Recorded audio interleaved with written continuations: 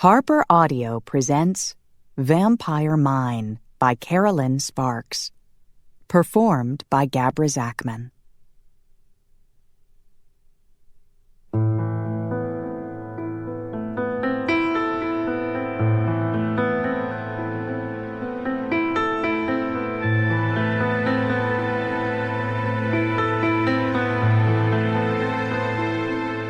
In loving memory of Caden Joshua Grakowski, heaven welcomed a perfect little angel.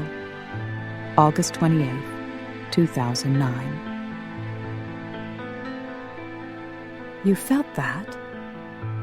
She sandwiched his hand between both of hers.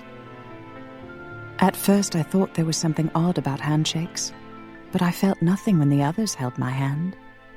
It is most curious, don't you think? Marielle. He winced when she brought his hand to her chest. He could feel the soft fullness of her breasts. His sight darkened, turning red. She tilted her head, regarding him curiously. I've been trying to understand this. I thought it might be lust, but I've always considered sin to be ugly and ultimately destructive. This doesn't feel like that. What would you call it? He swallowed hard. Desire. Longing. Her eyes widened with wonder. Yes, that's it exactly. He grabbed the back of her neck to pull her forward, then halted with his mouth less than an inch from hers. Bloody hell, he had sworn he wouldn't do this. She released his hand and wrapped her arms around his neck.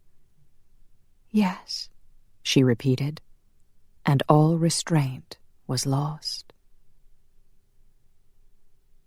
Chapter 1. After 499 years of existence, Connor Buchanan arrived at an inescapable conclusion regarding himself. He was a cold-hearted old bastard. He slowed to a walk after checking the extensive grounds at Romatech.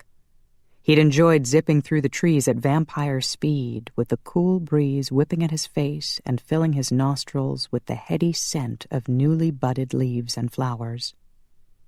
But then he'd realized why he welcomed the coming of spring. Not for the warmer temperatures, not for the promise of rebirth and renewal, since he would remain the same as he'd been for centuries. No, to be brutally honest with himself, it was the shorter nights he was looking forward to. That meant longer days and more death sleep. More time spent in utter oblivion. No thoughts, no memories, no remorse.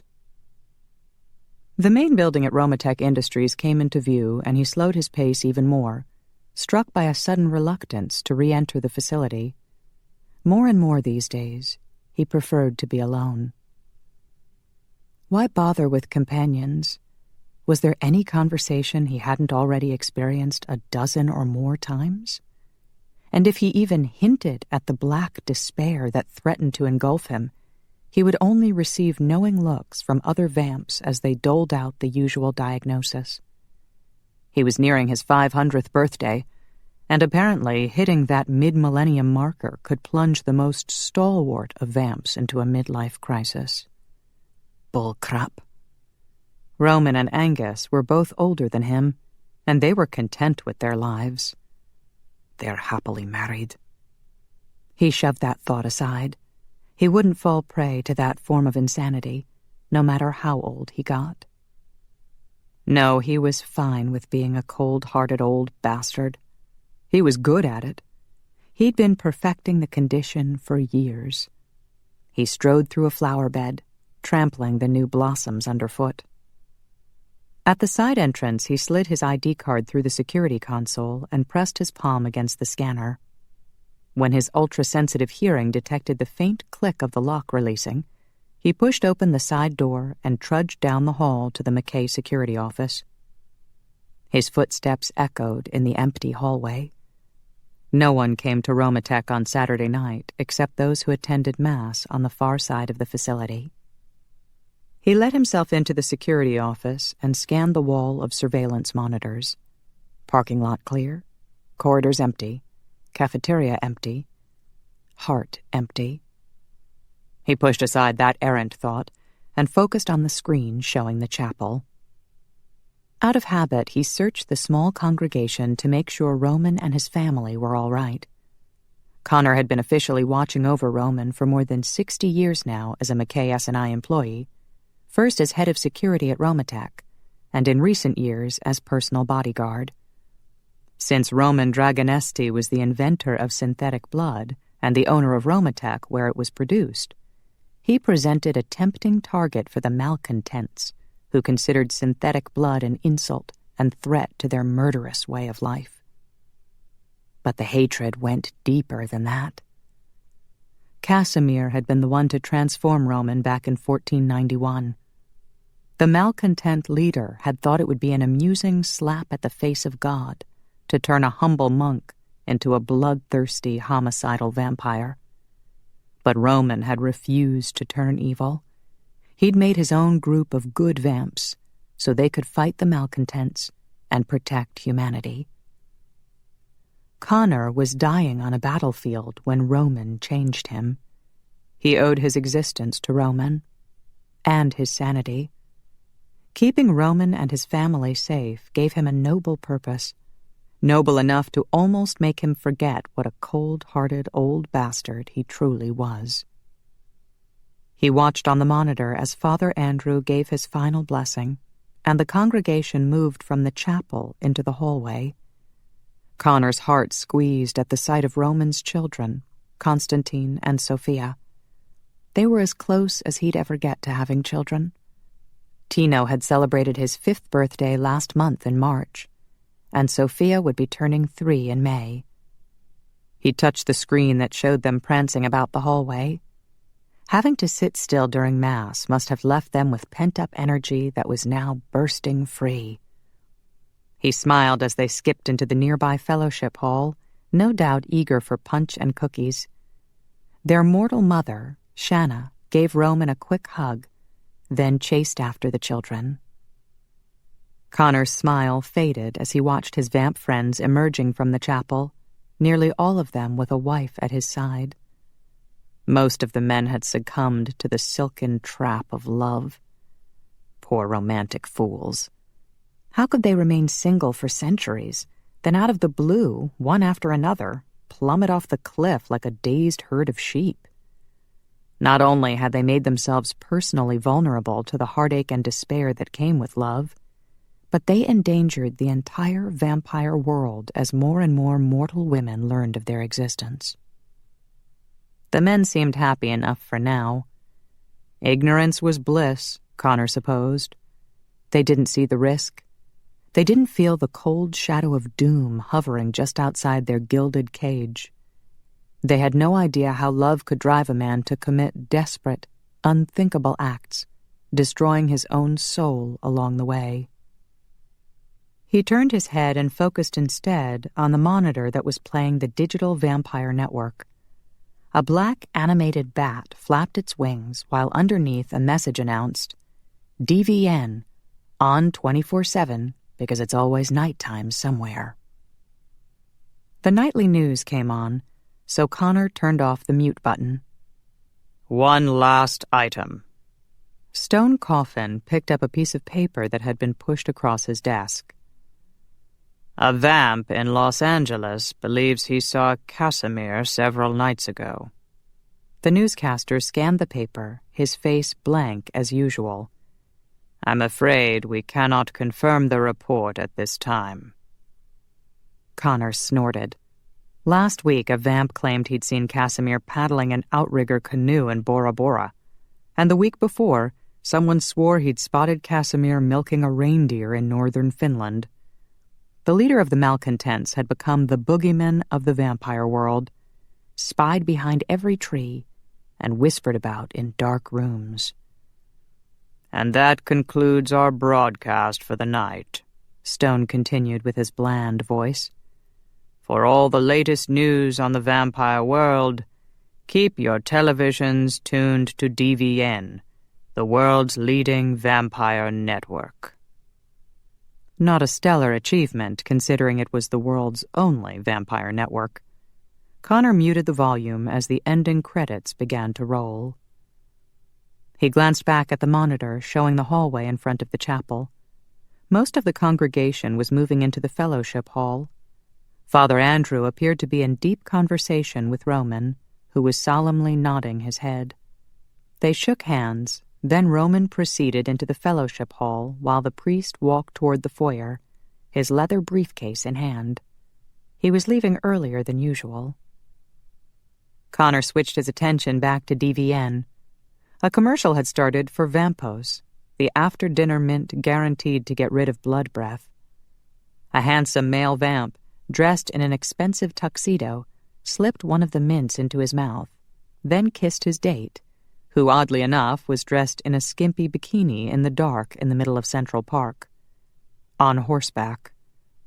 A likely scenario, Connor thought with a wry twist of his lips, although his gaze did linger over the woman's curvaceous body. Bugger. How long had it been? 30 years? 50? Too damned long if he couldn't even remember. No wonder he was a cold-hearted old bastard. Gregory, who always kept a roll of Vampos in his coat pocket, was constantly nagging Connor to go with him to the vampire nightclubs. Apparently his plaid kilt and Scottish accent would make him an automatic babe magnet. There was a multitude of hot chicks, as Gregory called them, who wanted to relieve the boredom of immortality with a night of screaming wild sex. Gregory claimed it was their manly duty to keep all those vamp women happy. So far, Connor had declined. Attempting to cure his loneliness with a long line of faceless, nameless, desperate, undead women didn't seem appealing, or very honorable. Hypocrite. A small voice in the back of his mind needled him. Who are you fooling? Pretending to be a man of honor? You know what you did. He struck the voice down and glanced back at the surveillance monitors. Father Andrew had reached the foyer, and he set his briefcase on the table where Phineas had checked it earlier in the evening. As a safety precaution, all items brought into Romatech had to be searched. The priest had left his overcoat on the table earlier, but instead of putting it on and heading out the front door, he strode across the foyer into the hallway on the left. Connor frowned, wondering what the old priest was up to. The hallway was empty, except for... Bugger, Connor whispered as the priest marched straight toward the McKay security office. He couldn't pretend he wasn't here. With a groan, he pushed back a long strand of hair that had escaped the leather tie at the nape of his neck while he'd been running about the grounds. He opened the door and stepped into the hallway. "Can I help you, Father?" The priest smiled. "Connor, good to see you again." He shook hands, then peeked inside the office. "Fascinating. I've never seen this room before. May I?" Connor motioned for him to enter, then followed him inside. Father Andrew pivoted, scanning the office. His eyebrows rose at the sight of all the weapons in the caged-off area in the back. He turned toward the wall of surveillance monitors.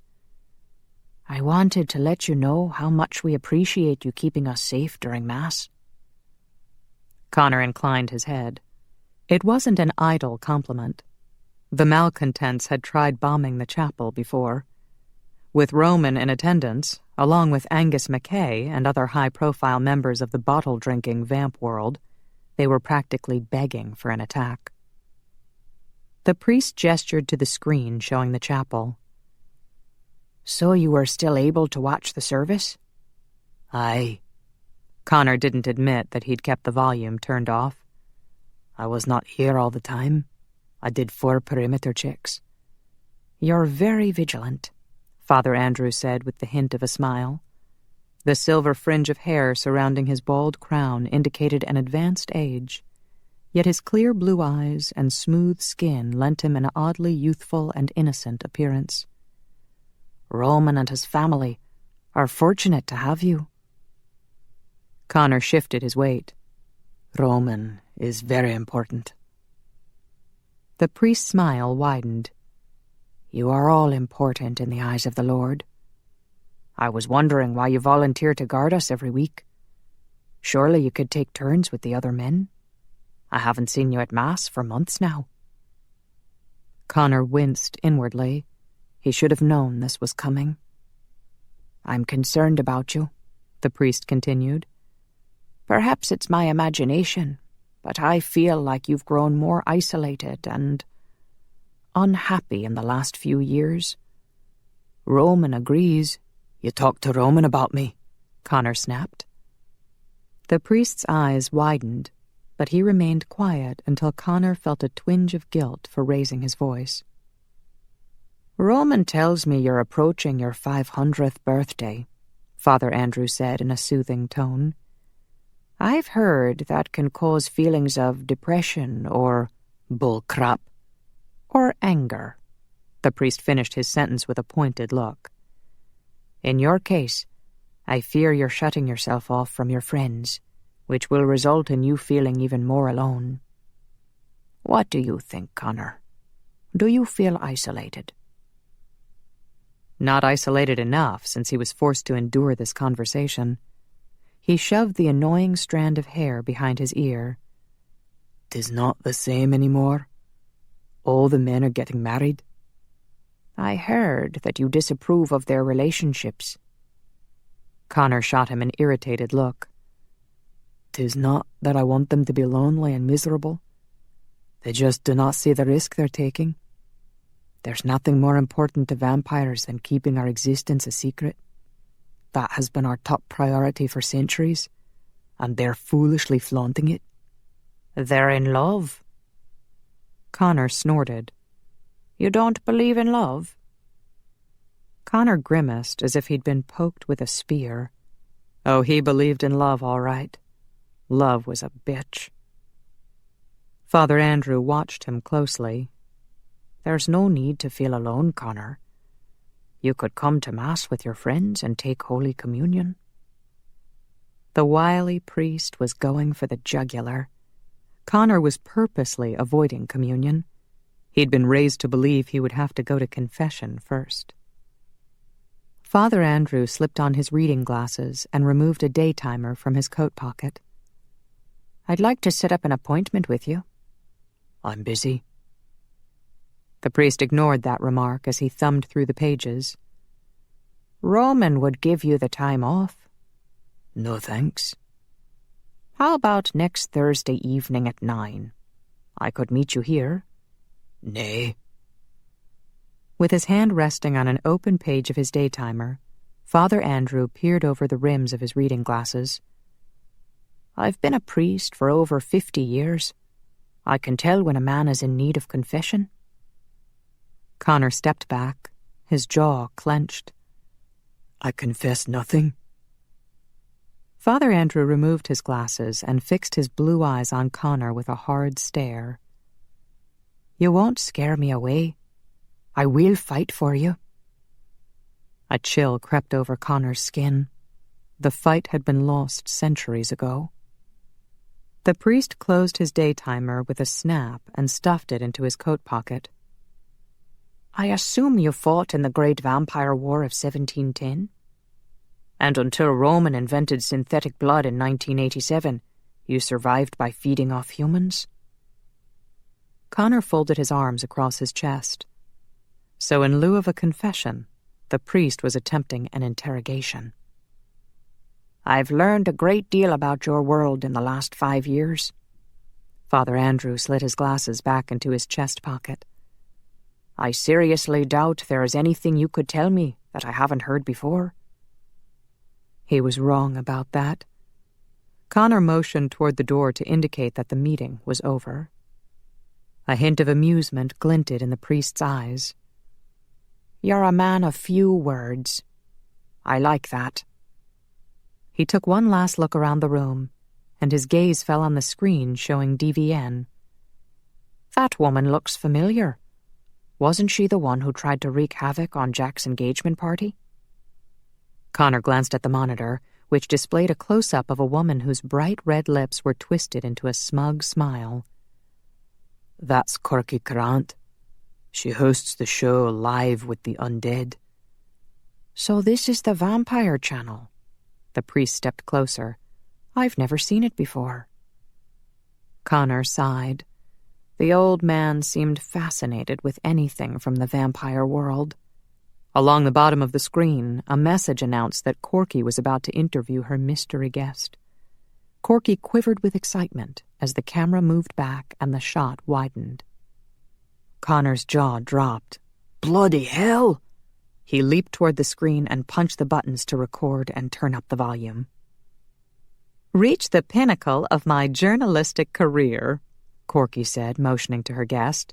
"It is an honor to have you on my show, Casimir." Father Andrew gasped. That's Casimir? Connor zipped over to the desk and hit the alarm button that emitted a sound too high-pitched for human ears. The vamps and shifters in the fellowship hall would hear it and rush to the office within seconds. Connor glanced down at the dagger in his knee sock while he reached overhead to make sure his claymore was in place. Tell them I went to DVN, he told the priest, then teleported away. There was a big sign posted just inside the Brooklyn headquarters of the Digital Vampire Network. Auditions tonight for All My Vampires, male romantic lead role. Connor frowned as he pushed his way into the crowded waiting room.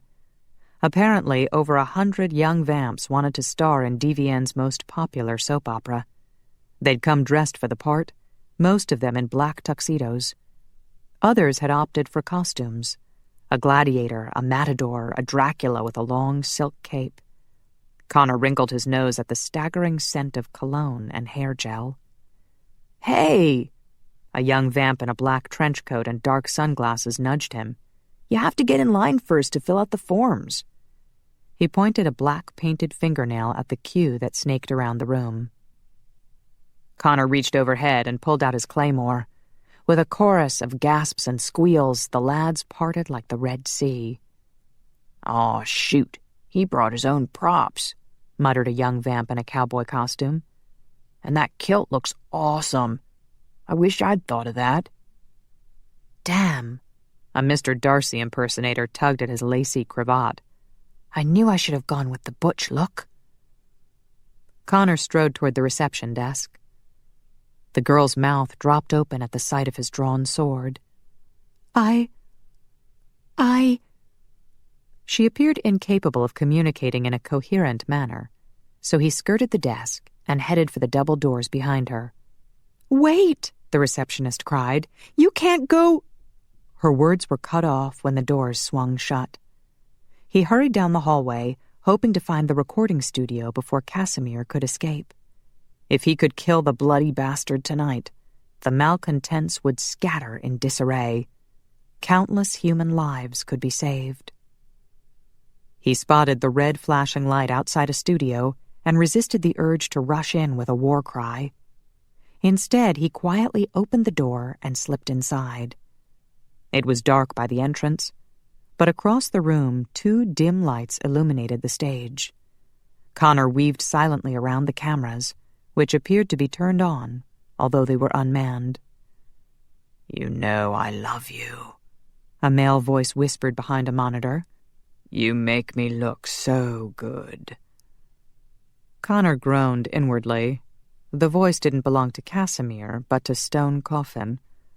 Apparently, now that the nightly news was over, the newscaster was dallying with a lover, perhaps a makeup artist who made him look good. Connor rounded the monitor and discovered Stone in a passionate embrace with his hairbrush. "Ugh!" Stone jumped and his brush clattered onto the floor. "I say, you scared the dickens out of me."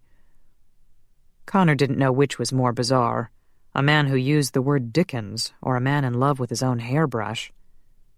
"Where's Corky Grant?" "Look what you made me do." Stone grabbed his brush off the floor and inspected it for damage. "Dash it all, I could have scratched it."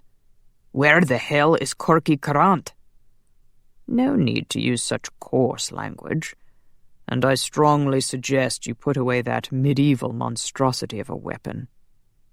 Stone turned toward the monitor where he could see his own image and ran the brush through his thick hair.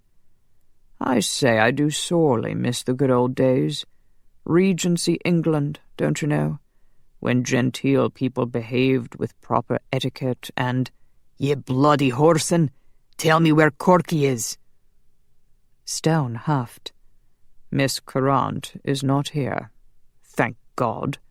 She wanted to sully this stage with an unsavory character." The studio lights turned on. "What's going on here?" A bald-headed man stood by the studio door, his hand on the light switch. He eyed Connor suspiciously. "I've called security." "I am security," Connor replied. "Where's Corky Courant?" The bald-headed man sighed. "This is about that stupid interview with Casimir, isn't it? I told her it would cause trouble." "Unsavory character." Stone Coffin shuddered. Connor gave the men an incredulous look. "He's a wee bit more than unsavory. He's a bloody terrorist." "You think I don't know that?" the bald-headed man asked. "His pal Jano held people hostage in this studio. Thankfully, some McKay S&I guys showed up." "Hey, is that where you work?" "Aye." Connor strode toward him. "Where's Corky?" "She threw a hissy fit when I said she couldn't interview Casimir here. I told her to take a few weeks off to cool down. Next thing I know, she's sending me a DVD of her interview." "From where?" Connor interrupted. Before the bald-headed man could answer, he was shoved farther into the room by Angus McKay and 3 other vamps who had attended Mass at Romatek. All 4 of them had their swords drawn. "Where is Casimir?" Angus demanded. "I don't know." The bald-headed man nodded toward Phineas, Ian, and Jack. "I remember you guys from the Jano incident. You're from McKay Security and Investigation." "I'm Angus McKay. And ye are?" "Sylvester Bacchus, Station Manager." "Tell me." Angus stepped closer. "Are ye aiding and abetting a known terrorist?" "No." Sylvester ran a hand over his bald head, which was gleaming under the bright lights. "I told Corky I didn't want any part of it. I sent her on vacation, but then she sent me the DVD." "From where?" Connor asked again. Sylvester shrugged. "She didn't say. The package was postmarked California a few days ago. Hollywood, I believe." "I say, what a fortuitous coincidence." Stone patted his hair as he regarded himself in the monitor. "There was a report that someone spotted that unsavory character in Los Angeles." "Several nights ago," Connor muttered. "That's when the interview must have been recorded. Casimir could be anywhere by now. But devil take it." Angus sheathed his sword. "Merda," Jack grumbled. "I was hoping to kill him tonight." "Yeah," Phineas agreed. "And the really shitty part is that bastard's back in America." Stone shuddered. "Such coarse language. Thank God this isn't being broadcast to my listeners." "Sod off," Connor told him. "Huh." Stone lifted his chin and marched toward the door. "You're just jealous because your hair is unruly and barbaric." "You mean your hair is real?" Phineas asked as Stone passed by. "I thought it was a rug." Stone gasped and ran from the studio, clutching his hairbrush to his chest. Phineas grinned and did a high five with Ian. "Sylvester, do you still have the envelope Corky sent?" Connor asked. "We need that and the DVD she made." "Sure." The station manager rushed out.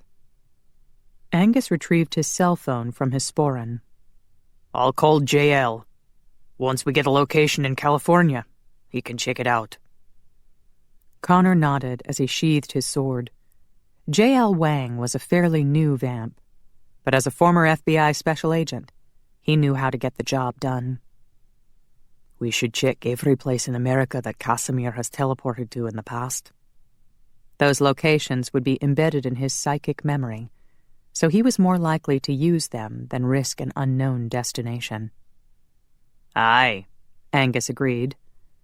Jack, go with Laura to the compound in Maine. If Casimir's there, call for backup. Will do. Jack teleported away. Ian, go to New Orleans to warn the coven there, Angus continued.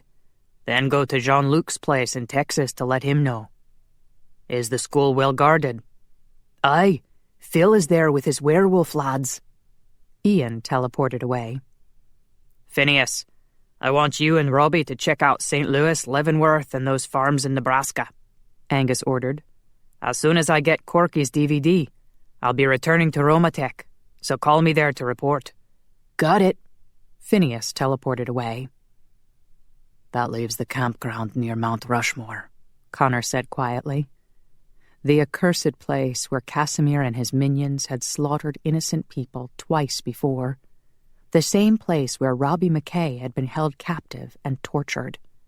If Connor had to lay a bet, he would wager this was Casimir's favorite location in America. Angus sighed. I did not want to send Robbie back there. I understand. Connor knew what it was like to be burdened with bad memories. I'll leave right away. Angus reached out to stop him. You should not go alone. Drop by Romatech and take one of the shifters with you. Carlos or Howard. I'll be fine. That was not a suggestion, Connor. It was an order. He teleported away before Angus could finish. Chapter 2. A strong wind whistled through the forest, rustling the trees and welcoming Connor with an unmistakable odor. The scent of death. Connor swore silently as he weaved among the trees. How many mortals would have to die at this campground before the place was permanently closed? Sean Whalen of the CIA had covered up the last massacre by telling the media that a flu virus was to blame. No doubt the owners had cleaned the place up and invited more happy campers. More victims for Casimir and his minions to terrorize and kill. Connor stood in the shadow of a large tree while he scanned the surroundings. Casimir could be long gone, or he might be hiding in the nearby caves. A storm was brewing, building pressure and moisture in the air. Thick gray clouds swept across the 3/4 full moon and blotted out the stars. A banging noise echoed through the campground, an unlatched door or shutter abused by the wind. A sudden gust flipped his kilt up in the back, and he winced at the chilly air on his bare arse. He twisted at the waist to push his kilt down, and the wind ripped another lock of hair free from the leather tie at the nape of his neck. He hooked it behind his ear and continued his silent surveillance. Far off in the distance, he could spot the carved presidential heads of Mount Rushmore, the granite gleaming white among the dark hills. No doubt Casimir enjoyed the irony of mentally enslaving and murdering Americans so close to a monument of their strength and freedom. In the clearing, the wooden cabins were dark. Connor couldn't hear any sound coming from them. No moans from dying mortals, no heartbeats. He would check them later, but for now he assumed they were empty. The banging noise and odor seemed to emanate from the main lodge, a rustic building made of stone and varnished logs. He sprinted toward the lodge, positioned himself next to a window, then peered inside. A large leather couch, several wooden rocking chairs, a table with a half-played game of checkers, glowing coals in the hearth of a large stone fireplace. A homey, friendly-looking place, if you didn't count the lifeless bodies on the braided rug. Anger and disgust roiled in his gut. There was nothing he could do. Casimir and his minions were probably gone. The bloody bastards had already done their worst. Still, he didn't want to be caught unprepared, so he drew his sword before teleporting inside. He checked the entire building. Empty. He latched the banging door, then returned to pay his respect to the bodies left in a neat row on the braided rug. 7 bodies, throats slit to conceal bite marks, but not a drop of blood to stain the rug. They'd all been drained dry. Rigor mortis had not set in, so they'd died this evening, probably soon after sunset. His anger grew, threatening to erupt. His grip tightened knuckle-white on the hilt of his sword. The malcontents would have used vampire mind control on the campers to force them to submit.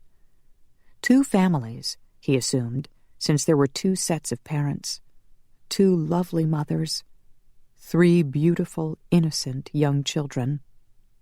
The controlled fathers would have watched helplessly while the malcontents murdered their wives and children. Rage flooded him, making his heart race.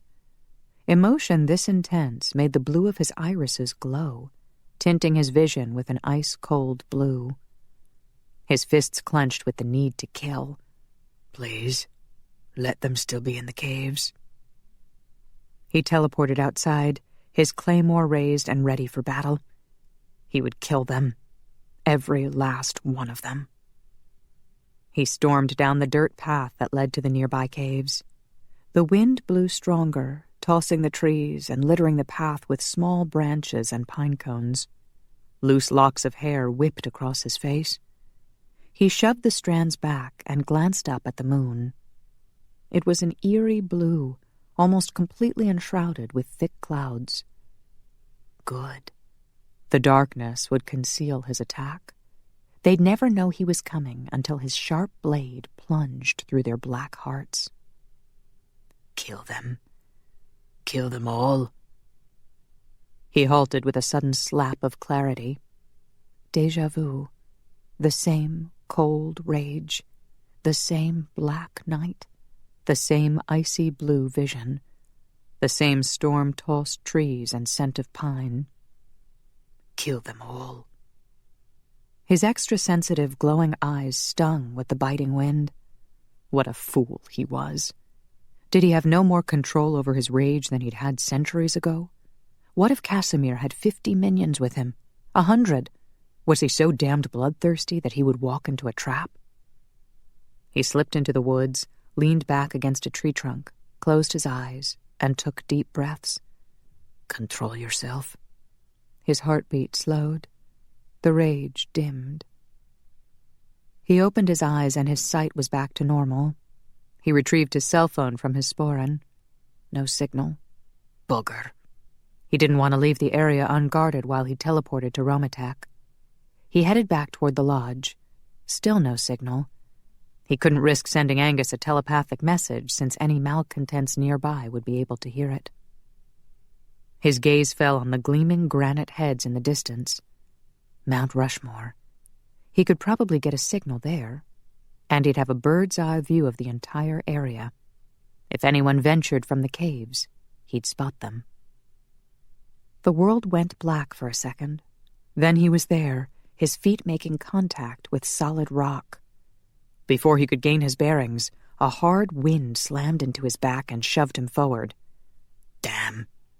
He'd landed too close to the edge of Washington's forehead. He skidded to a stop as a few loose rocks skittered over the precipice. With his feet more firmly planted, he gazed down the mountain. Pinging noises echoed in the wind as the rocks bounced their way to the bottom. He'd come close to plummeting, but it probably wouldn't have killed him. He would have simply teleported to a safe place before hitting the ground. On the hill in front of him, rows of aluminum benches climbed the slope like a giant staircase, forming an outdoor theater. The hill was topped with a visitor center and parking lots. All empty. A good thing, since he didn't want an audience to witness him teleporting about, or see his cold arse every time the wind tossed his kilt up. With an annoyed growl, he shoved his kilt down again, then focused on the nearby hills. His superior vision zeroed in on the campground. No movement there. He spotted the rocky outcropping nearby that housed the caves. Quiet for now. He punched in Angus's number, and the call went through.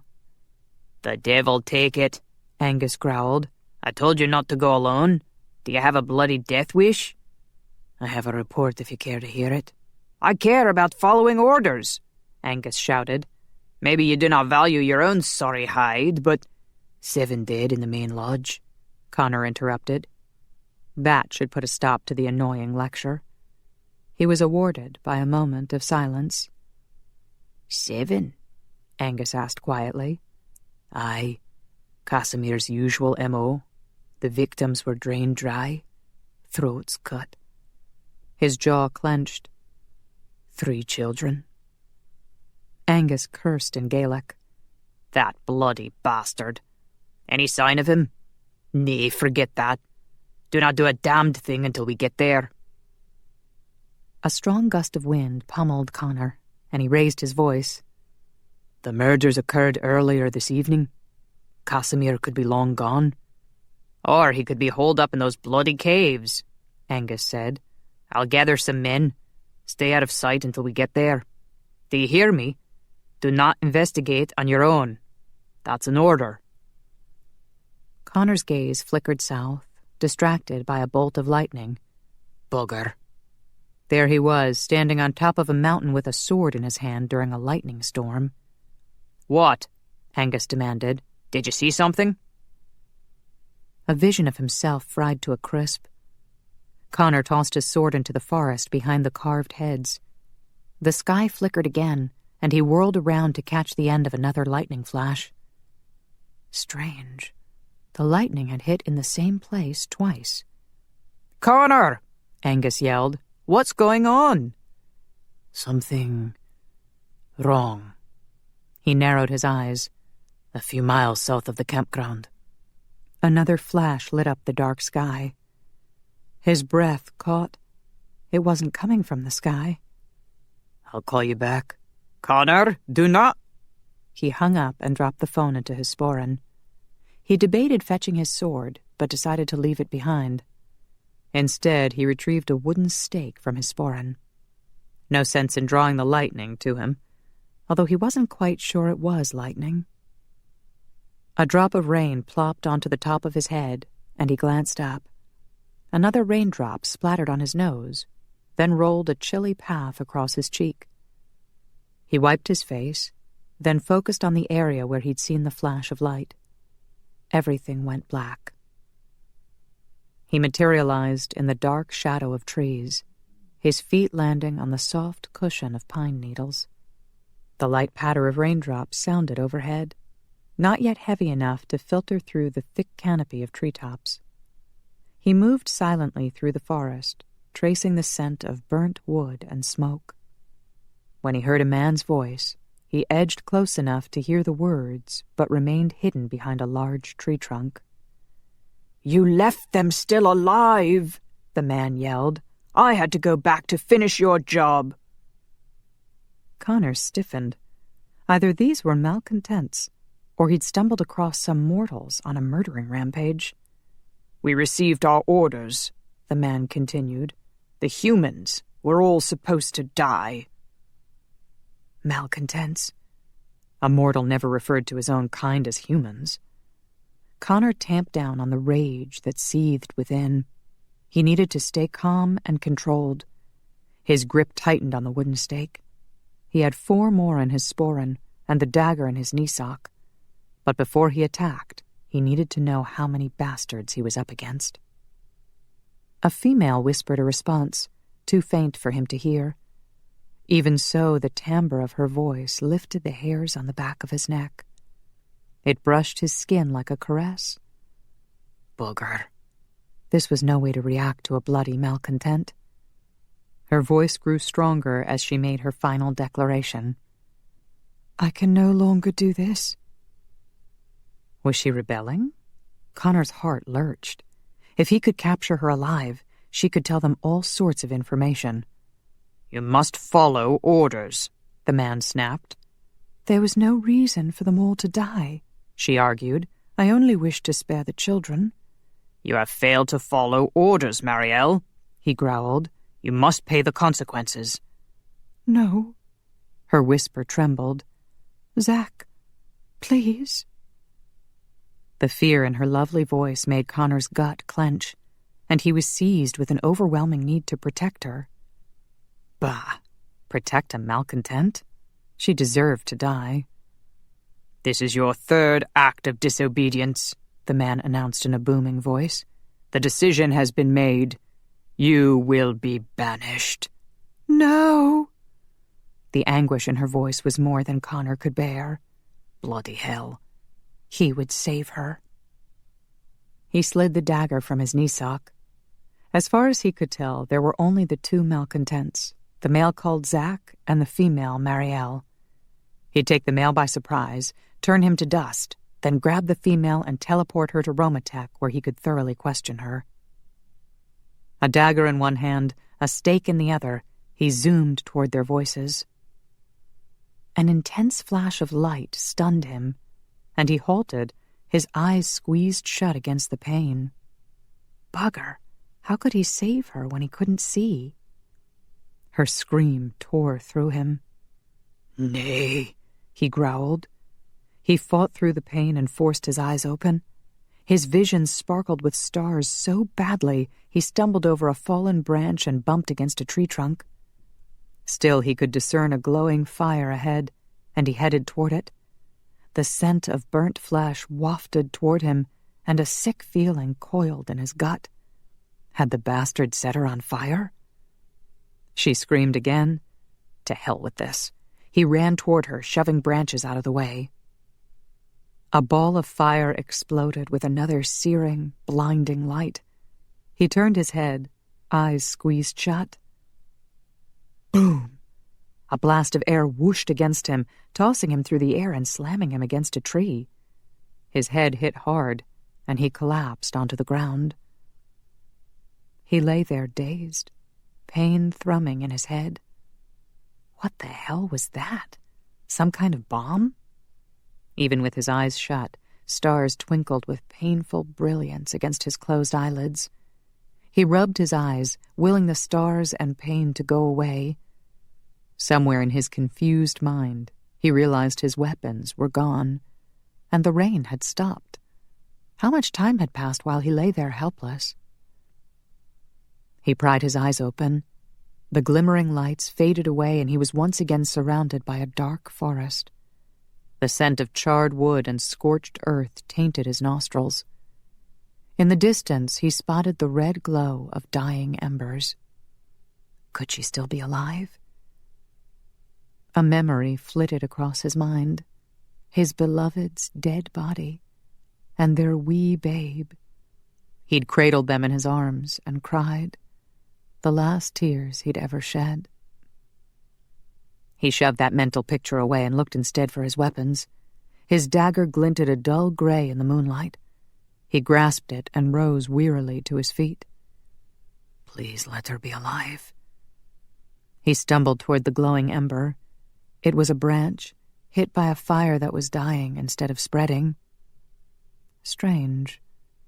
There was a line of trees, alive and green on one side, and charred black on the other.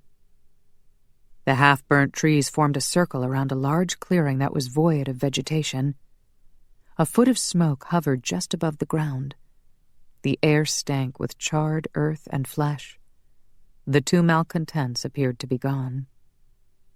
He walked into the clearing, the smoke thick around his ankles. Burned grass crunched beneath his shoes. A roll of thunder rumbled overhead, and a strong wind blew into the clearing. The smoke began to move, agitated by the wind, whirling around the circumference of the circle like a hurricane, dark clouds spinning around a black center. The smoke rose higher, past his knees, up to his waist. He covered his mouth and nose till the smoke rose above his head and dissipated into the night sky. And then he saw it, the black, scorched pit in the middle of the clearing. He ventured toward it, afraid of what he might see. Sure enough, there was a soot-covered body in the bottom of the pit. He was too late. Again. A gentle rain began, as if to make up for the tears he no longer cried. The raindrops sank into the black earth and formed little rivulets that serpentined into the pit. Memories of his beloved wife returned to torture him. This is not her. He knew that, and yet he still felt a terrible sense of loss. Over a malcontent. He blinked. Maybe not. Like any vampire, a malcontent would turn to dust with death. This woman must be human. Or she was a vampire who was still alive. He skidded down into the pit for a closer look. She was curled into a ball like a newborn babe. Rainwater sluiced off her body, washing away the soot and revealing white, supple flesh.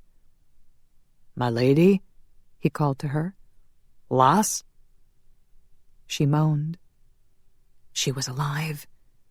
The rain continued to wash away soot and dirt. She seemed remarkably unharmed, even beautiful. His gaze drifted over her bare white arms, folded over her chest.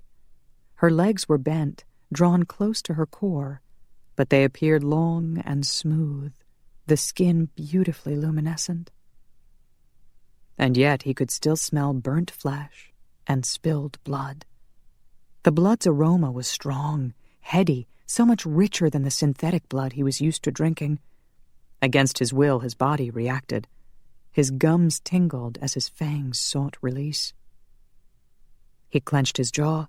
The poor woman had just been attacked, and he was tempted to bite her? What a cold-hearted bastard he was. He ventured closer, circling around to examine her from the back. He gasped. Holy Christ Almighty! Burn marks crossed her lower back, red and ugly welts. Higher up, across her shoulder blades, blood oozed from gaping wounds. She must have run, and the bastard had attacked her from behind. "My lady." He leaned over her. "I'll take you to a healer." Roman could help her. No response. He couldn't see her face. Her long hair was a tangled mass, covering her face and shoulders. The ends were singed and dark with blood, but he detected a glint of gold in the curls that tumbled over her face. "Lass," he whispered, and brushed the hair back from her face. The locks felt silken against his hand, as fine as the hair on a newborn babe. His chest tightened at the sight of her face. In 500 years, he'd never seen such loveliness, such fragile elegance. There was a pearlescent luster to her skin, as if she was glowing with beauty from the inside out. Raindrops fell on her face, and she flinched. "Do not fret," he said softly. "I'll take you somewhere safe." She moaned and shook her head. He unpinned the length of tartan that he wore over a shoulder, then draped it over her hips. Her eyes flickered open, then widened with horror. "No." He straightened. "Lass, I will not harm you." She shook with a sudden tremor. "Don't touch me." She kicked her legs, attempting to scramble away from him. When she rolled onto her back, she cried out in pain. She collapsed, her eyes falling shut. "Don't touch me," she whispered, then lost consciousness. Chapter 3. Connor approached the side entrance of Romatek with the woman wrapped in his tartan and cradled against his chest.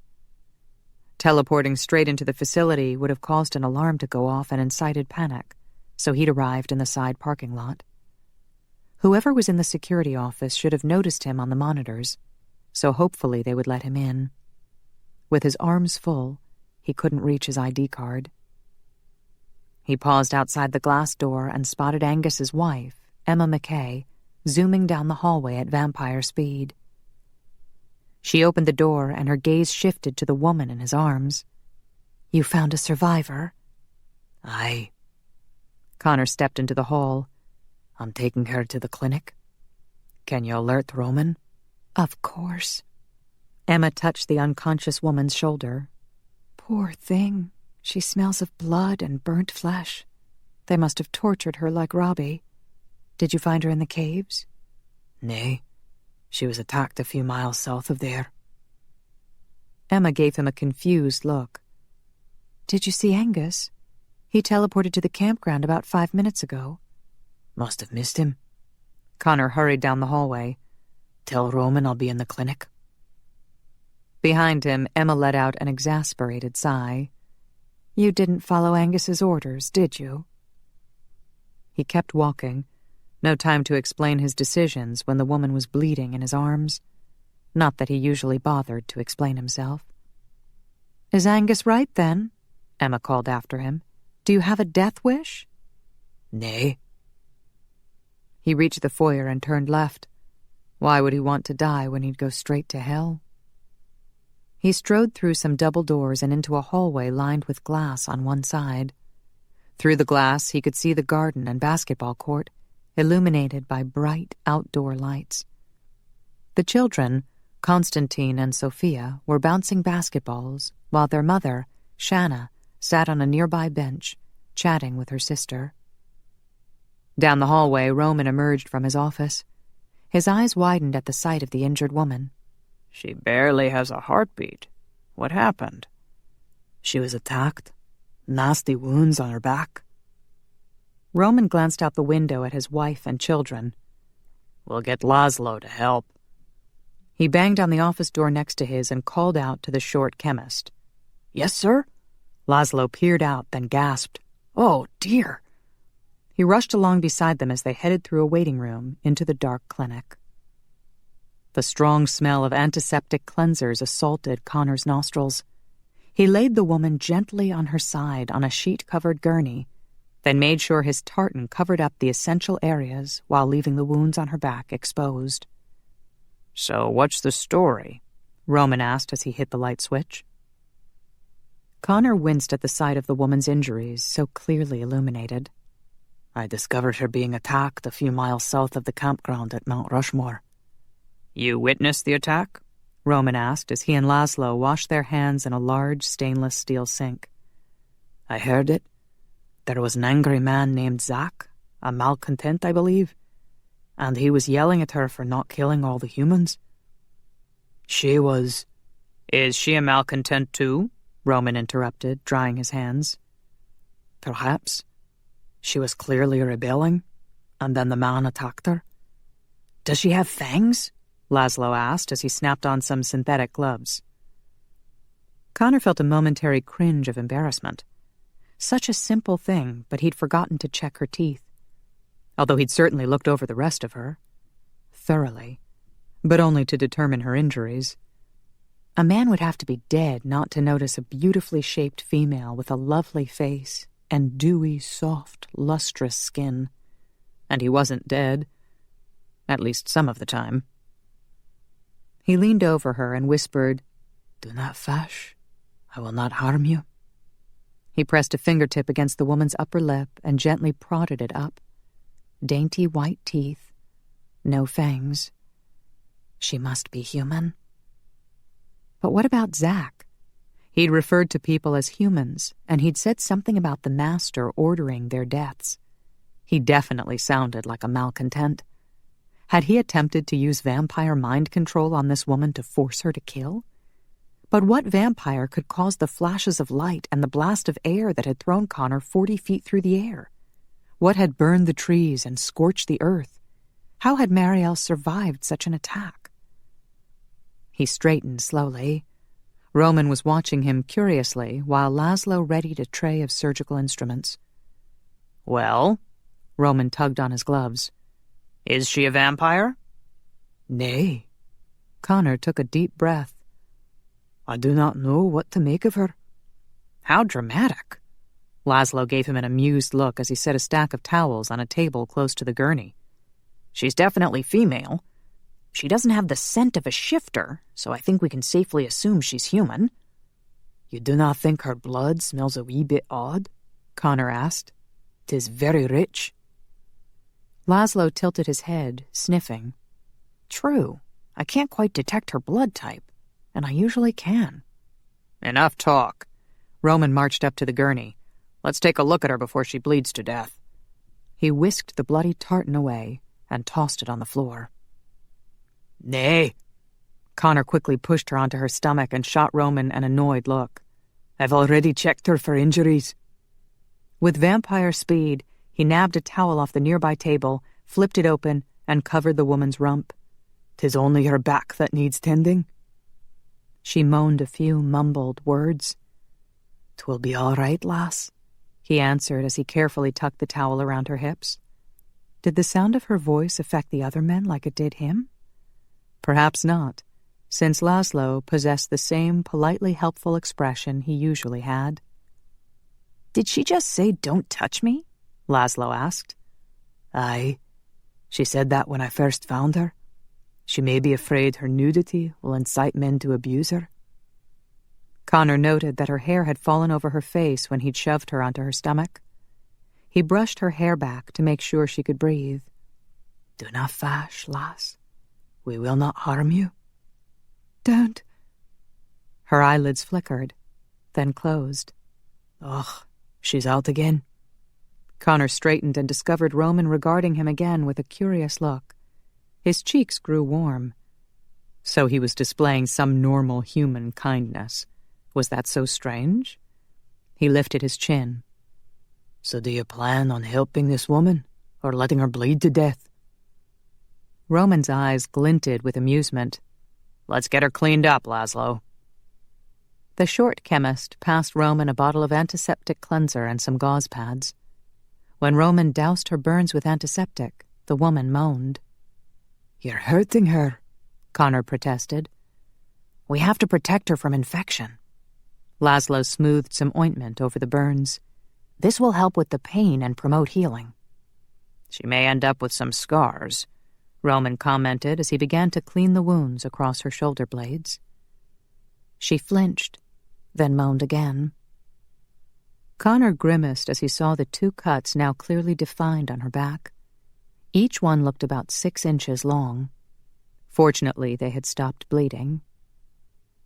Roman finished cleaning her wounds, then tossed the bloody strips of gauze into a metal pan.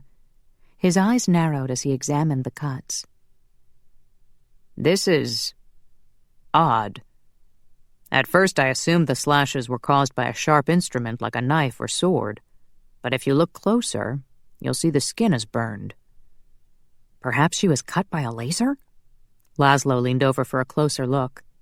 It is odd. He glanced up at Connor. Are you sure this was an attack of violence? Of course it was violent. She was bloody well wounded. Laszlo frowned as he fiddled with a button on his lab coat. The 2 wounds are perfectly symmetrical. I would wager the lengths are exactly the same down to the millimeter. This sort of precision would not occur in a normal fight. Laszlo makes a good point. Roman selected 2 forceps off the surgical tray and gently examined one of the wounds. What are you doing? Connor asked. You should be closing the wounds, not opening them. Roman drew in a sharp breath. Laszlo, look at this. Laszlo nudged Connor aside so he could get closer. What is that? Some sort of bone or cartilage? Yes, Roman whispered, and it's been severed. Laszlo straightened with a jerk and grabbed a button on his lab coat. I've never seen anything like that on a human. He turned to Connor, his eyes wide. What have you brought here? Connor swallowed hard. She wasn't human? He touched a lock of her hair. She felt so human. Is there anything else you know about her? Roman asked. Did you hear anything? They were arguing. Connor closed his eyes briefly, struggling to remember everything that had happened before he'd been blasted into a tree and had the sense knocked out of his head. The man, Zach, was yelling at her. She had disobeyed 3 times. She was being banished. He opened his eyes and gazed down on her beautiful face. He called her Marielle. Roman's eyes widened, then his gaze dropped to her wounds. God's blood, he whispered. Surely it can't be. What? Connor asked. Roman stepped back, his face pale. Gabriel, Michael, Raphael. Laszlo shook his head, nervously twirling the button on his lab coat. No. Just because her name happens to rhyme, that doesn't mean... The clinic doors swung open, and Shanna ran to the sink to wash her hands. "Why didn't you call me? I just heard about the injured woman. Emma thought the malcontents might have tortured her." Connor shot a worried look at Roman. The medieval monk appeared awestruck. Laszlo was clutching a button so hard his knuckles were white. If they were thinking what Connor suspected they were thinking, they had to be wrong. Shanna dried her hands and grabbed a pair of synthetic gloves. "Why so quiet?" She gasped. "She hasn't died, has she?" "Nay," Connor said. "She's unconscious." Shanna snapped on the gloves as she approached. She grimaced at the sight of the wounds. "How terrible. Did you give her a local anesthetic?" Roman shook his head. "No." "I think you should before you stitch up the wounds," Shanna said. "I'm not sure what to do," Roman murmured. "I think we'd better call Father Andrew." "Why?"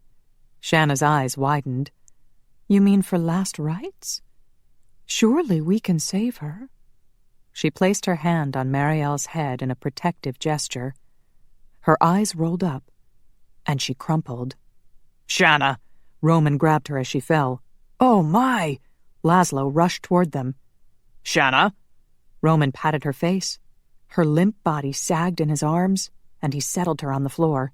"Shanna!" Connor watched, his innards growing cold with horror. He didn't want to believe his eyes, or his ears, for no matter how hard he strained, he could barely hear a heartbeat. Laszlo had to be thinking the same thing, because he fell to his knees and grabbed Shanna's wrist to feel for a pulse. "Shanna!" Roman screamed and shook her. "Sir?" Laszlo told him quietly. "She's fading fast." "No, she's going to be fine. Oh, God!" He seized his wife's face. "Shanna, wake up!" "Roman!" Laszlo shouted, his eyes glittering with emotion. "She's dying!" Roman glared at him. "No, she just fainted, that's all. She's going to die!" Laszlo yelled. "You have to change her now!" "It's too soon. The children are too young. Sophia's only 2. "You have no choice," Laszlo gritted out. Roman shuddered, then gazed down at his wife. "Oh, God. I can't lose her." He looked wildly about the room, and his gleaming eyes landed on Connor. "What have you done?" Connor stepped back from the accusing eyes. "I did not mean. Please, change her before it is too late." "You're supposed to protect my family," Roman hissed. "You brought an angel of death here." Connor's blood ran cold. Holy Christ almighty, had he truly brought death to the family he had sworn to protect? Roman pointed at the woman on the gurney. "Get her out of here before she kills my children, too." With a hoarse cry, Roman tilted back his head and shot his fangs out. He sank them into Shanna's neck.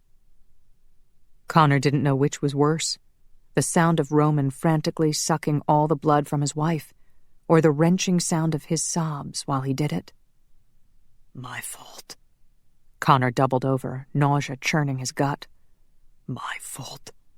Shanna had trusted him to protect her, and he'd brought death to her, just as he had his own wife and newborn child. He fell to his knees.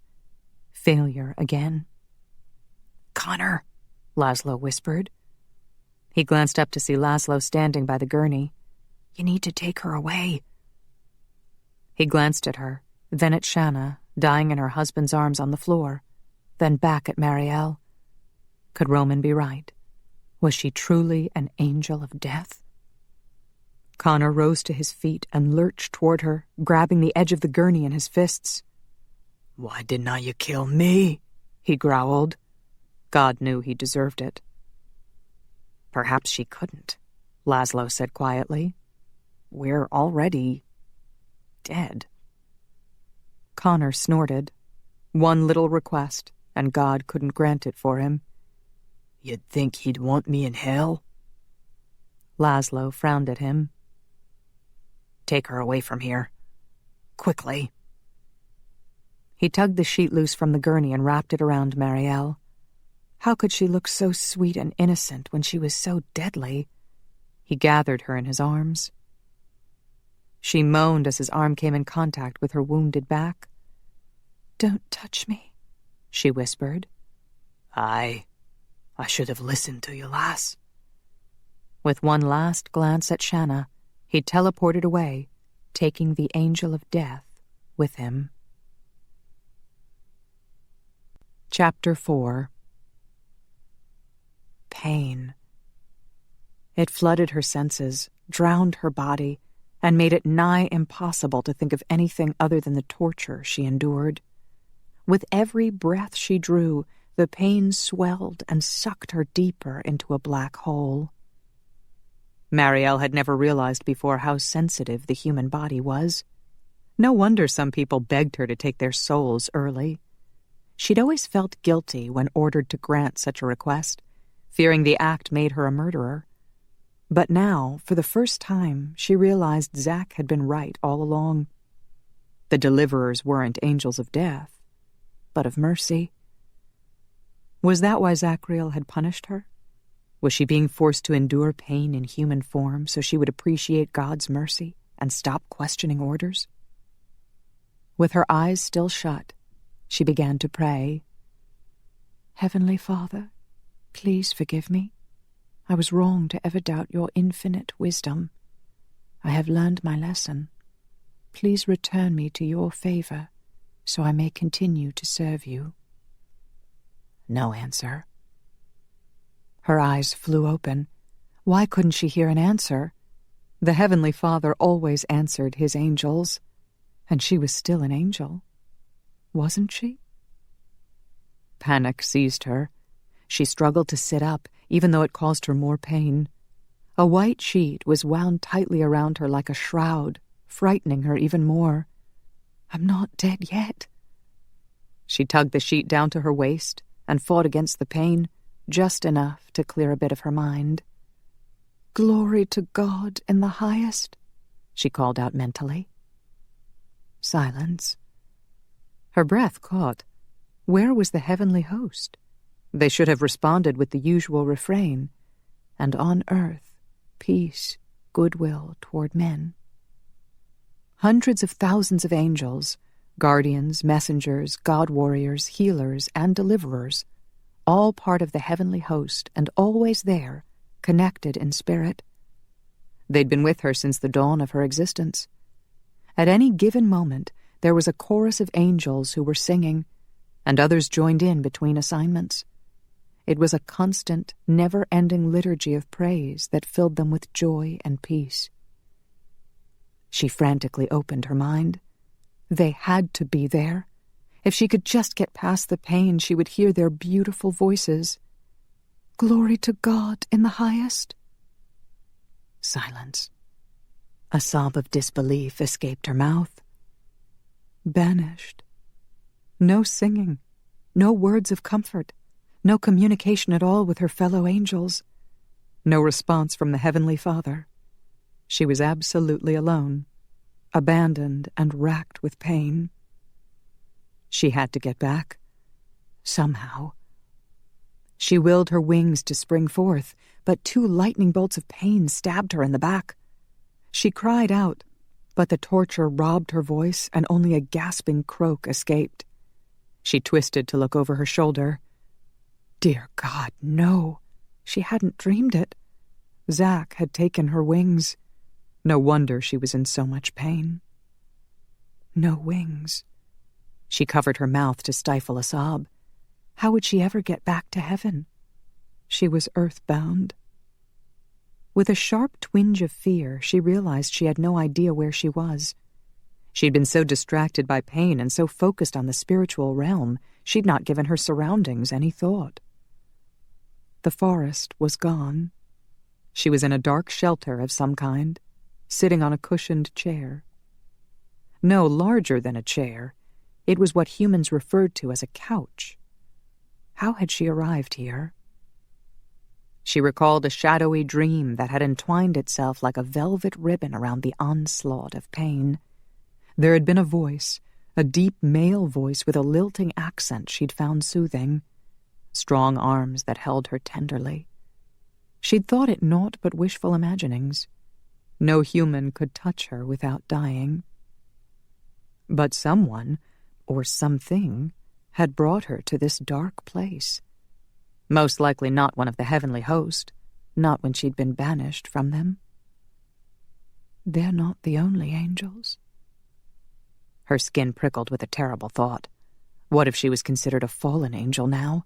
What if one of Lucifer's servants had collected her? Terror struck her so hard she forgot the pain. She looked frantically about the dark room. Looming shadows of unknown objects surrounded her. A sudden creaking noise made her jump and strain her ears. There was someone nearby, just outside the room. Footfalls moving back and forth, occasionally striking a board that creaked. Heavy footfalls, most likely a male. Who was he? Was he guarding her so she couldn't escape? She dragged the sheet up to her chin as if she could hide from whoever was outside. Her gaze wandered about the room. She gasped when she spotted a pair of glassy eyes staring down at her. Unblinking. Inhuman. Her gaze inched higher and her heart lurched. The horns of the beast. She screamed. The door flung open and a man burst into the room, flipped on the lights, and slammed the door shut. She froze in shock at the fierce look on his face and the gleaming dagger in his hand. Was she to be murdered for the pleasure of the beast? She turned back to the glassy, inhuman eyes, and a grateful squeak escaped her mouth.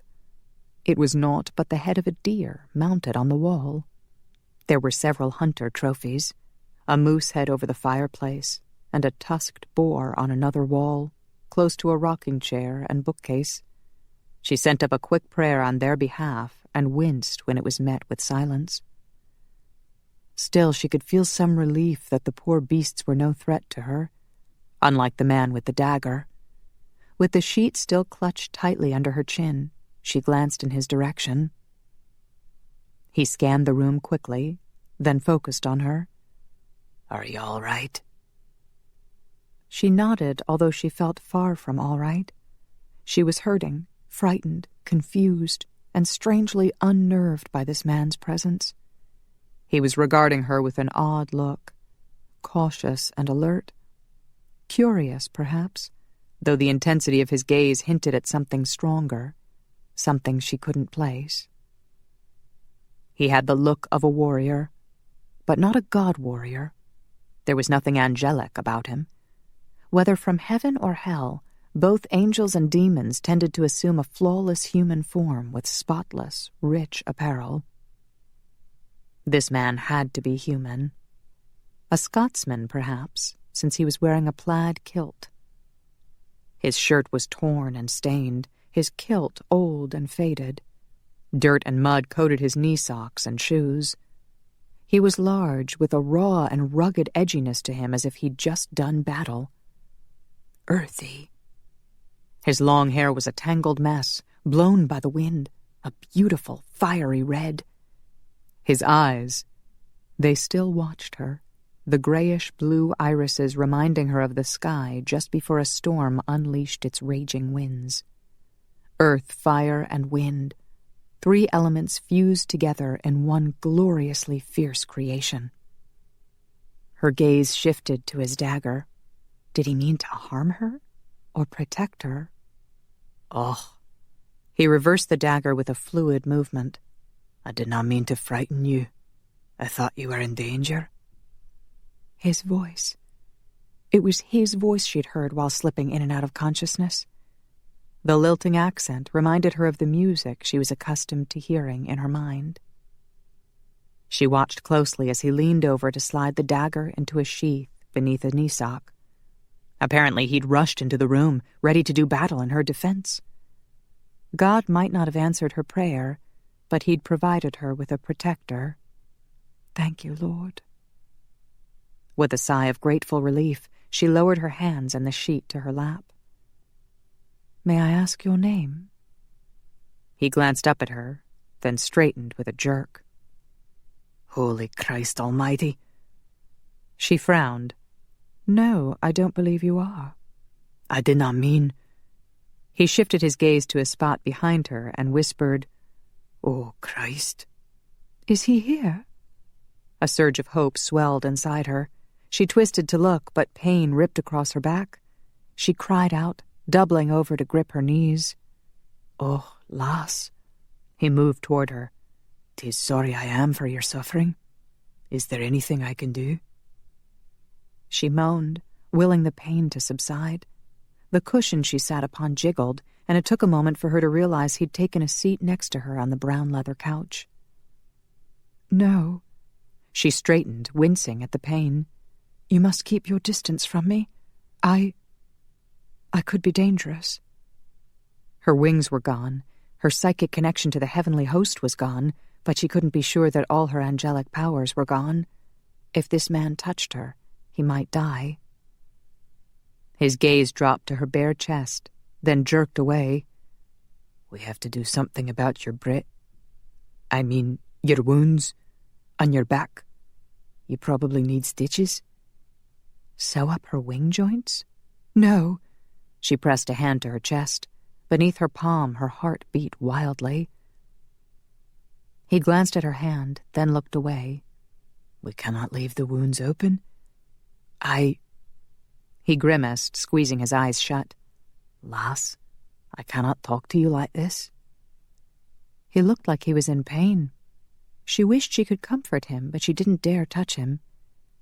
"Is something ailing you?" He opened his eyes, shooting her a fierce look. "You do not know?" The rough edge to his voice made her skin prickle. His eyes darkened with a reddish tint. Her heart stuttered. She'd never seen human eyes do that. Demon eyes could, but she could have sworn this man was human.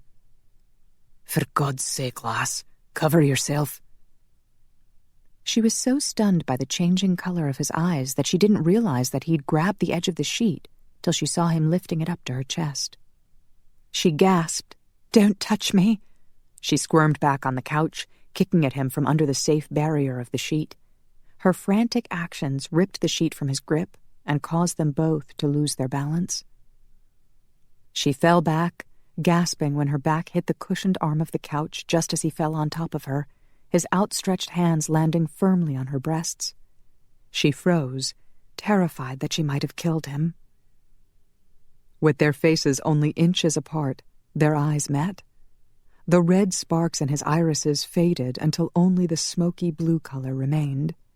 Seconds stretched into an eternity as she caught her first glimpse into his soul. A human soul. On the surface, honor, courage, strength. Beneath, loneliness, regret. And there was more. He was hiding something dark, something that caused him great pain. He blinked, and she realized he'd been staring into her eyes with the same intensity. He exhaled, his breath soft against her cheek. He was still alive.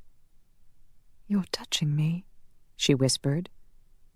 He reeled back, lunging to the other end of the couch. "Forgive me. And yet you still live." I should be struck down." He closed his eyes and rubbed his brow. "God help me. I just groped an angel." "You know who I am?" "Aye." He collapsed against the back sofa cushion. "I did not mean to assault you." "You did nothing wrong." She sat up, wincing at the pain. "You simply fell and caught yourself." He snorted. "Aye, and I have very good aim." She glanced down at her breasts. With the warmth of his hands gone, the nipples had reacted by turning tight and pebbly. "How interesting." With a moan, he dragged his hands down his face. "Just kill me now." "I mean you no harm."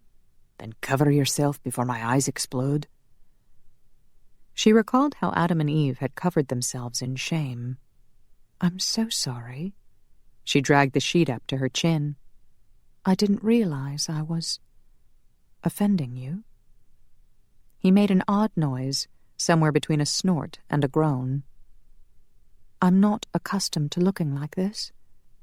We do occasionally take human form when we need to interact with mortals, but it's merely an illusion. This body is different, though. It feels real. That it does, he muttered. The pain is certainly real. She sighed. I fear I was given this body so I could fully experience pain. He turned his head toward her. You've never had a body before? No. She peeked underneath the sheet at the breasts he'd found so offensive. They looked fairly normal to her. Her eyes widened at the thatch of hair at the apex of her thighs. Good heavens! She clutched the sheet against her chest. She'd never looked like that before. He sat up. What's wrong? I appear to be more human than I thought. His gaze drifted down to her lap, then slowly back up. She realized then that he knew exactly what she was referring to. Her cheeks flooded with heat, a sudden and odd sensation, and she pressed a hand against her face. I believe I'm running a fever. His eyes twinkled with amusement. 'Tis called a blush, lass. Oh. A dozen different emotions swirled inside her. Embarrassment, confusion, curiosity, pain, remorse, a terrifying fear that she'd never make it back to heaven, another fear that she was venturing into a dangerous, unknown world of human sensation and emotion, and in the midst of it all, she felt an overwhelming urge to touch this man. It had been so long since she could touch a human without causing death. You never told me your name, she whispered. The amusement faded in his eyes. I'm Connor Buchanan. You found me in the woods. You saved me. He shrugged. Anyone would have. He froze when she touched his cheek. I remember hearing your voice. It was soft and lilting and gave me comfort. She brushed her fingers along his jaw, marveling over the prickle of his whiskers against her fingertips. Angels never needed to shave. When they assumed human form, their skin was always smooth and perfect. Connor Buchanan, she whispered, and noted his throat moving as he swallowed. It's so amazing that I can touch you. I've always found humans fascinating, so wild and imperfect. She smoothed a finger over a small scar close to his chin where no whiskers grew. And yet so beautiful. His jaw shifted beneath her hand, and she drew back, feeling her cheeks grow warm once again. Of course, I find all the Lord's creations to be beautiful. Really? His mouth curled up. Even a cockroach? Her cheeks blazed hotter. Well, I must admit, you look considerably better than a cockroach. Such flattery. Be still my heart. She smiled. He was teasing her, much like her friend Buniel enjoyed doing. Her smile withered as she wondered if she'd ever see her best friend again, or any of the heavenly host. Her predicament crashed down on her with a sudden onslaught of grief for the world she'd lost. Her shoulders slumped. I don't belong here. Marielle. Connor nodded when she looked at him. I heard that man Zach call you by name, and I heard your screams when he attacked you. His name is Zachriel. Was my supervisor. You're better off without him. He sorely abused you. She bowed her head.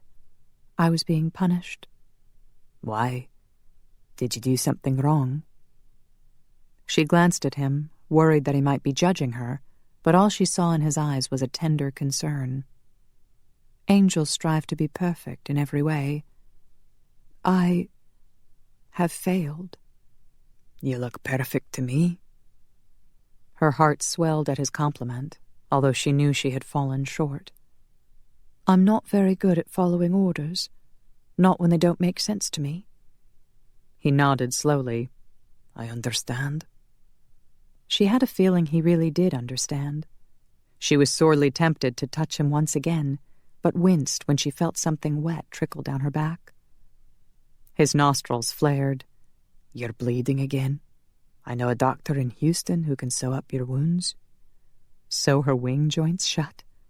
Her eyes stung with tears. How could she do that? How could she give up what she was? But was she still an angel? She was disconnected from the heavenly host. She was no longer a deliverer, for her touch had not killed Connor. Her body was now human, frail and sensitive, susceptible to injury and disease. She could actually die. A tear rolled down her cheek. She'd lost more than heaven and her friends. She'd lost her immortality. Oh, lass. He touched her cheek, brushing away the tear with his thumb. Her skin tingled, and she marveled at the frisson of emotion that skittered through her. Such a strong reaction to such a light touch. It must be caused by the novelty of her new body. Or perhaps she was suffering from loneliness, cut off from the heavenly host. But when she looked into Connor's eyes, she knew it was more. She was drawn to this man. She wanted him to touch her, and she wanted to see more of his soul. She covered his hand with hers, holding it against her face. Perhaps all hope was not lost, for she still retained a little angelic power. Whenever she touched the dead or dying, their souls opened up to her like a book, and she could witness their entire life in an instant. With Connor, the skill was greatly diminished.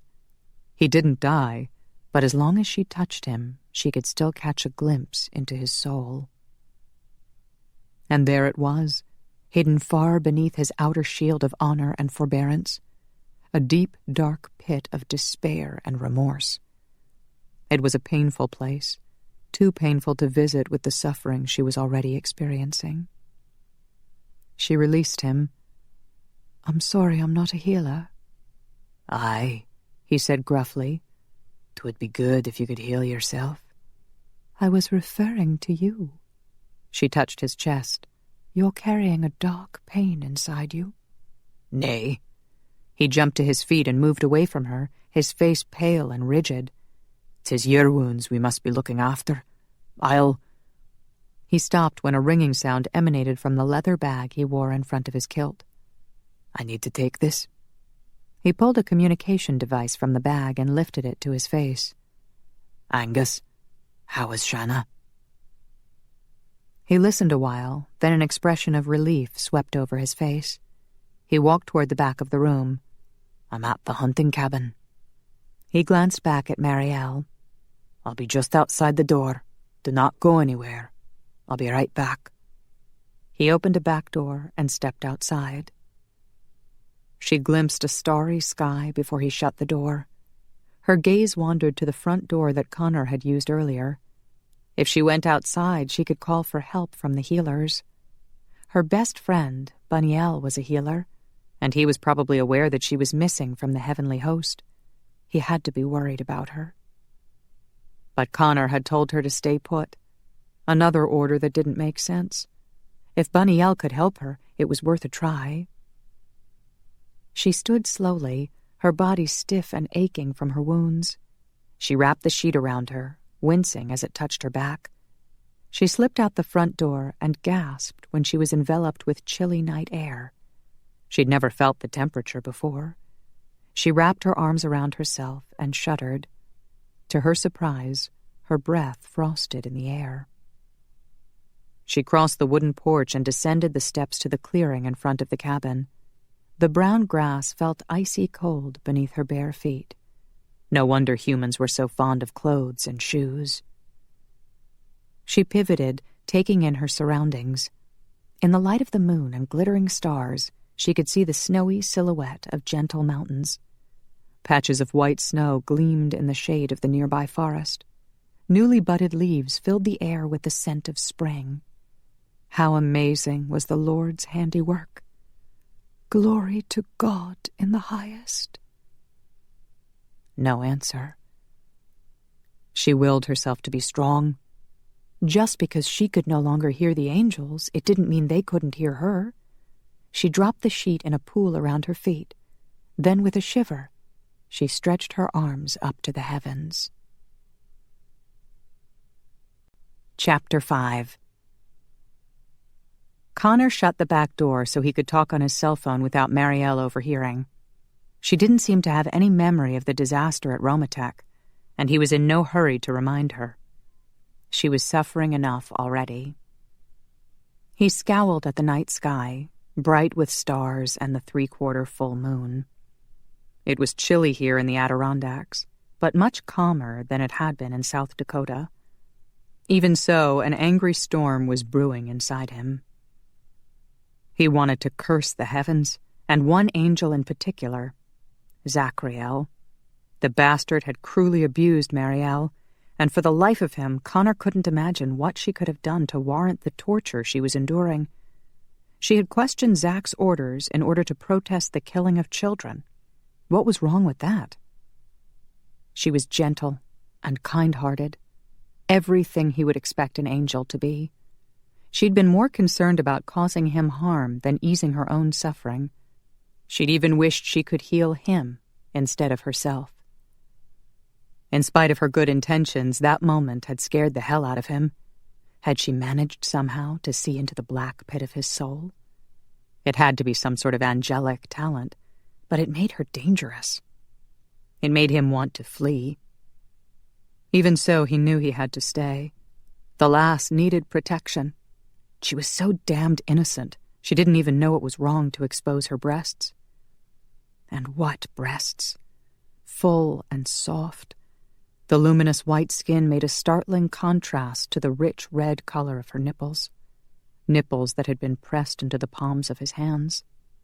Even now his hands itched to touch her again. That soft, sweet skin. Bugger. He slapped himself mentally. She was an angel, an innocent, sweet angel, and he was lusting after her. Again. Even for a sorry bastard, he was stooping to a new low. She was just so damned beautiful. Any man would be reduced to a blithering idiot in her presence. And it wasn't just her beautiful body, or face, or voice. There was something about her eyes. He'd gazed into them, and a strange sense of peace had enveloped him, until he realized he was groping her lovely breasts. "Connor?" Angus's voice sounded impatient. "Are you still there?" "Aye." He rested an elbow on the wooden railing that surrounded the back porch. "You did not answer my question," Angus growled. What question? Connor winced. His mind had wandered again to Marielle's breasts. "Could you repeat it?" Angus grunted with frustration. "I asked about the woman you found. Is she really an angel?" "Aye, she is." Admitting it out loud seemed bizarre, so he changed the subject. "Did you investigate the caves at the campground?" "Aye, but they were empty. Casimir and his minions must have moved on after killing those poor families." Connor groaned inwardly. It always seemed to go that way.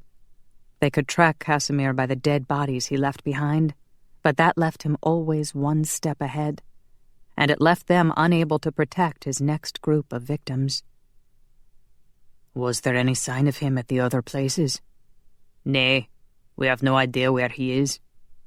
Connor took a deep breath. "How is Roman?" "He's pissed. What do you expect?" "I thought you said Shanna was going to be all right." "We think she will be. She did finally accept some of Roman's blood, but it took about 15 minutes, and in that time, Roman was going out of his mind. He'd thought he'd lost her."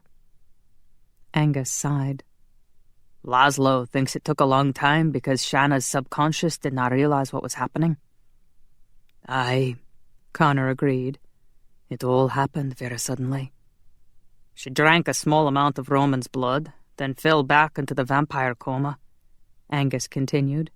"We will not know for sure if she's transformed until tomorrow night." Connor swallowed hard.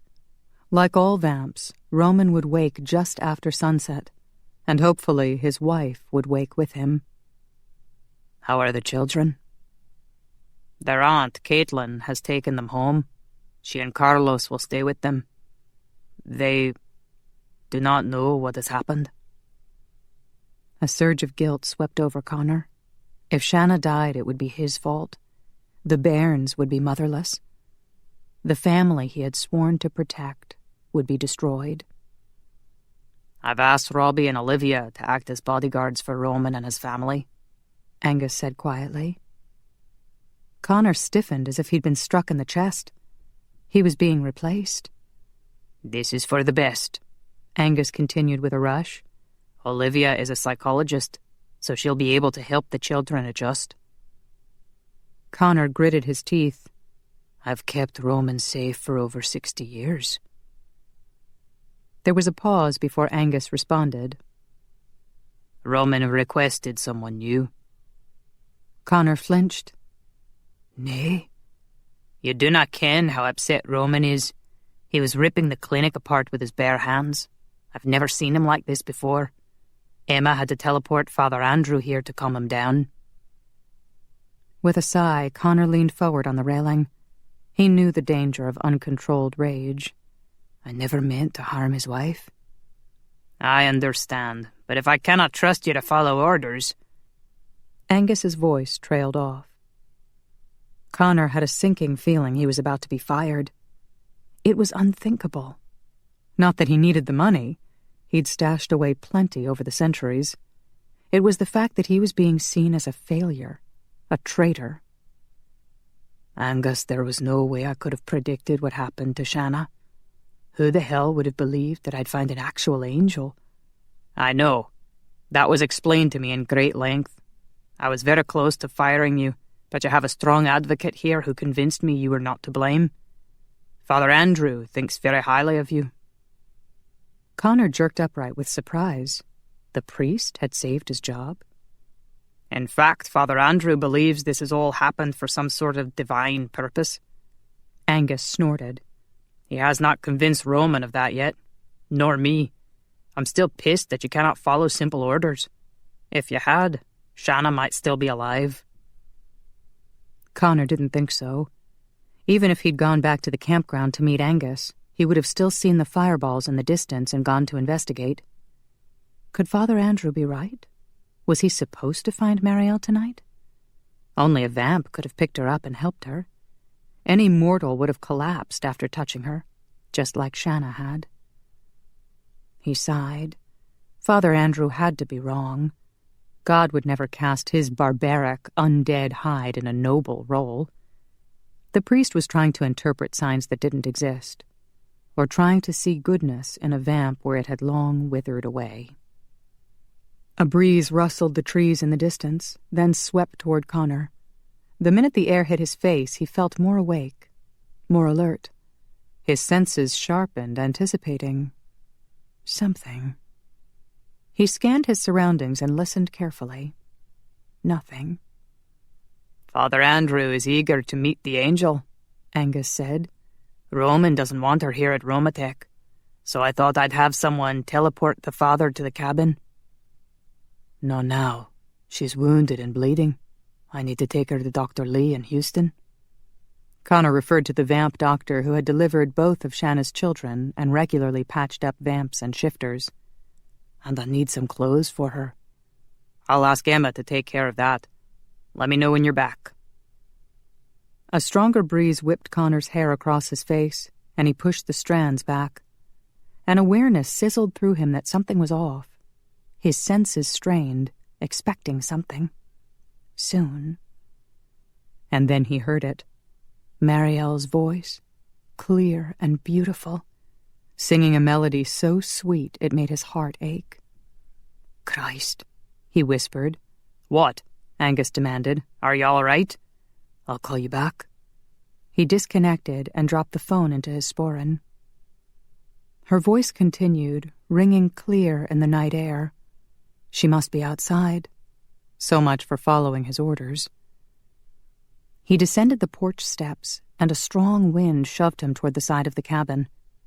Now he realized what was off. The wind should be chilly, but it wasn't. He rounded the cabin, and the wind still blew at him. Strange. It seemed to be circling the cabin. Another warm gust pushed him toward the clearing in the front. He halted with a jerk when she came into view. She was naked, standing with her back to him. Her skin glowed in the moonlight, and her curly blonde hair tumbled to the small of her back. Her hips flared into an arse that could inspire poetry. Unfortunately, he'd never been a poet, so it simply inspired another round of lust. Snap out of it, he mentally snarled at himself. She was an angel, and she was up to something strange. Her arms were extended overhead, reaching for the stars. She tilted her head back as she sang to the heavens, and her hands moved gracefully with the music, the lovely, expressive hands of a dancer. He'd heard once that the body was a temple, but he'd never believed it till now. She was so beautiful, and her voice. Only an angel could sound so good and pure. The wind picked up, whirling around the cabin and playing havoc with his kilt. As he watched the trees sway and bow, he realized Marielle was in the center of the circle. A breeze lifted her golden hair, and the long tresses seemed to float about her shoulders. Some of the locks were dark and matted at the ends with her blood. He winced at the sight of her wounded back. Dark trickles of blood meandered down the white, glowing skin. She had to be in pain, and yet her song sounded so joyful. It made him ashamed for all the years he'd spent grumbling and rueful. But how was he to feel when he'd lost the only woman he ever loved, and that love had driven him to destroy his own soul? He jerked when something warm touched his cheek, something feather-soft. He looked about, but saw nothing. Wait, over there, a glimpse of movement, something sheer and white in the wind. It rushed past him, then faded to nothing. A tinkling sound like wind chimes floated through the air, in and out of his hearing, and he strained to listen. Yes, there it was. He couldn't tell if it was bells or harps or perhaps both, but he'd never heard anything so enchanting, so peaceful, as if his wandering soul had finally returned home. Then the voices began, male and female, perfect in pitch and harmony, singing the same melody as Marielle. And beneath it all, he could hear and sense a low, steady vibration that stirred the air, constant like a heartbeat, the beating of angel wings. He closed his eyes, feeling like a lowly sinner who had accidentally stumbled upon something sacred, something no human was ever meant to see. But he couldn't close his ears. The voices continued, so achingly sweet, he never wanted it to end. More wisps of movement brushed across his face, and each time it happened, a small burst of joy would warm his heart. He opened his eyes and stepped toward Marielle. His body tingled as the warm wind enveloped him. His heart matched the rhythm of the wings beating the air. Such joy and peace. It was addictive. Bright green grass sprouted in the circle of wind, and he felt an overwhelming urge to lift his arms to the heavens, like Marielle. Before he could move, a flare of light stunned him. He blinked, trying to stay focused on her. She'd stopped singing and stood frozen, surrounded by a bright light. It flashed with an intensity that forced him to shut his eyes. "Thank you," Marielle whispered. "The Lord is good." He opened his eyes as the light dissipated. Her back was completely healed. No marks or bloodstains, just her white, glowing skin. Even her hair was clean and shiny gold. The wind grew stronger again, and he could feel the whirling cyclone moving upward. The voices faded away. "No," Marielle cried. "Don't leave me." Her hands appeared to grasp something that Connor couldn't see. Then, to his amazement, her body rose off the ground. She wasn't levitating, he realized. Rather, she was being lifted by whatever she was holding. "Please," her voice trembled with emotion, "take me with you." Was she returning to heaven? Was she forgiven?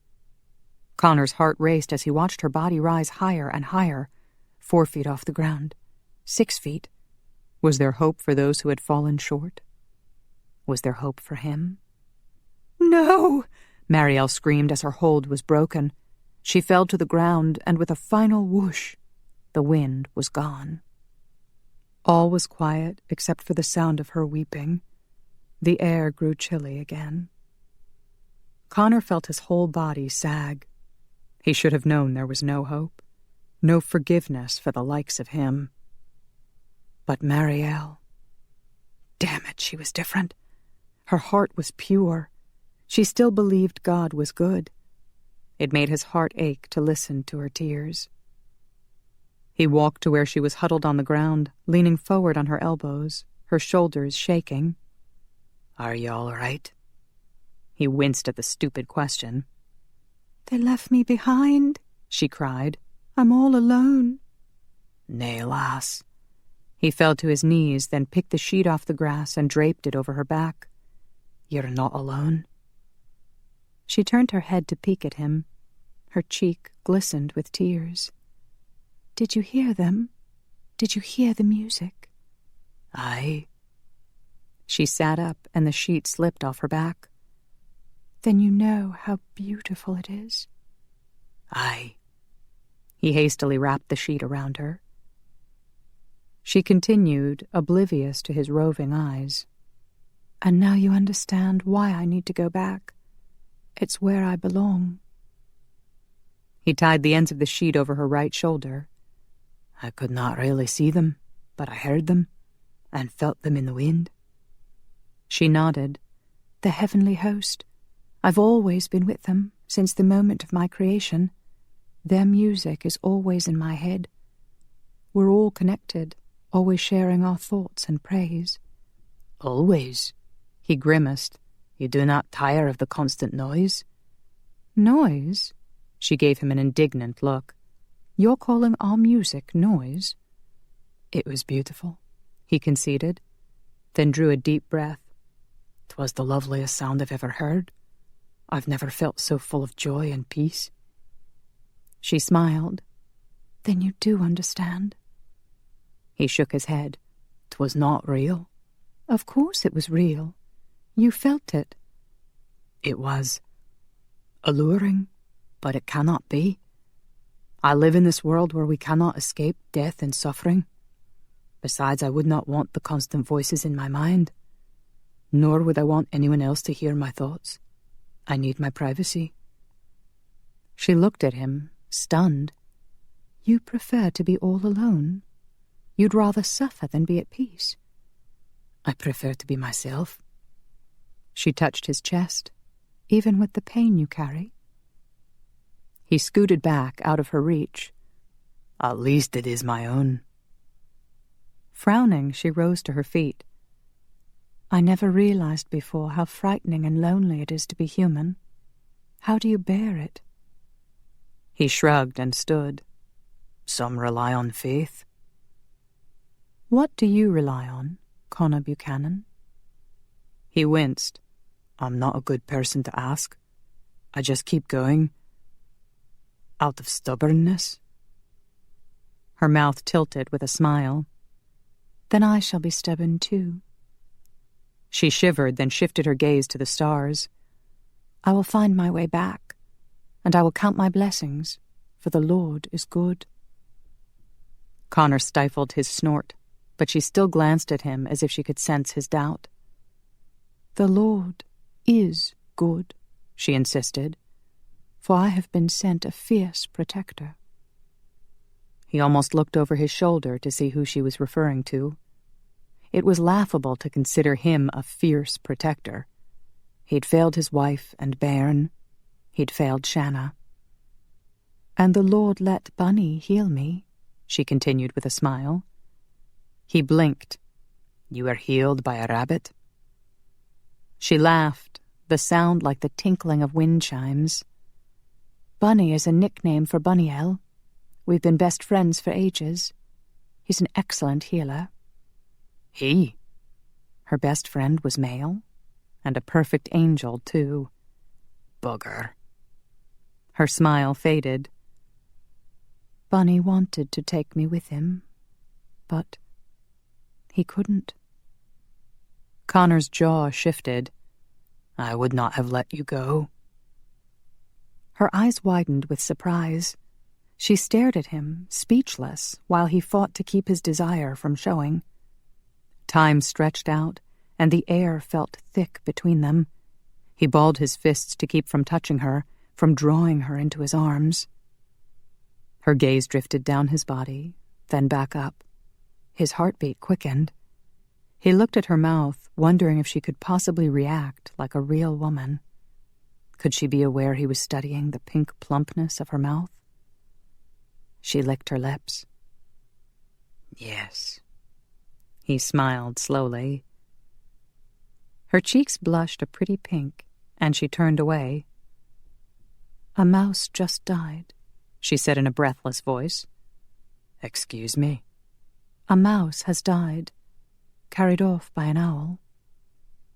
He strained his eyes but couldn't see an owl in the night sky. Where? "About 30 miles away." She gazed at the forest with a pensive look. "Not all my powers are gone. I can still sense death." You know when something's dying. How far can you sense it? She shrugged. "Anywhere in the world. It's how the deliverers know where to go when people are dying."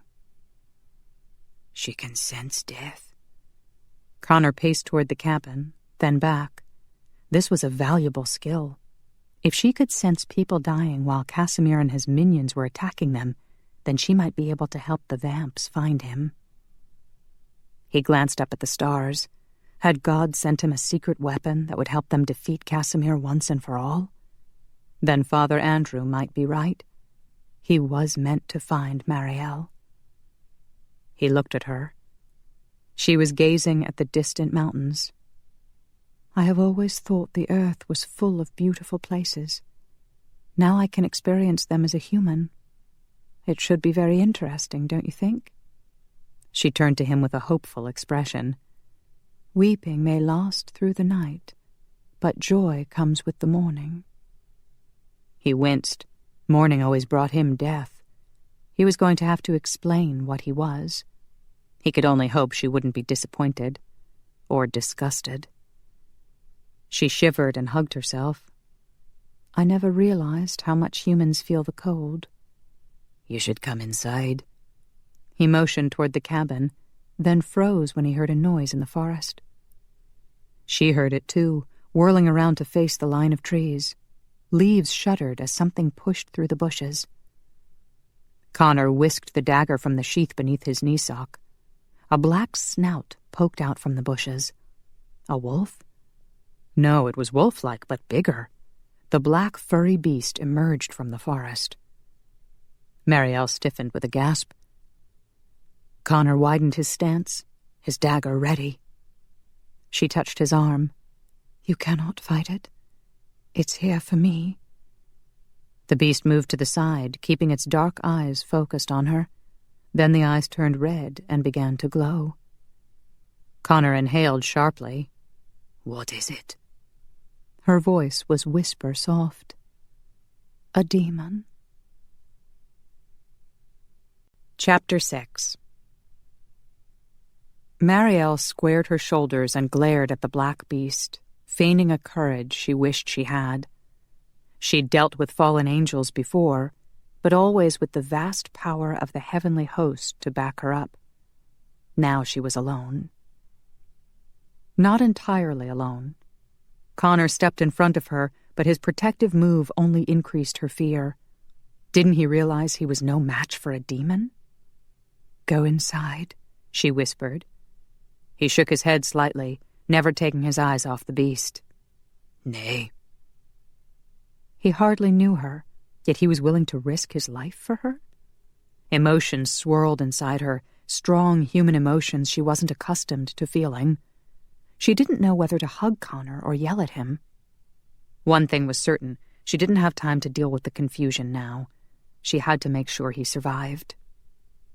She eased away from him as she glared at the demon. "Begone!"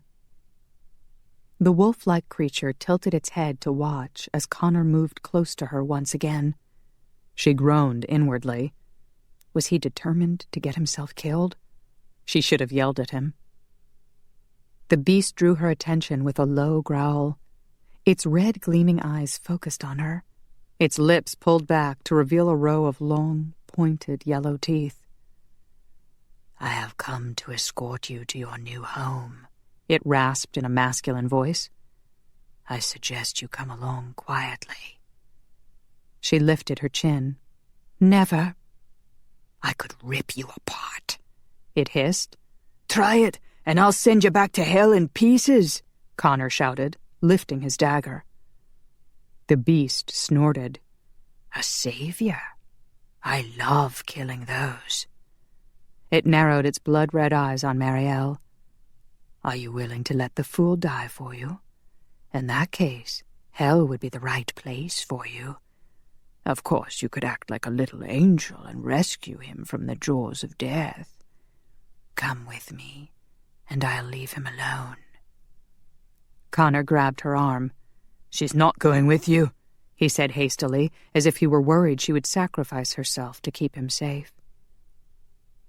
The swirl of emotions inside her came to rest, and she knew then that she'd much rather hug Connor than yell at him. He had a good and noble heart. She laid her hand on top of his. "I won't let it hurt you." The beast made a huffing noise. "So you refuse to be frightened or coerced into submission? No big deal. I have other strategies." It snarled, baring its long, yellow teeth. "One way or another, I will succeed." Its body glimmered, then reshaped, taking the form of a human male. A very handsome male with flowing red hair, bright blue eyes, a bare, muscular chest, and a plaid kilt. A perfect body with flawless skin. She felt Connor stiffen beside her. No doubt he was shocked to see an enhanced version of himself. The demon flashed a brilliant white smile at her. "Now do you like me?" The demon must think she was attracted to the Scotsman if he was attempting this ploy. With a small jolt, she realized he was right. Still, the trick wouldn't work. Connor was real, and his rough, imperfect exterior only made him more beautiful in her eyes. "Begone." "Before I can even introduce myself?" The demon assumed a wounded expression. "Come, Marielle. Didn't they teach you better manners than that up in heaven?" She swallowed hard. He already knew her name. "Oh, yes." He nodded his head knowingly. "We've been watching you for some time. Poor little angel who keeps getting into trouble. We knew it was only a matter of time before those sanctimonious snots decided you weren't good enough for them." Her skin crawled with goosebumps. Connor's grip on her arm tightened. "My name is Darifer, by the way. My friends call me Dare."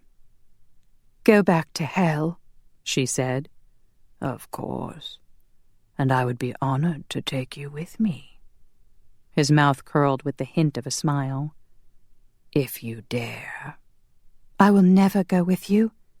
"You will," he snapped, his smile vanishing. "You'd be a fool to want back into heaven. Look what those prigs did to you. They tortured you, cut off your wings, left you in the dirt to die." She winced inwardly. In her mind, she knew better than to heed the words of a demon. But there was enough truth in what he said to make her heart squeeze in her chest. "Banished?" Connor seemed aware of her pain, for he drew closer. Darifer's upper lip curled in disgust. "Even your best friend rejected you." And that slashed at her more painfully than having her wings ripped off. He had to follow orders. "Did he? Why didn't he disobey?" Darifer's blue eyes glittered. "You have the courage to disobey. You're more like us than you realize." That shocked her out of her pain. "I will never be like you. You spread evil across the world."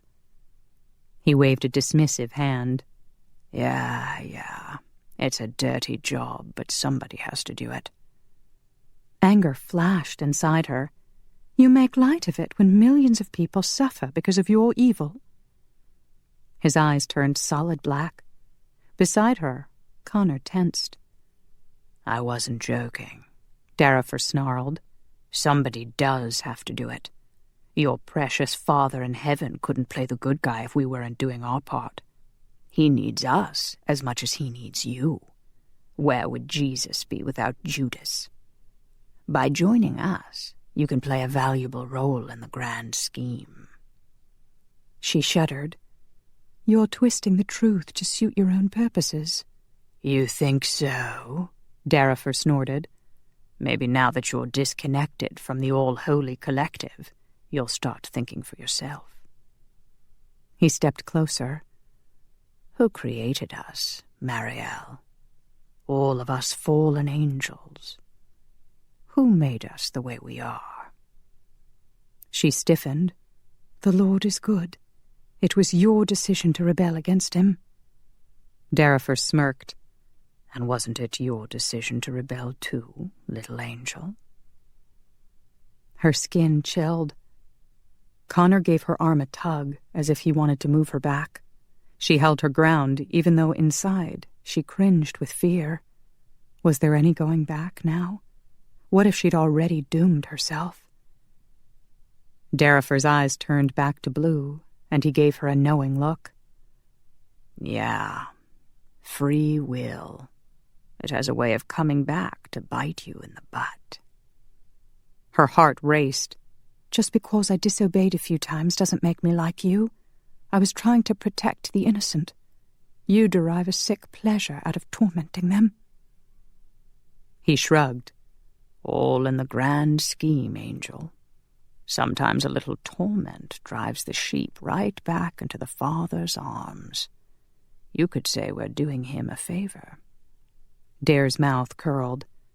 Of course, sometimes it leads them straight to hell. Speaking of which, he extended a hand toward her. Are you ready? With a shudder, she stepped back. Darifer chuckled. It's a bit warmer there. You'll like it. She shook her head. I will never go with you. Connor remained close by her side. You have your answer. Now go. Darifer gave the Scotsman a bland look, then turned back to Marielle. Have you ever heard of a banished angel being reinstated? No, she hadn't. Panic swelled inside her, and she fought against the surge of fear and despair. She couldn't give up hope. The longer you stay on Earth, the more human you will become, Darifer continued. Do you really want to lose all your power? How about your immortality? Do you want to grow old and turn to dust? She forced the words past the lump in her throat. Better to lose my immortality than my honor. Connor inhaled sharply, drawing her attention.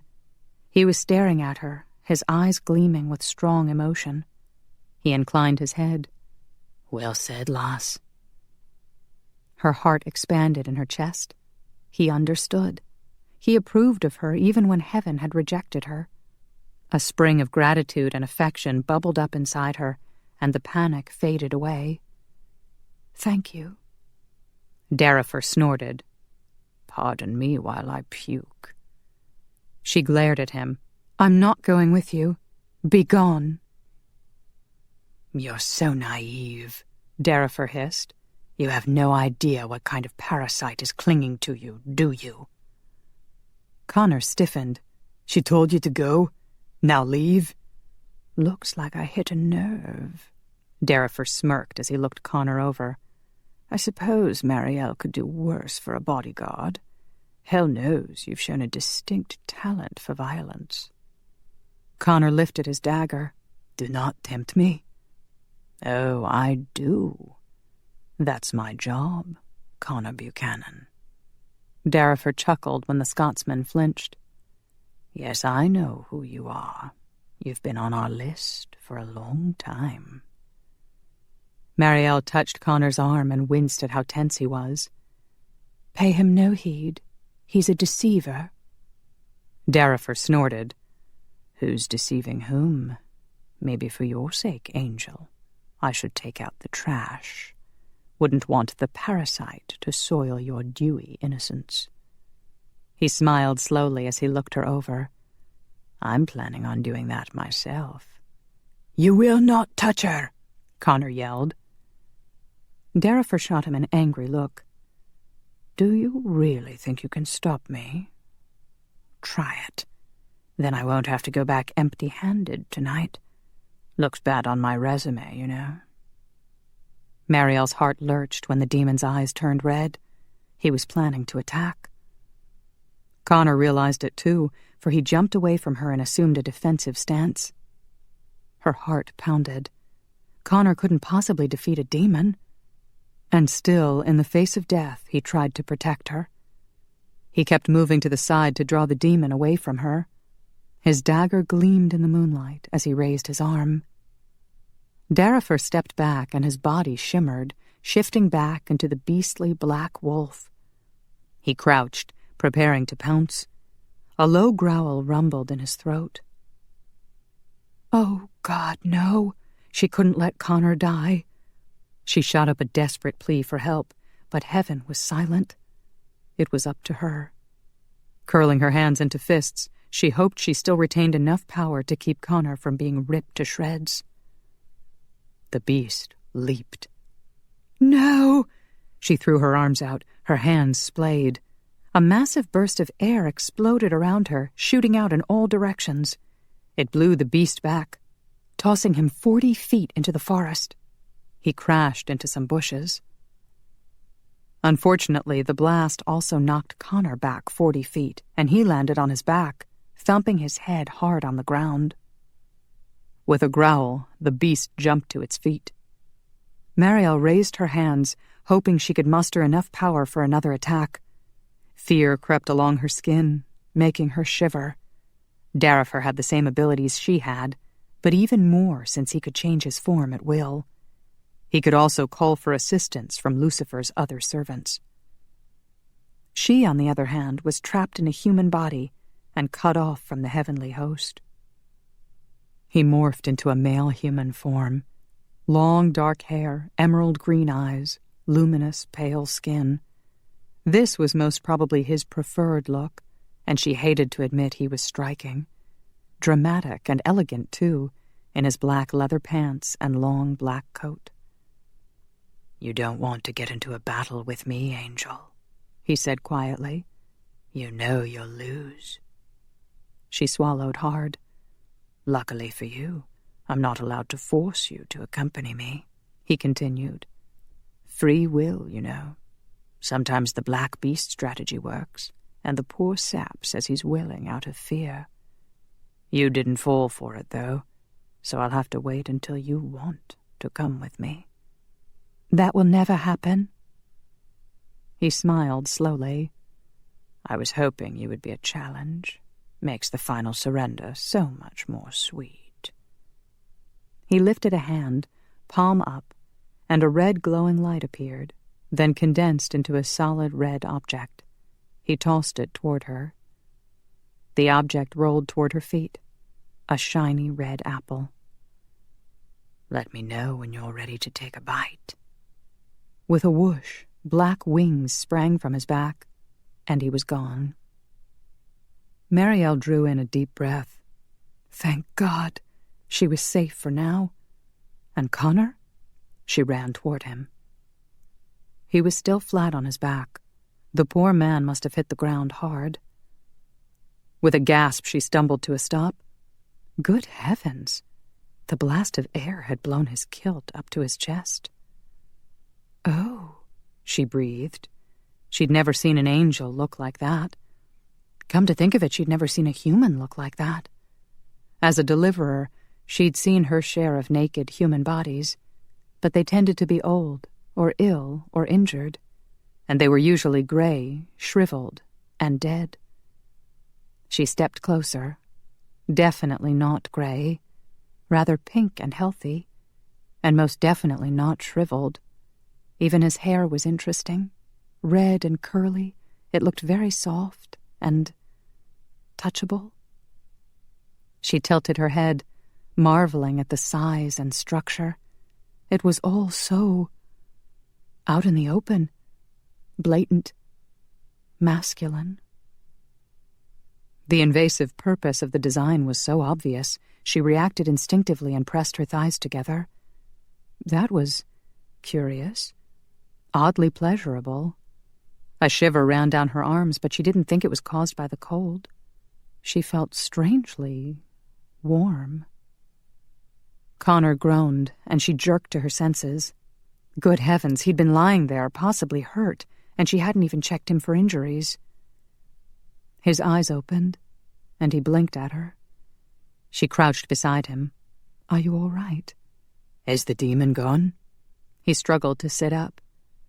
"Yes, we're safe now." "Oh, good."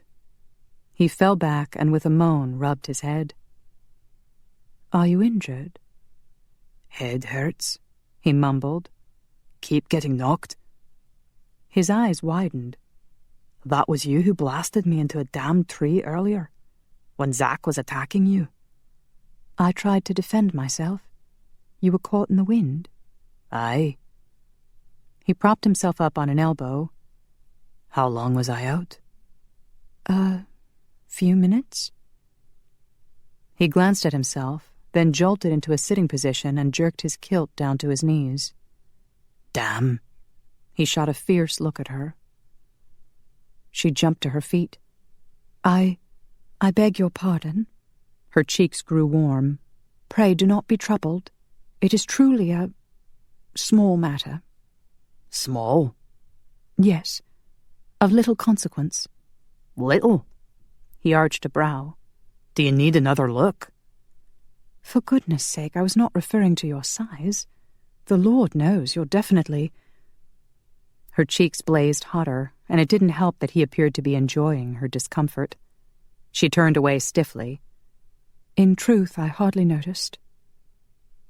The minute the words escaped, she froze in shock. What was she doing? Never before in her entire existence had she uttered a falsehood. Her gaze fell on the apple Darifer had tossed onto the grass, a reminder that the longer she stayed on earth, the more human she would become, the more susceptible she would be to sin, as in hiding the truth, telling lies, or feeling lust. Good Lord, she'd never get back to heaven if she fell into sin. "Marielle?" Connor asked softly, and his voice sent a shiver down her spine.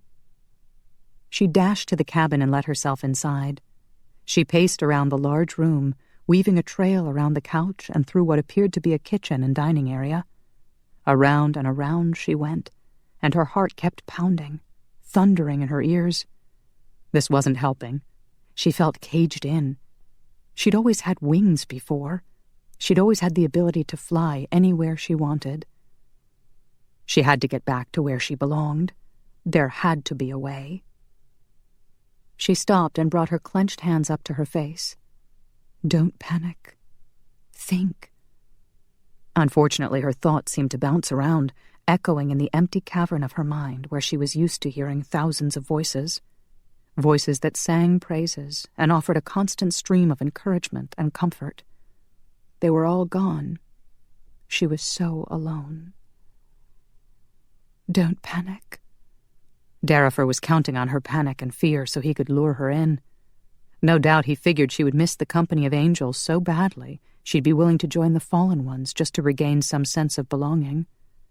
But the lure was false. There would be no comfort in hell. There had to be a purpose to what she was enduring. The Heavenly Father was always big on learning through experience. He was forgiving, too. She just needed to find the right path, the right penance that would convince him she'd learned her lesson. Maybe there was something she was supposed to do here on Earth, some noble mission, and once she'd proven herself worthy, she'd be allowed back into heaven. She resumed her pacing. That had to be it. She was simply being tested. The Father would never completely abandon her. She was not a fallen angel, no matter what Darifer said. Like all of Lucifer's servants, Dare was a deceiver. He would try anything, say anything to confound her. And without her connection to the heavenly host, she had succumbed too easily to fear. She couldn't let that happen again. She would have to be strong, fearless, gird herself with righteous armor. She jumped when the door clicked shut. Oh, great, that was real fearless of her. She gave Connor a wary look. He stood by the door, watching her with an intensity that sent a shiver down her back. His hand gripped his dagger once again. He must have found the weapon somewhere on the grass. He leaned over to slip it into the sheath beneath his knee sock. The cabin felt much smaller with him there. She took a deep breath to calm her racing heart. I'm sorry you had to experience a demon. He'll come again, so it's not safe for you to be with me. I appreciate your noble intentions, but it would be in your best interest to leave. You think I turn tail and run that easily? His blue eyes glittered. You consider me a coward? No. I think you're very brave. Amazingly brave, really, since it's highly unlikely that a human could ever defeat a demon in battle. Not without help from the heavenly host, and I'm afraid they're not going to respond if I call them. So I won't blame you if you want to go. He watched her closely. I'm not going. Her breath whooshed out. She hadn't realized she was holding it. She definitely hadn't realized how much she wanted him to stay. Thank you. He nodded, then wandered toward the kitchen. Before we go any further, I need to tell you about myself. The demon referred to me as a parasite, and... Please don't let his insults upset you. She strode toward Connor. Demons are notorious deceivers. Darafa probably wants to drive a wedge between us, make me doubt you so I'll reject you and lose your protection. He knows we'll be easier to defeat if he can separate us. You just tried to separate us. Yes. She stopped in front of him. Because I'm worried about your safety. I really should insist you leave. She hung her head. I'm being selfish to keep you. Nay, lass. I stay because I want to. She lifted her gaze to meet his. You were willing to fight a demon to keep me safe. You stood by my side and believed in me. You're a good, brave, noble man, Connor Buchanan. You rescued me tonight, and I will always be grateful for your courage and strength of character. He stood still, watching her with a stunned look. She smiled. Not only was he honorable, but modest, too. She reached up, placed her hands on his temples, and tugged his head down. God bless you. She kissed his brow, then released him. She turned away to resume her pacing, but he grabbed her wrist and halted her. She gasped when he shoved her against a wall, her wrist still gripped in his fist and now pinned against the wall close to her ear. Her heart lurched. What are you doing? He planted his other hand on the wall and leaned toward her. His eyes blazed a brilliant blue. When you kiss a man, you should do it properly. Her pulse raced. I did give you a proper kiss. For a child. He leaned forward till his mouth was close to her ear. His breath feathered against her skin, causing tiny tingles. I'm a man. I believe you noticed that. Hardly noticed it. She shivered when his nose nuzzled her ear. And I apologized. I didn't mean to offend you. Do I seem offended to you? I... Good heavens, was that his tongue? You were offended earlier when I was uncovered, so it seems logical to assume... She couldn't remember what she was trying to say when his tongue was tickling her ear. I was never offended, he whispered. I've been dying to touch you again.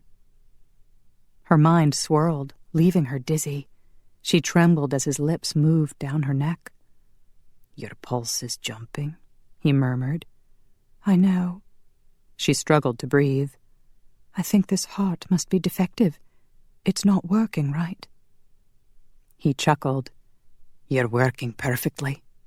You're so beautiful. So sweet. He kissed a trail to her jaw.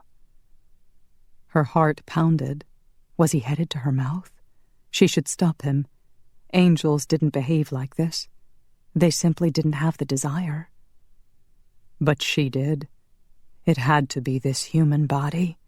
It was so finely tuned to enjoying the nuance of his every touch, the pressure of his lips, the moistness of his tongue, the nibbling, the tickling, the rough scrape of his whiskers made her knees grow weak, and his sweet words made her heart swell with longing.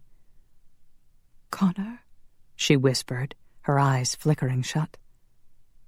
She felt his breath against her lips. So close. Her heart raced with anticipation.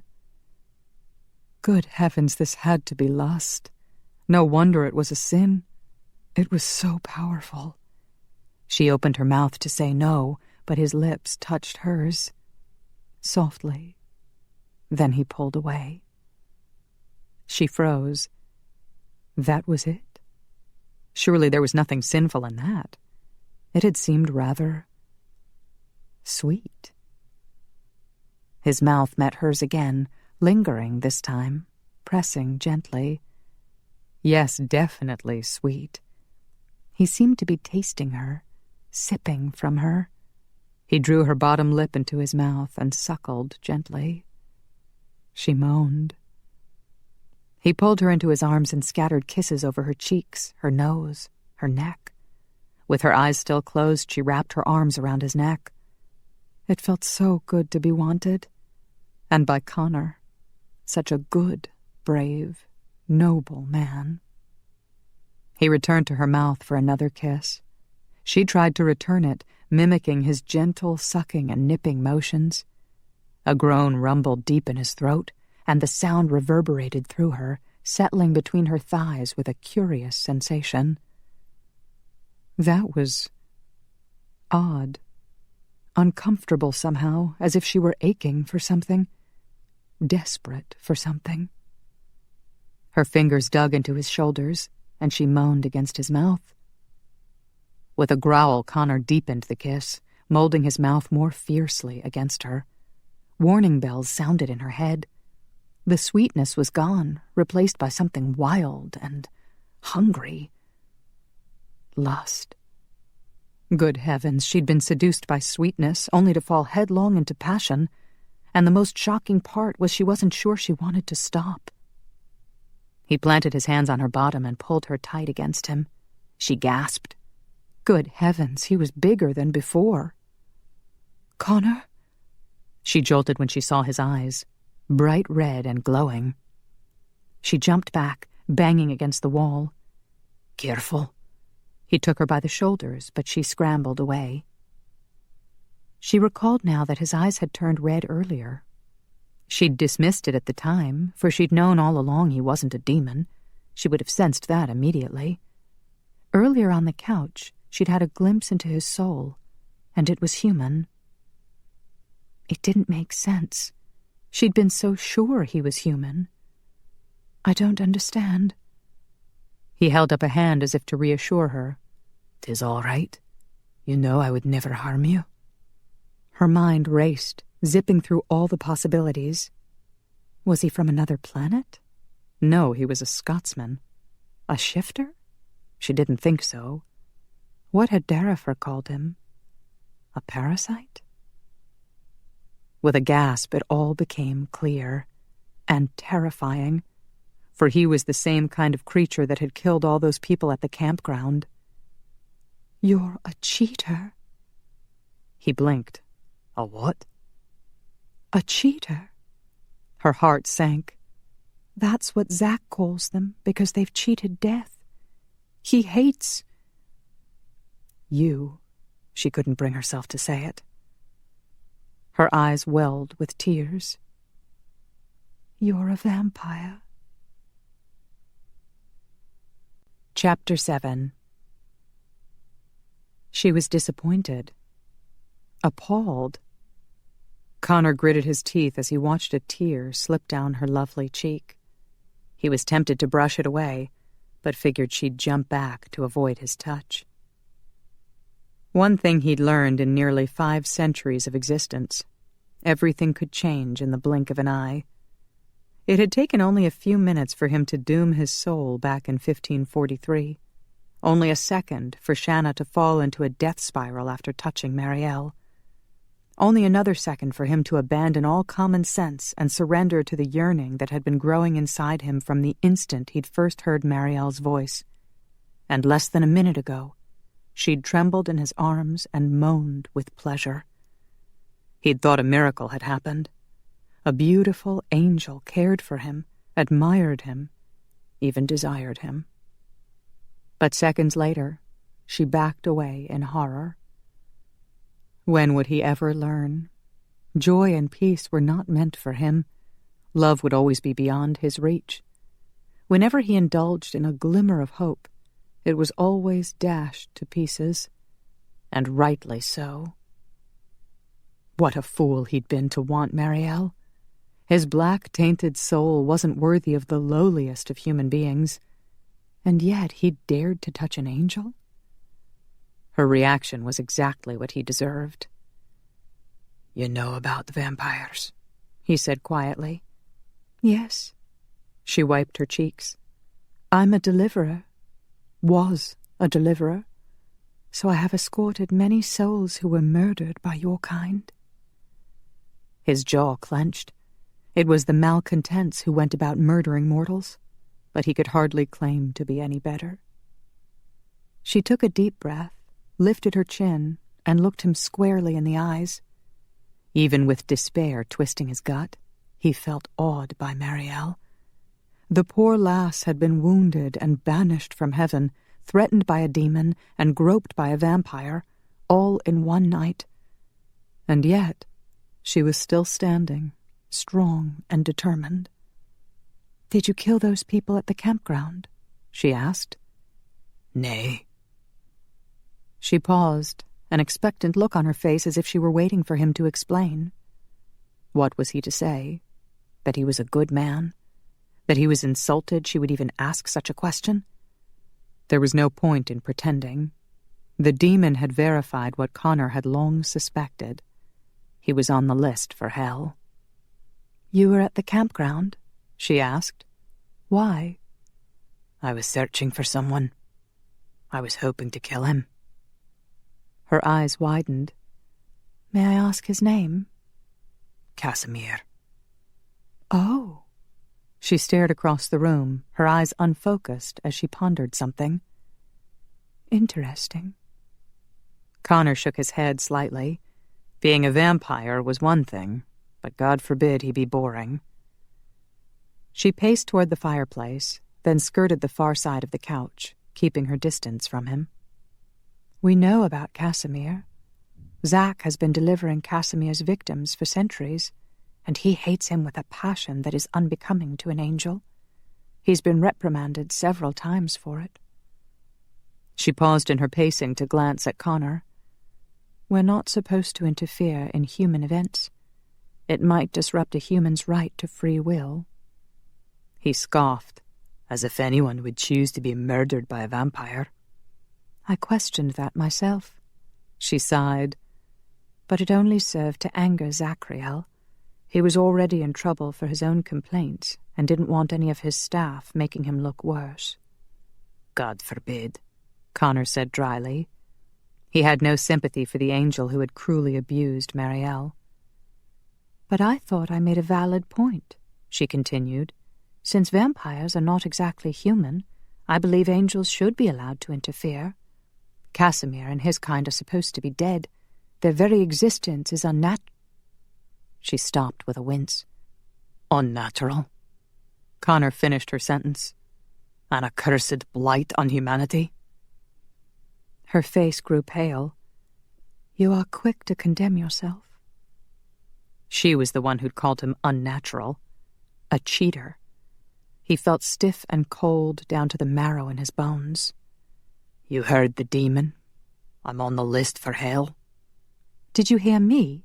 I told you demons are deceivers. You shouldn't believe anything he told you." "I knew it long before he told me. Why? She stepped toward him. What have you done to deserve hell? He narrowed his eyes. First the priest had wanted to know, and now an angel. But he would never confess. I'm a vampire. Is that not enough? Is it? Bloody hell, he didn't know. Father Andrew was always preaching that they were still the children of God. Connor figured there was hope for vamps like Roman, but not for him. He was doomed, with no one to blame but himself. And he should never have tainted someone as good and pure as Marielle. I apologize for touching you. I had no right. She started pacing again and went around the dinette set before heading back to the couch. She halted and rested her hands on the back of the couch where an Indian blanket rested. She traced the design with her fingers. I don't think you need to apologize. You didn't force me. You're innocent in the ways of the flesh. I took advantage of that. She glanced his way and arched an eyebrow. Then I stand corrected. You sorely abused me. He flinched as if she'd thrust a spear through his heart. He shut his eyes briefly, willing the icy cold inside him to spread out and freeze the pain. Aye. It was all he could manage to say. Weariness dragged at him, sapping away his strength. He strode to the refrigerator, pulled out a bottle of synthetic blood, and shoved it into the microwave. What is that? She moved closer. Food. He shot her an annoyed look. Blood. If I do not drink it from a bottle, I might steal it from you. Would you? He'd rather die. I've taken blood from others. Thousands of people. I've been around for centuries. She rested her elbows on the breakfast bar and watched him. I'm feeling a bit disgusted. That hurt. I'm sure you are. He grabbed the bottle from the microwave and guzzled down some blood.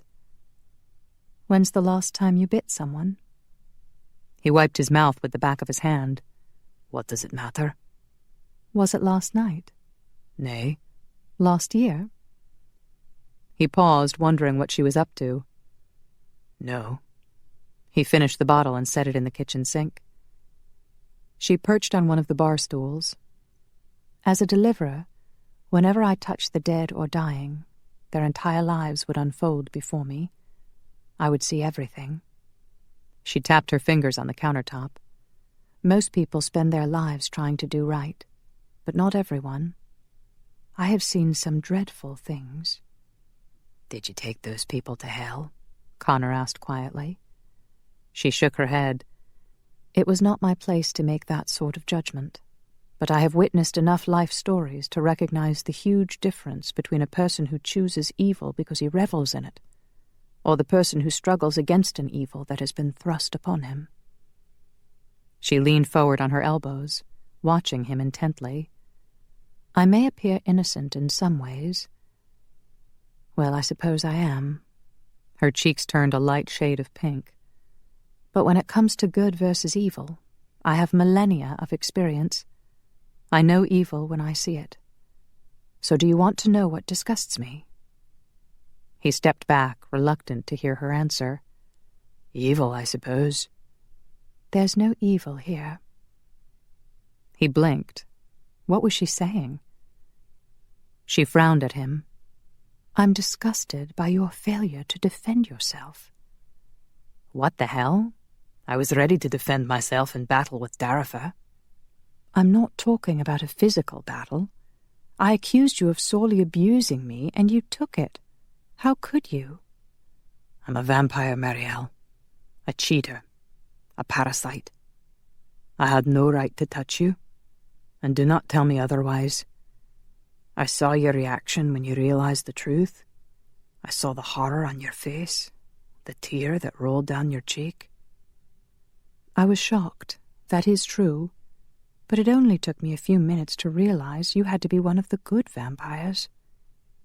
You know? Of course we know. She waved a dismissive hand. How could we miss the fact that during the Great Vampire War of 1710, thousands of mortals were murdered, drained dry by Casimir and his army, while the opposing vampires managed to feed without killing a single person. He stared blankly at her.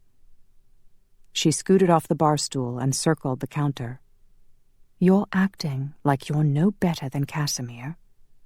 She motioned toward the empty bottle in the sink. "He would never drink blood that way. He would have attacked and killed me just like he did those other victims at the campground." Connor's heart pounded in his chest. "You cannot make me out to be good." "No." She stepped closer. "You saved my life tonight. You were willing to fight a demon to protect me. Do you expect me to forget all the brave and noble acts you've committed simply because you're a vampire?"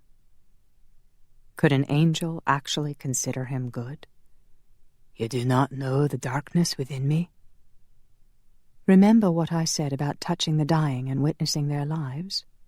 She laid a hand on his cheek. "It doesn't work as well with you, but I can see—" He moved back out of her reach. "You see into my soul?" "A little. The more I touch you, the more I see." Bloody hell. That's why she'd wanted to heal him earlier. She'd seen the black torment deep inside him. Bugger. The whole time he'd spent kissing her, he'd been opening his soul. "I know you're a good man, Connor. I saw your strong sense of honor and integrity. I saw a human soul in all its imperfection and glory. That's why it didn't occur to me that you were anything but human. An evil vampire would not have such a black pit of pain and remorse hidden in his heart. He wouldn't know the meaning of remorse." The pain swelled in his chest, begging to be released. Here was a beautiful woman, an angel, who believed he was still good. Did he dare hope there was anything other than hell awaiting him? "Marielle," he whispered. "Yes." She placed her hands on his face. He wanted her so much.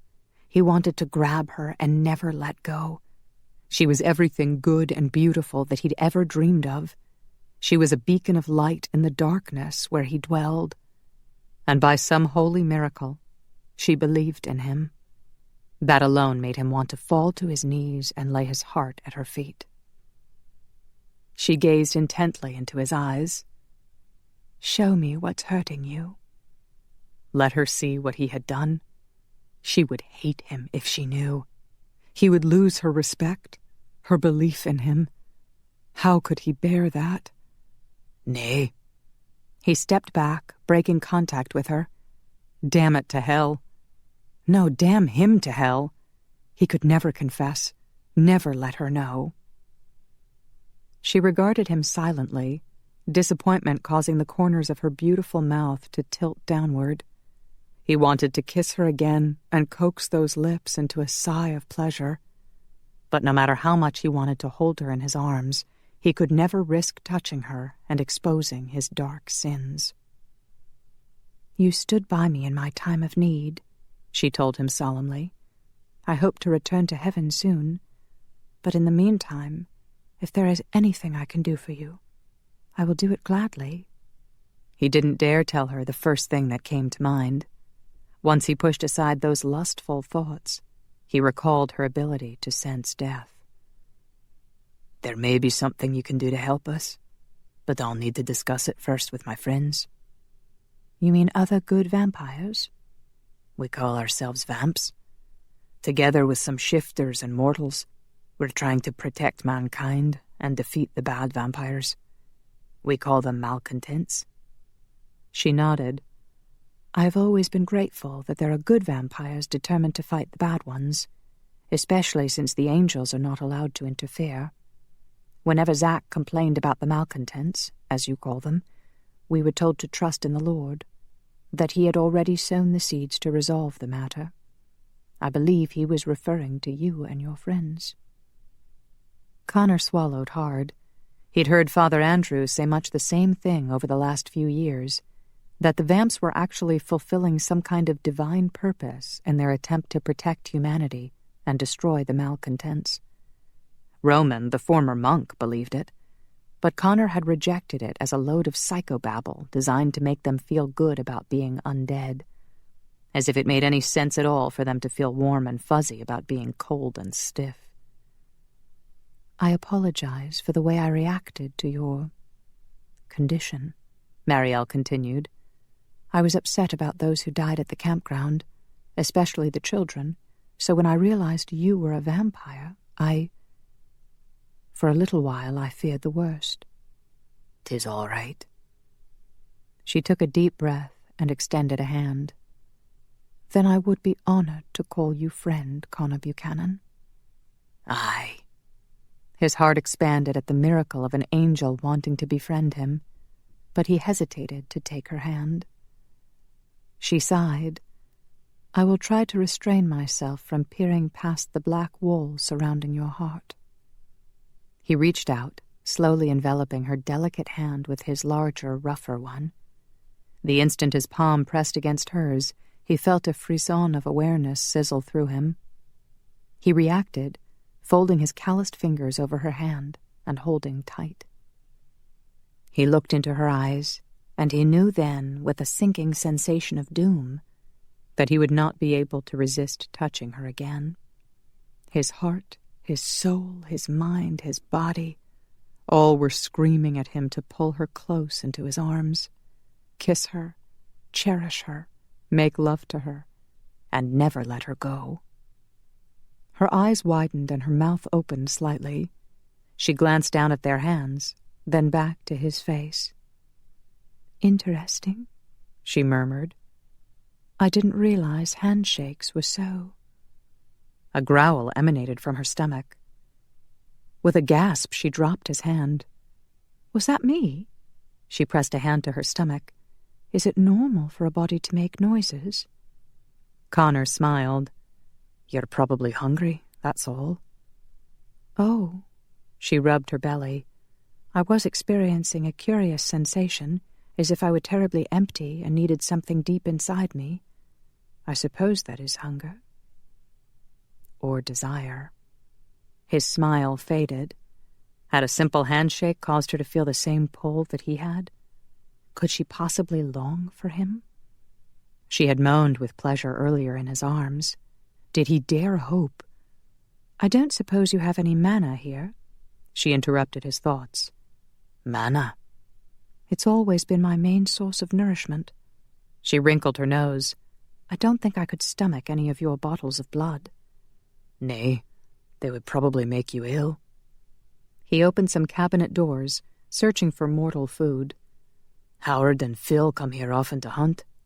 There should be something. Here, you might like this. He handed her a candy bar, then fetched a bottle of water from the refrigerator. The food is inside.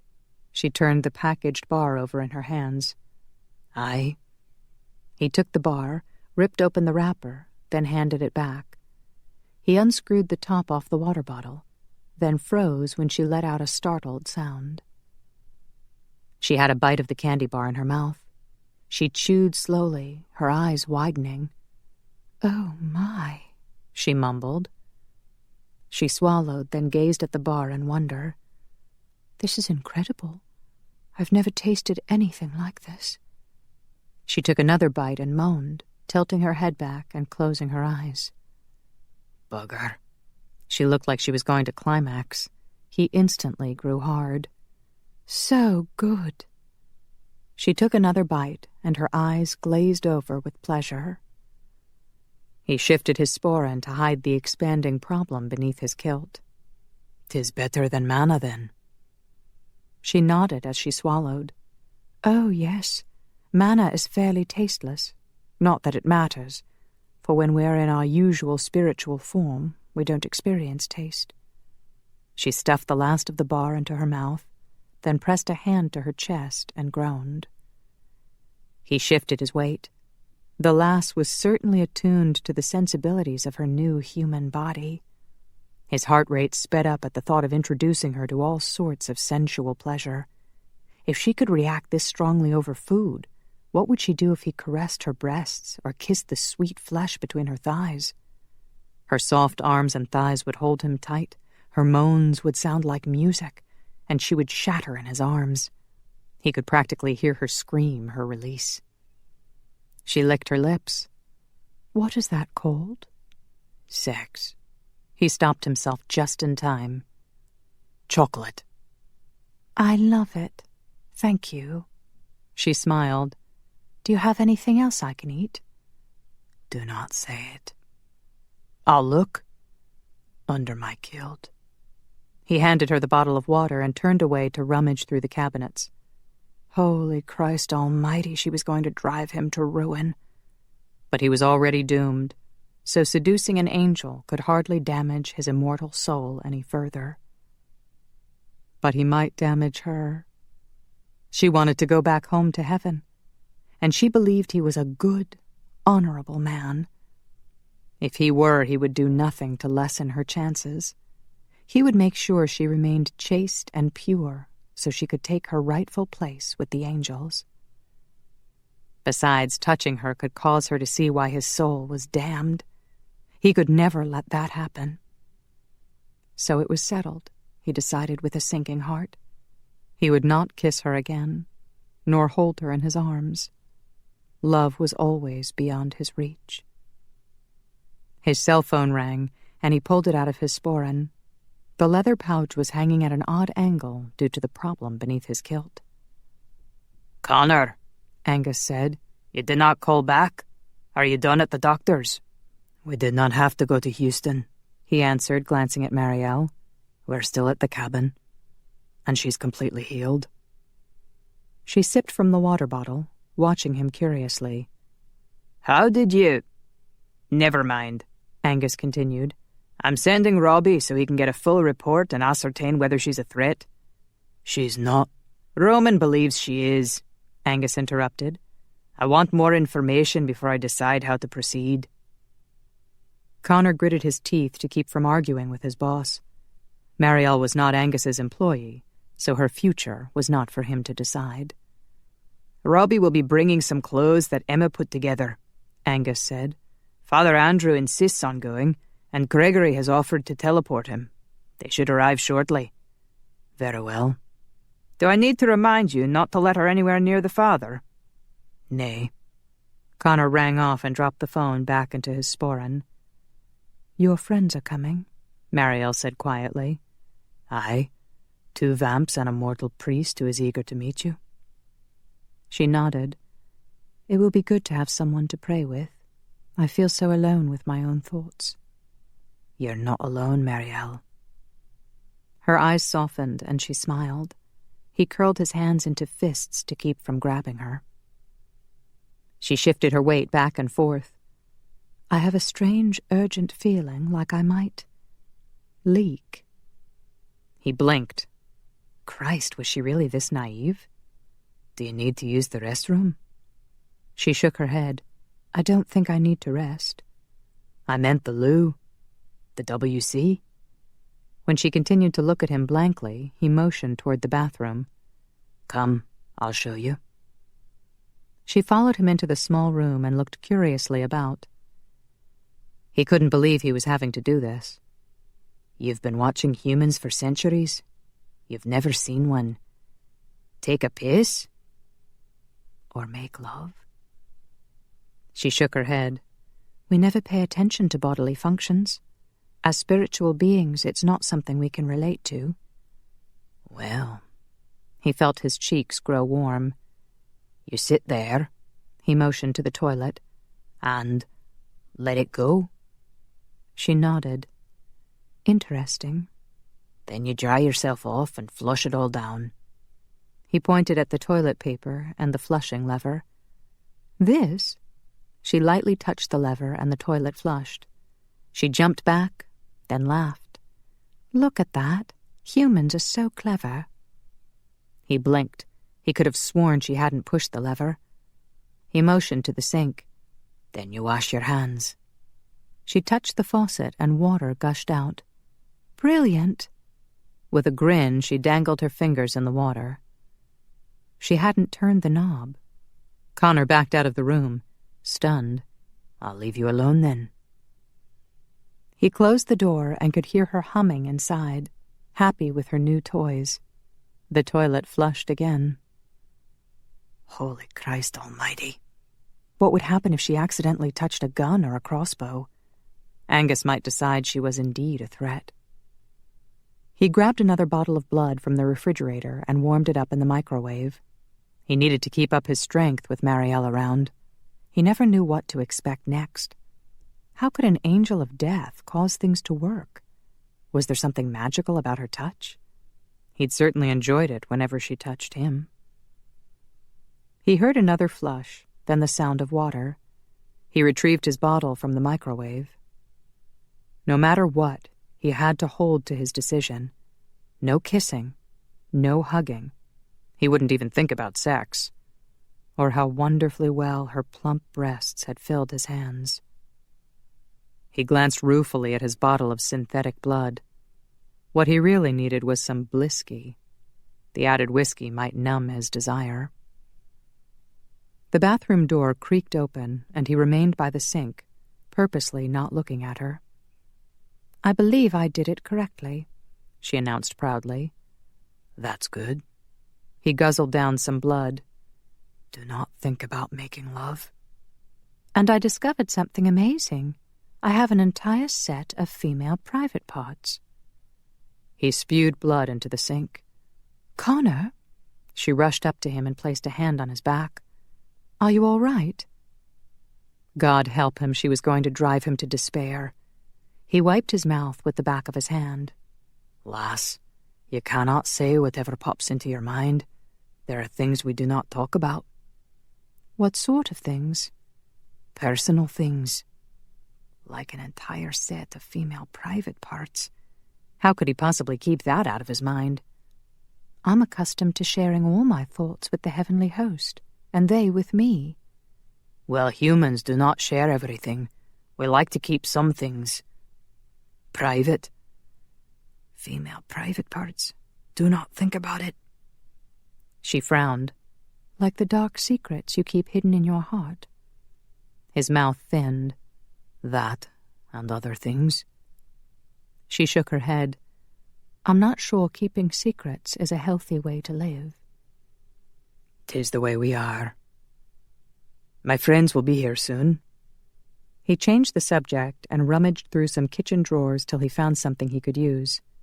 "We need to make you more presentable. Lift your right arm." She did, and he used a chip clip to fasten the loose sides of the sheet together at her hip. There, that would keep the other guys from seeing more of Marielle than he wanted, like her entire set of female private parts. Mine. Finders keepers. But could he really claim Marielle for himself? She didn't want him. She wanted to go back to heaven where it was all beautiful music and perfect angels sharing lovely thoughts. No secrets and sinful creatures like himself. 3 forms wavered close to the couch, then solidified. He took a deep breath. We have company. Chapter 8. This is Robbie McKay. Connor introduced Angus's great-grandson, who strode toward them, carrying a tote bag. Robbie, this is Marielle. How do you do? Robbie set the bag on the kitchen counter. We brought you some clothes. Thank you. She smiled and extended a hand. So you're a vampire too? Aye. Robbie eyed her hand. I hear you're an angel of death. She will not harm you, Connor muttered. Robbie gave her a quick handshake, then slapped Connor on the shoulder. What happened to your claymore? 'Tis on top of Mount Rushmore. I'll fetch it later. He noticed Marielle was studying her hand with a perplexed look. Wow! Gregory approached her, smiling. You are such a babe! She glanced over her shoulder. In spite of an overwhelming urge to throw the nearest object at the womanizing vamp, Connor's chest filled with warmth. Marielle had no idea how beautiful she was. He leaned over and whispered, The idiot is referring to you. I heard that, Gregory muttered. But I have never been a babe, Marielle protested. I was created as I am, though in a spiritual form. This body is new to me. Gregory looked her over, his eyes gleaming. Well, if you need any help getting acquainted with it, just let me know. Show some respect, you bloody pig. Connor glanced at the kitchen counter to see what he could throw. The toaster, perhaps? Hey, if she's any indication of what's waiting for us in heaven, Gregory motioned to her, then kill me now. She shook her head. Oh, no, I have no wish to harm you. Connor leaned close to her.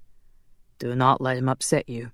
He's operating under the false perception that he's somehow charming. Robbie chuckled. Gregory snorted. At least I'm not an old grouch. He turned to Marielle and winked. Great outfit. The toga look really suits you. She glanced down at the sheet. Thank you. Connor fixed it for me. Oh, really?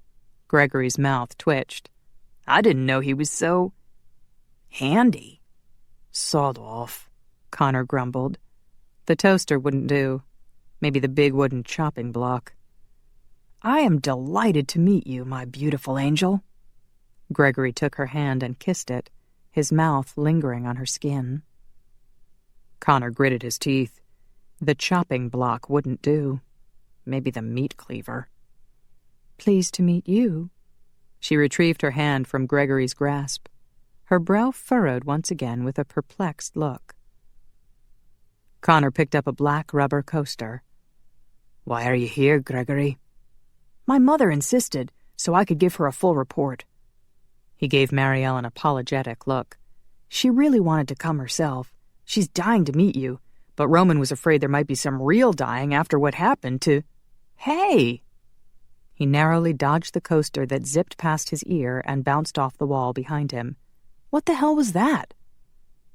Connor arched an eyebrow as he reached for a second coaster. Why are you throwing things? Marielle asked. He shrugged. Target practice? Robbie's eyes narrowed. Does she not know? There's nothing to know. Connor dropped the coaster and led her toward the fireplace where the third person was waiting.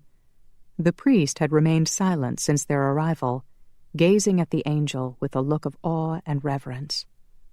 I'd like you to meet Father Andrew, Connor said. Marielle smiled. God bless you, dear soul. The priest pressed a hand to his chest while his eyes glimmered with tears. I cannot begin to tell you what a joy and honor this is. So many years of relying on faith, struggling with my faith. And here you are, proof that I have not believed in vain, that all the words I have spoken over the years are true. Her eyes shimmered with moisture. Son of man, your father loves you dearly. She reached out to touch him. Connor seized her wrist and guided her back to the rocking chair. Would you care to sit down? The priest hadn't noticed Connor's interference. He was busy retrieving a cotton handkerchief from his coat pocket, then wiping the tears from his face. But Marielle noticed, and she whispered, What is going on, Connor? He opened his mouth to say nothing, but found it hard to lie straight to her angelic face. She needs to know. Robbie moved close to the priest. Nay, she's been through enough tonight. Connor wrapped a protective arm around her shoulders and pulled her close. I will not have you upsetting her. Robbie's eyebrows rose. Father Andrew froze with his handkerchief half tucked into his pocket. And Gregory, blast him, actually grinned. Connor felt warmth flooding his face, but he kept his arm around her. She's been through hell tonight, banished from her home, attacked, her back burned and her wings ripped off. She was left in the dirt, wounded and bleeding. And she was threatened by a demon. A demon? Father Andrew's face grew pale. Oh, dear God, are you all right? Yes, she replied softly, but I'm afraid there's something you're not telling me. When the priest nodded, Connor groaned and lowered his arm. Hadn't she been through enough tonight? I would consider it a great honor to be touched by an angel, Father Andrew explained. But my friends are concerned that your touch could harm me. Oh, "Is that all?" She exhaled wearily. "You need not fear. I have lost most of my angelic gifts. I can no longer fly or communicate with the heavenly host, and my touch no longer kills. I have been touching Connor all evening with no effect whatsoever." Gregory snorted. "Right. No effect at all." Connor scowled at him. "She would never knowingly harm anyone." "Tell that to Shanna," Gregory muttered. "Who?" Marielle asked. "Stop your yammering," Connor growled at Gregory. "We can warn her not to touch mortals and leave it at that." "Are you saying I'm still dangerous?" Her eyes widened with alarm. "Only to mortals?" Connor grumbled. "You can touch us vamps without a problem. We're already somewhat dead." "And how do you know this? What happened?" She gave him an annoyed look when he remained silent. "You'd better tell me. You may be centuries old, but I am millennia old, so don't treat me like a child." He arched a brow at her and whispered, "Have I been treating you like a child?" Her cheeks turned pink. "My dear," Father Andrew began, "perhaps we can help you fill in the blanks if you tell us what you remember from tonight." He motioned to the rocking chair as he sat on the couch. "I, for one, am very eager to hear your story." "All right." She perched on the rocking chair while Connor remained standing by her side. Robbie and Gregory sat on the couch, sandwiching the priest between them. She folded her hands in her lap. "Earlier this evening, we were sent to a campground in the area known as South Dakota." "Who is we?" Robbie asked. "My supervisor, Zachriel, and I," she explained. "We received orders to deliver 7 souls. After we arrived, I took a married couple. They were already dead, but their souls were clinging to each other in great fear and despair over their children." She shook her head, closing her eyes briefly. "I took them quickly so they could be at peace, but they pleaded for their children, and I—" She clenched her hands together tightly. "I could not bear it.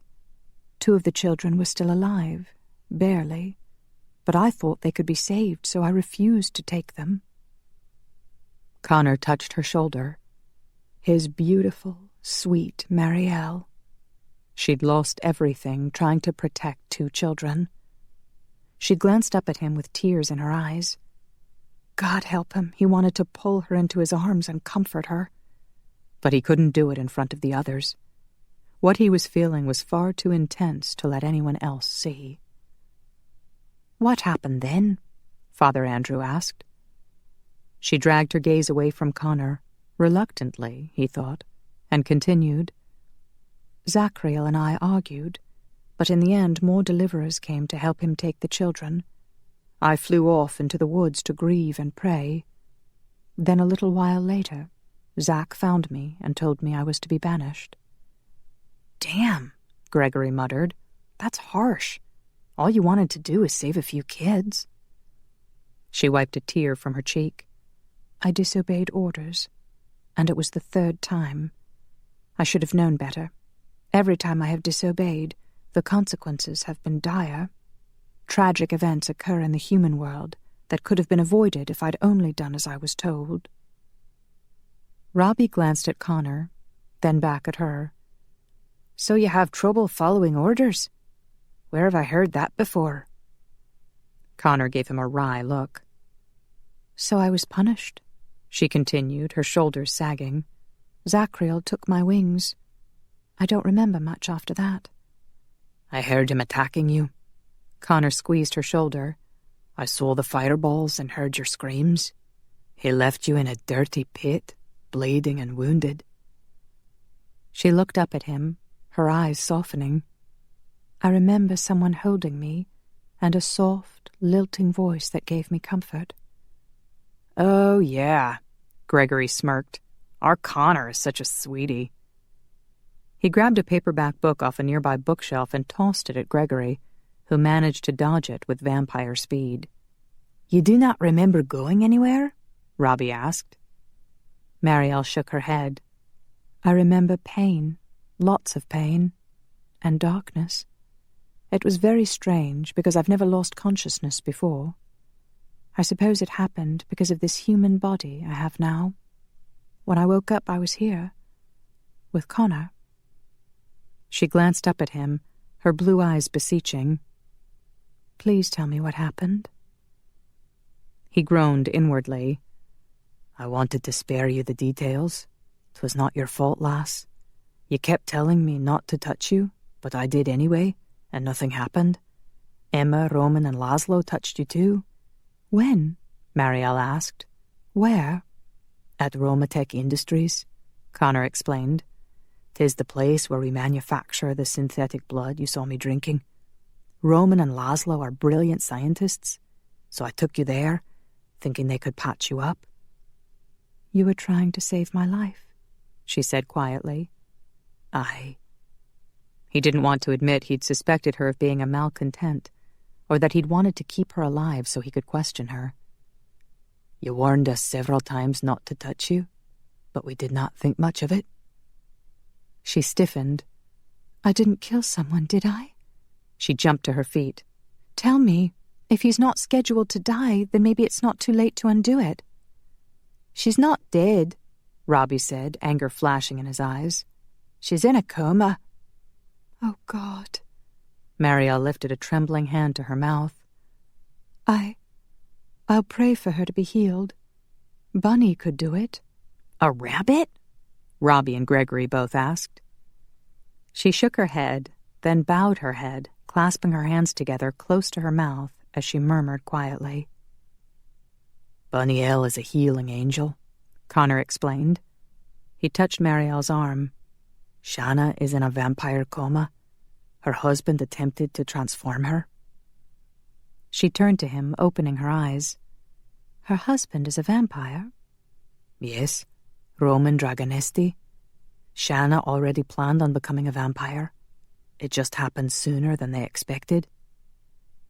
We're not sure if she's going to make it, Robbie grumbled. Then I will pray for Bunny to help her through. Marielle's eyes brimmed with tears. I'm so sorry. You were trying to save me, and I repaid your kindness with death. 'Tis not your fault, Connor insisted. You warned us. Of course it's my fault. A tear rolled down her face. I disobeyed again, and that always causes terrible things to happen. She gripped Connor's shirt in her fists. I always mess up, and I hate it. Lass! He grabbed her hands and squeezed them.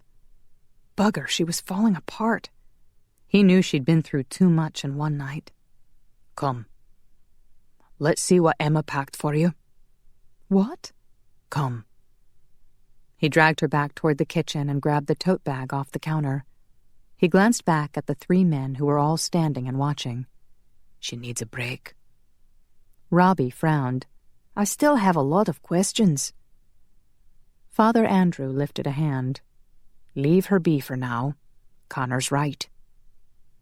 He gave the priest a grateful nod, then escorted Marielle to a nearby bedroom. She stumbled alongside him as if in a daze. He opened the bedroom door and handed her the tote bag. Take all the time you need. She gazed up at him, her cheeks glistening with tears. I didn't mean to harm your friend. I know, lass.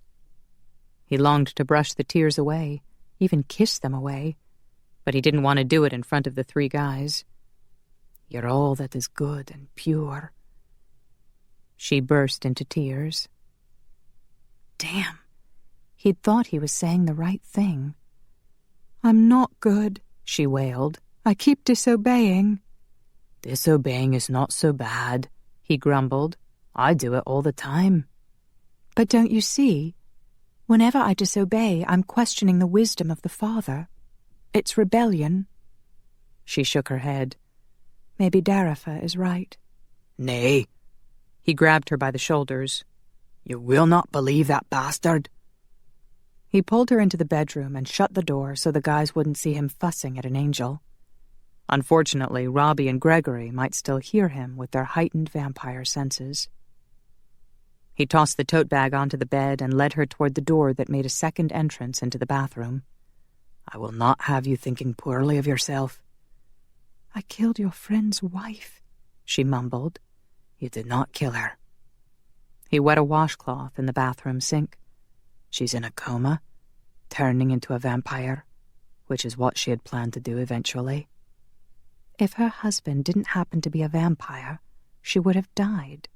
She'll be all right. He wiped Marielle's face. 'Twas my fault for taking you there. You shouldn't blame yourself.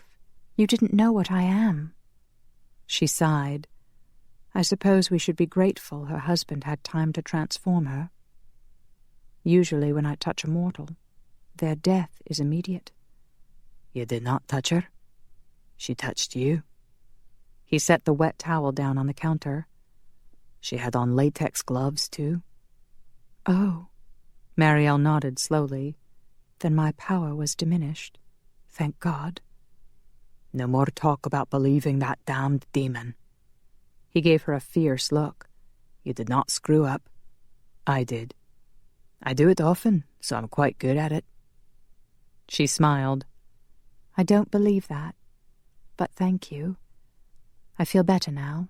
I shall pray that your friend comes through. Good. Let's see what Emma packed for you. He strode back into the bedroom. Marielle followed slowly. I shouldn't have doubted myself. That's exactly what Darifa is counting on. He knows I'm cut off from the heavenly host, so I'm missing the constant stream of praise and confirmation. I never realized how hard it is for humans to stand strong in their faith. You are truly amazing. She was looking at him with such awe and reverence in her eyes. He couldn't bear it. He turned away, feeling centuries of despair and remorse seeping through him like poison. He'd lost his faith long ago, and his hope. Actually, there'd been a tiny spark of hope when he'd thought Marielle was going back to heaven. But Buniel had dropped her, and Connor's hopes had fallen along with her. Maybe if he could help her get back to heaven, it would somehow wash away some of his sins. Did he dare have hope? What is this? She had spread a pair of jeans and a t-shirt on the bed, but now she was pulling underwear out of the tote bag. That's a bra. You wear it over your breasts? He frowned. It didn't look big enough. Nay, under your clothes, he added when she placed it on top of the sheet. You have to take the sheet off. Oh. She removed the chip clip and tossed it on the bed. Not now! She jumped, startled by his shout. He lowered his voice. You do not dress or undress in front of men. She gave him a frustrated look. You've seen me before. I thought you might help. He stepped back. Nay, I cannot. Why not? He shoved a hand through his hair. The bra fastens in the back, the jeans in the front. All right. She regarded him curiously. Is it because you feel desire? He groaned. You're the most beautiful woman to ever set foot on the planet. Any man would desire you. She gave him a dubious look. I don't think so. Father Andrew looks at me like I'm a holy shrine. Robbie regards me with suspicion, and Gregory... He's a pig. She smiled. He means no harm. He's merely playful. A playful pig. Her smile widened. Will you take my hand? In marriage? Connor's heart lurched. Then he slapped himself mentally. You fool. Angels do not marry. She only wanted to hold his hand. He enveloped her hand in his. When their palms touched, he sucked in a quick breath. His heartbeat quickened, and his grip tightened. You felt that? She sandwiched his hand between both of hers. At first I thought there was something odd about handshakes, but I felt nothing when the others held my hand. It is most curious, don't you think? Marielle, He winced when she brought his hand to her chest. Holy Christ Almighty, he could feel the soft fullness of her breasts. His sight darkened, turning red. She tilted her head, regarding him curiously.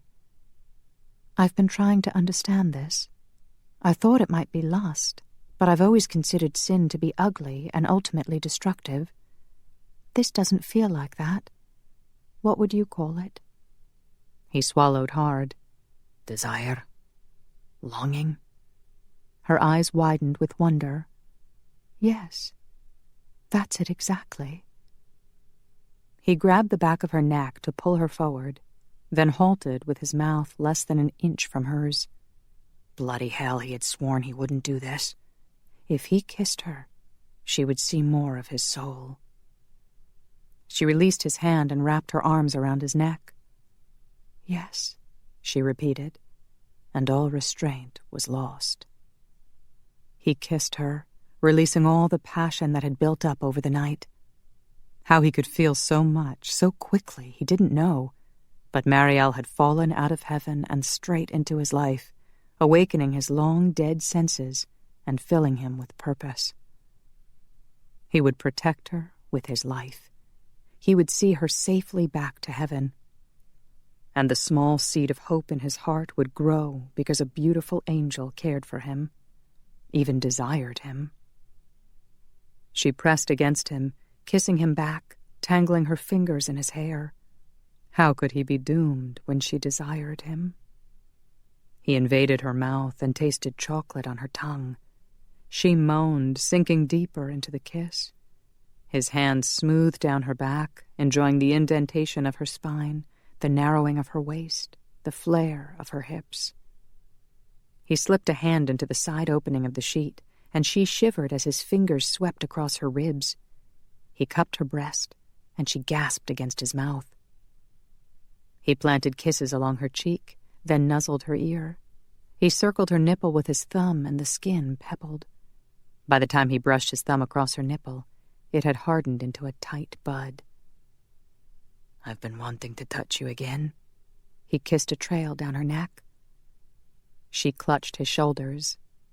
I thought you didn't like my breasts. He lifted his head and gave her a fierce look. That was my guilt you were seeing after I groped an angel. Your breasts are the most beautiful I've ever seen or touched. He gave her a gentle squeeze. With a moan, she closed her eyes. I'm so glad you like them. Are you now? Would you care to know how much I like them? Her eyes opened slowly. How? A knock sounded on the door. He jumped back. Is everything all right in there? Father Andrew asked. Bugger, the door wasn't even locked. Just a minute. He grabbed the chip clip and fastened the sheet back together. Are you all right? He whispered. She nodded. I'll leave you to get dressed. She nodded again, looking a bit dazed. He touched her cheek. You'll be fine. She smiled. Yes, go ahead. He eased out the door and shut it behind him. Father Andrew stood nearby, watching him closely. Robbie stood by the couch, his arms folded over his chest and a scowl on his face. Gregory's eyes twinkled with amusement. Is Marielle all right? Father Andrew asked. Connor felt his cheeks grow warm. She's feeling better now? Gregory snorted, and Robbie nudged him with an elbow. May I have a word with you in private? Father Andrew motioned toward the back door. As you wish. A memory flitted through Connor's mind as he walked to the door. The first time he'd stolen a kiss had been in the church belfry. The girl had burst into tears, and the priest had boxed his ears. Hopefully his kissing had improved. He glanced at the priest's stony face. Some things just never changed. Chapter 9. Connor remained silent as he joined the priest in the clearing behind the cabin. Father Andrew was gazing at the stars, murmuring a prayer, his breath frosting in the chilly night air. The priest crossed himself, then turned to Connor. I have to thank you. This has been a momentous occasion for me. Connor hid his surprise. He'd expected the priest to berate him. Do you think Shanna will be all right? Yes. The priest gazed at the stars once more. I have faith she will come through. Connor nodded. Out of habit, he scanned the woods, looking for danger. Then maybe Roman will be able to forgive me. I believe he will. Father Andrew glanced at Connor. Can you forgive yourself? He winced. Roman is the one who transformed me. 'Tis a serious offence in our world to betray one's sire. The priest's eyebrows rose. And Roman's sire was Casimir? Yes. Casimir hates all of us vamps, but he harbours a special hatred for Roman. That betrayal was personal. I see. Father Andrew nodded thoughtfully. Still, I don't think what happened tonight constitutes a betrayal. It was an accident. You had no way of knowing. I should have known. The warning signs were there. Just like they were before he'd lost his wife and child. He was always too damned blind, and it was the ones he loved who paid for his mistakes. I have a long history of screwing up. You might feel better if you talked about it. He gave the priest a wry look. We've had this conversation before. I confess nothing. Stubborn as always. Father Andrew smiled slightly. That can be a virtue in dangerous times. I'm sure you realize that Marielle needs a protector. He nodded. She is wise in spiritual matters, but naive when it comes to surviving in this world. Yes, that too. But I'm mostly concerned about the demon you mentioned. Darifer. Father Andrew crossed himself. Do you think he'll come back? I'm sure of it. He considers her a fallen angel. She needs protection. Will you do it? The priest regarded him sternly. I do not ask it lightly. I will expect you to defend her with your life. Connor swallowed hard. I will. I'll print out some special prayers I want you to have on hand, and I'll make sure you have some vials of holy water. Connor snorted. I would feel better with a few swords. The priest gripped him on the shoulder. The demon will attack where you are the weakest. You must be as strong in your faith as you are in physical strength. Then he was most likely doomed. I have never found faith to be easy. Of course not. That is the nature of faith. The priest squeezed his shoulder. I have faith in you. And more importantly, Marielle has faith in you. I can see there is a bond between you. She trusts you. I am not worthy. None of us are worthy, Father Andrew snapped, irritation flashing in his eyes. With a sigh, he dropped his hand. Do you know why I became a priest? To help. That's my reason now. But originally I took my vows out of guilt. As a young man, I was stupid and selfish. I drove while intoxicated and slammed into a tree. Killed my best friend. Connor inhaled sharply. Appalling, I know. Father Andrew's mouth twisted. Did you think vamps have a monopoly on tragic mistakes? I'm sorry. Father Andrew patted him on the back, then went back to gazing at the stars. Can you imagine thousands of angels all around us, and we do not see them? There is so much I cannot see, but I have a strong feeling that tonight is important. There is a reason you found Marielle. Perhaps. Connor wasn't sure his faith could stretch that far. Still, it was lucky that a vamp had found her. A mortal would have died trying to help her. Be careful. I will. He would have to keep his hands off her, let her remain innocent and angelic. She wants to go back to heaven. Don't we all? Father Andrew headed back to the porch. Let's see how our angel is doing. Say cheese! Gregory leaned close to her, grinning. Why? Marielle blinked when a bright light flashed. It came out well enough, I think. Robbie turned the camera to show them.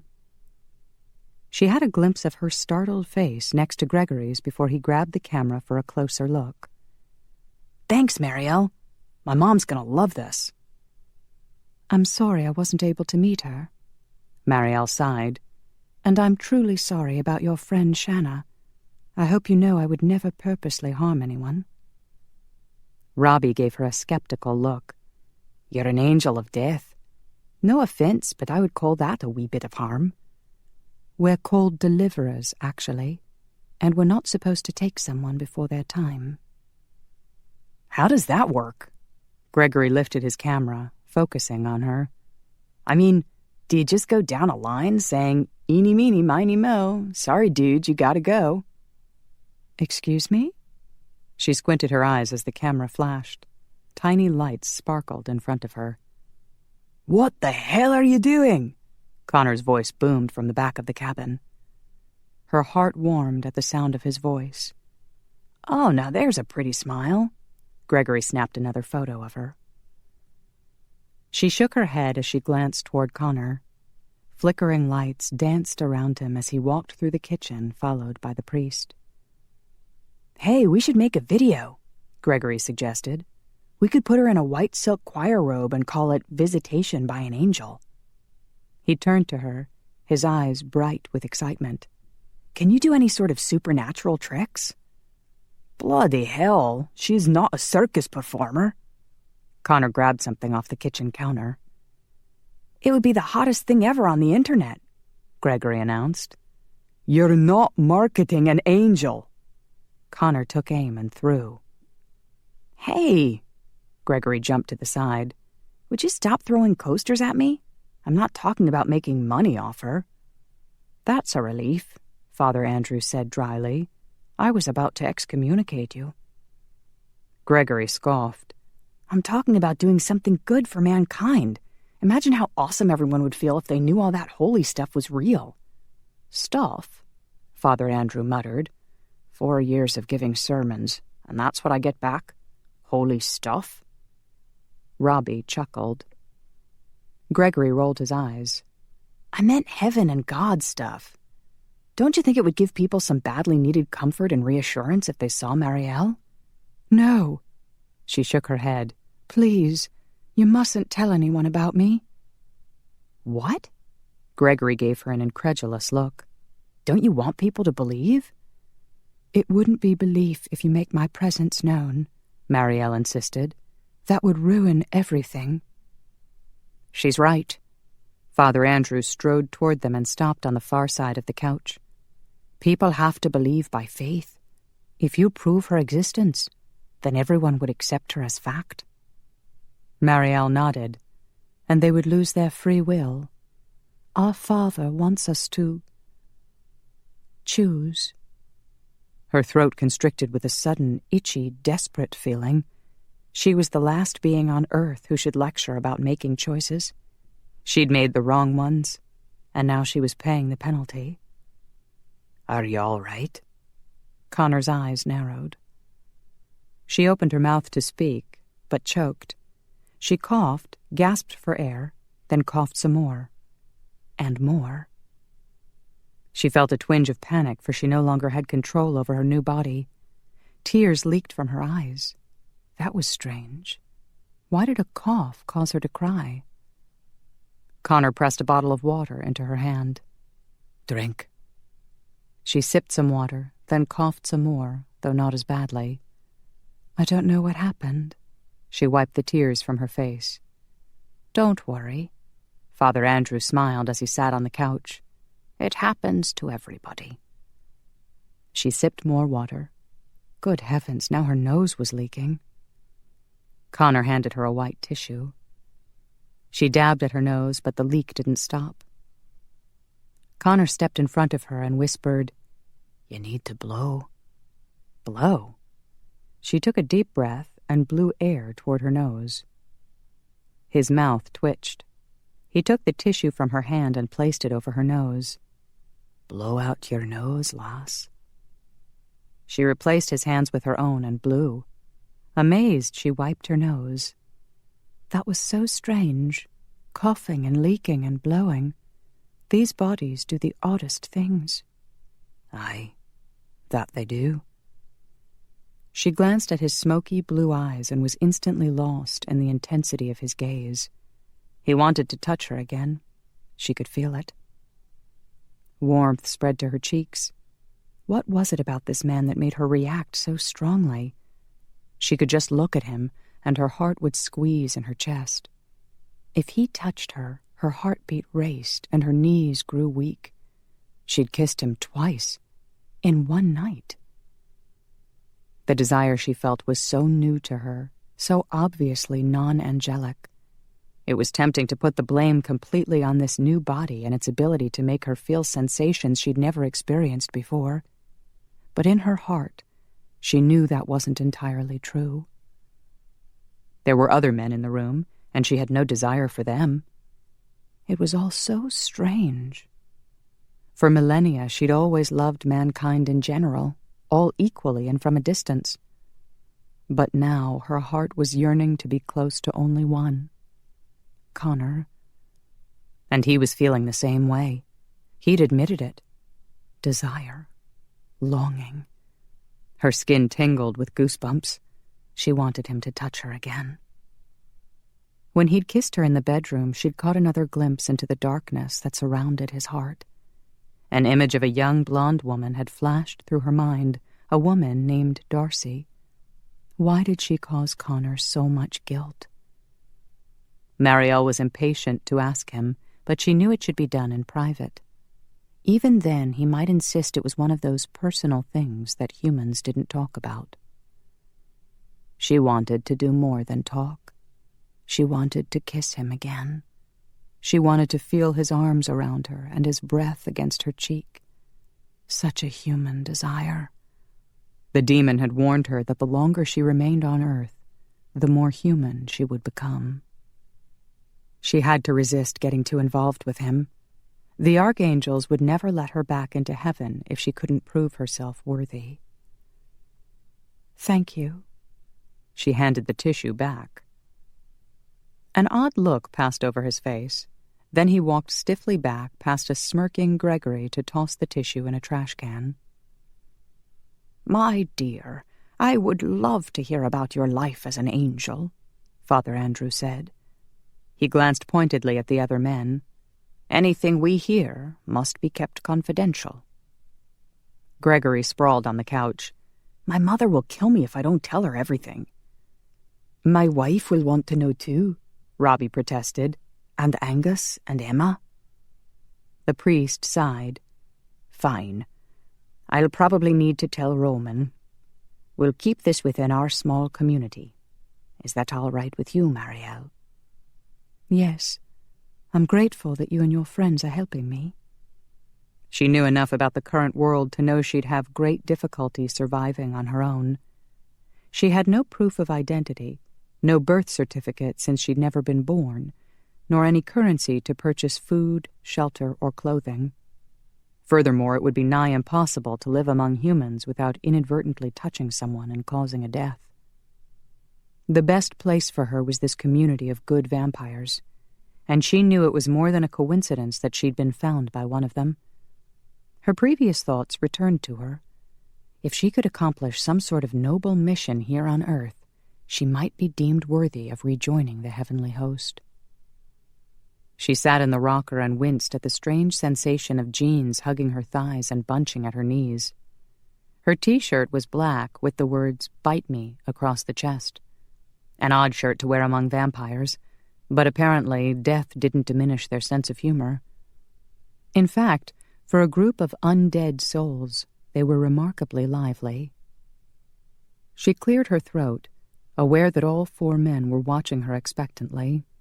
Robbie and Gregory were sharing the couch once again with Father Andrew, while Connor stood behind them, his arms crossed over his blood-stained shirt. Her blood. A wave of grief flooded her once more over the loss of her wings. What if she never flew again? She swallowed hard. I want to assure you that I mean no harm to anyone.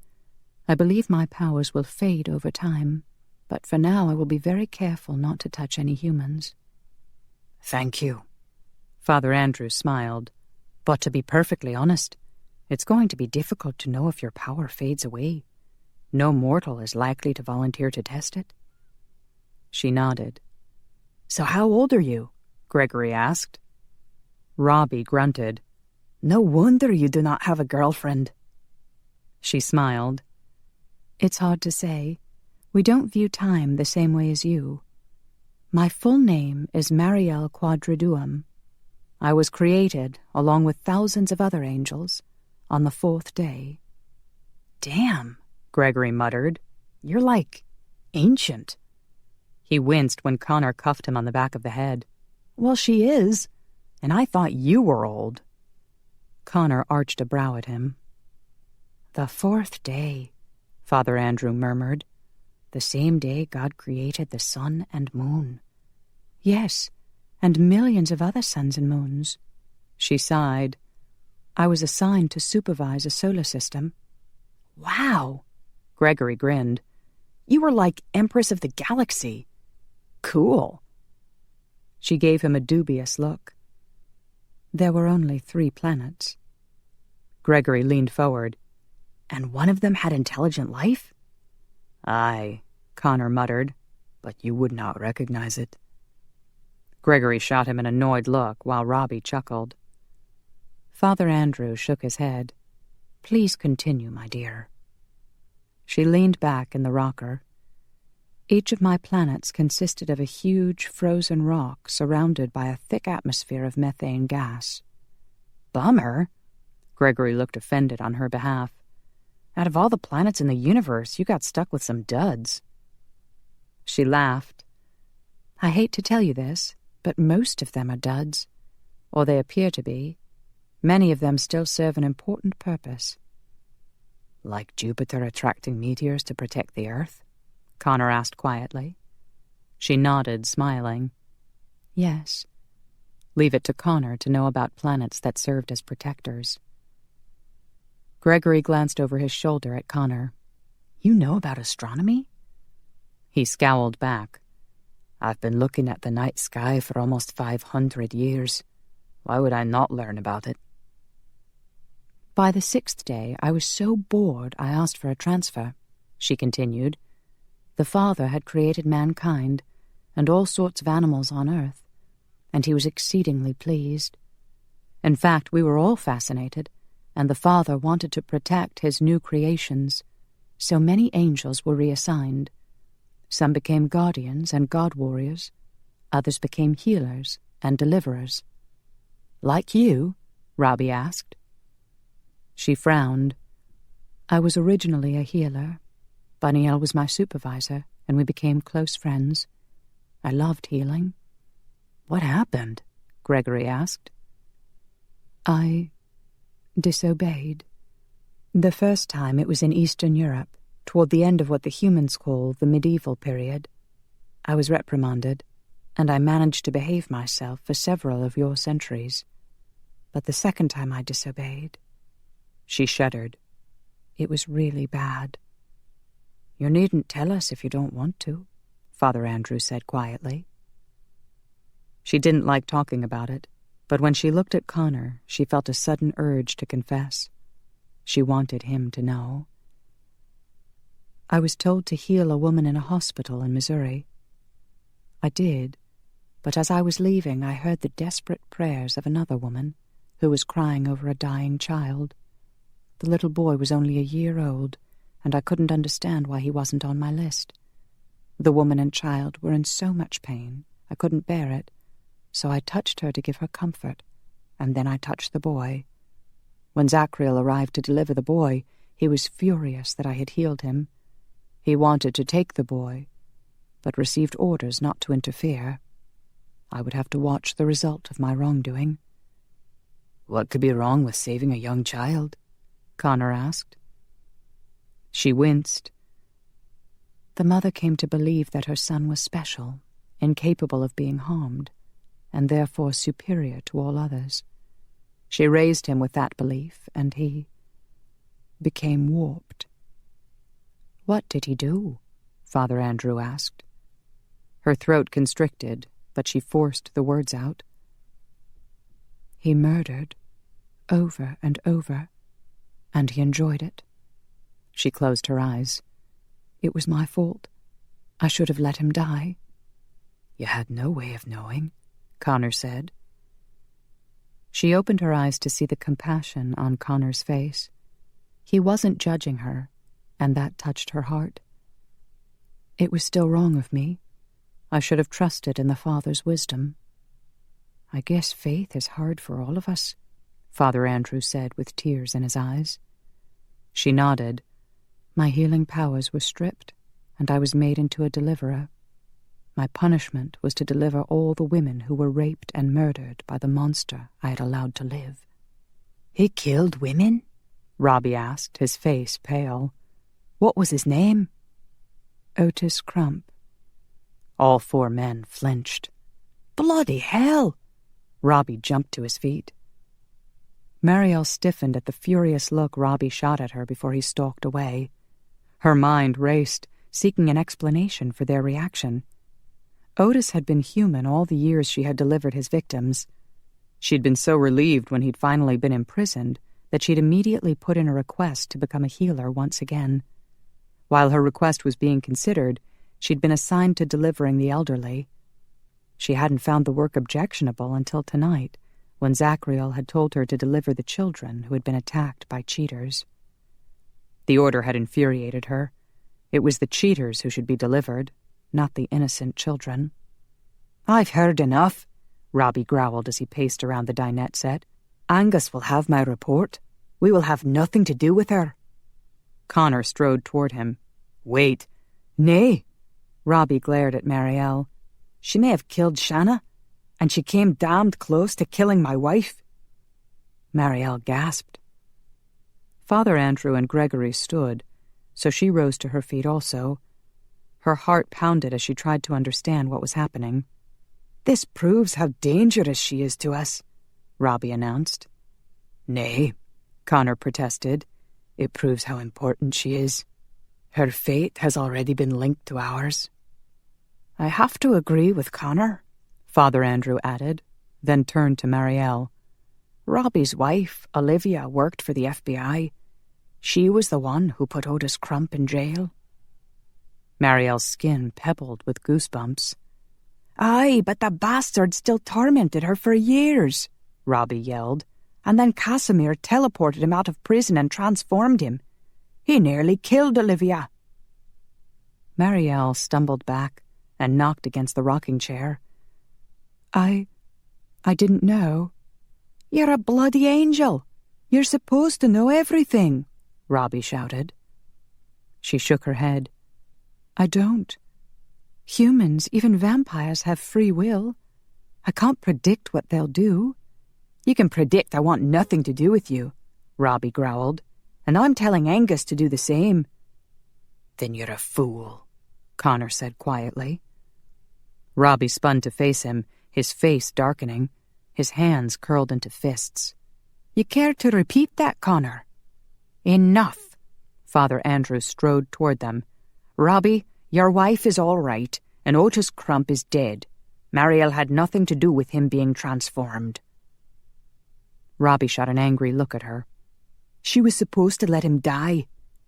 "Aye. She disobeyed," Connor said, "and she was punished for it." Marielle's vision blurred as tears threatened to fall. "I am aware that my mistakes have caused others to suffer. I am truly sorry." Her gaze met Connor's, and the fierce determination in his eyes gave her comfort. "Robbie," Gregory began. He ran a hand through his thick hair. "Dude, we can't just drop her. What would happen to her?" Robbie folded his arms across his chest, scowling. "She can sense death," Connor announced. Robbie glowered at him. The next time Casimir and his minions feed and the victims start dying, Marielle will know, Connor explained before glancing at her. You know exactly where death is happening, aye? She nodded.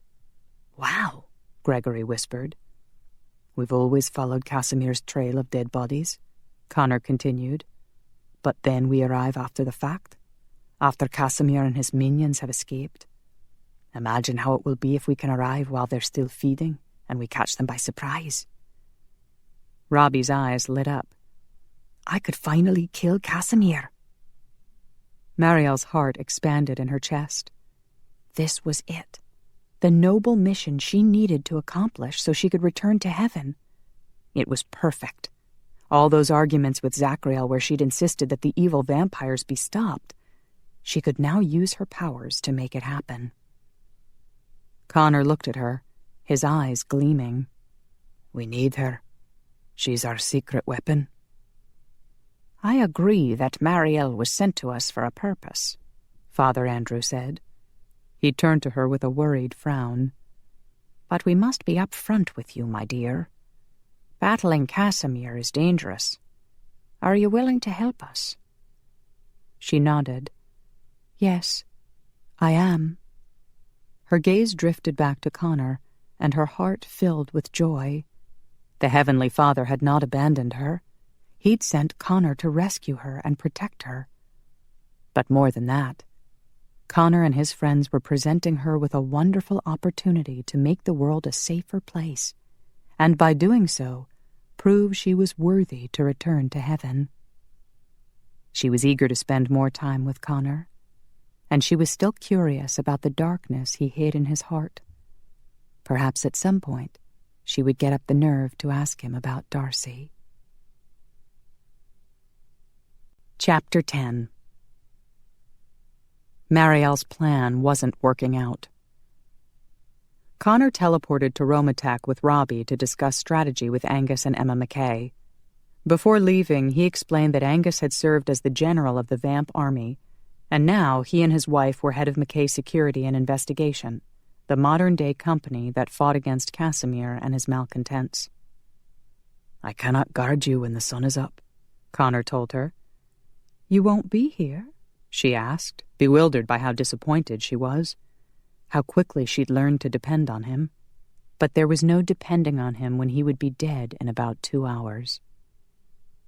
What about the daemon? Father Andrew asked, before Connor could respond to her question. Would he come here during the day? It's possible, she murmured. Somehow the thought of Connor actually being dead during the day was more disturbing than the possibility of seeing Darifer again. No wonder Connor seemed enveloped in sadness. She couldn't imagine never watching a sunrise or catching sight of a rainbow.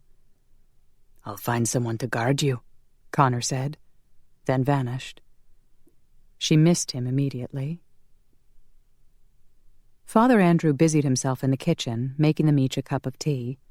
It tasted all right, but not nearly as good as the chocolate Connor had given her. The priest had many questions, but Gregory soon declared she needed a break, and he knew exactly what would cheer her up. It was called disco dancing, and it did make her laugh. Father Andrew watched them, smiling, but eventually slumped over on the couch, fast asleep. Poor guy. Gregory turned the volume down on the CD player. It's got to be way past his bedtime. Soon afterward, 3 forms wavered, then solidified. Hello, ladies. Gregory greeted them with a charming smile. May I present our resident angel, Marielle? They all stared at her as if stunned. She smiled a welcome, even though she felt a stab of disappointment that Connor hadn't returned. The 3 women looked interesting, though.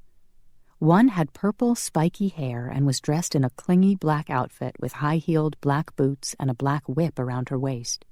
She was holding on to another woman who wore blue jeans, a flannel shirt, and cowboy boots. Her thick, long hair was a beautiful mixture of brown, gold, and red. As soon as she materialized, she stepped away from the woman with purple hair. The third woman looked very young, although her ability to teleport indicated she was a vampire and could be any age. She had brown hair, severely pulled back into a ponytail, and she wore blue jeans and a plain cream-colored sweater. Her arms were filled with tote bags. "Vanda, good to see you." Gregory grinned as he gave the purple-haired woman a hug. "I see married life hasn't crimped your style. Hey, Marta, how you doing?" The young vampire smiled shyly in his direction as she headed into the kitchen. "I'm fine." She set her tote bags down on the counter. "We brought some things for the—" Her gaze darted nervously back to Marielle. "God bless you." Marielle smiled, and Marta's face reddened before she turned away. "So you're an angel?" the woman in cowboy boots asked, as she hooked her thumbs into her belt loops. "Have we met?" Gregory asked. "You look familiar." The woman gave him an impatient look. "We might have. I fought in the battle at South Dakota, but I was in wolf form for most of that." Marielle stiffened. The woman was a werewolf? She had nothing against shifters, but the wolf form tended to make her uneasy, since it was a guise so many demons enjoyed adopting. "This is Brinley," Vanda introduced her. "Phil's twin sister." She glanced at Marielle and clarified. "Phil is my husband, and Marta over there is my sister." "I see." Marielle tried not to look confused. Vampire sisters? And one of them was married to a werewolf? And had purple hair? "Delighted to meet you." Gregory smiled as he approached Brinley. "Phil and I are good friends." "Oh, yeah?" Brinley cast a wry look at Vanda. "Well, he has weird taste." Vanda snorted. "I think she's including you in that insult, Gregory." "Surely not." Gregory pressed a hand to his chest, affecting an injured look. "I'm one of the nicest guys you'll ever meet." Brinley looked unimpressed. "Well dressed, too." Gregory adjusted his cufflinks. Brinley arched an eyebrow. "Can you bring down an elk in 60 seconds? When Gregory hesitated, she shrugged. "I didn't think so." She turned to Marielle and regarded her curiously. "Are you really an angel of death? You don't look very scary to me." "She could bring you down in 60 seconds, Gregory muttered. Brinley paled a bit, but lifted her chin. "I'm not afraid." Marielle could tell that the female werewolf wasn't as tough as she pretended. "Did you volunteer to guard me during the day?" Brinley shrugged. "Someone had to do it. The vamps are completely useless in daytime, and the mortal women were too nervous. I figured, why not? It's not every day you get to meet a real live angel." "I appreciate your bravery," Marielle said, "and I can assure you that I mean no harm." Brinley nodded. "That's good to know." Vanda gave her sister-in-law a fond look. "Brinley came to live with us about a week ago. Phil and I are delighted." Brinley looked embarrassed. "Well, I got sick and tired of my dad telling me what to do. He had the gall to throw me a big birthday party and announce my surprise engagement in front of 100 pack members." "You're getting married?" Marta asked as she unloaded the tote bags in the kitchen. "No," Brinley snapped. "I've never even met the guy before. Some alpha wolf from Alaska. Anyway, I packed my bags and left. I knew Phil would welcome me at his school." "We all welcomed you," Vanda said quietly. "You're from a school?" Marielle asked. "Dragon Nest Academy," Vanda explained. "I teach art there. Brinley's planning to teach English, and Marta works in the office." She ran a hand through her purple, spiky hair. "To tell you the truth, I'm glad to get away for a little while." "Me too," Marta mumbled from the kitchen. "Why?" Gregory asked. "What's wrong?" Vanda snorted. 10 teenage werewolf boys all learning to become alpha? We'll be lucky if they don't kill each other. Brinley winced. "There's a reason why a pack only has one alpha." And then you throw in 5 were-panther orphans, plus the new were-tiger from Thailand. Vanda shook her head. "Cats and dogs do not mix well." "We need more girls there." Marta set a plate of food in the microwave. "The werewolf boys keep trying to hit on me." Brinley laughed. "Well, you do look about 14. With a groan, Marta punched some buttons. I was 15 when I was transformed, but that was back in 1939. So it is a school for shifter children? Marielle asked. Vanda nodded. We have some mortal kids, too, who know too much to go to a regular school. And then there are the hybrids, half mortal, half vampire. Roman figured out a way for the vamp guys to father children, Gregory explained. He and Shanna have too. The woman she'd almost killed had children? Marielle sent up a prayer that Shanna would pull through. Silence. Her shoulders slumped. So, I gather Connor caught you up to speed? Gregory asked Vanda. Yes. He seemed really concerned. She eyed Marielle curiously. It's an honor to meet you. Connor thought you might be hungry, Marta said as she removed the plate from the microwave. We brought some food from the cafeteria. And we brought other stuff, too, Vanda added. Shampoo and lotion and all sorts of girly things. Connor said you'd never had a body before, so you might need a little female advice. Sounds like time for me to leave, Gregory muttered. He walked over to the couch and gathered the priest up in his arms. Thank you for coming, Gregory. Marielle inclined her head. Gregory grinned. See you later, Angel. He disappeared, taking Father Andrew with him. Well, come and eat while it's still hot. Marta set a bowl and plate at the end of the table. She needs silverware. Vanda hurried into the kitchen. Marielle walked slowly to the table, then sat in the chair that Marta indicated. A real human meal. The smell drifted up to her nose, spicy and enticing.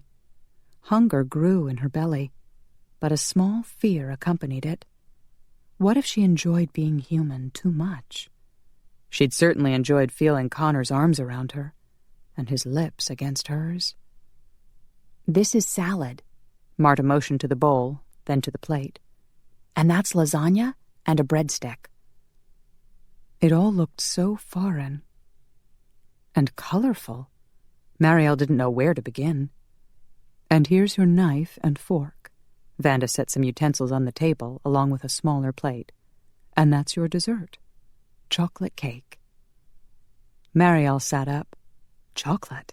She took the fork and poked at the cake. Oh, no, Marta whispered. You're supposed to eat the cake last.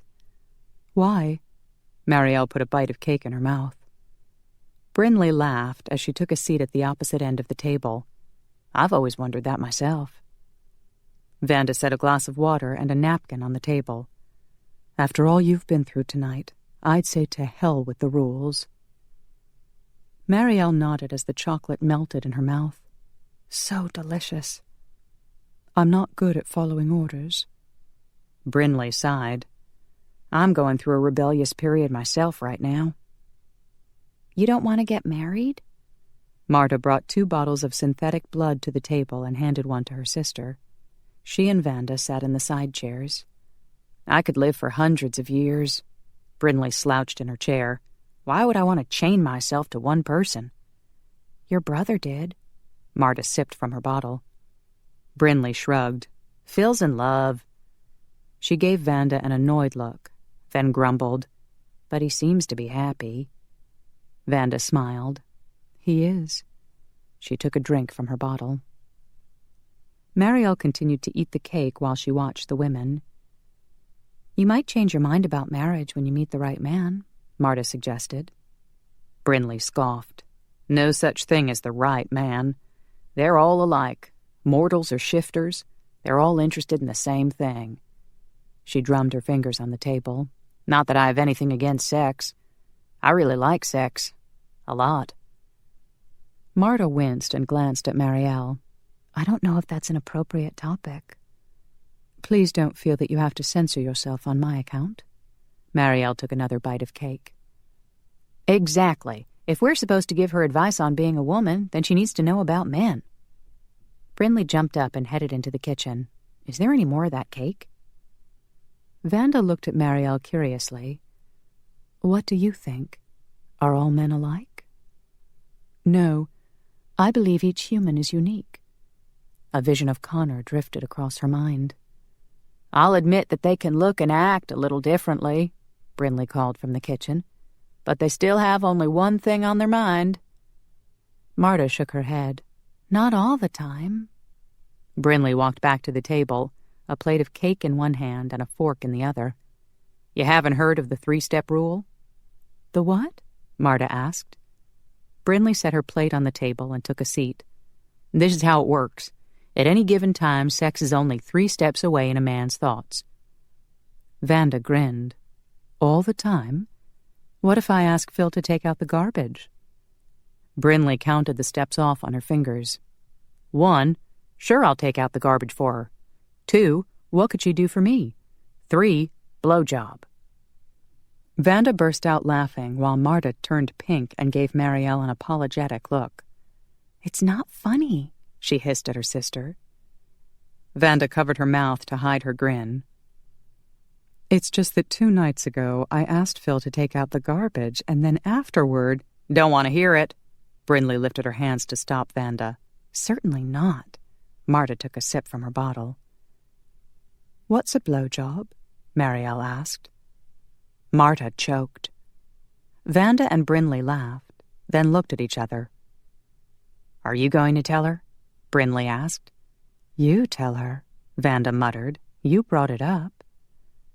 Brinley stabbed at her cake. "It's oral sex, somebody's mouth on somebody's private parts." She stuffed a big bite into her mouth. "So it's similar to kissing?" Marielle asked. Brinley nodded with her mouth full. She pointed down with her fork.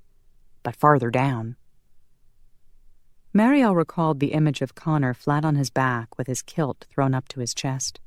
Her cheeks grew warm as the full meaning became clear. "No offense, Brinley, but I'm not convinced about your 3-step rule," Marta announced. "There are times, dangerous times, when men have to think about more important things than sex." Marielle nodded. That made sense to her.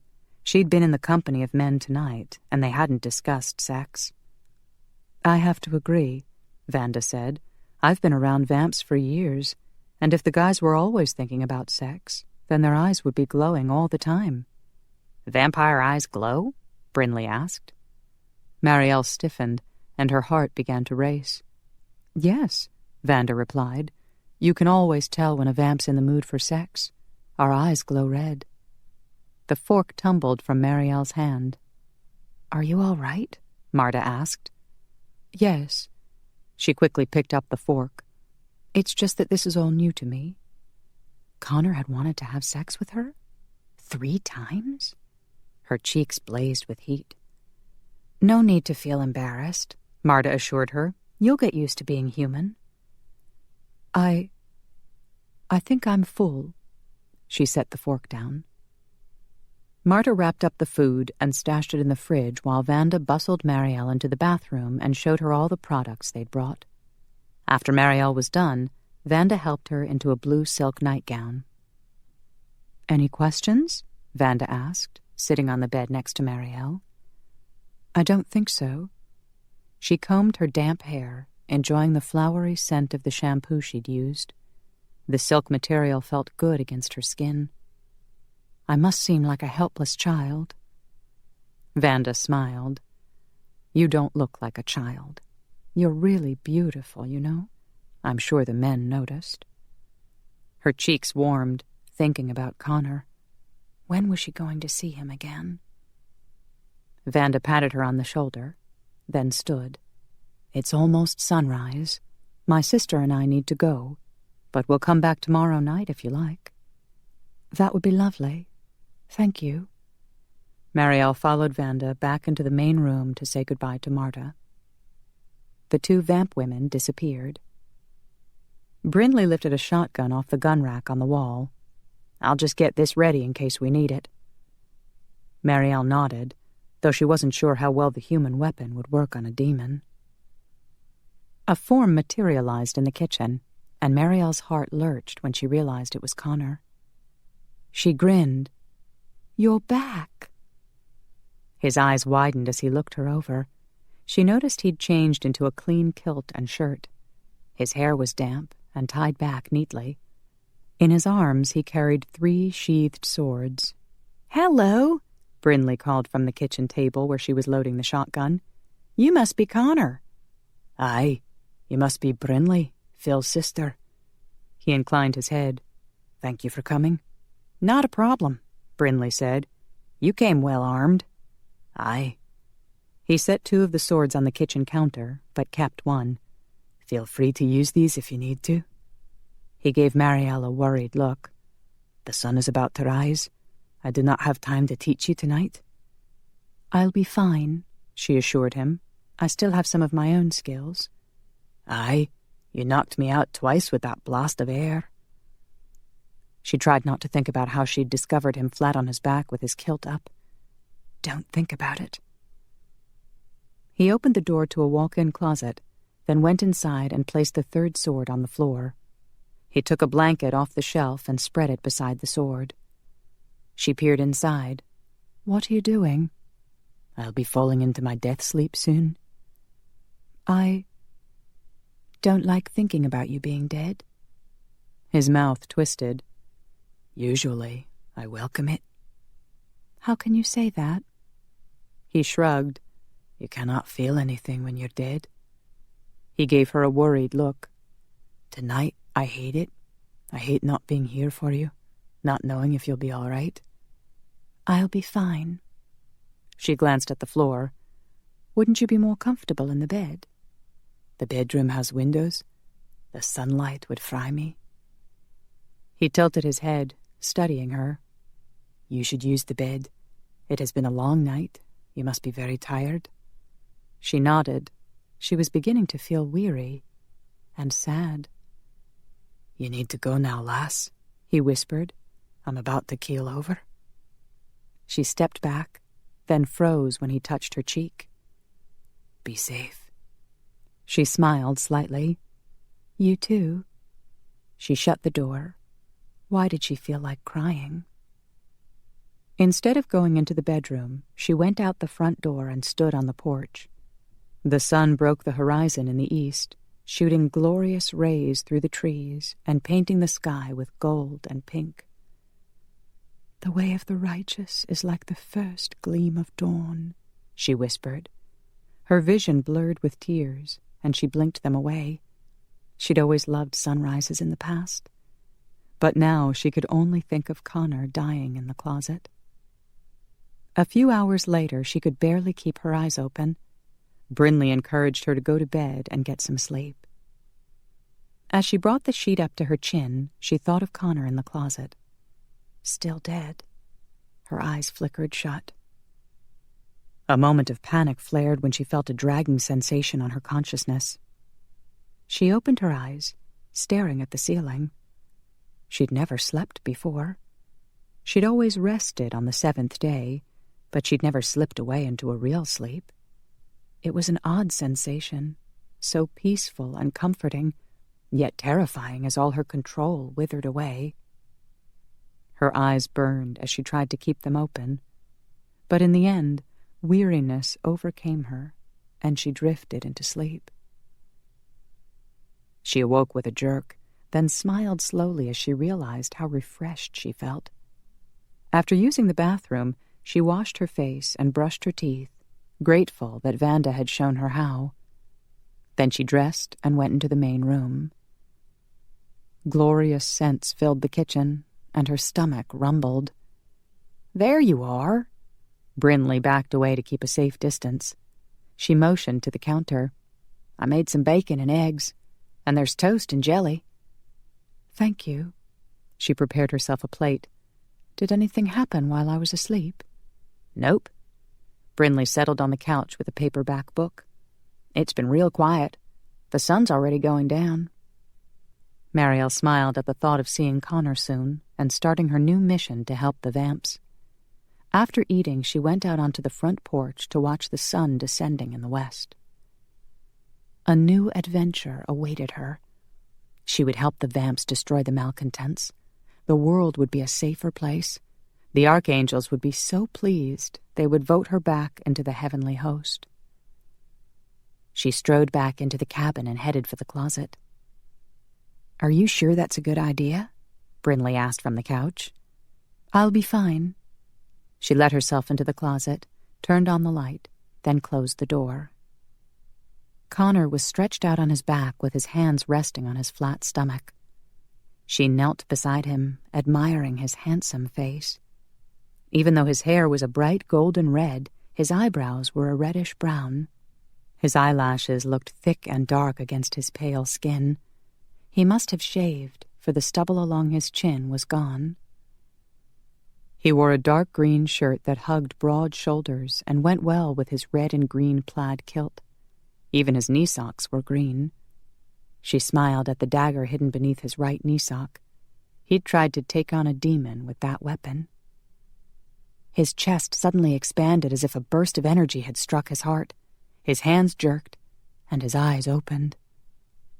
"Good morning," she grinned. "Or rather, evening. It's confusing." "Ugh!"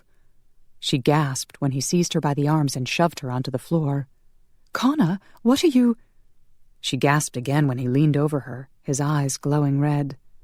Good heavens! He'd been awake for only 2 seconds.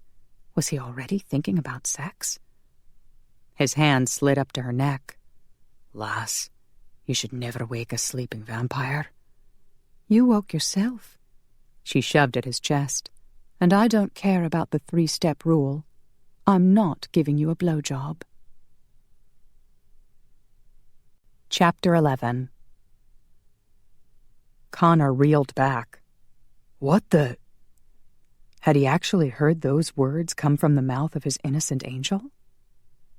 He stared at Marielle, so stunned that he forgot for a moment how hungry he was, or how much the sight of her had instantly incited a hunger for her body as well as her sweet-smelling blood. "You did not— What did you—" "There's no need to act so surprised. Vanda told me what the glowing red eyes mean." Marielle scrambled to her feet and gave him an indignant look. "You're thinking about sex. Again." Bloody hell. He jumped to his feet. "And what were you thinking? You never close yourself up with a waking vampire. I could have bitten you." She crossed her arms. "I don't think it was food that was on your mind. I know about the 3-step rule now." "The what?" His stomach twinged as a hunger pain jabbed at him, demanding blood. "Never mind. I have to eat." He threw the door open and rushed straight to the fridge. He shot her an annoyed look as she exited the closet. "Do not ever do that again." He grabbed a bottle of blood, wrenched the top off, and stuffed the bottle into the microwave. His gums ached with the strain of keeping his fangs from springing out. "Why are you fussing at me?" she asked. "You were the one with the glowing eyes who shoved me onto the floor." He heard a gasp from the couch. Bugger. Now Phil's sister knew what was happening. He seized the bottle from the microwave and guzzled down some blood. Relief poured through him. The pain in his gums melted away, and his vision returned to normal. Marielle stepped closer, peering at him. "Your eyes stopped glowing." He groaned inwardly. "Lass, a vamp's hunger is very powerful when he first awakens. It has a way of triggering lust." And thanks to Vanda's interference, Marielle now knew that he'd lusted for her last night. There was no point in denying it. "I find you very tempting and beautiful." When she smiled, he gritted his teeth. "'Twas not meant as a compliment, lass. I'm giving you a serious warning. You must stay away from me until I've had my first bottle of blood. I could be dangerous." Her smile lingered. "I've never thought of you as dangerous." "Vampire." He gave her a wry look and drank some more. She shrugged. "I don't believe you would harm me. Even in the closet, with all your hunger and lust, you didn't bite me or demand sex." He choked on the last swallow of blood. He glanced toward the couch where he could hear some smothered giggles. Bugger. Had he made a big mistake asking Vanda to bring along a few women so they could give Marielle some female guidance? He set the bottle in the sink. "What did you talk about with the ladies?" "Lots of things," she replied. "The 3-step rule, oral sex." "Holy Christ almighty." He pressed a hand to his brow. "They were supposed to teach you how to shampoo your hair. not give you instructions on oral sex." His heart lurched at the thought. "Did they?" "Did they what?" she asked. Laughter erupted from the couch, and he shot an angry look at Brinley. He turned to Marielle, and as usual her beauty took his breath away. He lowered his voice, hoping the female shifter couldn't hear. "Did they give you instructions?" She nodded. "Yes." His groin tightened. "Really?" He blinked, trying to keep his eyes from turning red. "Yes. I learned how to shower and brush my teeth, all sorts of useful things." She smiled at Brinley. "And I was well guarded all day. Thank you." Brinley grinned back, her eyes twinkling. "You're welcome." "Excuse me." Connor slipped into the bathroom to relieve himself and get a grip. He needed to stop thinking about sex and focus on business. After he washed his hands and face and brushed his teeth, he returned to the kitchen. Marielle was still there, drinking a glass of water. "The demon did not return?" he asked. Just as she shook her head, the phone in his sporran rang. He quickly answered it. "Aye?" "Good news," Emma reported. "Shanna woke up and she's drinking her first bottle of blood." He exhaled in relief. "Thank God." "You'll start with the training today as planned?" Emma asked. "Yes." Connor looked at Marielle. He'd have to explain what was decided at the strategy meeting last night.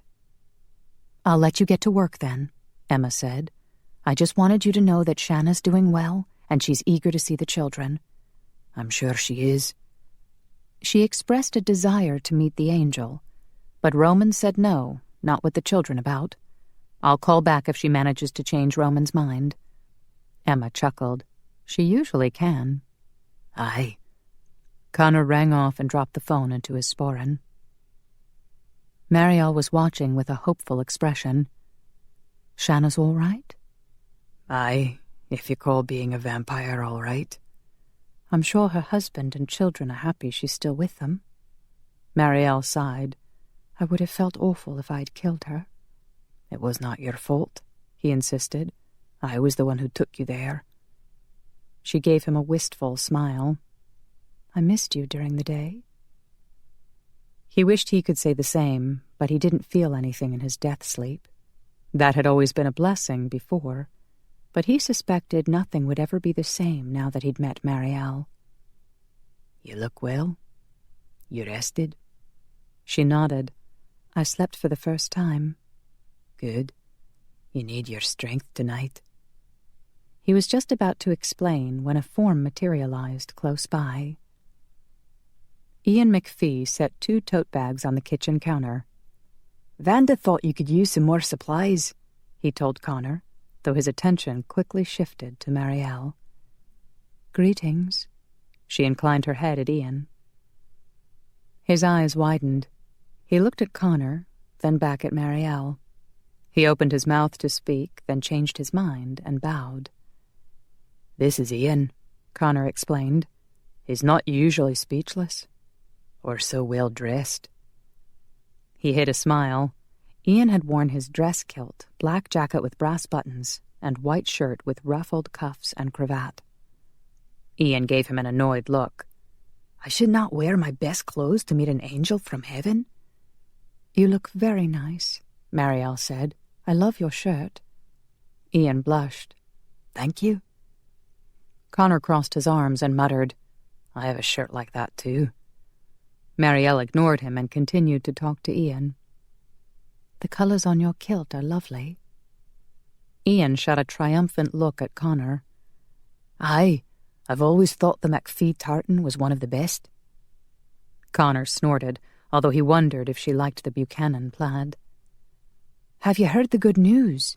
Ian asked. "Shanna woke up and she's doing fine." Marielle nodded. "I am greatly relieved." "Me too." Ian hesitated, shifting his weight. "If it is not too forward of me, I would ask a boon from you. My wife is expecting our first child, and if you could remember them in your prayers, I would be eternally grateful."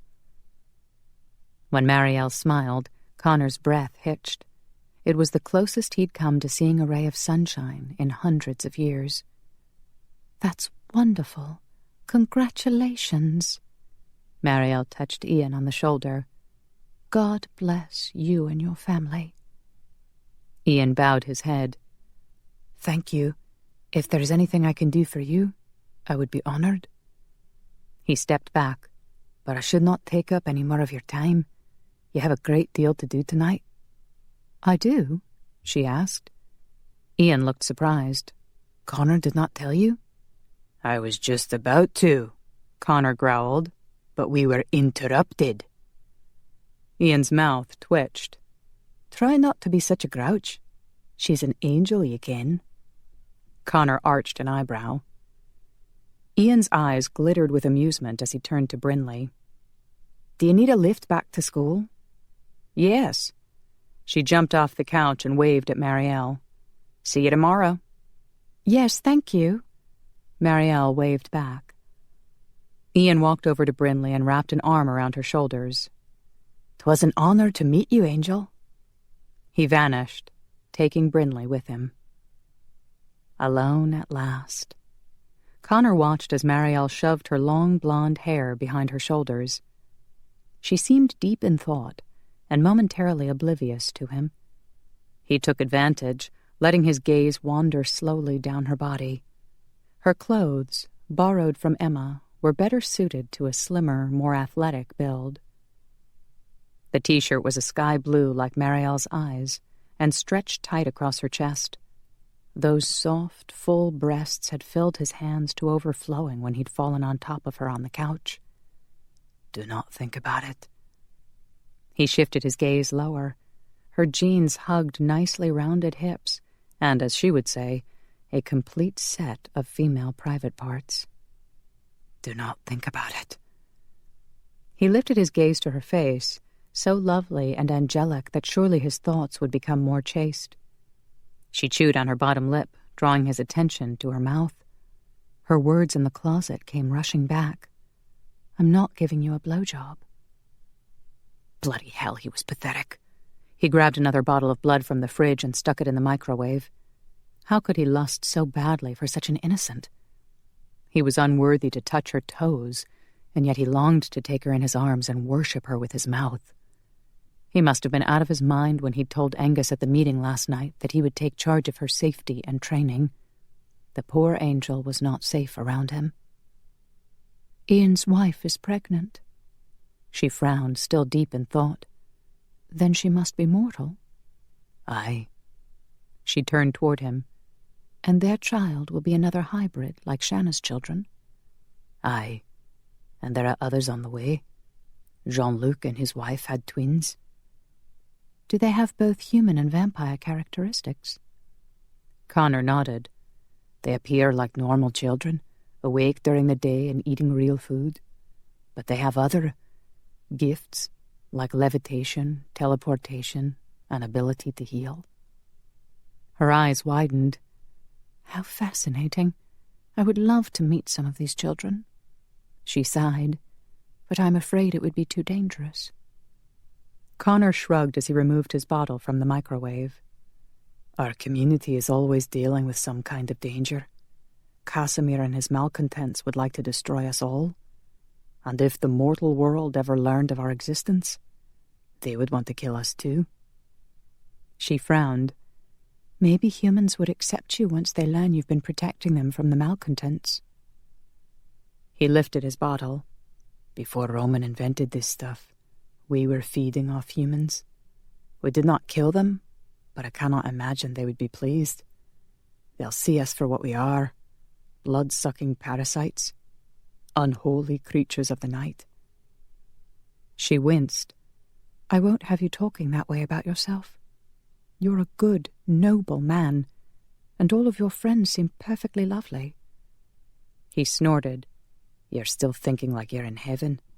This is Earth, and humans will believe it is their sacred duty to kill us. That's why nothing is more important than keeping our existence a secret." "Then we're in the same boat. I need my existence kept secret too." She sighed. "Until I can get back to heaven. If I can get back." You will get back. We'll make sure of it.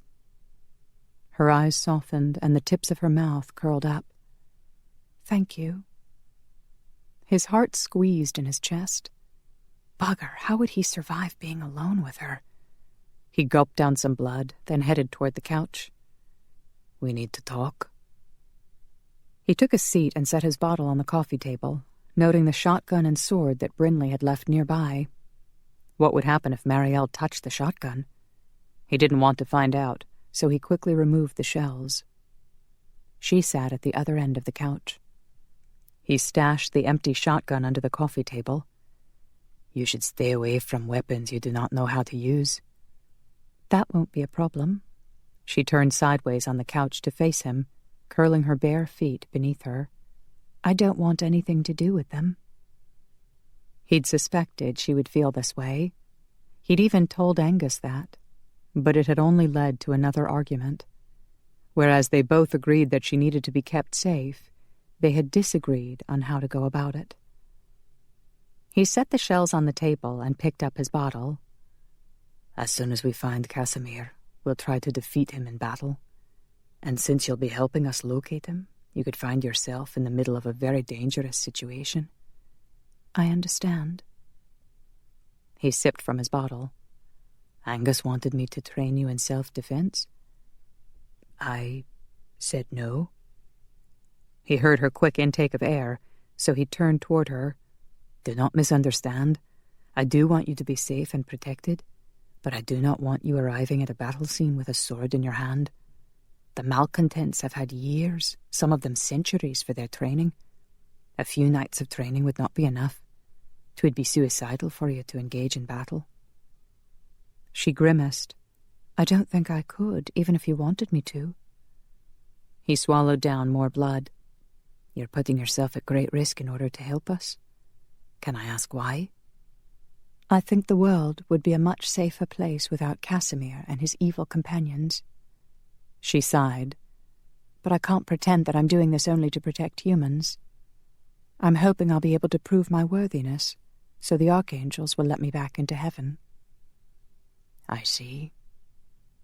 It seemed like a good plan, but he needed to keep her alive till she could accomplish her ultimate goal. What do you usually do if you're in danger? I'm not usually in danger. She turned her head to gaze out the window.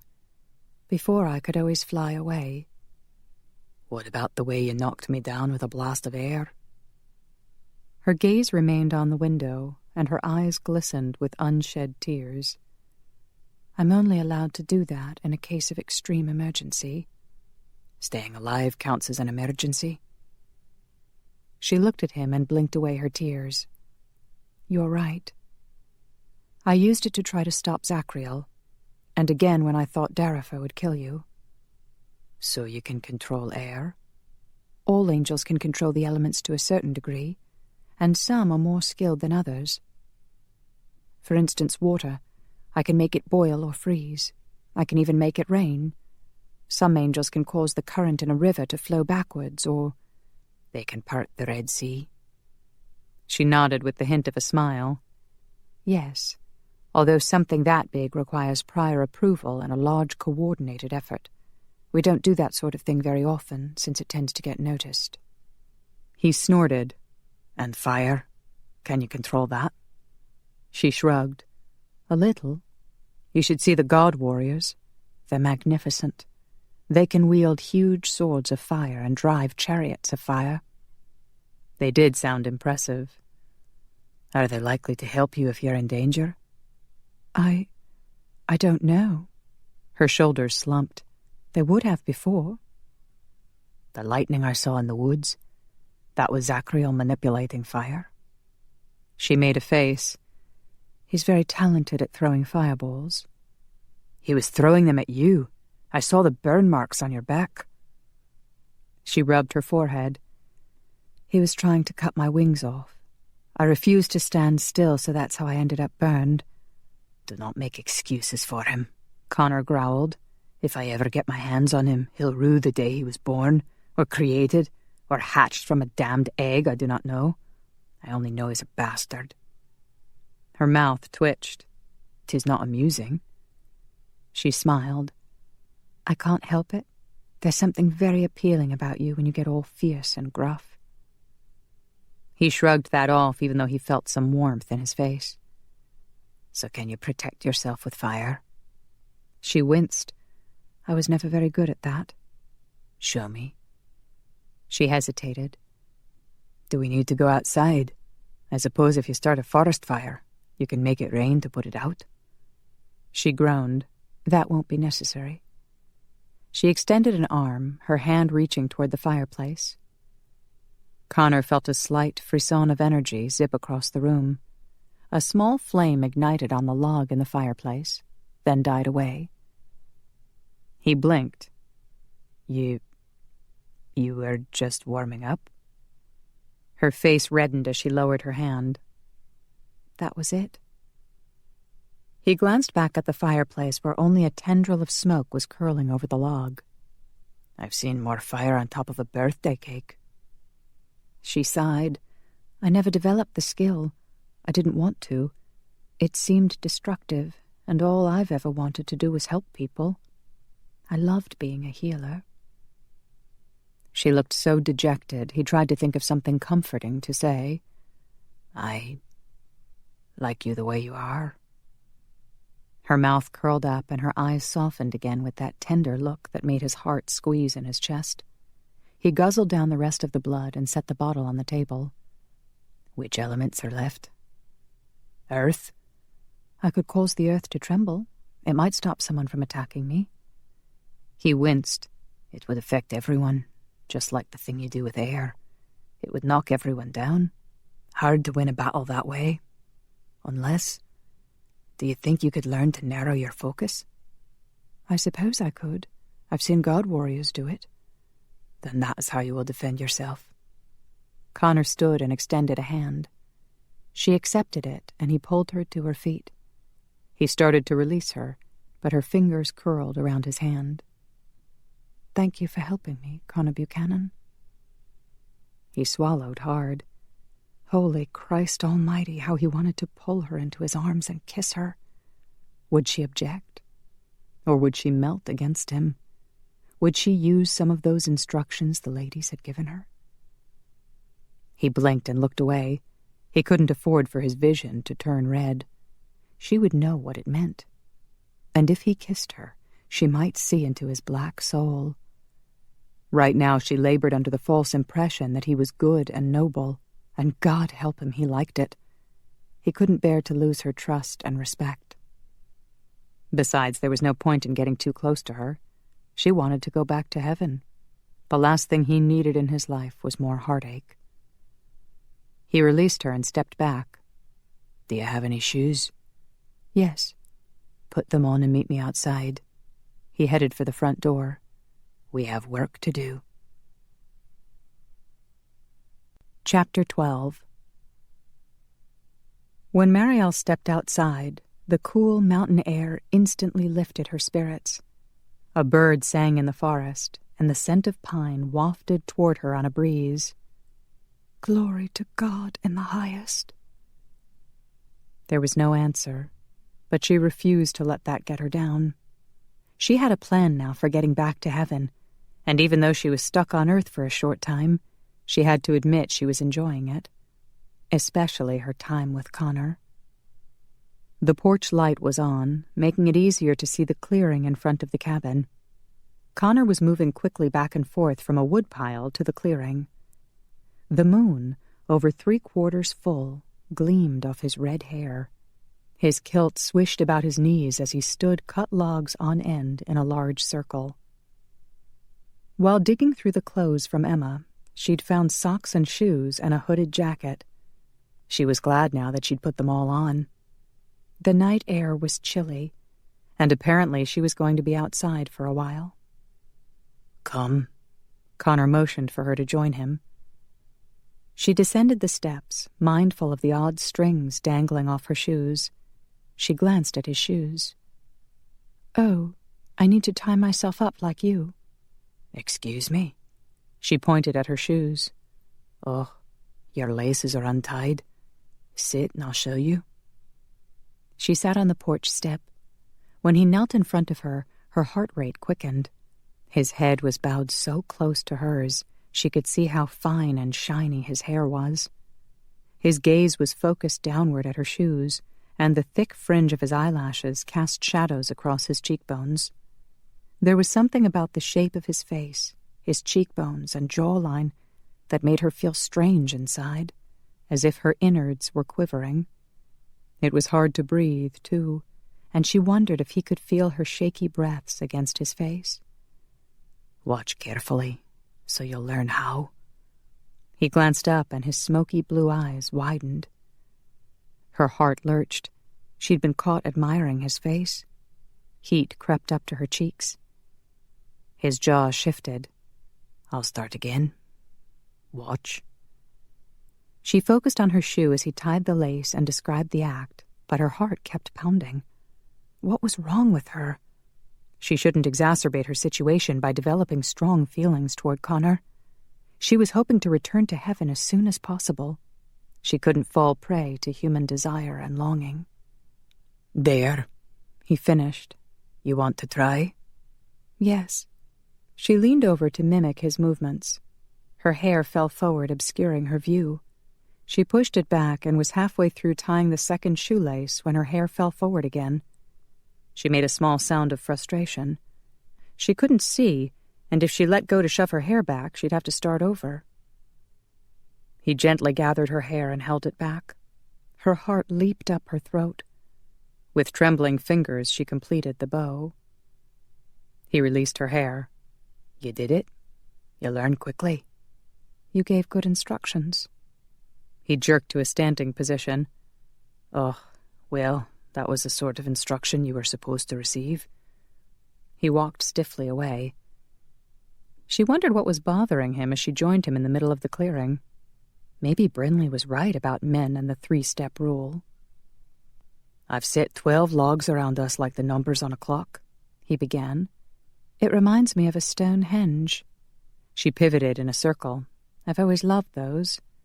"'Tis not like a henge." "I think it is." He gave her an impatient look. "Nay, I know what a henge looks like. I have one at home." "You do? Can I see it?" A pained look flitted over his face before he turned cold as stone. "I never go there. Forget I said it." Her mouth fell open. Why would a man refuse to go home? It must have something to do with the black pit of pain in his soul. Now that she was alone with him, maybe she should ask him about the blonde woman, Darcy. Or she could discover more about him by embracing him. That strategy made her heart race. "Stand here in the center." He clasped her shoulders from behind and moved her into position. He pointed over her shoulder at the large log straight in front of her. "That one represents 12 o'clock, your target. Our goal is for you to learn to knock down your target, and only your target.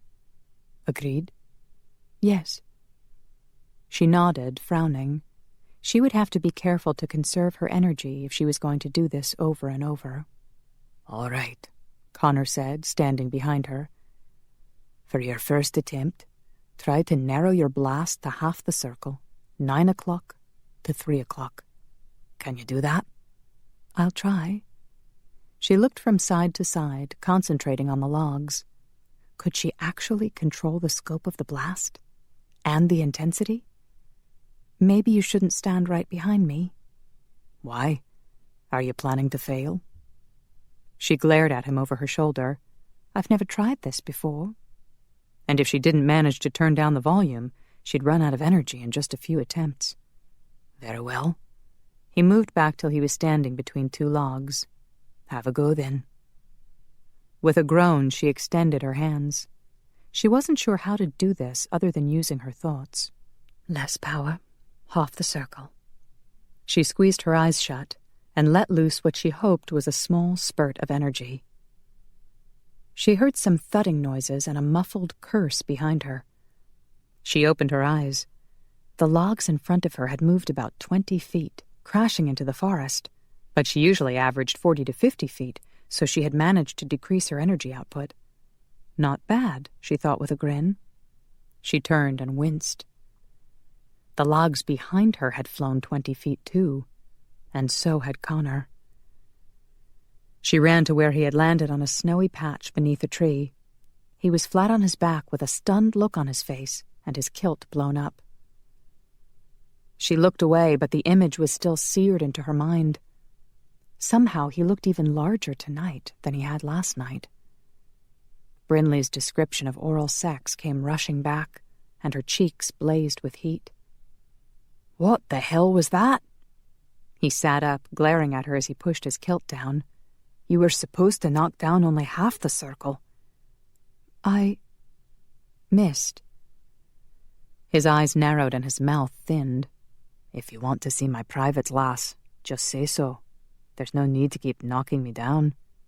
"I didn't do that just to look at your—" She grabbed one of the fallen logs and returned it to the clearing.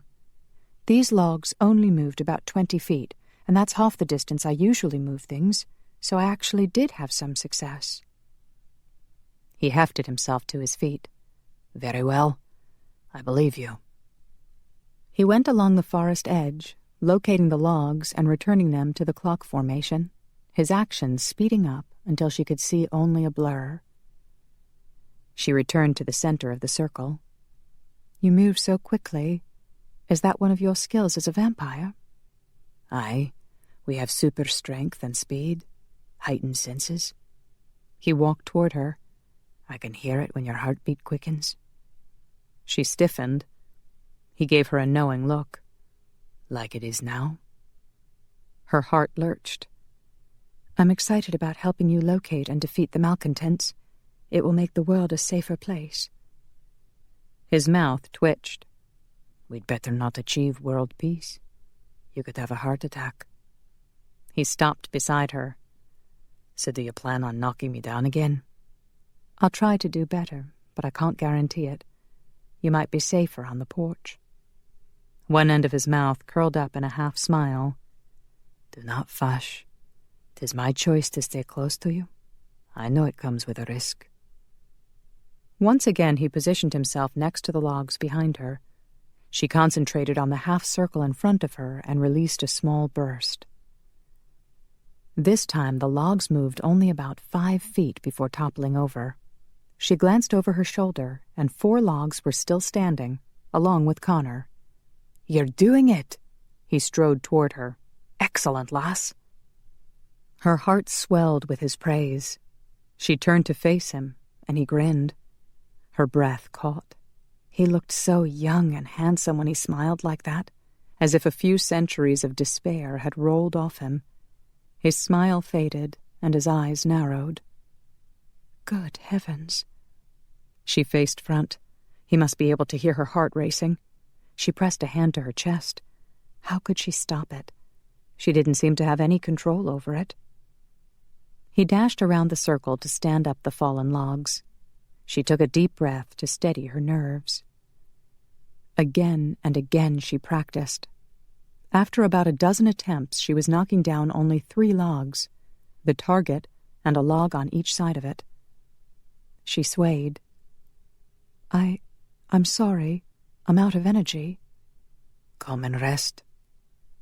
He led her onto the porch and settled her into a rocking chair. She rested her head back and closed her eyes. A few minutes later, she heard his footsteps approach. "Here." He pressed a bottle of water into her hand. "Thank you." She took a sip. "Are we done for the night?" "Nay."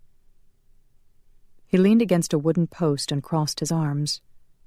"When you sense death, will you be able to tell which ones are caused by Casimir and his minions?" She drank some water. "Not directly. I can tell how many are dying, and if there is a lot of fear and terror involved, I can sense that." He nodded slowly. "They'll feed right after they awaken at sunset, so the timing will give us a clue, too. How well can you pinpoint the location? Can you give us coordinates like GPS?" She frowned. "It doesn't work like that. Normally I just feel where to go and my wings take me there." She sighed. "I may not be of any use to you without my wings." "You can feel it in your mind?" When she nodded, he pushed away from the post and stepped toward her. "Then I will be your wings." "How?" Can you fly? I'll teleport you. I have a tracking device embedded in my arm, so the other vamps can follow me. How will you know where to go? I don't know how to tell you. Vampires have some psychic ability, so I should be able to slip inside your mind. Her eyes widened as she gazed at him, stunned.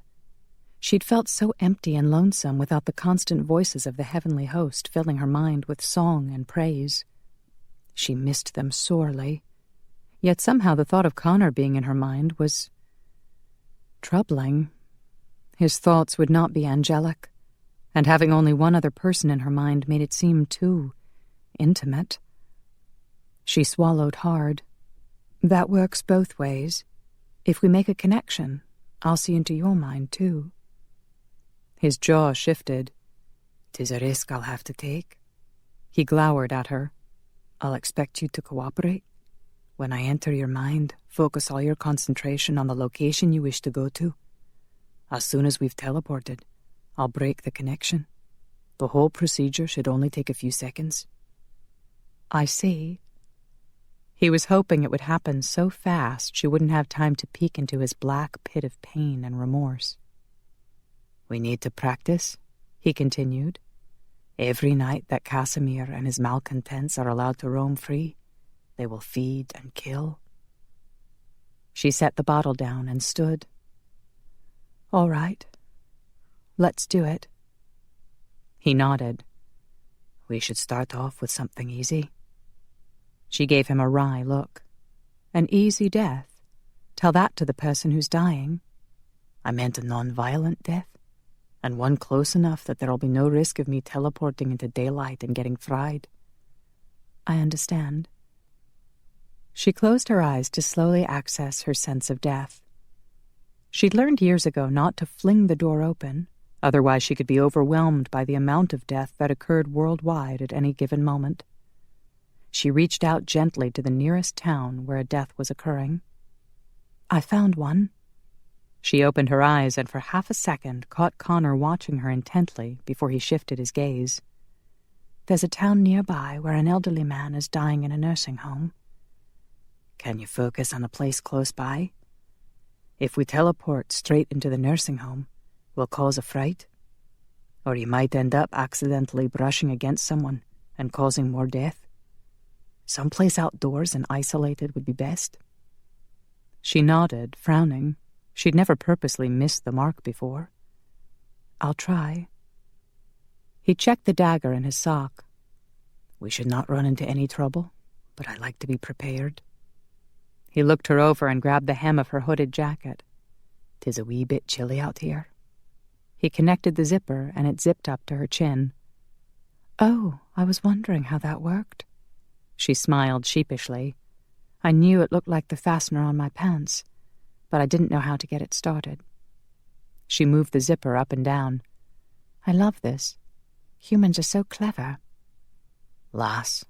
He covered her hand with his own to stop her. Are you ready? To let him inside her mind? She swallowed hard. She'd always been an open book before, sharing everything with the heavenly host. But she'd never had these quivery feelings of desire before. She didn't want Connor to know that he was causing them, that even now she wanted him to pull her into his arms and kiss her. She took a deep breath. She would focus all her thoughts on a place in the vicinity of the nursing home. That would be all he would sense. I'm ready. He grabbed her by the upper arms and pulled her close. She gasped. Good heavens. You need to hold on to me, he said softly, so I can teleport with you. Oh, right. She slipped her arms around his neck. Her heart thundered in her chest. Concentrate. Think about the location, not about being in his arms. His arms enveloped her and his cheek pressed against her temple. Open your mind, he whispered. Let me in. She shuddered when she felt a cold stab at her brow. Marielle. His voice echoed in her mind. He was with her, his presence strong and determined, so masculine, and bold, as if he were staking a claim on her soul. Marielle, he repeated. and she wanted to melt around his voice. She rallied her thoughts and focused on the location. "I have it," his voice said. Then everything went black. Connor scanned their surroundings quickly to see if anyone had witnessed their arrival. Marielle had stumbled a bit when they materialized, so he continued to hold her. They appeared to be in a dark alley. "Good. No one saw us." He glanced down at her pale face, and his heart squeezed like it always did when he looked at her. Only now, it was stronger. He'd been inside her mind, and it was a beautiful place filled with love and compassion, so much so that he wondered if she could ever forgive the monstrous things he'd done in the past. "Do not even think about it." He was a condemned man, already on the list for hell. An angel could never care for him, not one as beautiful as Marielle. At least he suspected his secrets were safe. She'd been too busy protecting her own thoughts to even attempt to breach the thick wall he'd taken 5 centuries to build. He led her toward the street. "Are you all right?" "Yes." She peered to the right. "The nursing home is that way." Apparently, they'd arrived at one of the main streets in this town, for it was fairly busy. Cars drove by in a steady stream. Other cars were parked along the street. The sidewalk was wide, and street lamps illuminated a long line of shops with colorful signs and awnings. Pedestrians walked by in small groups, chatting and laughing. Horns blared in the distance. The scent of grilled meat drifted from a nearby restaurant. Across the street, a wrought iron fence separated the sidewalk from a garden. A large arch spanned an opening in the fence with the words Hudson Park painted across it. A man in a security uniform was closing and locking the gate. "Let's find the nursing home," Connor said. "I want to see how close you managed to get us." "There are too many humans here," she whispered. "I'm afraid I'll hurt someone." "Stay close to the storefronts. I'll make sure no one touches you." "Except me." He hooked her hand around his elbow and led her down the street. She clung to his arm, her shoulders hunched with tension as she watched mortals pass by. He recalled the way her touch had activated the toilet and bathroom sink. It seemed like an odd gift for an angel of death to possess. "Does your touch always kill?" She frowned. "My touch used to heal, but now—" She shook her head. "It was hard for me to adjust to being a deliverer. The job isn't meant to be destructive, although humans tend to see it that way. We deliver souls, giving them comfort and companionship as they cross over." "But when you touch someone, they die." She sighed. "The touch itself doesn't destroy. It releases energy, enough energy to set the soul free. And when all the energy is gone, the body ceases to be." "I see." So when it came to mechanical objects, her touch released energy, making things work until the energy ran out. After a few blocks, she relaxed and looked curiously about. "This is amazing. I've never done this before." "Walk down a street?" She smiled. "I like the way you say down." Her smile widened when he rolled his eyes. "And no, I've never walked down a street. We usually come to complete an assignment and then leave." "Oh, look." She stopped to peer into the window of a gift shop. Connor checked to see what was catching her eye. It was a sun catcher in the shape of an angel with crystal wings and a golden halo. He smiled. "Oh, will you look at that? You're famous." She laughed, and the sound warmed his heart. Her head turned when a young woman walked past them eating an ice cream cone. "What is that?" "Ice cream." He slapped himself mentally. She was probably hungry. He'd made her work for several hours, and he hadn't even thought about feeding her. "You should try some." He spotted the ice cream parlor 2 shops down and led her inside. 2 human customers were at the counter, and she tugged at his arm. "Do not fuss," he whispered. He positioned himself between her and the customers. They received their orders and wandered off to a table in the corner. He stepped up to the counter. "A cone, please." The lad behind the counter took one look at his kilt and smirked. "Whatever you say, man. What flavor?" Connor ignored the pimply-faced youth and turned to Marielle. "What kind would you like?" "There are so many to choose from." She wandered down the freezer, peering through the window, then jerked upright with a smile. "Chocolate." Connor smiled back. "One scoop of chocolate for the lady." "The one wearing the pants in the family?" the lad muttered as he scooped up a ball of chocolate ice cream. Connor narrowed his eyes. He was sorely tempted to cuff the young whelp on his head, but he wanted to get the ice cream for Marielle. She edged closer to him and whispered loudly, "Did I ever tell you how much I love your kilt?" "Nay." He wondered if she was telling the truth or putting on a show for the rude employee. "Do you really?" "Oh, yes." She nodded seriously. "It makes me think about giving you a blowjob." The lad squeaked and dropped the scoop of ice cream on the floor. "Don't worry, I'll get you another one." He hunched over, digging furiously at the ice cream, his face bright red. Connor arched a brow at Marielle, and she looked away, her cheeks blushing. He bit his lip to keep from laughing out loud. The lad completed the cone and reached toward Marielle. "I got it." Connor grabbed the cone, then passed it on to Marielle. "How much do I owe you?" The lad told him, then lowered his voice. "That's an awesome kilt, dude. Where did you get it?" "In Edinburgh." Connor retrieved some money from his sporran and handed it to the lad, who looked perplexed. "That's in Scotland." "Oh, right. That's like far away, huh?" "You could probably order one online," Connor muttered as he dropped the change into his sporran.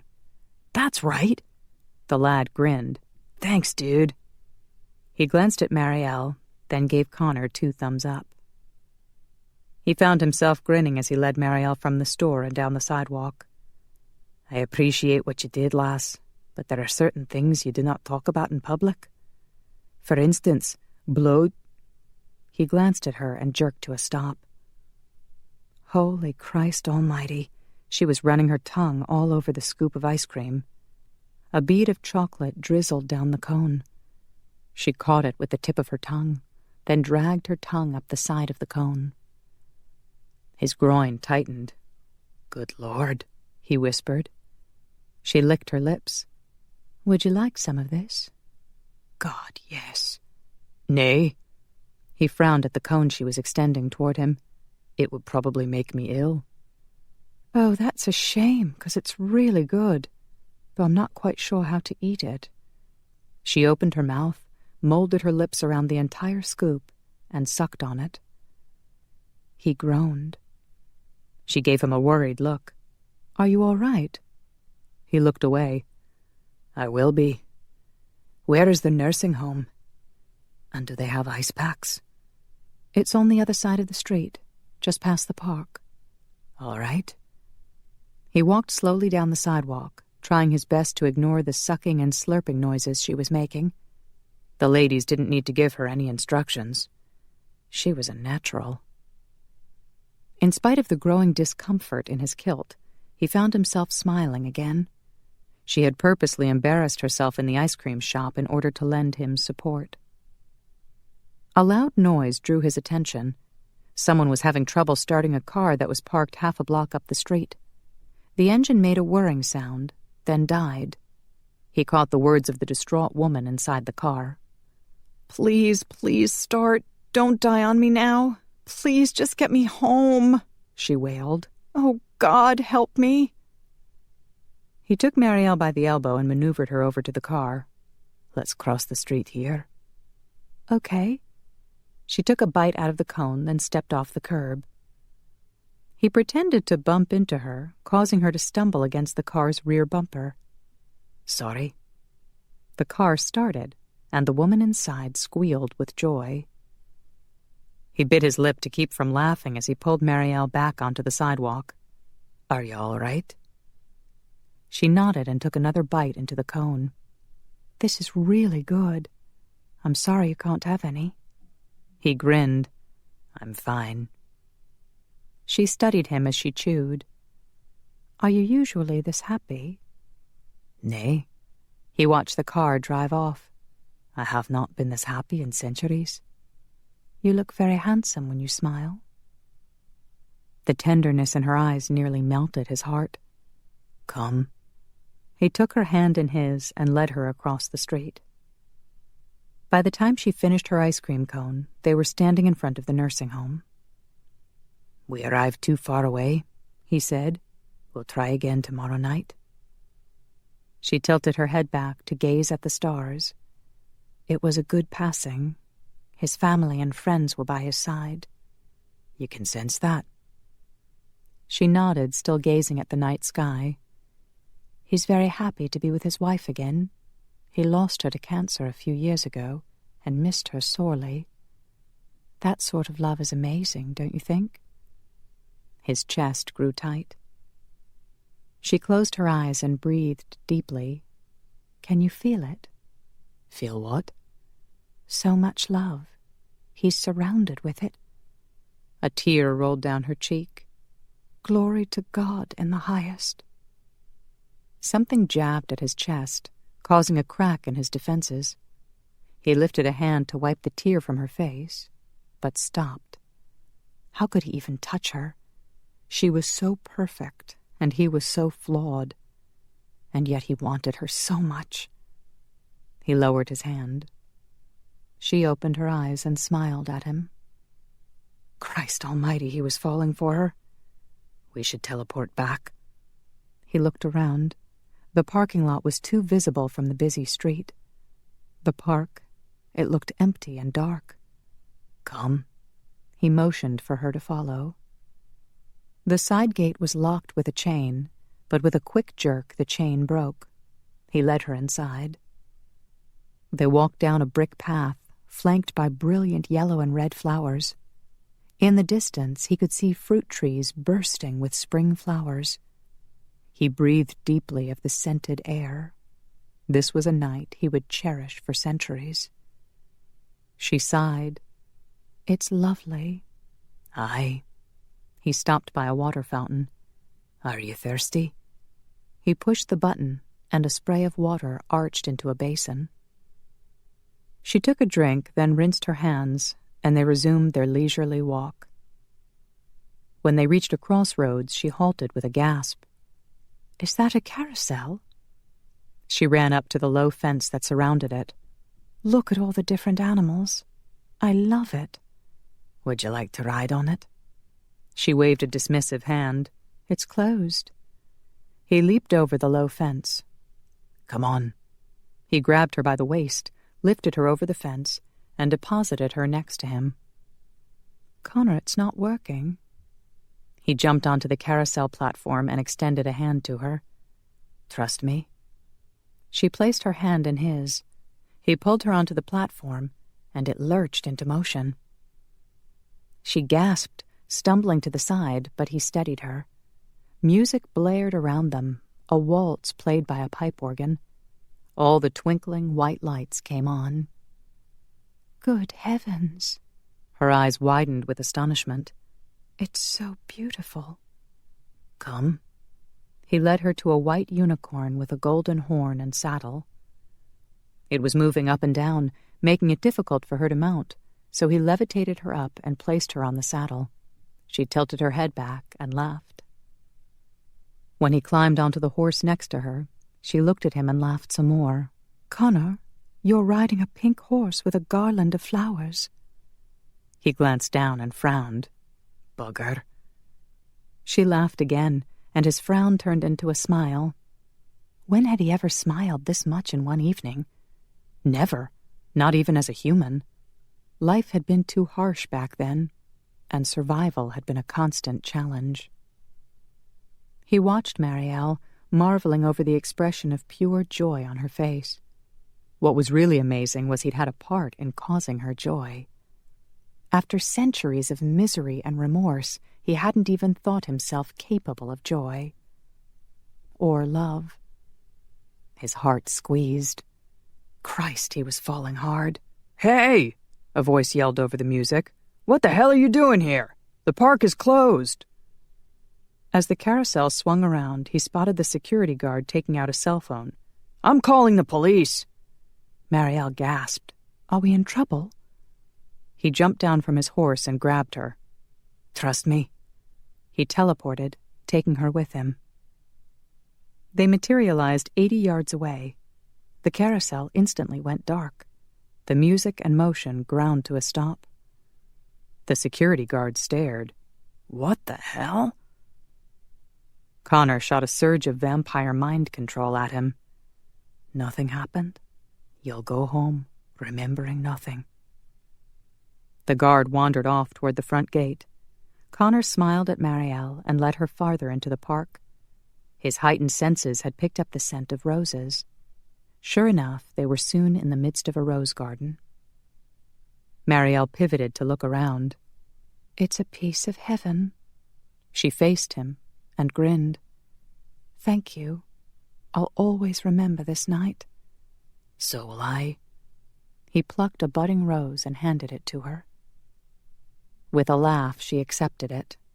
The bud unfurled into a large, beautiful blossom. But then it withered and turned brown. She dropped it with a horrified gasp. Bugger. He should have known that would happen. She stepped back. I killed it. I'm sorry.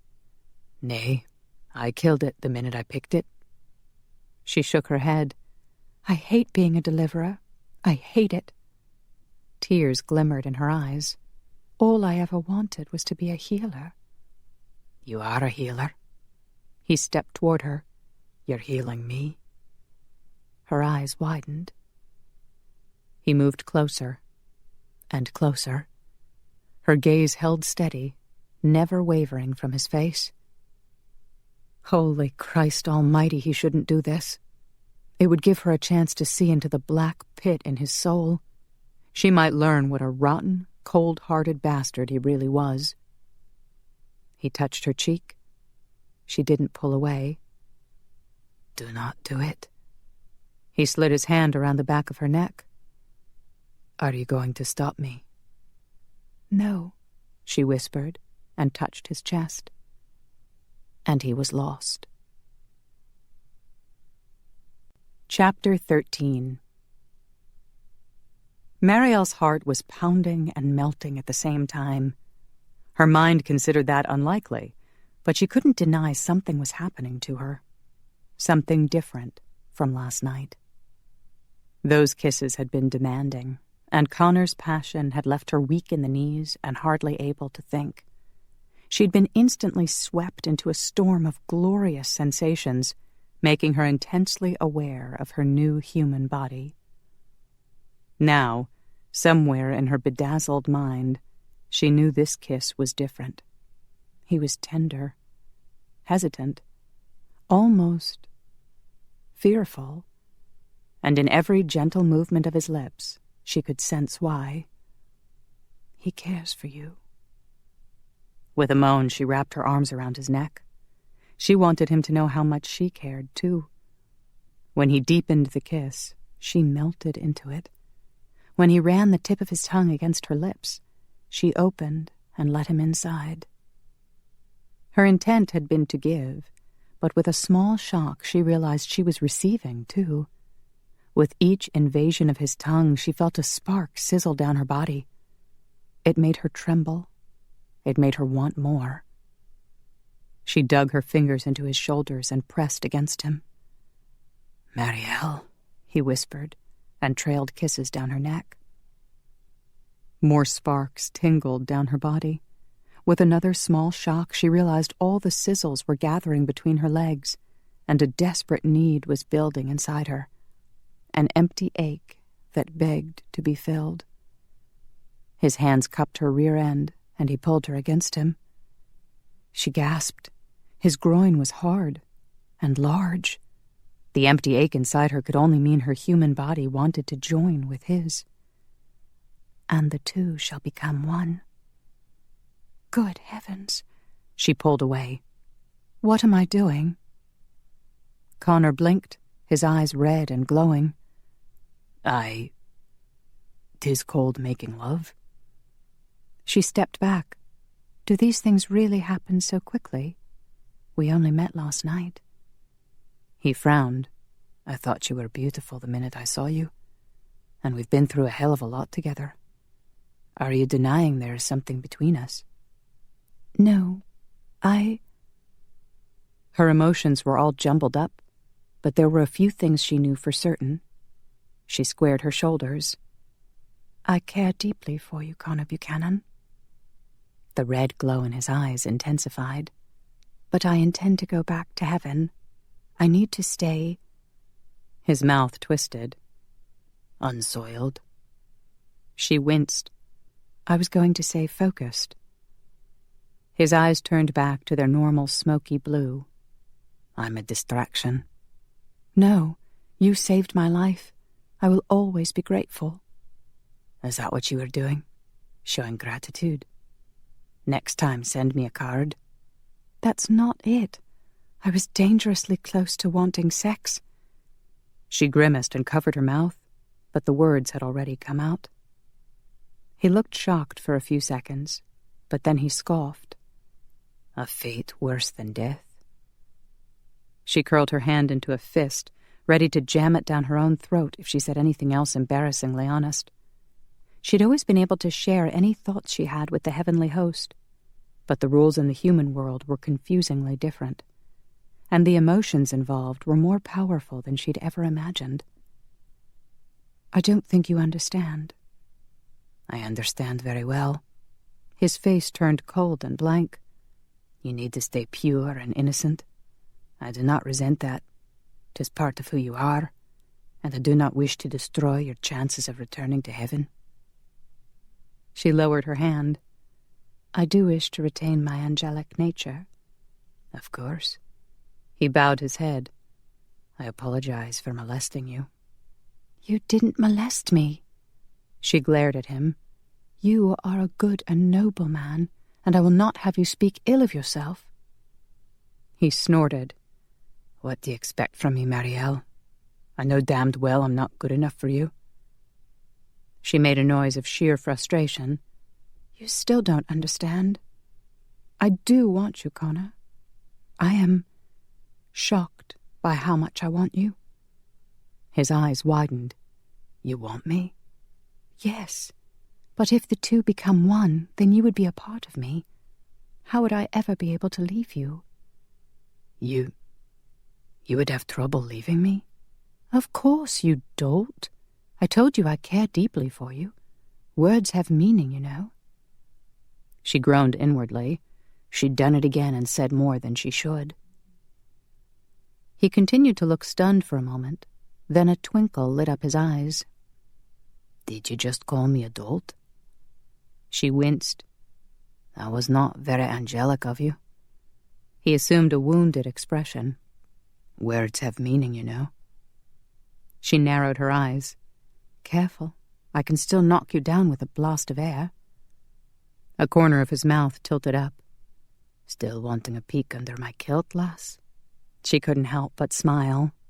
You're incorrigible. Aye, that's why you love me. He winced.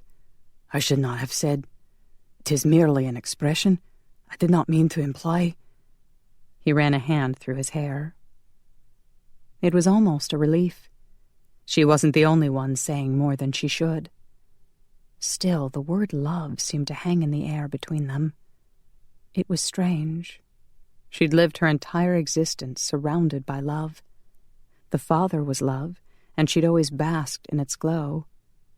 But now it had become a fearful, awkward thing that neither she nor Connor could admit to. I will do everything in my power to help you get back to heaven, he said quietly. You have my word on that. Thank you. I should return you to the cabin. He stepped toward her, and then I need to drop by Romatech to give Angus a progress report. She held up a hand to stop him. Before we go, can I ask you something? It's personal. He shifted his weight with a wary expression. What is it? I was wondering. She took a deep breath. Who is Darcy Newhart? He flinched. What? How? His eyes narrowed. While I was pouring my heart out to you just now in a kiss, you were playing the busybody, snooping around in my soul? She scowled at him. I didn't see anything then. I was too overwhelmed. He arched a brow at her. Not overwhelmed enough. You were able to stop. If I hadn't stopped you, you would have kept going. Aye. He folded his arms across his chest. A man does not start something he cannot finish. She recalled how hard his groin had felt. He really had been prepared to have intercourse with her. Heat rose to her cheeks. Then you spied on me when I entered your mind to see where to teleport, he asked. She shook her head. It happened last night. It wasn't intentional. Her name and face flashed through my mind while we were kissing. The second time. In the bedroom? Yes. When I touched your breast? She gave him an annoyed look. Not at that precise moment, no. He nodded slowly with a glint in his eyes. So I can safely fondle your breasts without revealing more information? Excuse me? When he chuckled, she realized he was teasing her, and she slapped at his shoulder. Brinley must be right about the 3-step rule. What is that? She narrowed her eyes. I know what you're doing. You're trying to distract me from the main topic of conversation. Nay, our main topics are merely different. I want to talk about your breasts. Actually, I'd like to see your breasts. And then I'd like to kiss them. She huffed. 3 steps. Brinley was right. The phone rang in his sporran, and he pulled it out. Aye. He listened for a while. Very well. I'll see if she'll come. He dropped the phone back into his sporran. What is it? She asked. Shanna wants to meet you. Will you come to Romatech with me? She nodded. Yes, of course. She owed the poor woman an apology, and Connor was sadly mistaken if he thought she would forget to question him about Darcy Newhart again. When Connor teleported with Marielle to the side entrance of Romatech, Phineas was there to greet them. Connor introduced the young black vamp. This is Phineas McKinney. He works for Angus, too, and he's in charge of security here. God bless you, dear soul. She gave him one of her dazzling smiles. Wow. Phineas's eyes widened. Robbie just said she was dangerous. He didn't mention she was smoking hot. Connor glowered at him. Her hearing works well, too. It's not her ears I'm worried about, Phineas muttered. He turned to Marielle. We have a few mortal and shapeshifter employees here tonight. They have been warned to remain in their offices until you leave the premises. She nodded, her face growing sad. I understand. She would not purposely harm anyone, Connor grumbled. I know. Phineas gave Marielle an apologetic look. I don't mean to insult you, but as head of security here, I would feel personally responsible for any accidents. She stuffed her hands into the pockets of her hooded jacket. I'll be careful. Phineas opened the side door and motioned for them to enter. Shanna's waiting for you in the cafeteria. Roman is outside with the children. Radinka and Father Andrew are with them. Radinka is Gregory's mother, Connor explained as they walked down the corridor, followed by Phineas. She's mortal and helps Shanna with the children. He winced. Radinka would have to watch over the children all day now. Gregory has a mortal mother who is still alive? Marielle asked. Aye, he's a young vamp. Transformed in the parking lot here after Casimir attacked him. Radinka found him barely alive and begged Roman to save him. Marielle nodded. I thought he was younger. Not as heavily burdened as others. She gave Connor a worried look. She was obviously referring to him and the black pit of remorse she kept trying to dig into. He didn't want to talk about it or even think about it. Tonight had been a magical night, buying her first ice cream cone and sharing her first ride on a carousel, and hearing her admit that she cared deeply for him. Tonight had filled his heart with joy. It would be a memory he would treasure long after she returned to heaven. He flinched inwardly with a pang to his heart. He didn't want to think about that either. It would hurt like hell when she left. But of course he was on the list for hell, so it was exactly what he deserved. They reached the main foyer, and Connor turned left, motioning for Marielle to follow. "I guess an angel like you has to be really old," Phineas said as he walked behind them. Connor glanced back with an irritated look. Phineas smirked. "I bet you're even older than grouchy old Connor." Marielle smiled. "I am." She looked at Connor. "How old are you?" His jaw shifted. "I do not discuss my private life." "I can translate that for you," Phineas offered. "It means he's embarrassed he was a caveman and ate brontosaurus burgers for lunch." Connor arched an eyebrow at him. "The correct translation is sawed off." "Dude, that's no way to talk in front of an angel. Just because you're having a midlife crisis, it doesn't mean you can be rude." Connor scoffed. "I'm not having a bloody midlife crisis, and I'm not rude, so bugger off." Phineas leaned close. "I can give you some pointers on how to sweeten her up." "She can hear you," Connor muttered. "Right. And she heard you too, bro. You're in desperate need of some professional help from the love doctor." "You're a doctor?" Marielle asked. "Of love," Phineas clarified, then puffed out his chest. "You'll never find so many happily married couples as there are around here. Is it a coincidence that all this romance occurs when the love doctor is around? I think not." Connor shook his head and led them down a glass-lined hallway to the cafeteria. Through the glass, he could see Roman playing with his children on the basketball court. Radinka and Father Andrew sat on a bench nearby. "Now let me tell you how to set up the perfect date with your lovely lady," Phineas continued. "You gotta take her somewhere romantic." "Like a park?" Marielle asked. "Yeah, that would work," Phineas agreed. Connor slanted a glance at Marielle, and she was watching him, her eyes twinkling with humor. "And then, bro, you gotta buy her something sweet to eat," Phineas said. "Like ice cream?" Marielle asked. "Yeah, that's it." Phineas slapped Connor on the back. "You just do whatever your angel here wants. She'll tell you what's romantic." She smiled at Connor, and his heart did its usual squeeze. "My goal is not to date her, but to get her back to heaven." "Oh." Phineas looked disappointed as he turned to Marielle. "You don't want to stay here with us?" Her smile faded. "I don't belong here. I live in constant fear of brushing up against humans and causing their death." Phineas nodded. "That's a bummer. Roman's still kind of pissed about what happened." Marielle sighed. "I've come to apologize, but I know that's woefully inadequate." Connor's jaw clenched. "'Twas my fault." He stepped outside the cafeteria doors. "Shanna's in here.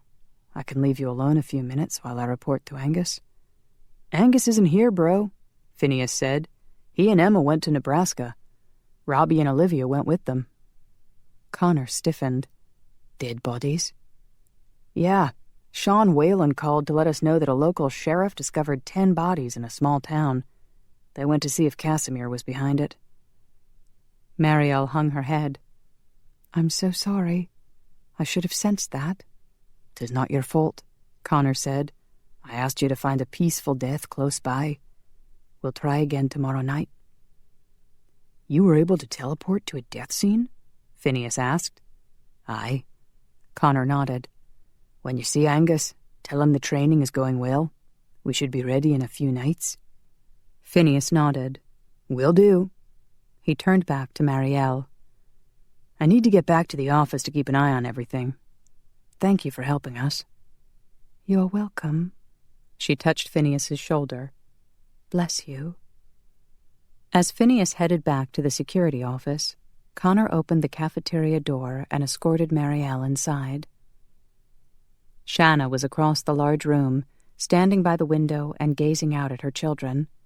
When the door banged shut behind them, she turned. Connor kept his face blank, but a sharp jab speared his heart. Shanna had always seemed so vibrant and full of life, but now she had joined the ranks of the undead. There was a new fragile paleness to her skin, and something a little different about her eyes. The blue irises were more intense. "Thank you for coming," she said softly, and smiled. Connor flinched inwardly. Shanna's fangs were retracted, but he could still see the sharp points. Bugger. He didn't understand it. How could so many of his friends marry mortal women, knowing full well this would be their future? Shanna's eyes widened as she looked Marielle over. "You're really an angel." Marielle knelt and bowed her head. "Dear soul, I have caused you terrible wrong. I pray you will forgive me." Shanna approached her. "Father Andrew told me how upset you were when you learned about the accident." She leaned over. "It was an accident. There's nothing to forgive." Marielle looked up at her with tears in her eyes. "I'm so relieved you're all right. God bless you and your family." Shanna's eyes glimmered with tears, too, and she extended a hand. "Thank you." Marielle took her hand and stood. Connor looked away. They were probably able to forgive so easily because neither one had been at fault. He was the one who had brought Marielle here, ignoring all her protests that she mustn't be touched. He sat at one of the tables, giving the ladies some distance so they could chat. Still, with his heightened senses, he could hear everything they said. As always with Shanna, the conversation soon turned to her children. She led Marielle over to the window to point out Constantine and Sophia, who were still playing on the basketball court with their father. "They're beautiful," Marielle murmured. "You and your husband are truly blessed." Shanna nodded, tears shimmering once again in her eyes. "How are they doing?" Marielle asked. Shanna sighed. "It's not easy for them.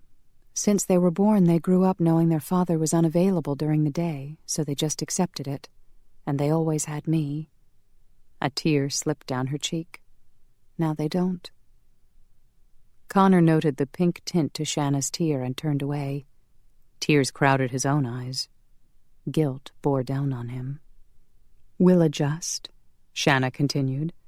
"They'll learn to sleep more during the day so they can be awake more at night. And they can spend more time at the school. Thank God I have Radinka. She's like a grandmother to them. And my sister, Caitlin, is a big help." "I'm glad your family is here for you," Marielle said. Shanna sighed. "Not all my family. My father is the head of the CIA stakeout team. He hates vampires and shifters. I don't know how I'm going to tell him." Marielle touched her arm. "What is his name? I will pray for him." "Sean Whalen." Shanna smiled sadly. "It'll take a lot of prayers to sway him. He's still furious that Caitlin turned into a werepanther." Marielle's eyes widened. "How did that happen? Was she attacked?"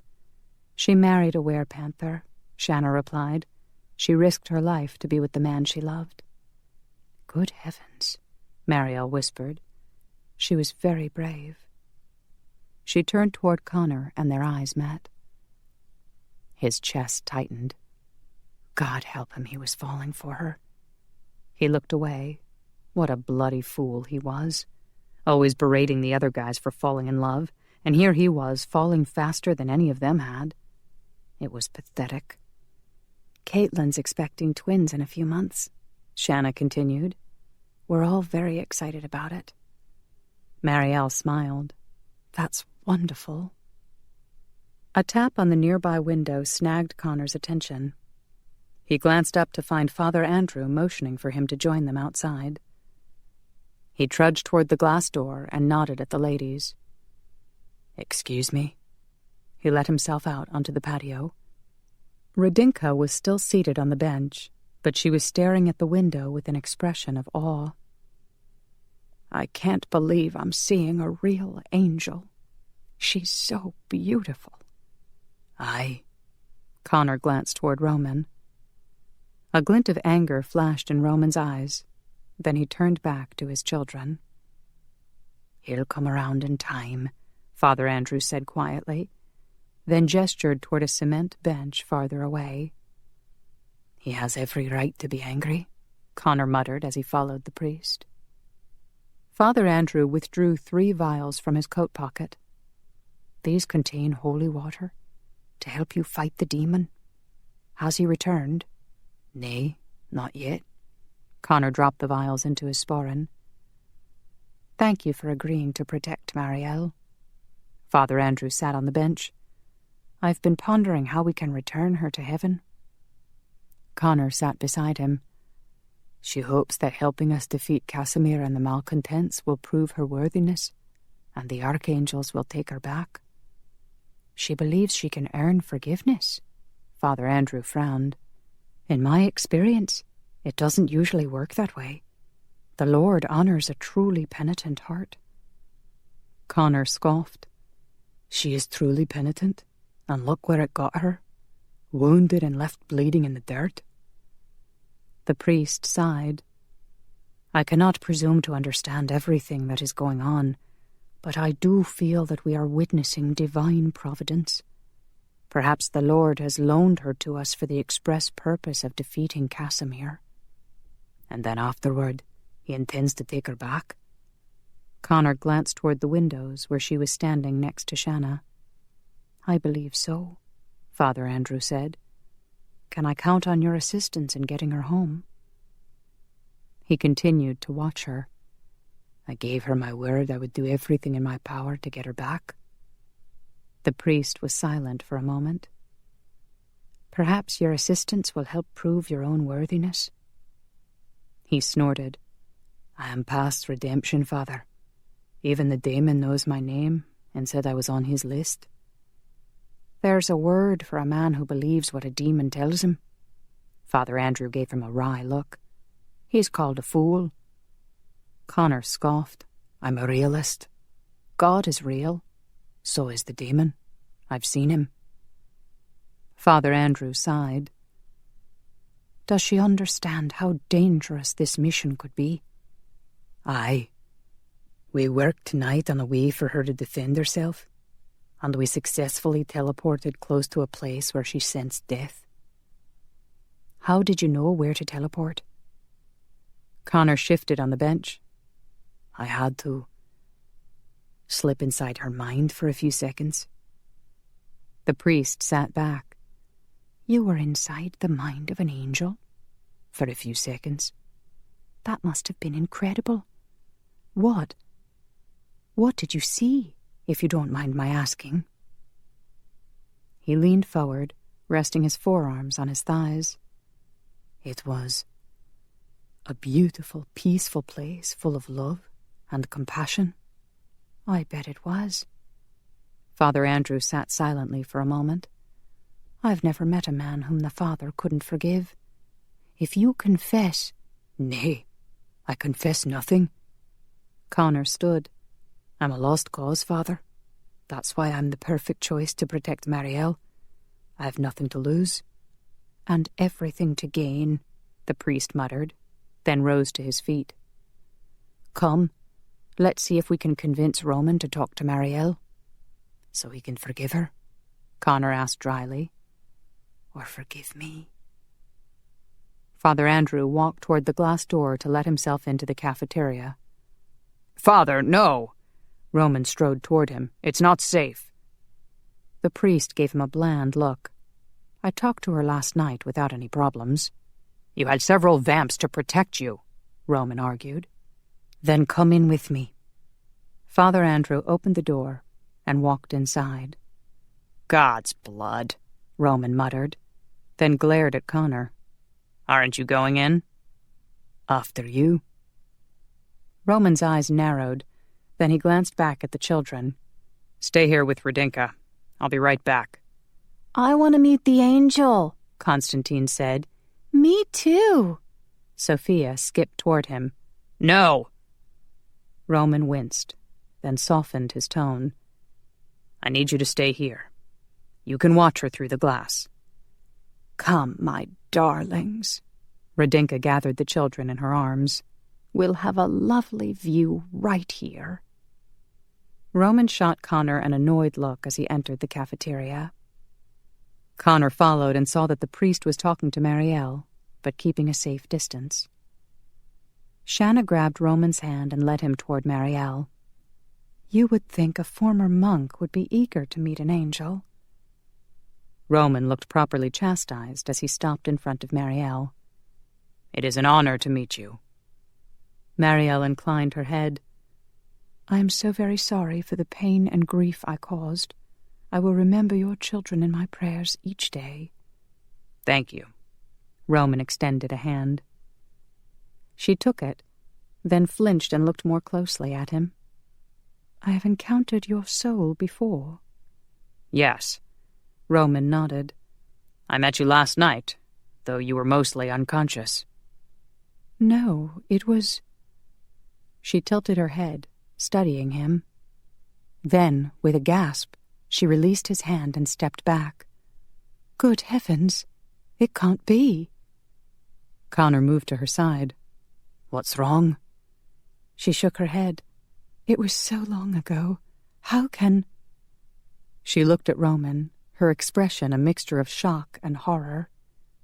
You were my first mistake. Chapter 14. Roman stiffened. You're calling me a mistake? After nearly killing my wife? That's what I would call a mistake. Marielle winced. She still needed to learn not to say everything that came to mind. Roman strode toward the door. This meeting is over. Give her a chance to explain, Connor said. Roman whirled around and glared at him. What has gotten into you? Have you forgotten where your loyalty lies? Marielle saw Connor's hands curl into fists, and she grabbed his arm to stop him. Please don't blame Connor for my mistakes, she told Roman. He scoffed. And your mistakes include me? Connor shot her an angry look. Release me? I fight my own battles. She let go, surprised that his angry lash stung her more than Roman's. Why shouldn't she seek to protect him? He always protected her. Enough! Father Andrew scowled at them all. Let's all sit down and let Marielle explain. She took a seat and glanced warily at Roman. He sat with an impatient huff. Shanna sat next to him, took his hand in hers, and leaned close to whisper something in his ear. His tense expression relaxed. They had a good marriage, Marielle realized, one filled with understanding and tenderness. Roman's sour mood stemmed from the fear he had endured, the fear of losing his beloved wife. She glanced at Connor, who was sitting nearby, his arms crossed, his face frowning. She sighed. He'd been so happy earlier in the evening, but now he seemed downright grouchy. He knows he is losing me. She'd go back to heaven as soon as she could, and he would be left behind, still lonely and still full of pain and remorse. His words came back to her. You're healing me. Dear Lord, she hoped so. She couldn't bear the thought of him existing for centuries with so much sorrow and despair. Please begin when you are ready, Father Andrew said, interrupting her thoughts. She took a deep breath. Father Andrew and Connor heard some of my story last night. I have been banished from heaven for disobeying orders. Last night was my third time. Her second time was when she healed a baby who was supposed to die, Father Andrew explained. The boy grew up to be a serial killer. Roman nodded. Otis Crump. Robbie told us about that. Marielle shifted on the hard chair. That's when the archangels decided to strip away my healing abilities. As a punishment, I became a deliverer, and I had to deliver the souls of all the women who were murdered by Otis. That must have been heartbreaking for you, Shanna said. Roman snorted. I'm sure it was a lot tougher on the women. Yes, Marielle conceded. You are correct. What does this have to do with me? Roman asked. I think I know. Father Andrew leaned forward. You mentioned the first time you disobeyed. Eastern Europe in the Middle Ages? Yes, in 1461. She noticed Roman's stunned reaction. I was a healer then. I was sent to a small village in Romania where a farmer's wife had given birth to their third son. Roman jumped to his feet. You witnessed my birth? Marielle gave him a sad look. You and your mother were dying. I was given orders to heal your mother, but not you. He flinched. I was supposed to die? I touched your mother to heal her, and your father broke into tears, praising God. Then he vowed that if God would heal you, too, he would dedicate you to the church. Roman paled. My father made a vow? Yes. He pledged to give you to the local monastery. Roman walked away slowly till he came to a wall of glass windows overlooking the garden. I couldn't see any harm in healing you, Marielle continued. The world was full of poverty and disease. I thought you could do some good as a monk. Roman leaned a forearm against the window and gazed outside. I never knew. My father took me to the monastery when I turned 5 and left me there. I thought he didn't want me. He loved you greatly from the moment you were born, Marielle said quietly. He cried and pleaded for you until my heart could no longer bear it. So I healed you. You saved his life, Shanna whispered, tears glimmering in her eyes. Roman rested his brow against his forearm. When my father left me, the monks gave him a sack of flour. I thought he had sold me for food. Shanna rushed toward him and hugged him from behind. It was probably a gift since they knew how poor your family was. I'm sure that's all it was, Father Andrew agreed. But as an abandoned child in pain, Roman misinterpreted it. Were you punished for healing him? Connor asked her. I was reprimanded. She sighed, but I didn't learn my lesson very well. I still have trouble following orders. Well, thank God you disobeyed. Shanna turned toward her. I wouldn't have Roman now if you had let him die. Or my children. I would not be here either, Connor said. Neither would Angus, or Jean-Luc, or Gregory, or any of the others who were sired by Roman. Roman turned and wrapped an arm around his wife's shoulders. His eyes glinted with unshed tears. I can't help but wonder why I was supposed to die. Ever since I was transformed by Casimir, I have believed it was my destiny to bring about his defeat. You've done a lot to protect mortals and encourage vamps to live in a good way, Shanna told him. I've always been proud of you. He smiled and kissed her brow. Then he looked at Marielle. Do you really consider me a mistake? She shook her head. The mistake was mine, but I cannot regret it. You have led a good and noble life. I have always been grateful that there are good vampires who are willing to fight the evil ones, and I am thankful that I can offer you my assistance. The Lord works in mysterious ways. Father Andrew smiled at her. I believe your destiny has long been linked to these vamps. She took a deep breath. Could it be true? Could she somehow be exactly where she was supposed to be? She glanced at Connor and found him watching her intently. Her heart lurched with a burst of emotion. No, this couldn't be what the father intended. An angel didn't succumb to human emotions like desire and longing. No angel was supposed to fall in love.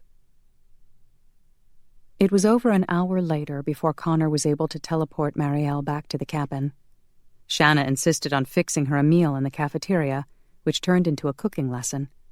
Meanwhile, Angus and Emma returned from Nebraska, along with Robbie and Olivia. Connor spent some time in the McKay security office, describing the progress he was making with Marielle. Angus was eager for a final showdown with the malcontents. The dead bodies in Nebraska had indeed been Casimir's victims. Shanna's father, Sean Whalen, had given them the tip about the bodies, and now, in return, he was demanding to be included in their battle. "The man is crazy if he thinks he can fight a vampire," Robbie muttered. Angus shrugged. "I told him as much, but he insists. He claims he can weaken them with silver bullets before they ever get close to him." Connor snorted. "All it takes is one malcontent to teleport behind his back and snap his neck. He'd never see it coming." He glanced at Robbie's wife. As a former FBI psychologist, she'd received some training in self-defense, but he didn't think it was enough. As far as he was concerned, no mortal who was susceptible to mind control should ever attempt to fight a vampire. "I hope you're not allowing the mortal women to take part in the battle." "I'm discouraging it," Angus said. "Ian's wife can defend herself well, but now that she's expecting, she's agreed to stay out of it." Emma smiled. "Lots of babies on the way. Caitlin's twins are due in June, Tony's baby in September, and Darcy's having her second one in October." Connor sat back. He hadn't known Darcy was pregnant again. He stayed out of her life now that she was married to Austin Erickson. In truth, she had never welcomed his interference, but at least he knew now that she no longer hated him. She and Austin had named their son Matthew Connor. After the baby's birth, nearly 2 years ago, she'd sent him a note saying she'd never be alive to have a child if he hadn't saved her. Olivia reached over to take her husband's hand. "Shall we break the news?" Robbie grinned. "Sure. Go ahead." She grinned back. "We're expecting." "What?" Angus jumped to his feet.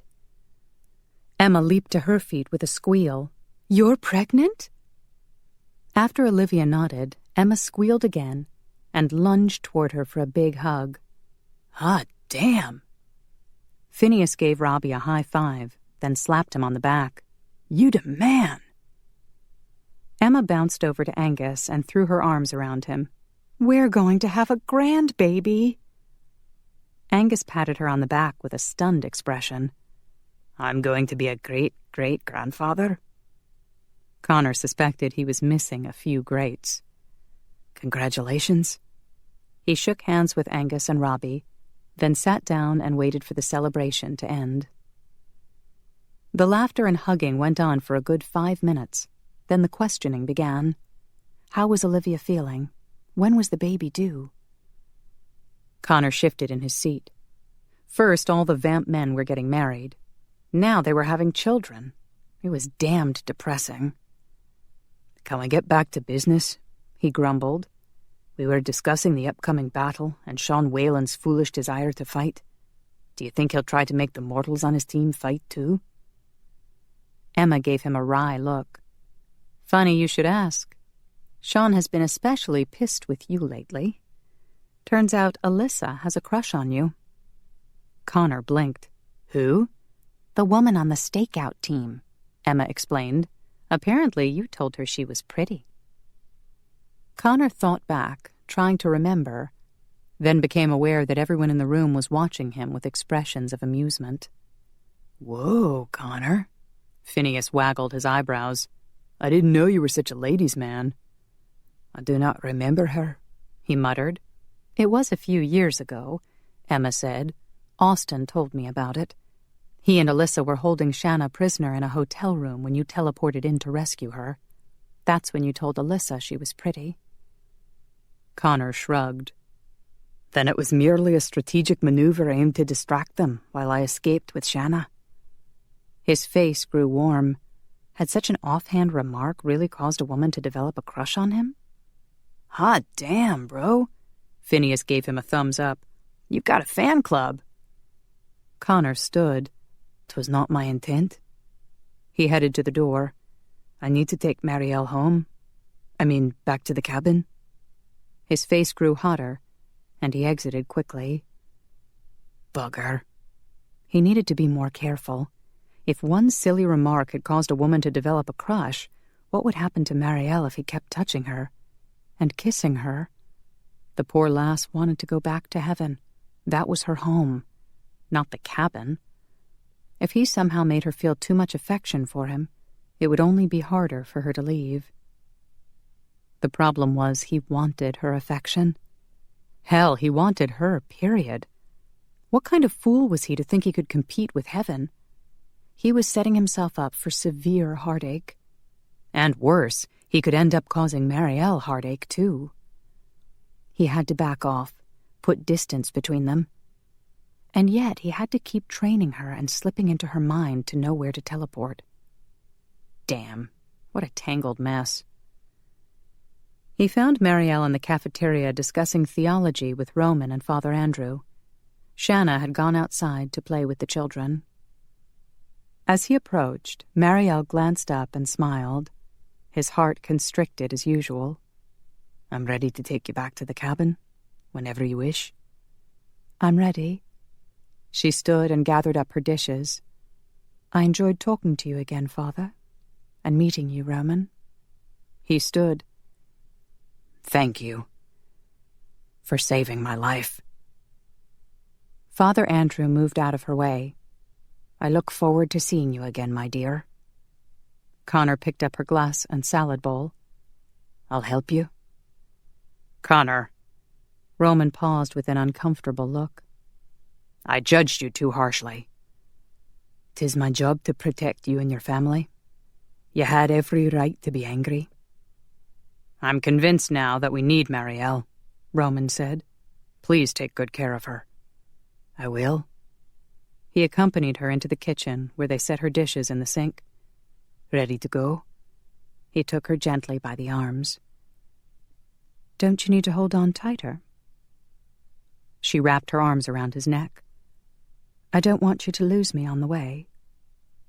He would have to lose her eventually. He enveloped her in his arms. "I have you. For now."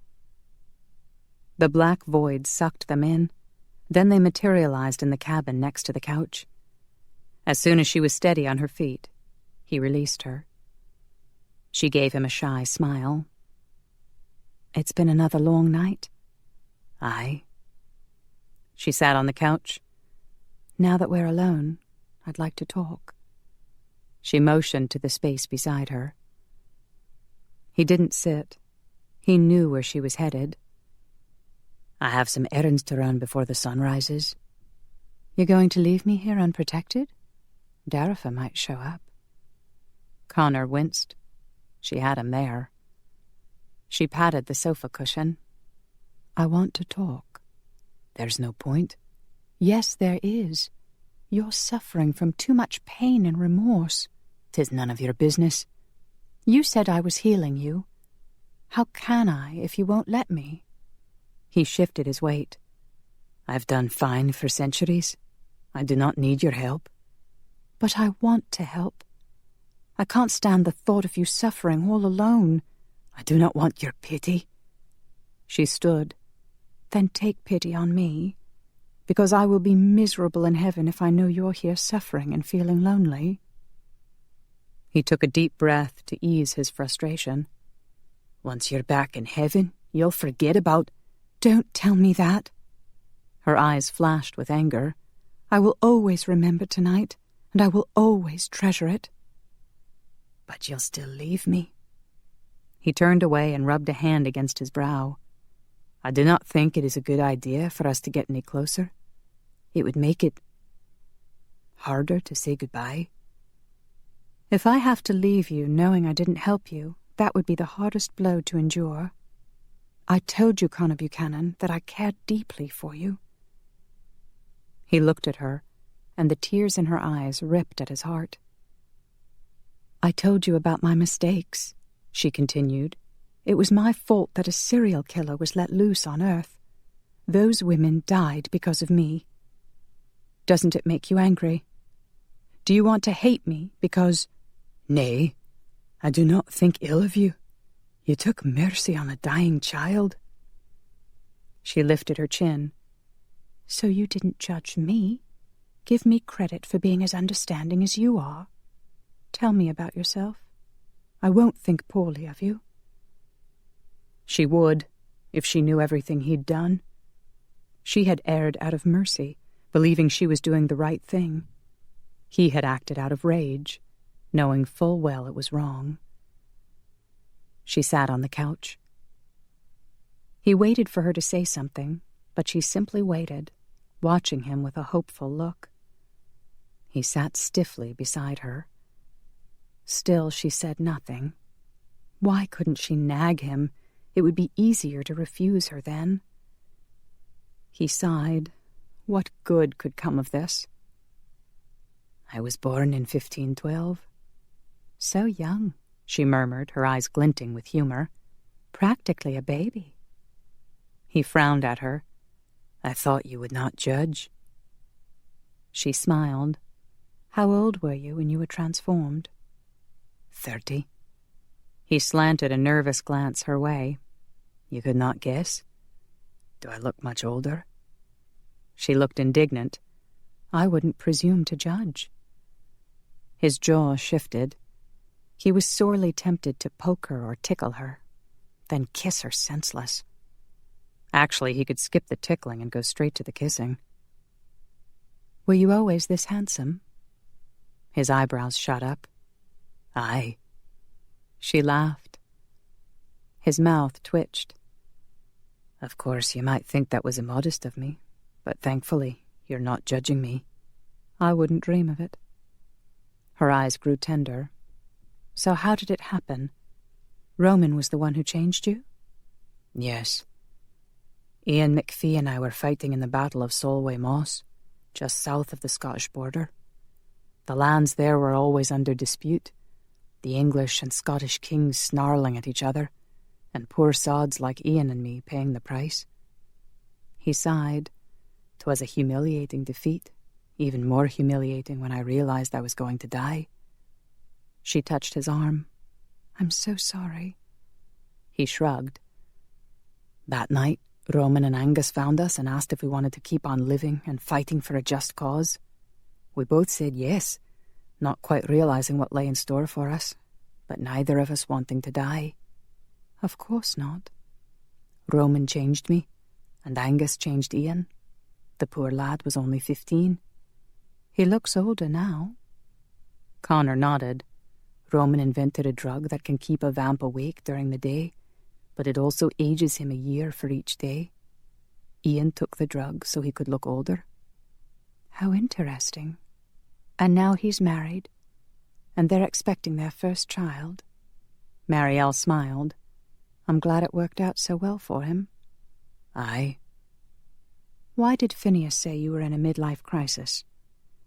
He scoffed. 'Tis a ridiculous theory that a vampire will develop some emotional issues after he's lived half a millennium. She tilted her head, considering. 500 years doesn't seem long to me, but I would agree that you are overly burdened with remorse. He crossed his arms over his chest. I've lived with it for centuries. I'm used to it. And who is Darcy Newhart? He winced. A mistake. She was on the fringe of your remorse, not well hidden. Aye, I suppose that's true. Things have worked out well for her, so I do not feel as bad as I once did. What happened? Gregory dragged me to a bar where mortal youngsters like to pretend they're vampires. Darcy was a television reporter, doing a feature on the place, and when she tried to interview us as make-believe vampires, we thought it was great fun. But then she was attacked in the alley by some malcontents, and by the time we found her, she was close to death. How terrible. I could not bear to see her die like that, so I transformed her. Connor sighed. I thought I was giving her life, but I was actually taking her life away. She lost everything that was important to her, her job, her family and friends. She didn't like being a vampire? Nay. She hated me for changing her and not giving her any choice in the matter. Marielle nodded. And that's why you feel guilt and remorse. But you said everything worked out for her. Aye. Roman discovered a way to make her mortal again, and now she's happily married to another mortal. They have a wee bairn and another one on the way. She and Austin work for McKay S&I too. Marielle smiled. That's wonderful. I love happy endings. She lounged back against the sofa. Thank you for telling me. It wasn't too painful, was it? I may be traumatized for a few centuries. She scoffed. I let you off easy.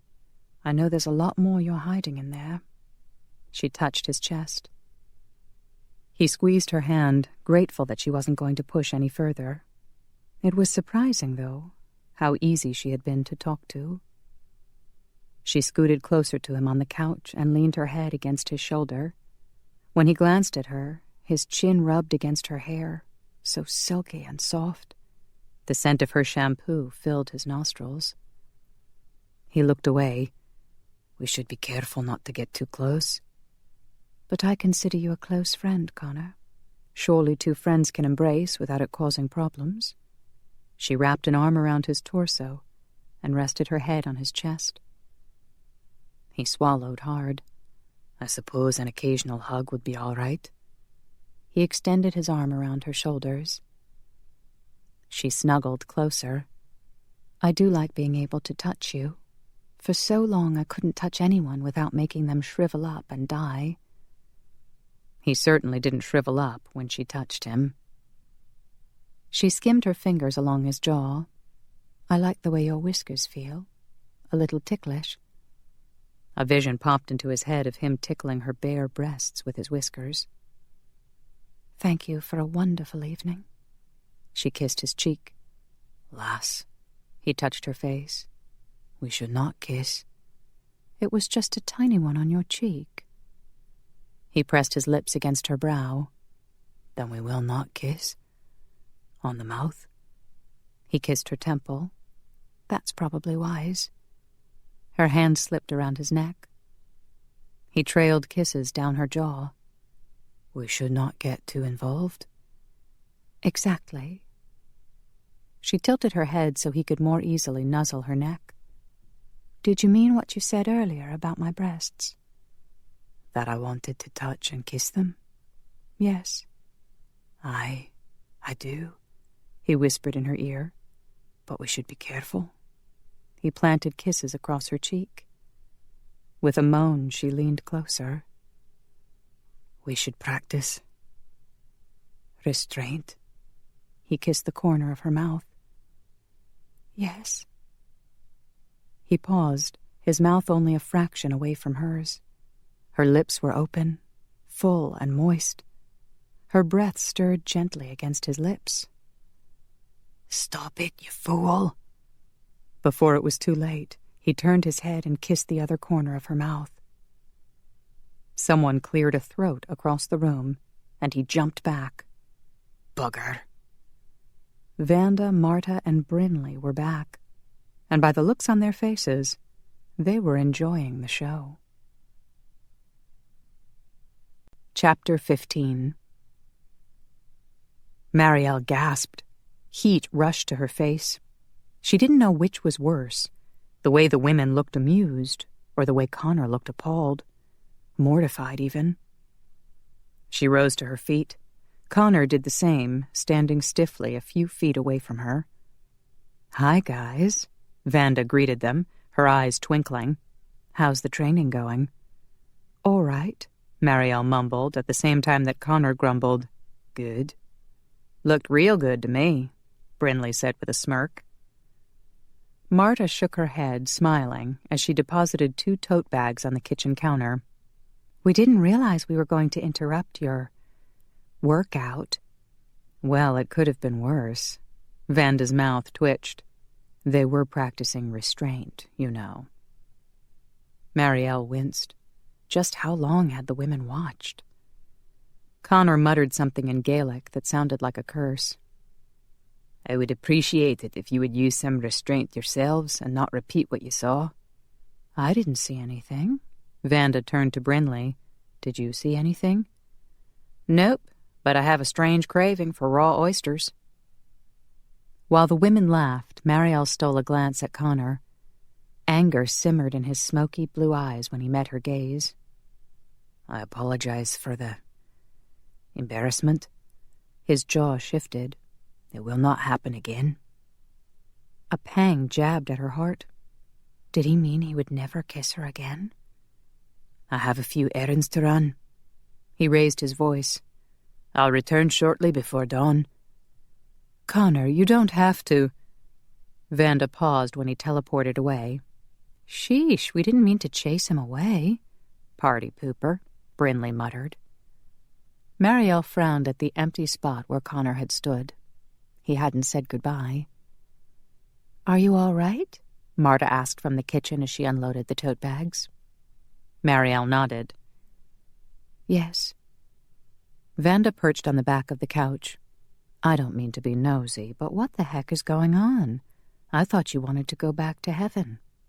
I do. Marielle stuffed her hands into the pockets of her hooded jacket. Connor's helping me. Is that what he calls it? Vanda's eyes narrowed. He had better not be taking advantage of you. He's not, Marielle protested. I wanted to. Her blush returned. Holy moly, Brinley whispered. Have you fallen for him? Marielle hesitated. I don't know. Maybe. You don't know? Brinley planted her fists on her hips. The guy is legally dead, and he wears a skirt. I like his kilt, Marielle said quietly. And he's not really dead. He talks weird, and he's got red hair. Brinley wrinkled her nose in disgust. You can't possibly think he's good-looking. Marielle stiffened. Connor is very handsome, and I won't have you insult him further. Busted. Brinley pointed a finger at her. Don't tell us you don't know. You are seriously into him. Marielle swallowed hard. Oh, that was clever of you, Marta said to Brinley. You made her reveal her true feelings. Brinley shrugged. I've been around the block a few times. Marielle fiddled with the zipper on her jacket, recalling how Connor had zipped it up earlier that night. I believe your 3-step rule may also be accurate. Brinley chuckled. I know it is. Vanda held up a hand. I don't think this is a laughing matter. She regarded Marielle with a worried look. Have you ever been in love before? She started to say she loved all mankind, but she knew that wasn't what Vanda meant. She was referring to the way her heart lurched whenever she looked at Connor, and the way desire and longing filled her up to the point she feared she might burst. I've never felt like this before. And Connor? Vanda asked. How does he feel? With a sudden pang in her chest, Marielle realized she wanted him to love her. She winced. How could she be so selfish? Did she really want to leave him broken-hearted when she returned to heaven? He was already burdened with so much pain. How could she add to it? I don't want to hurt him. What should I do? Vanda exhaled slowly. Well, if you're really planning to leave, you gotta dump him, Brinley finished. Marielle flinched. But he's my protector. He guards me at night. We can find someone else to protect you, Brinley suggested. Vanda nodded. I'm sure Ian would do it, and Phil would help too. You wouldn't have to worry about either of them making a move on you. Marielle's chest tightened.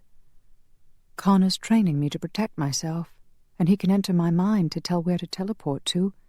Any vamp can do that, Vanda interrupted. Look, I know you want to keep Connor around. That's natural when you have feelings for him. But the more involved you get with him, the more it's going to hurt when you leave. Then it's settled, Brinley announced. You gotta dump him. Marielle nodded as tears filled her eyes. God help her. There was no way to avoid hurting Connor. She could hurt him now, or later. And the sooner you dump him, the better, Brinley added. That seems harsh, Marta said as she walked toward the couch. Yeah, but that's the way it goes. Brinley slouched in a kitchen chair. Life sucks and then you die. Her eyes narrowed on Marielle. And that's when you show up, right? A tear rolled down her cheek. Yes. Don't be so rough, Vanda snapped at Brinley. This sort of thing is new to her. Marta touched Marielle's shoulder. Please don't cry.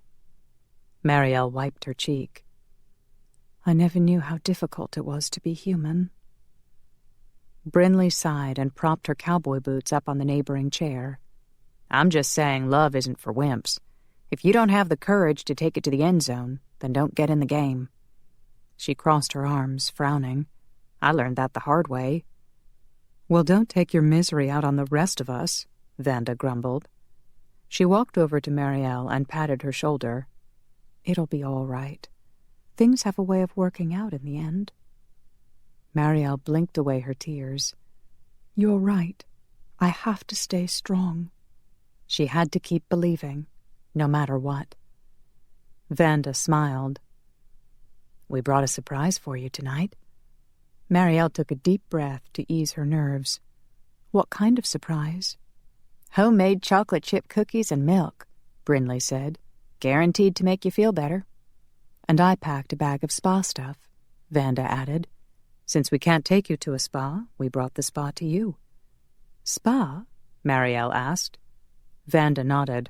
It'll be fun. It was torture. At least in the beginning, when Vanda showed her how to wax her legs. It did help, though, to take her mind off Connor. But when they left her soaking in the bathtub, her thoughts slipped right back to him. Time for your pedicure. Vanda hustled her out of the tub and wrapped her in a thick robe. You'd better move, Vanda warned Brinley as she led Marielle back into the main room. Brinley jumped up from the couch. I'll fix her some milk and cookies. She headed to the kitchen, steering clear of Marielle. Vanda set Marielle down on the couch, then perched on the coffee table across from her.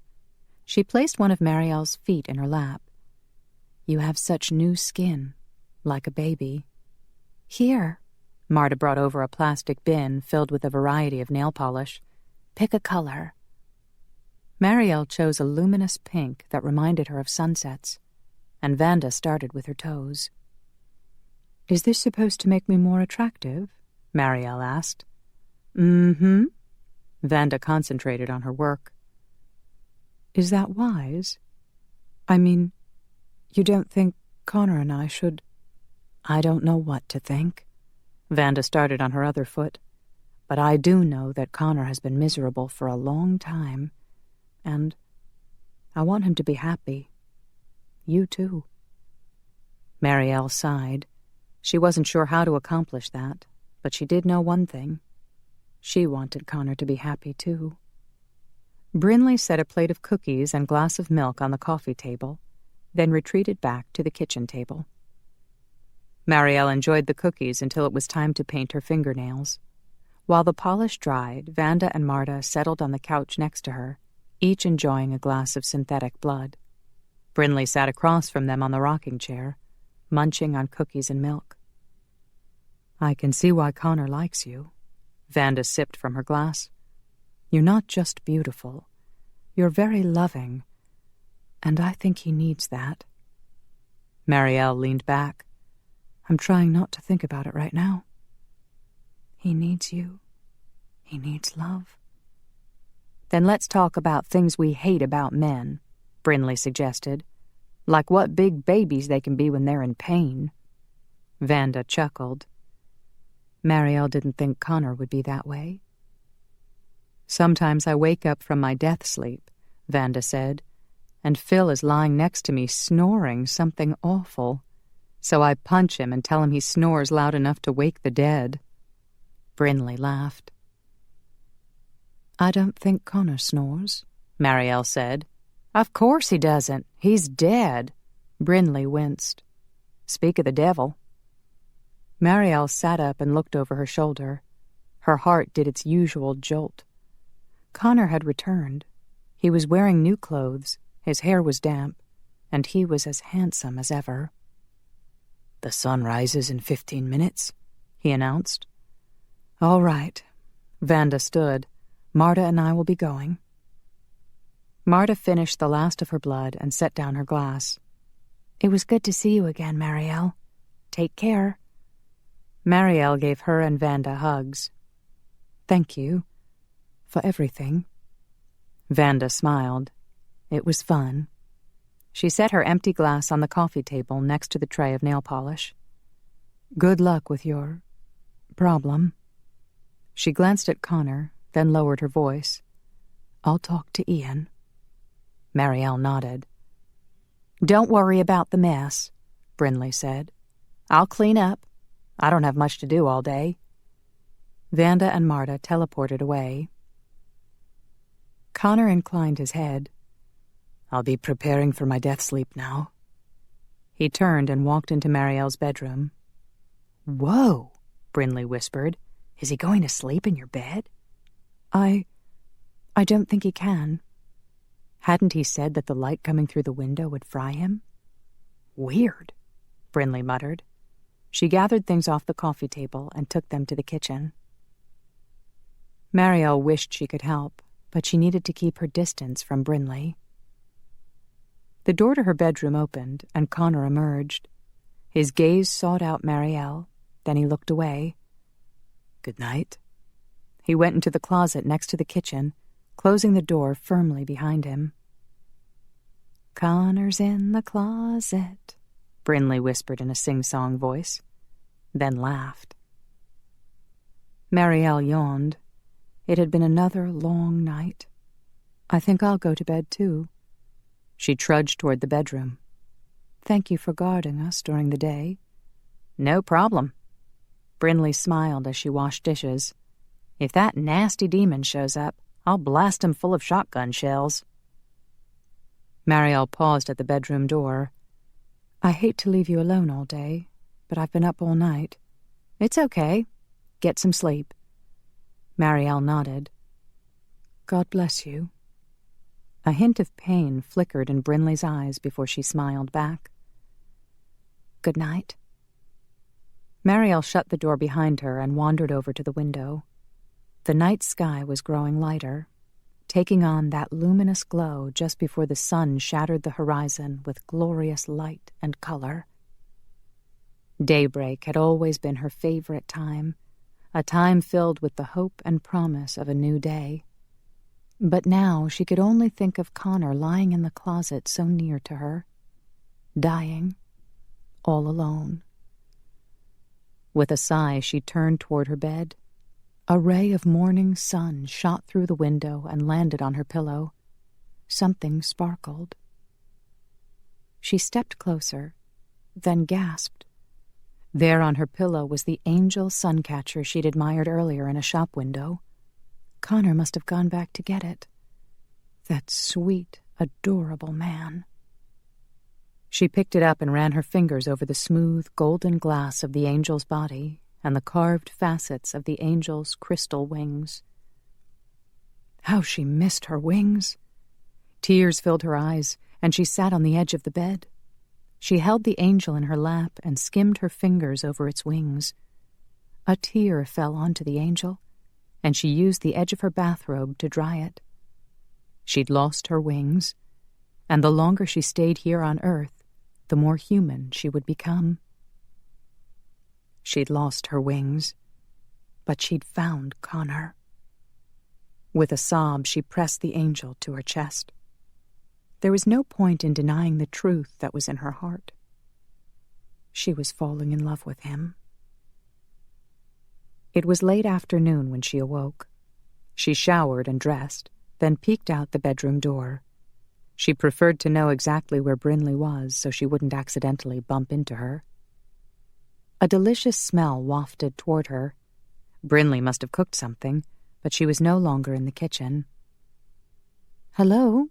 Marielle stepped into the main room. "In here," Brinley called from the walk-in closet. Marielle gasped.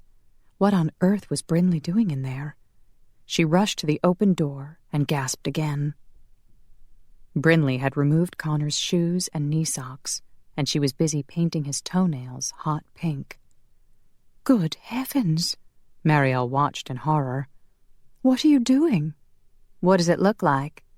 Brinley smirked, then motioned toward his kilt. Hey, should we lift it up and take a peek? No. Marielle's face flushed with heat. She didn't want to admit she'd already seen his private parts. Twice. You just proved my point. Brinley went back to painting the toenails on his right foot. You don't have a mean bone in your body. What do my bones have to do with you painting his toenails? It's going to make him very angry. I'm counting on it. Brinley started on his left foot. I was thinking about it all day, and I don't think you'll be able to dump him. You're too nice. So the only option left is to piss him off and chase him away. Marielle grimaced. Chase him away? She glanced at his handsome face. Could she really do that? Brinley looked up at her. If you try to reason with him, he'll just argue with you until you cave in. So the best strategy is to make him so angry he wants to leave. Marielle swallowed hard. Listen carefully, Brinley continued. When he comes after you, furious and demanding why you did this to him, you tell him, I felt like it. And if you don't like it, you can leave and never come back. That sounds terrible. Yeah, but it works. Brinley's mouth twisted. I should know. She started on Connor's fingernails. Oh, no, Marielle protested. Not those two. Brinley gave her a stern look. It's your only hope. Now let me hear you say it. Marielle winced, then quietly said, I felt like it, and if you don't like it, you can leave and never come back. Again, with more strength, he has to believe you mean it. She repeated it, although each word felt like it was being wrenched from her soul. She trudged outside and sat in a rocking chair on the front porch. How had she come to this in just a few days? A while later, Brinley came out with a plate of food and a glass of water. She set them on the small wooden table next to Marielle. You must be hungry, and you need to keep your strength up. Thank you. She ate a little, but her appetite worsened as she watched the sun descend in the sky. Could she do it? Could she chase Connor away? As the sun hovered over the horizon, the temperature dropped. She shivered and took her dishes into the cabin. Brinley had turned on the lights. Almost time. She picked up the shotgun. I'm ready for him. Marielle dropped her plate with a clatter into the kitchen sink. How angry do you think he's going to get? A thumping noise came from the closet, and Marielle jumped. He was awake. He would notice right away that his shoes and socks had been taken off. What the bloody hell? Remember your lines, Brinley whispered, as she headed out the front door, carrying the shotgun. I'll be out here if you need me. The closet door crashed open. Connor stood barefoot in the opening, his eyes a brilliant, gleaming blue, his red hair wild and loose about his shoulders. Marielle gulped. His gaze zeroed in on her. Woman, he growled. She stepped back. Your eyes are glowing blue. Rage. His fangs sprang out. With a gasp, she stepped back again. He wrenched the refrigerator door open, grabbed a bottle of blood, then stuffed it into the microwave. He pressed the buttons, then stopped to glare at his hot pink fingernails. His hand curled into a fist. His head turned toward her. You. His eyes burned into her. He grabbed the bottle from the microwave, still cold, and guzzled some down. He slammed the bottle down on the kitchen counter, then advanced toward her. His fangs were still out and stained red with blood. Why did you do it? She lifted her chin. I felt like it. Her voice trembled. And if you don't like it, you can... He arched a brow as he continued to move toward her. I can what? Tears stung her eyes. You can leave and never come back. Chapter 16. Leave? Connor halted his advance on Marielle. His vision turned a more intense blue as his rage surged to a dangerous level. What were those crazy women doing to his angel? The first night they'd taught her about blowjobs, and now they had obviously embroiled her in some sort of stupid drama that was supposed to make him leave. Leave? Over his dead body? His hands curled into fists. What about your training? Do you intend to go into battle unable to defend yourself? She stiffened her spine in a gesture of strength, but the tears in her eyes told another story. I can train myself. Can you teleport yourself? Ian will take me, and he and Phil can protect me. You're planning to replace me? She might as well have stabbed him in the chest. Am I suddenly untrustworthy? He bellowed. When she flinched, he made an effort to tamp down on his rage. He grabbed the bottle off the counter and drank the rest of the blood. It tasted awful this cold, but it helped cool his rage a little. His fangs retracted, but his vision remained tinted blue, a sure sign he was still on the verge of losing control. He set the empty bottle down. Do you know what infuriates me the most? 'Tis not the damned nail polish, nor the fact that those women have lured you into some sort of childish plot. When she didn't respond, he turned his head to glare at her. I gave you my word that I would help you, that I would get you back to heaven no matter what. Her face paled. He advanced toward her once again. And you ask, nay, you tell me to leave? Does my word mean nothing to you? His voice rose to a shout. Do you expect me to break my pledge? Her eyes shimmered with unshed tears. I expect you to leave. His jaw shifted. You're forgetting something? He stepped closer. Angels make terrible liars. Her mouth opened to protest, but before she could say a word, he clamped his hand around the back of her neck and pulled her against his chest. She gasped. Your heart is pounding something fierce. He touched her cheek. Your heart does not lie. A tear slipped down her cheek, and he caught it with his thumb. Your tears do not lie. He dragged his hand down her throat, then farther down to cup her breast. You tremble at my touch. Your body does not lie. He gently squeezed her breast, and she moaned.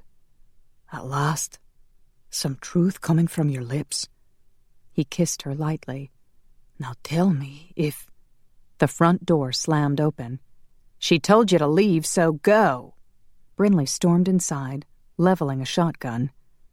Bloody fool. If she pulled the trigger, she might kill Marielle. Connor teleported behind Brinley, ripped the shotgun from her grasp with one hand, and shoved her against the wall with the other. She gasped, no doubt surprised by his vampire speed and strength. She attempted to move, but he kept her pinned. It was you, eh? You're the one who painted my nails. Brinley grabbed his arm and tried to shake him loose. Let me go, you undead creep.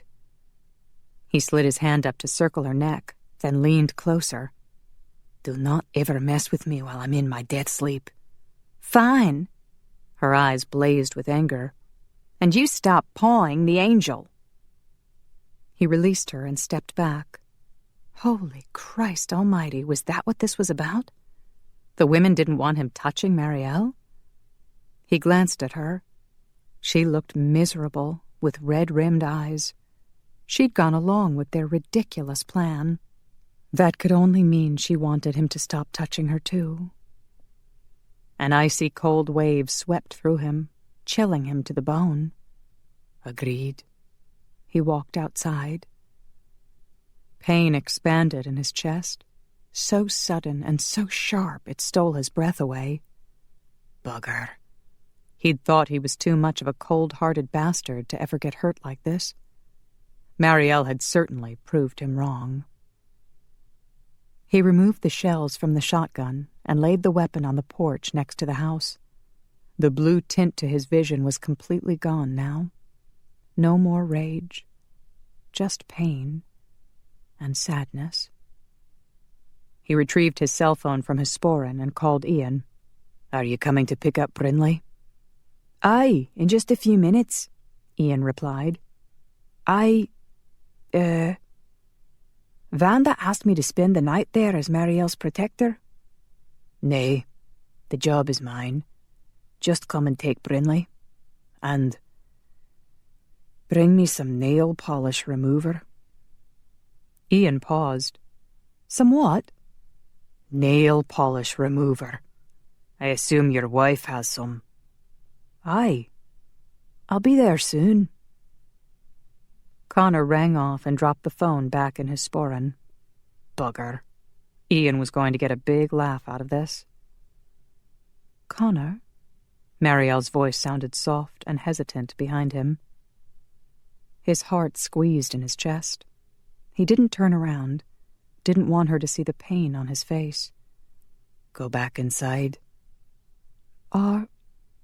Are you still going to train me?" "Aye. We'll continue your training and practice teleporting. We should be ready to face the malcontents in a few more days." He gritted his teeth. "You will not have to put up with me for much longer." There was a long pause, and he wondered if she'd gone back inside. "Thank you for the glass, Angel," she whispered. "I'll treasure it. For as long as I'm here." Damn it, she made his heart ache. "I guess you cannot take it with you to heaven?" "No." She made a sad noise that sounded like a cross between a sob and a sniffle. "I'm sorry." The door closed, leaving him alone on the porch. "I'm sorry too." For the next few hours, Marielle remained determined not to cry. Connor stayed true to his word and continued her training, but he was cold and distant, barking out orders and never making eye contact. He set up the wooden clock in front of the cabin. When she teased him that it looked more like a henge, he didn't respond. She worked hard for several hours and learned to knock down only one log. Her efforts were rewarded with a grumbled, "Good." No smiles, no pats on the shoulder, no twinkle in his eyes. He held her stiffly when they teleported close to a hospital in Cleveland where a woman was dying in surgery. When he encouraged her to widen her scope and search out multiple deaths accompanied by horror, she led them to what turned out to be a violent shootout between two drug cartels along the southern border. With bullets flying around them and innocent bystanders falling in the street, he'd teleported them quickly back to the cabin. She was visibly shaken, so he set her on the couch, brought her a glass of water, and told her to rest. She tried closing her eyes, but each time she did, the violent scene replayed in her mind. The screams of the innocent echoed in her head. The human world could be so cruel. Dear God, how she wanted to go back to heaven. She missed the peace and love that had permeated her soul, the constant stream of praise and support that had always filled her mind. She missed her friend Buniel and her beautiful white wings. What if she never heard the singing of the heavenly host again? What if she could never fly again, feel the wind rush against her face, and see the stars twinkling around her as she soared through the heavens? She blinked away the tears. She didn't want Connor to see her falling apart. Ever since their return to the cabin, he had paced about like a caged animal. A few times she glanced his way and discovered him looking at her. He always turned away, but not quickly enough that she didn't catch the glint of pain in his eyes. His pacing continued until he retrieved his claymore from the closet and went outside. After a while, she wandered over to the window to look outside. The nearly full moon shone down on the clearing in front of the cabin. Connor had erected make-believe enemies out of logs and bales of hay, and he was practicing with his sword. No, he was more than practicing. He was slaughtering his pretend enemies. The force of his blows was frightening. The rage in his shouts pierced her heart. "Connor," she whispered, pressing a hand against the window, "I don't belong here. I'm sorry." As soon as the women arrived, he teleported away. "He looks so sad," Marta murmured as she brought Marielle a plate of food. "Of course he's sad." Brinley grabbed a beer from the refrigerator and popped the can open. "He got dumped." "Brinley told us about the pink fingernails." Vanda sat on the couch close to Marielle and gave her a worried look. "I hear he was really pissed." "Yes." Marielle set her plate of food on the coffee table. "But it wasn't so much the polish. It was the way I rejected him and his word." The tears she had held back for hours escaped and ran down her cheeks. "I didn't want to hurt him." "He hurt himself when he fell for you." Brinley walked over to the kitchen table. "Shh." Vanda hushed her. "He's not the only one hurting." "Don't make me out to be the bad guy," Brinley grumbled as she sprawled onto a kitchen chair. "We all know she had to dump him. I'm sorry that it hurt, Marielle, but it would have hurt a lot worse if you had gotten more involved with him." Marielle sighed. "I suppose you're right." Marta handed her a box of tissues, then sat across from her in the rocking chair. "You're not eating. You need to keep your strength up." "I'm not hungry." "Are you in love with him?" Vanda asked quietly. "Yes." She wiped her face with a tissue. "A part of me wonders how it could have happened so quickly. But then I see him, and my heart feels like it will burst. And I think, how could I possibly not love him?" Vanda's eyes narrowed. "How much do you love him? What's it worth to you?" She set the tissue box on the coffee table. "All love that comes from the Father is deemed worthy." "This is Earth," Vanda said. "Everything we do here has a price. Even love." "I would never seek love for financial or personal benefit." "I'm not talking about money." Vanda gave her a stern look. "How much are you willing to sacrifice for your love?" Marielle swallowed hard as she finally understood Vanda's question. How much did she love Connor? To Marielle's dismay, Connor continued to remain cold and distant on their fourth night together. He set up the clock, then yelled different times from the front porch. 3 o'clock, 7 o'clock. She was supposed to react by knocking down only the log that corresponded to his order. Sometimes she succeeded, sometimes not. With a frown, he announced she wasn't ready yet. A small voice inside her celebrated, and it occurred to her that if she was slow with her training, she would have more time with Connor. But then she chastised herself for being selfish. The malcontents were feeding and killing every night. They needed to be stopped. When she sensed a number of deaths in Colorado, Connor linked minds with her for a few seconds to go there. The last reported location of the malcontents had been in Kansas, so it was close enough that he wanted to check it out. But the deaths were the result of a collapsed mine shaft, and the area was swarming with media.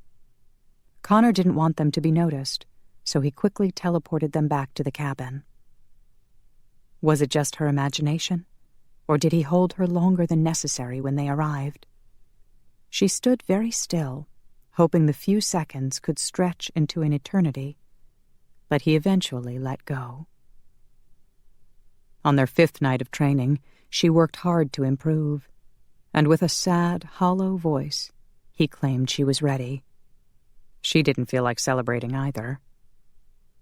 She sensed multiple deaths coupled with fear and horror in a mountainous area in Arkansas, so they teleported a short distance away from the incident. They landed beside a 2-lane road that wound through the mountains. Gravel shifted under her feet, and Connor grabbed her arm to steady her as she bumped against a metal guardrail. "Careful. There's a precipice there." He motioned to the other side of the flimsy metal railing. They were standing on a narrow shoulder beside the road. Marielle winced at how close they'd come to missing the road altogether. It was dark, the only illumination caused by the nearly full moon and stars. All she could see was the black-topped road, a steep, tree-covered incline on one side, and the rocky precipice on the other. "This way." Connor started down the road, staying on the narrow shoulder. "I can hear the cries." She walked behind him as the road made a big curve around the mountainside. Then she heard the cries, too. She stepped onto the pavement so she could see around Connor. Down the road, where it twisted in a dangerous horseshoe curve, a car had crashed through the guardrail and careened down the precipice. 2 are dead, but 3 are still alive. She tugged on Connor's arm, pulling him onto the road. "Come on. We have to help them." "You cannot touch them." "You can. You have super strength and speed." "Very well." He reached into his sporran. "I'll give you my phone, so—" Lights suddenly brightened the road. Marielle spun around to see a huge 18-wheeler truck zooming around the bend and hurtling straight for them. A horn blared. Brakes screeched. Connor shoved her out of the way, and she fell onto the next lane. "No!" she screamed. Connor was still in danger of being hit. "No!" She scrambled to her feet, then realized why Connor was still standing in the truck's path. He was frozen. The truck was frozen. Time had come to an abrupt halt. No sound, no horns or screeching brakes or cries from the car accident down the road. No movement. Silhouetted against the nearly full moon, a bird was frozen in mid-flight. The expression on Connor's face was frozen, his eyes blank and not seeing. His arms were still extended from tossing her out of the way. A chill skittered down her spine, and she pivoted, searching for the one who had manipulated time. As far as she knew, only a few beings could accomplish such a tremendous feat. The Heavenly Father and a few of his most trusted archangels. Or a very powerful demon. Chapter 17. Marielle stiffened when she heard footsteps on the pavement. She whirled around to face the end of the truck. A tall, dark form stepped into the moonlight. A long black coat, black shirt and tie, black leather pants, black wings that folded with a snap and disappeared. Darifer. She took a deep breath to steady her nerves. "Keep your wits about you. He can't take you to hell unless you agree." But of course he would try all manner of trickery to make her agree. He strolled toward her, his expensive leather boots tapping on the black asphalt. Moonlight gleamed off his raven-black hair and luminous, pale skin. A corner of his wide mouth curled up in a humorless smile. She glanced at Connor. He couldn't help her. He was, in fact, in danger of being mowed over by the 18-wheeler whenever Darifer decided to release time. The demon circled her, studying her intently with his emerald green eyes. "Why have they dressed you so shabbily? Don't they realize what a beauty you are?" He stepped forward and hooked a finger under her chin. She eased back. He smiled, a genuine smile that actually made him appear handsome. "I would treat you like a rare princess. You would wear the finest silks and jewels." She started to tell him, "Be gone," but snapped her mouth shut. If he left, time would unfreeze. The truck was so close to Connor. He would have only a few seconds to react. He could teleport or jump out of the way at vampire speed, But what if he was disoriented for a second? Would he have enough time to escape? Or would he be crushed by a massive truck? Darifer frowned when she glanced nervously toward Connor. Still hanging out with the parasite, I see. He walked toward Connor and studied him with a disdainful look. Not much of a protector, is he? Darifer snapped his fingers in front of Connor's face. I don't know what you see in him. He flicked a finger against Connor's nose. Don't. Marielle stepped forward, then halted when Darifer's eyes gleamed. She winced inwardly. She'd revealed a weakness. You like him. Darifer gave her a smug smile. Has he slept with you yet?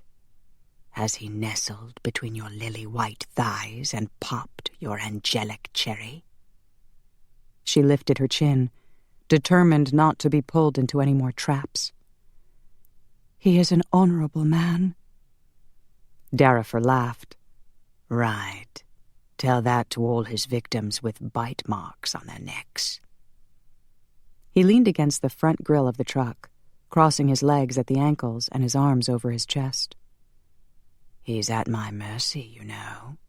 Leave him be. Say you'll come with me, and I'll save him. I don't believe you.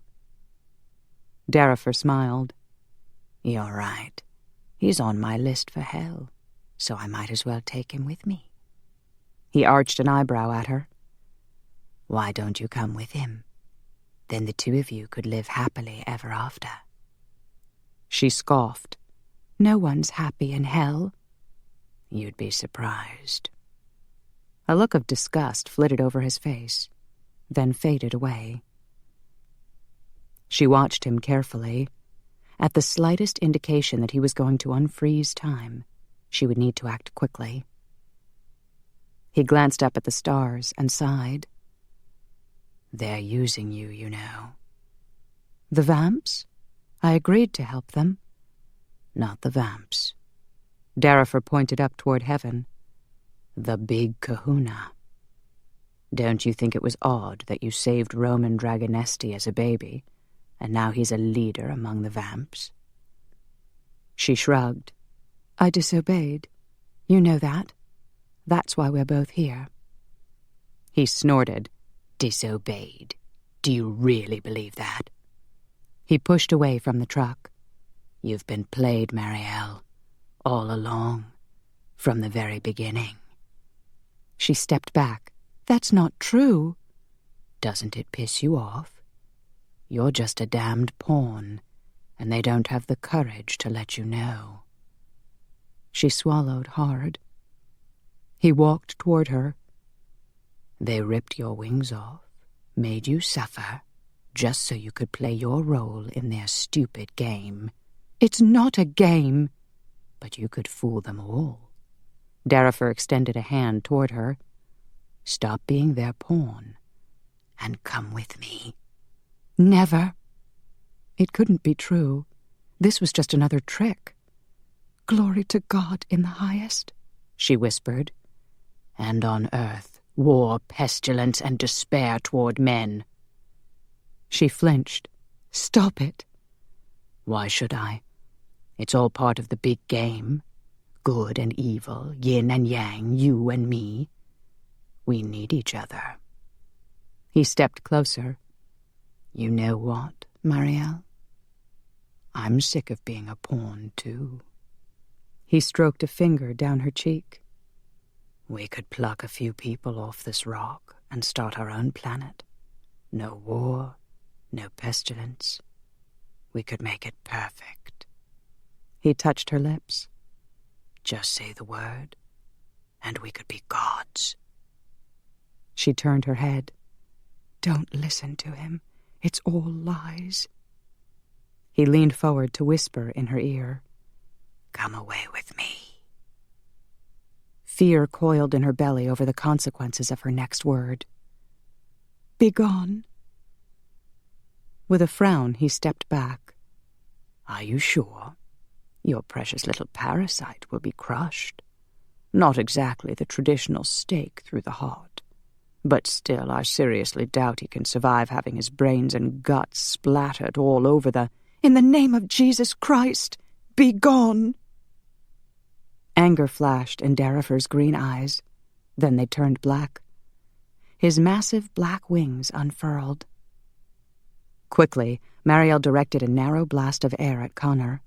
He flew backward just as Darifer vanished, and time whooshed back into motion. The horn blared as the truck zoomed past her. For a few endless seconds, all she could see was the silver side of the truck. She couldn't see Connor, didn't know if he had survived. The truck passed, but he was nowhere in sight.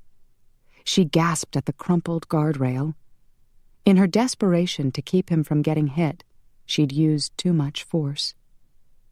She'd blown him over the cliff. Connor! She ran to the shoulder and peered down into the dark precipice. Good heavens, had she killed him? How could he survive such a fall? She stepped over the railing. Connor! She worked her way down the incline, hanging on to bushes to keep from falling. She spotted some broken branches. He must have hit them on his way down. She used them as a trail, hoping it would lead her to him. Connor, can you hear me? She paused to listen, but heard nothing. Panic caused her heart to race and her hands to shake. It was so hard to see in the dark. Branches scratched at her arms and slapped at her face. A few times her feet slipped out from underneath her, and she fell back onto her rump, skidding a few feet before she managed to grab another limb. Connor! Her feet slipped again, and she cried out as a sharp rock jabbed her in the back. If only she had her wings, she could fly straight to him and take him somewhere for help. She gritted her teeth and kept going. Her feet skidded to a stop on level ground. She'd made it to the bottom. Connor? She squinted, trying to see. The moon was close to full, but there were too many trees obstructing the light. Was that him? She dashed toward a dark shape on the ground, but it was just a fallen log. She pivoted, breathing heavily. Where are you? She heard a moan and ran toward the sound. Tears filled her eyes when she saw him. Thank God I found you. He was lying in the dark shadow beneath a tree. Actually, she realized, he must have hit the tree after falling down the last of the incline. She knelt beside him. Connor, I'm here. She reached for him, then remembered how dirty her hands were, so she wiped them on her thighs. Can you hear me? She rolled him onto his back. He moaned. Are you safe, lass? The truck did not. I'm fine. A tear slipped down her cheek. How like Connor to worry more about her safety than his own. Good. His eyes flickered shut. Connor? Her heart lurched. Had he died? No, she would have sensed it. She was panicking, fearing the worst, because she loved him so much. More tears escaped. She had to help him somehow. He'd saved her life, pushing her out of the way of the truck. Now she had to save him. If only she had her wings. Connor was unconscious, so he couldn't teleport them, but other vamps could teleport. She opened his sporan and dug around till she found his cell phone. It'll be all right, Connor. I'll call your friends, and they'll take you to Romatech and patch you up. The phone lit up in her hand, and she frantically studied the odd pictures, trying to figure out how to call Roman. How quickly you're becoming human, a voice said behind her. She spun around, dropping the phone and falling on her rump. A white light shimmered in the distance. White wings pulled in and vanished, leaving the form of a tall man. He wore a long white tunic over white pants, topped with a long, hooded white robe. He pushed the hood back, revealing a handsome face and blonde, wavy hair. Bunny! She scrambled to her feet and ran toward him. He grinned and enveloped her in his arms. Instantly she felt all her scrapes and bruises disappear. He moved her back, grasping her by the shoulders while he searched her eyes. "Why did you seek a human solution? Why didn't you call me?" She bowed her head with embarrassment. I didn't think of it. It seems like a long time that I've been cut off from you." "I have always been close by." Frowning, he smoothed a thumb over her damp cheek. "It seems like every time I check on you, you're crying." "It's been hard." She glanced over her shoulder at Connor. "Can you help him?" "Let me see." Bunnyelle accompanied her back and regarded Connor curiously. "This is the man who rescued you that first night." "Yes." "And he has been watching over you and protecting you." "Yes." "And yet, for all the good he has done for you, he makes you cry." She wiped her cheeks. "I'm in love with him." Bunnyelle tilted his head, watching her. "Should love be so painful?" "I have to leave him when I go back to heaven." She winced. "If I can go back." Bunnyelle nodded. "I have put in many requests for leniency on your behalf." He squatted down beside Connor. "We love all humanity from a distance. Is it not enough to love this man in the same manner?" She didn't want to admit she wanted more. She knelt down. "Can you help him?" "He's badly injured." Bunny laid a hand on Connor's brow. "Skull fracture, concussion, internal bleeding, cracked ribs, multiple contusions. But nothing I can't fix." He closed his eyes and prayed. A white glow surrounded his hand. "There, it's done." The glow disappeared, and he rose to his feet. "He will sleep for a short time." Marielle took a deep breath. "Glory to God in the highest." Bunnyelle smiled at her. "And on earth, peace, goodwill toward men." He removed his thick white robe and laid it on top of Connor. "This will keep him warm till he awakens." She stood. "Thank you." "What's going on?" a male voice asked sharply. She turned to see Zachriel striding toward them. "Marielle, I'm glad to see you're surviving as a human." He nodded at Bunnyelle. "They could use you at the car accident." "I'll be there shortly," Bunnyelle replied. Zach regarded him suspiciously. "Two of my deliverers were working the accident when they reported a time anomaly. Was it you?" "No." Bunnyelle motioned toward Connor. "I was healing this man." Zach glanced down at Connor and scoffed. "That's not a man. He's a cheater. Why would you heal a cheater?" "I asked him to," Marielle said quietly. Zach gave her a curious look. "You're keeping company with cheaters now?" "He's one of the good vamps," she explained. "I'm going to help him and his friends defeat Casimir and his evil gang of malcontents." "Sounds dangerous," Bunnyelle murmured. "It will be worth it if we can be rid of the evil vampires and make the world a safer place for humans," she continued. "And maybe I can be forgiven." "Ah," Zach nodded. "The hidden agenda. You want back into heaven." "She needs to go back," Bunnyelle insisted. "The human world is too dangerous for her." "And the time anomaly?" Zach asked her. "What do you know about that?" "It was caused by Darifa," she said quietly. Bunnyelle stiffened. "The demon? What does he want with you?" She sighed. "He considers me a fallen angel." "Maybe you are," Zach whispered. Bunnyelle raised a hand toward Zachriel, his eyes a fierce, glowing blue. "She is not." Zachriel stepped back, stunned. Are you threatening me, healer? Bunny, please. She touched him. I'm all right. Darifa tries to trick me into going to hell with him, but I always send him away. She turned to Zachriel. I know you don't believe in me, but I will prove myself worthy. Zach gave her a worried look, then frowned at Connor. Watch your neck. He vanished. Buniel smiled at her and drew her into an embrace. Be strong, Marielle. Be careful. You be careful. She hugged him back. I don't want you to get in trouble for helping me. With a chuckle, he stepped back. I can take care of myself. He glanced at Connor, then back at her. You have a good heart.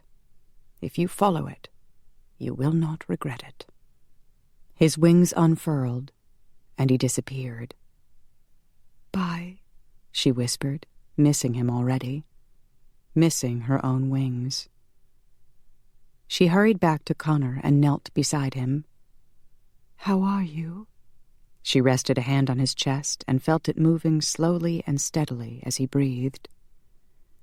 She tucked Bunny's thick white robe around his shoulders. Don't want you getting cold. She smoothed his hair away from his brow. Skull fracture and concussion. I guess your head's not quite as thick as I thought. She touched his cheek. I'll just say this while you're asleep, so it won't complicate matters. I love you, Connor Buchanan. His mouth curled up. She sat back with a gasp. You're awake. His eyes flickered open. Now why would you want to waste such words on a sleeping man? Chapter 18. She loved him. Connor's heart filled with joy. It was not a feeling he'd felt very often in his 499 years of existence. So it came coupled with fear. Fear that it wouldn't last. It couldn't last. She would eventually return to heaven where she belonged.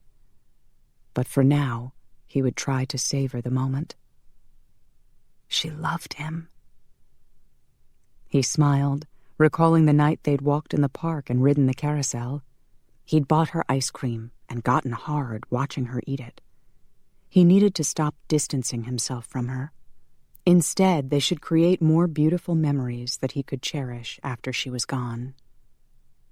She loved him. He chuckled. Marielle looked so embarrassed. She should be embarrassed. A beautiful angel like her falling for a cold-hearted old undead bastard like him. How could he be so fortunate? Better not question it and just enjoy the moment. Here he was, lying beneath a tree with... His smile faded. Where the hell was he? He struggled to remember, but his thoughts were fuzzy. A memory flashed through his mind. A blaring horn and bright headlights. The truck! He sat up and winced at the tenderness in his ribs. Careful. She touched his shoulder. You may still be a little sore. Sore from what? He looked her over. You did not get hit? No, you saved me. And I know I should be grateful. But really, Connor, it makes me angry. You left yourself right in the path of the truck. You have to be more careful. It would have killed me if you'd been run down. His mouth twitched. Because you love me? I'm serious. Don't you dare put yourself in danger like that again. How did I get here? He touched the thick white robe that had fallen into his lap. And where did this come from? Bunny gave it to you. His eyes widened in feigned horror as he examined the length of the robe. That's one hell of a big rabbit. She laughed. It's from Buniel, my friend, the healer. I figured that. His jaw shifted as he imagined her perfect, angelic boyfriend. Why was he here? And why was he taking off his clothes? He healed you. She gave him a wry look. You can thank him later. You had a fractured skull, a concussion, cracked ribs, multiple contusions. I was injured. He rubbed his rib cage. No wonder it seemed a bit tender. I was hit by the truck. No. I managed to move you out of the way with a blast of air. Oh, that's good. Thank you. He smiled. All your hard work and practice paid off. I suppose. She ducked her head, still looking embarrassed. He felt his head. There was dried blood in his hair. A fractured skull? No wonder he couldn't remember much. How did I get injured then? You, She pointed up a rocky incline. The road is up there. You fell down here. I fell off a bloody cliff? How could he have been so clumsy? Why hadn't he simply teleported to safety? It was my fault. She hung her head. I may have used a little too much force with the blast of air. You blew me off a cliff? He shouted. She winced. It's not really a cliff. It's more of a slope. He huffed. Is that how you treat the man you love? Well, yes. She lifted her chin. I was desperate to save you, and when Darifa froze you... What? Connor jumped to his feet. Darifa was here? Up there. She stood and pointed to the road. He froze time. He froze you right in front of the truck. Connor shook his head. This was too strange. He froze time? Yes. Darifa froze everything except himself and me. Connor's heart plummeted. She'd been in terrible danger, and he had been completely helpless. He stumbled back, knocking against the tree. Careful. She grabbed his arm. You may be a little dizzy from the concussion. Nay. He moved aside, breaking her grip. Bugger. Anger swelled inside him. She was trying to take care of him, trying to protect him. That was his job. He was supposed to protect her. And he'd failed her. Just like he had failed to protect his wife and bairn. How can you love me? I was bloody useless. She stiffened with surprise. Don't say that. He paced away. All this time I've stayed by your side in case that bastard showed up. And when he did, I did nothing. It's not your fault. He has powers that are beyond both of us. Connor rushed toward her and grabbed her by the shoulders. Did he hurt you? If that bastard harmed you, I'll find a way into hell and... Don't say that. She pressed her hand over his mouth. Don't ever try to fight him. Please. Connor took her hand in his. What good am I to you if I cannot protect you? You do protect me. You saved me from the truck. You saved me that first night. He kissed her palm. It breaks my heart that I could not protect you from the demon. I'm fine. Darifa can't take me to hell unless I agree. And I will never agree. She rested her hands on his cheeks. You have never failed me. You have been a blessing to me since the moment you found me. Oh, lass. He wrapped his arms around her and held her tight. It made his ribs hurt, but he couldn't complain. He would have her for only a short while. Shall we go home? He asked. Yes. She picked the white robe off the ground and shook it out. We were lucky Bunny showed up. She plucked Connor's phone off the ground, and it instantly lit up. I was going to call your friends for help, but I didn't know how. I'll show you later. He dropped the phone into his sporran and pulled her back into his arms. Let's go. Connor dropped his torn and tattered kilt on the bathroom floor. It was beyond repair. The T-shirt he'd worn was shredded, too. He examined his leather sporran. Scuffed up a bit, but it would still do. He took a quick look over his body. Apart from a little soreness, he appeared intact. Marielle's angelic boyfriend had patched him up well. He didn't know whether to be grateful or pissed. Just the thought that he'd been frozen and then later unconscious while demons and angels had dropped by to visit, it was too much. He stepped into the shower and lathered up his bloodied hair. He decided on being pissed. Aye, that suited him well. He was a vampire, damn it. A supernatural being with his own set of awesome powers. He'd been able to control mortal minds for centuries. He'd been able to defeat any mortal or malcontent in battle. He was top dog, top of the food chain. Not anymore. He could be frozen and rendered helpless? Bloody hell! How could he defeat an enemy who could control him? How could Marielle trust him? He stood under the shower head, letting the hot water pound on his head. That was the real problem. He was afraid of failing her. He'd failed before, and he'd lost his wife and baby daughter. And then he'd lost his soul. He'd become a cold-hearted bastard who fed on others to stay alive. But she still loves you. He closed his eyes and let the water run down his face. His angel loved him. She called him a blessing. With a sigh, he turned off the water. She would be with him only a short time. He dressed in a clean pair of plaid flannel pants and a T-shirt that either Phil or Howard had left behind. It was Howard's cabin, actually. He and Phil used to come here on a full moon so they could shift and hunt.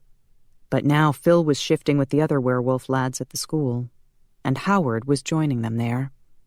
Connor smiled, imagining a big bear hunting with a pack of wolves.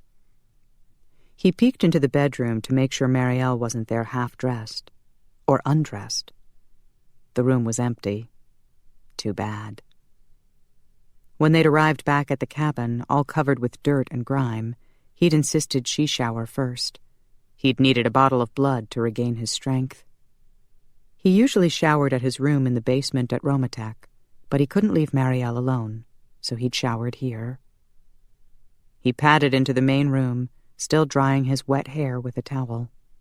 He spotted Marielle, lying on the couch with her head resting on the pillowed arm. As he approached, he noticed she was bundled up in Bunnyelle's white robe.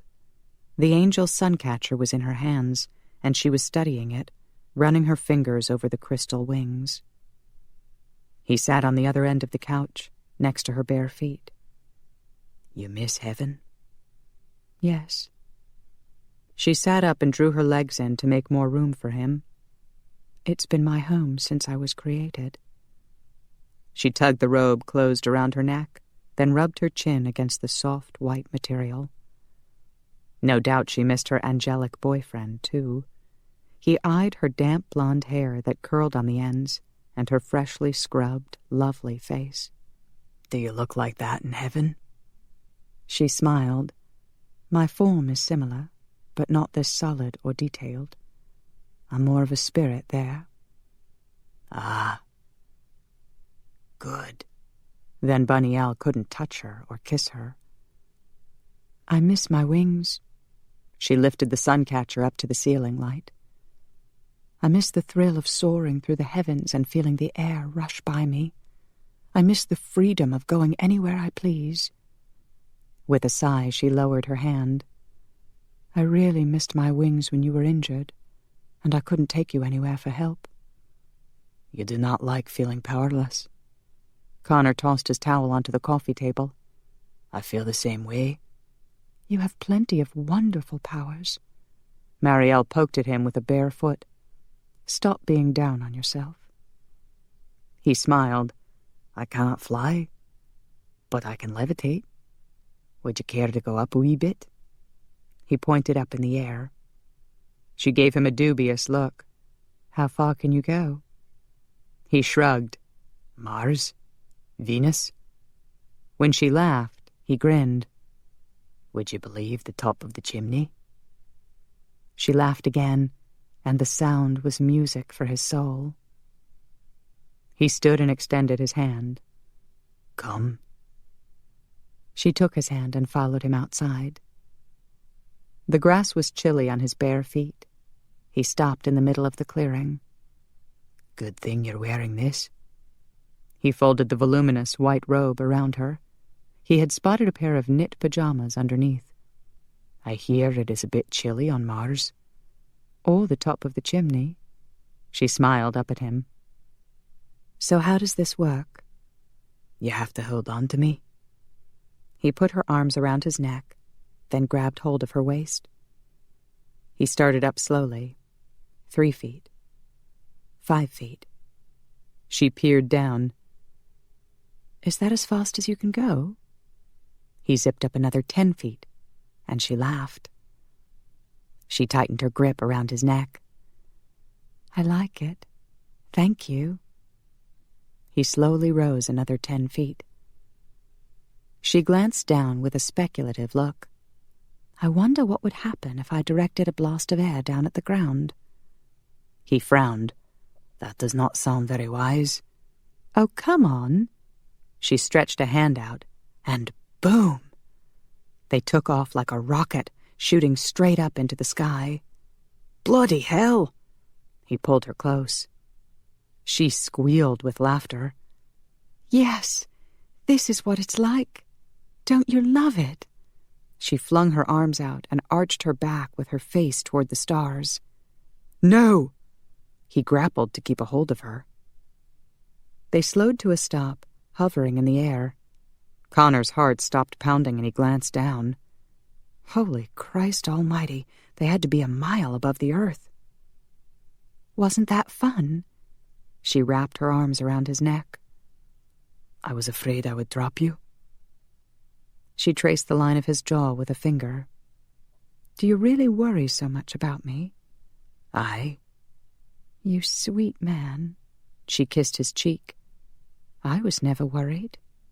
I trust you." His groin tightened. Great. He was getting hard a mile up in the air, and as fiercely as he was holding her, she would be sure to notice. "I want to try something." She stretched a hand out to the side and let loose a little blast. They flew in the opposite direction. She repeated it a few times more, laughing each time they took off. Soon Connor was laughing with her. She was right. He did enjoy the wind against his face and the canopy of twinkling stars around them. She hugged him tight. "Thank you, Connor. I was afraid I'd never fly again." He rubbed his chin against her temple. "It took powers from both of us to pull it off." She leaned back and smiled at him. "We make a good team." Now that they were no longer flying and laughing, he became aware once again of how tightly he was holding her. Her body was molded against his, and they hovered in mid-air, surrounded by stars. Below them the world spread out, dotted with trees and lush green pastures. A bird flew by, did a double-take at them, then squawked and hurried away. They both laughed. "Thank you for this." He kissed her brow. "I'll always remember it." "So will I." He studied her lovely face. "I want to touch you, but I do not dare let go." She leaned forward and rubbed her nose against his. "How is that?" It was enough to make his groin grow even harder, and his vision turn red. He kissed her cheek. "Do you really love me?" "Yes. How do you—" She blinked with a startled look. "Your eyes are glowing." "Aye. You look pink, like a rose." His gaze focused on her lips, so red now, so alluring. "I want to kiss you." Her eyes widened, but she didn't refuse. When he leaned close, her lips parted. When his mouth touched hers, she melted against him. He was lost. And they plummeted about 1/2 mile. She squealed, latching onto his shoulders. He regained control, and they came to a stop, hovering once again. She took a deep breath.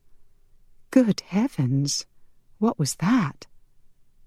His pounding heart thudded in his ears. Sorry, I lost my concentration and I forgot I was levitating. He glanced at the ground below. Maybe we should go down? Slowly? Make a gentle landing? Instead of a crash? Sounds good to me. She chuckled. Your eyes aren't red and glowing now. Aye.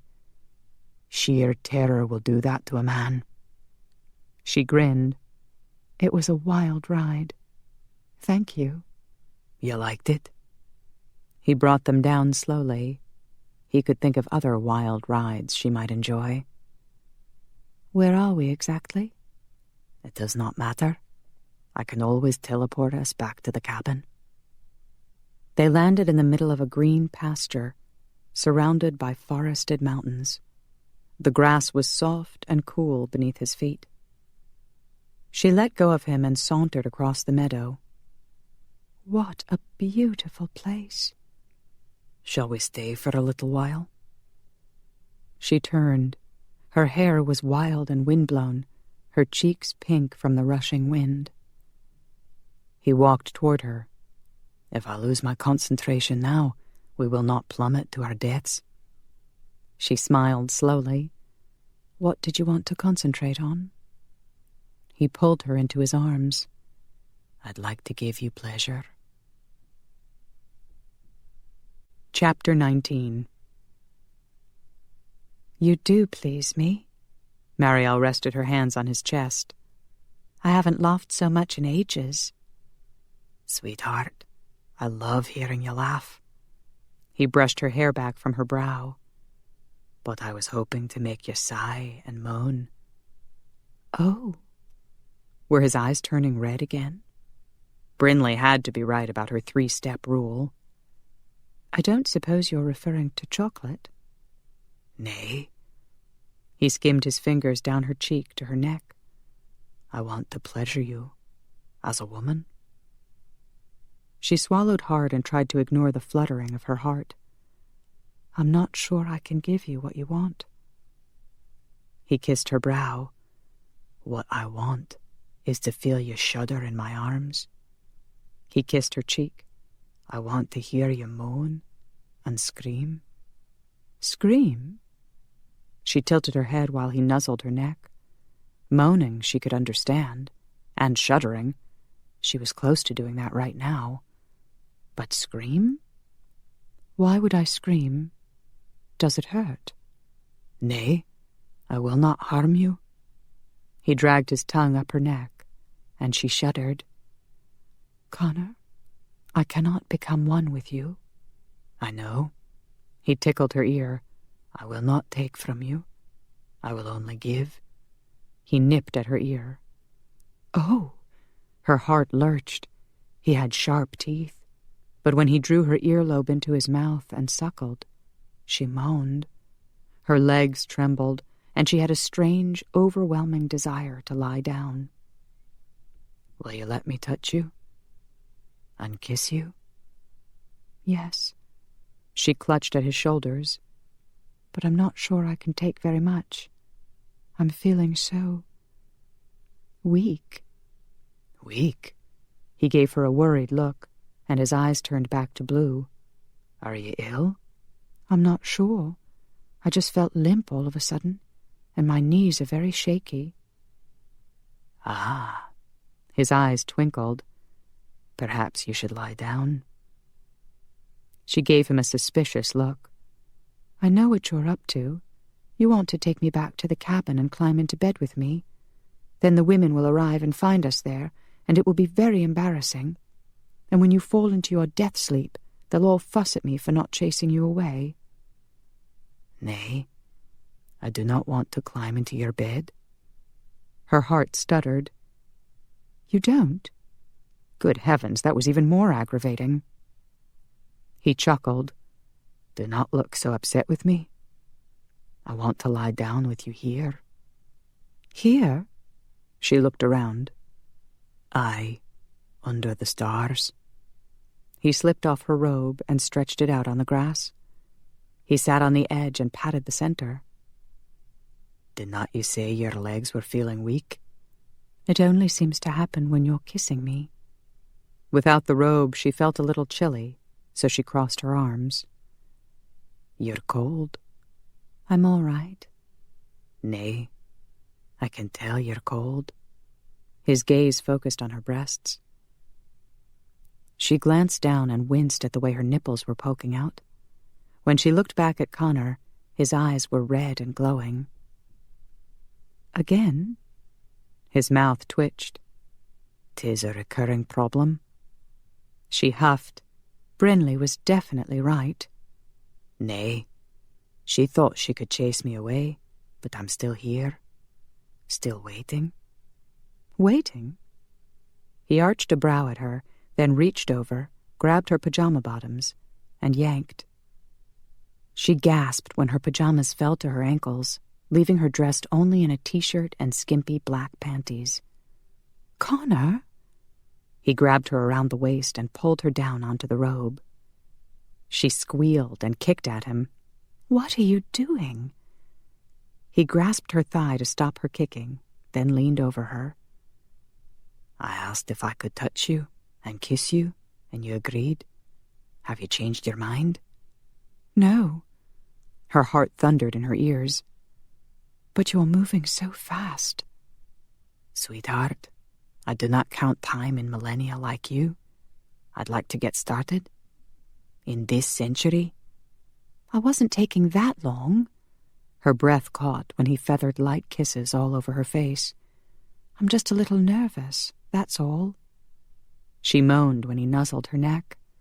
"And you startled me when you pulled my pants down." He lifted his head. "Right." He kissed her quickly on the lips. "Thank you for reminding me." "Huh?" She blinked when he suddenly moved down to her feet. He smiled. "Your toenails are pink." He kissed her big toe. "You could have had pink toes, too," she reminded him. He shot her a warning look, but she just smiled. "I thought you looked very handsome with your pink toes." He nipped at her toe. She squealed and tried to pull her foot away, but he gripped her by the ankle and wouldn't let go. He lifted her leg higher and trailed kisses up her calf to her knee. Her heart raced, and her stomach fluttered. "So your knees are giving you trouble, are they?" He lifted her leg higher and kissed the soft skin on the backside of her knee. She shivered. "That tickles." It more than tickled. It was sending frissons of needy sensations up her leg. She had an overwhelming urge to squeeze her thighs together, but she couldn't when he had one of her legs lifted so high in the air. He tickled the backside of her knee with his tongue while his hand skimmed up her thigh, closer and closer to her core. She moaned. She'd never felt so vulnerable or so desperate. He set her leg down, then pulled her into a sitting position. "Lift your arms." She started to, then gasped when he whisked her t-shirt off and shoved her back down. She gasped again when he ripped off her panties and tossed them aside. "Good heavens, aren't you being a little abrupt?" "You think I'm moving too fast?" He settled beside her with a hand resting on her tummy. His gaze wandered over her body. "I've seen you naked before." "That was different. I was unconscious most of the time." And not so intensely aware of him. Just the way he looked at her made her tremble. "You're exceedingly beautiful," he murmured. "Thank you." Good heavens, he was really looking her over. Her cheeks grew warm. "I just need a moment to adjust." "Ah." His gaze rose to her chest. "I've seen your breasts before. I've touched them." She struggled to breathe. "I know." He leaned closer, studying them. "Your nipples are hard, ripe for sucking." He moved back. "But I'll give you more time to adjust." Her mouth dropped open. He wanted to suck on her nipples? A new wave of sensation swept down her body and sizzled in her core. Moisture pooled there. This time she did squeeze her thighs together. His nostrils flared, and his fingers pressed against her belly. "Lass, if you adjust any more, you'll be climaxing without me." She reached up to wrap her hands around his neck. "Then do it. Please." He smiled. "My pleasure."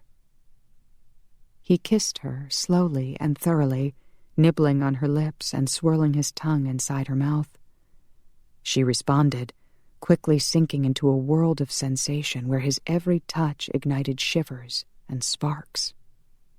He kissed her neck, and each time his tongue licked her skin, she felt a throbbing in her core. It made her desperate, made her want to squirm and press herself against him. She tugged at his t-shirt. "Let me touch you."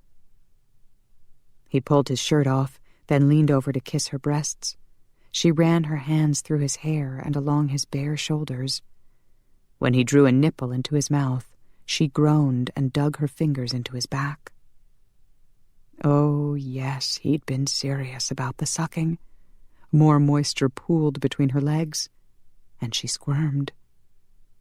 He moved away from her breasts and grew still. "Is something wrong?" "I want to see your face when I touch you." "You are touching." She stopped when she realized what he meant. His hand skimmed down her belly into the thatch of curls. Her breath caught. He slowly massaged her. "Will you open your legs for me?" She did, and he smiled. "Oh, now there's a glorious sight." She jolted when she first felt his fingers touch her core. She pressed a hand to her chest. "I think my heart will burst." He lifted his hand. "You need a moment to adjust?" "Don't you dare." With a chuckle, he put his hand back on her. She winced. "Sorry, I don't know what's come over me." She moaned when his fingers traced the folds. "I'm becoming very greedy." "You want more?" "Yes." He flicked a finger over a very sensitive spot, and she squeaked. He grinned. "You might like this, too." He inserted a finger inside her. Oh, yes." She squirmed, pressing against him. A buzzing feeling skittered all through her. Her eyes flickered shut. "You're very tight and wet." He inserted another finger. When he waggled them, something broke loose inside her. It soared higher and higher. "Connor, I... He wiggled his fingers again, while his thumb rubbed the sensitive spot. She screamed. For a second, she thought the world had come to an end, and the stars in the heavens had burst. But then she opened her eyes, and the stars were still there. And she was still alive, her body throbbing with incredible spasms. "Qu'est-ce que tu as fait?" she gasped. Connor leaned closer, smiling. "You're speaking French?" "Oh, lo siento." She rubbed her head. "Spanish?" "I think I blew a fuse." He laughed and gathered her in his arms. "I love you. I love you so much." "Do you?" She held him tight. "Oh, Connor, I love you too." He rolled onto his back, taking her with him. "Lass." He ruffled her hair and kissed the top of her head. She sprawled across his chest, resting her head over his heart to hear it pounding. She closed her eyes. A vision flashed across her mind. A dark-haired woman holding a newborn baby. They were beautiful. She pushed the thought away and nestled her cheek against the soft hair on Connor's chest. If only this moment could last forever. Her eyes flew open. Was that what she really wanted? "Je t'aime," Connor whispered. She lifted her head. "You speak French?" He nodded. "And Gaelic?" "What about you?" I can speak to any human on earth. His eyes widened, then he looked away. I suppose I'm being greedy to want you all to myself? She smiled and ran a finger along his jaw. You make me feel very greedy, too. He kissed her finger. Did you want to scream again? Her cheeks grew warm. She really had screamed. It was much more intense than I had expected. We barely got started. I did not get to taste you or make you come with my mouth. She blinked. Did he mean oral sex? You want to give me a blowjob? He laughed, then winced. Ugh. What's wrong? Nothing. She sat up with a gasp. I shouldn't have leaned on you like that. Your ribs could still be sore. My ribs are fine. Are you sure? She smoothed her hands over his bare chest. You're so muscular and strong. She followed the narrow trail of hair to his navel. I think you're beautiful.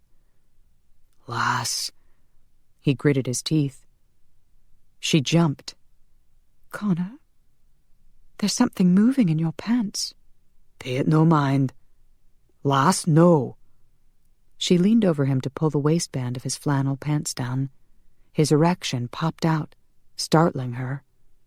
Oh! She fell across his thighs. Oh, my.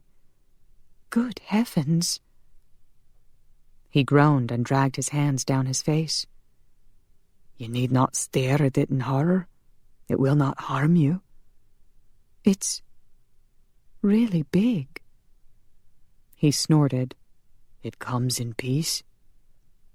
She giggled, then poked at it with her finger.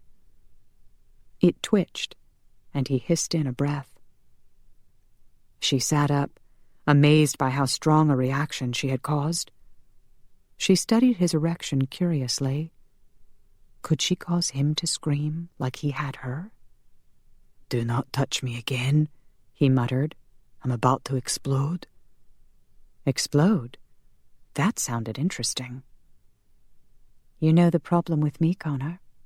I don't follow orders very well. She curled her hand around the staff and kissed the tip. Holy! He gritted his teeth with a strangled noise. She wasn't exactly sure what to do, but she recalled how much she enjoyed him tickling her breasts with his tongue and suckling her. So she ran her tongue up the length of his staff, then took him into her mouth. She figured she was doing something right because he was groaning and clutching her hair. Enough! He tossed her down onto the robe and wedged between her legs. He kissed her hard, rubbing himself against her. The friction ignited her sensitive skin. She wrapped her legs around him and dug her hands into his back. Moisture pooled, and his movement became slick. An ache throbbed deep inside her, an empty ache that begged to be filled. Connor. She wanted him inside her. And the two shall become one. He let out a hoarse shout, then shuddered as he found his release. He collapsed beside her, hugging her tight. She held him, her arms and legs still wrapped around him.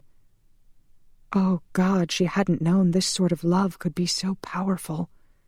She'd come so close to begging him to take her. She rested her head against his chest, listening to the wild thumping of his heart. The vision returned. The dark-haired woman holding a baby. Connor's baby, she realized with a jolt. She was seeing inside his black pit of remorse. His walls had tumbled down. Fionnuala. That was the woman's name. There was so much love and sadness surrounding her. Why would a woman he loved be in the center of his remorse? She sat up. Connor? He groaned, his eyes shut. Give me a minute. You didn't tell me you have a wife. Chapter 20. Connor flinched, his eyes popping open. What? You have a wife? Nay. He sat up. Holy Christ almighty, she might as well have punched him in the gut. I'm not married. And you have a daughter. His heart raced. He couldn't deny having a daughter. She had lived only a few hours, but for all eternity she would be his beautiful daughter. He gulped.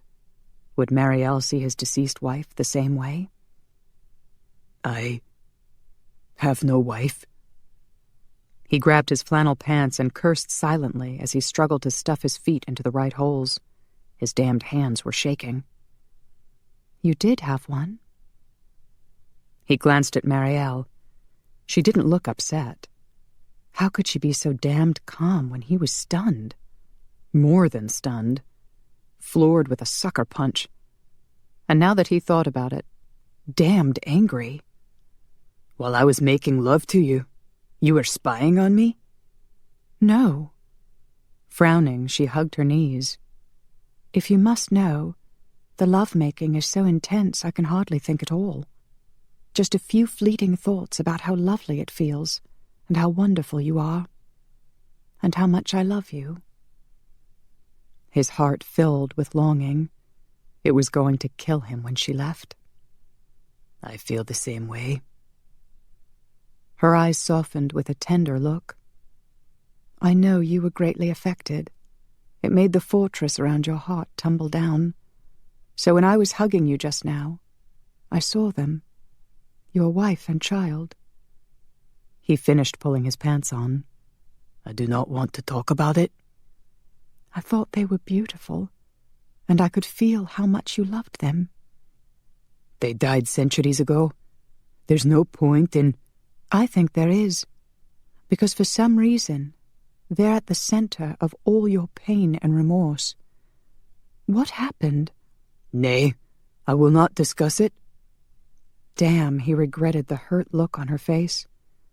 I'm sorry, Marielle, but I confess nothing. Her eyes narrowed. Do you think the Heavenly Father doesn't know? Of course he knows. That's why I'm on the list for hell. She made a face. Stubborn man. That list is not written in stone. It can be changed.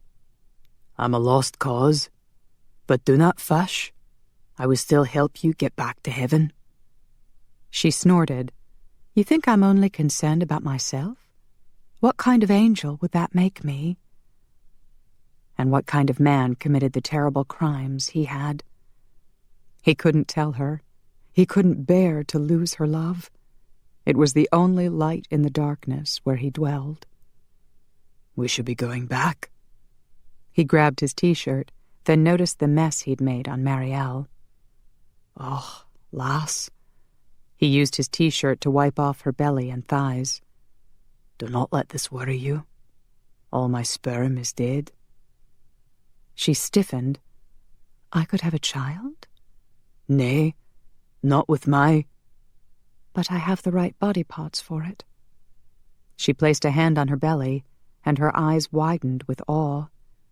I could bring forth a living human being. He gulped. I thought you were going back to heaven. She blinked.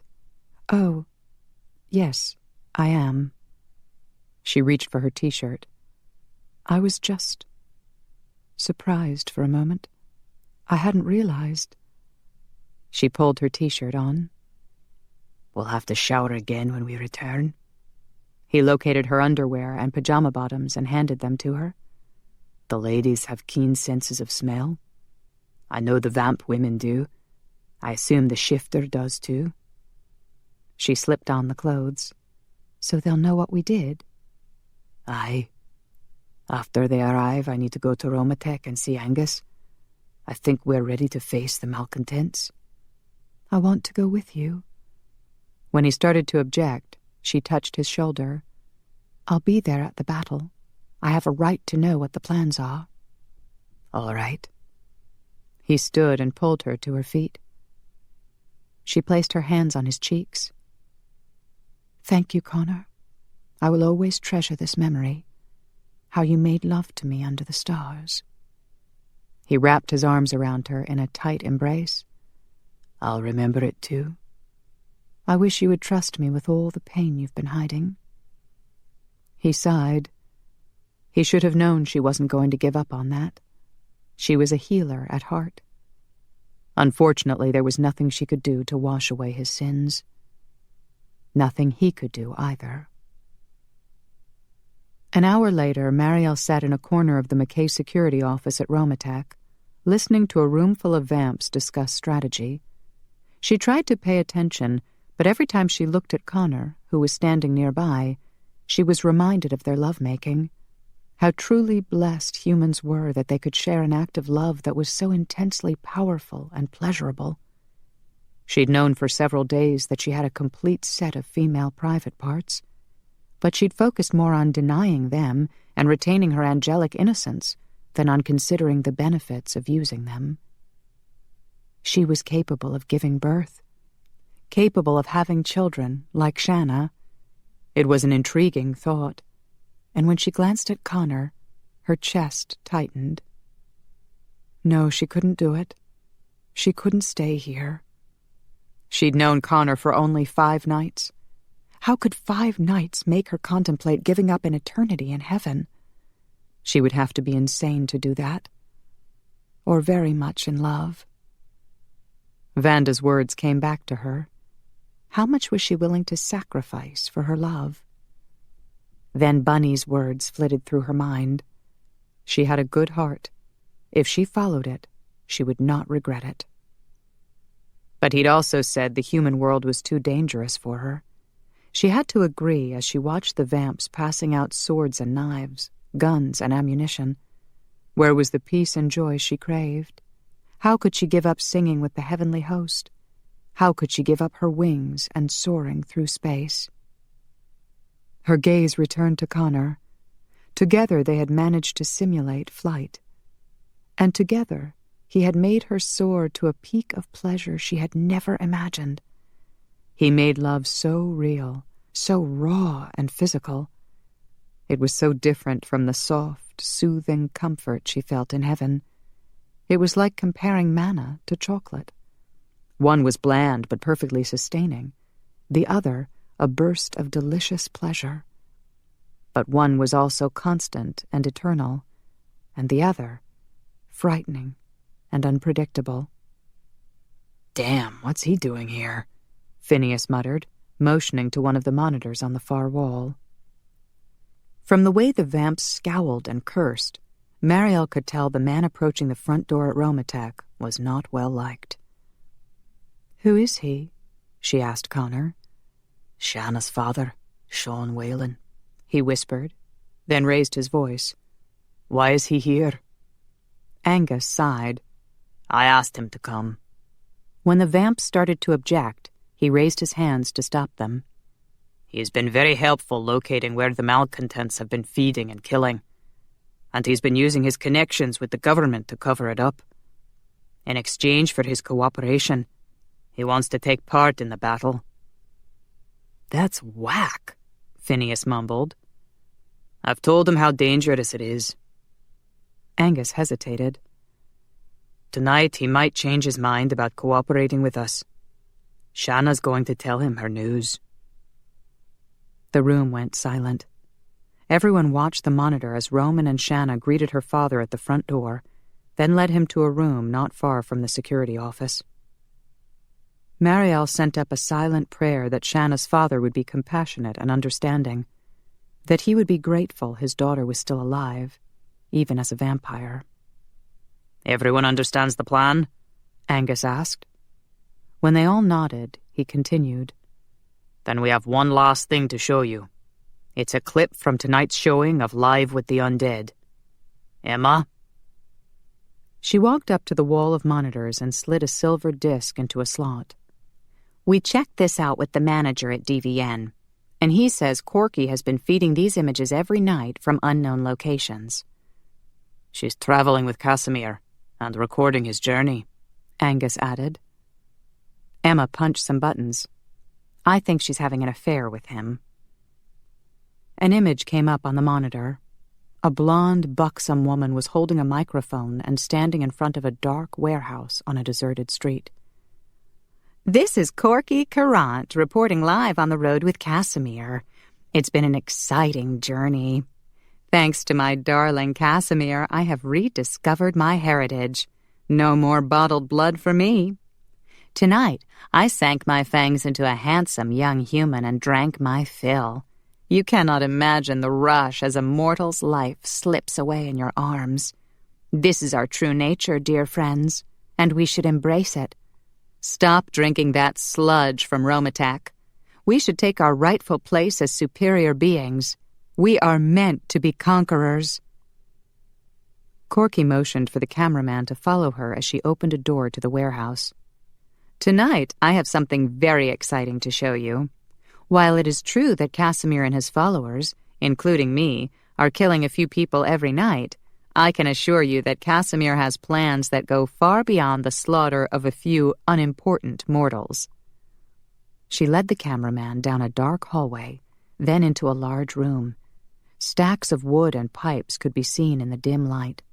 The camera then focused on the floor where dozens of bodies rested.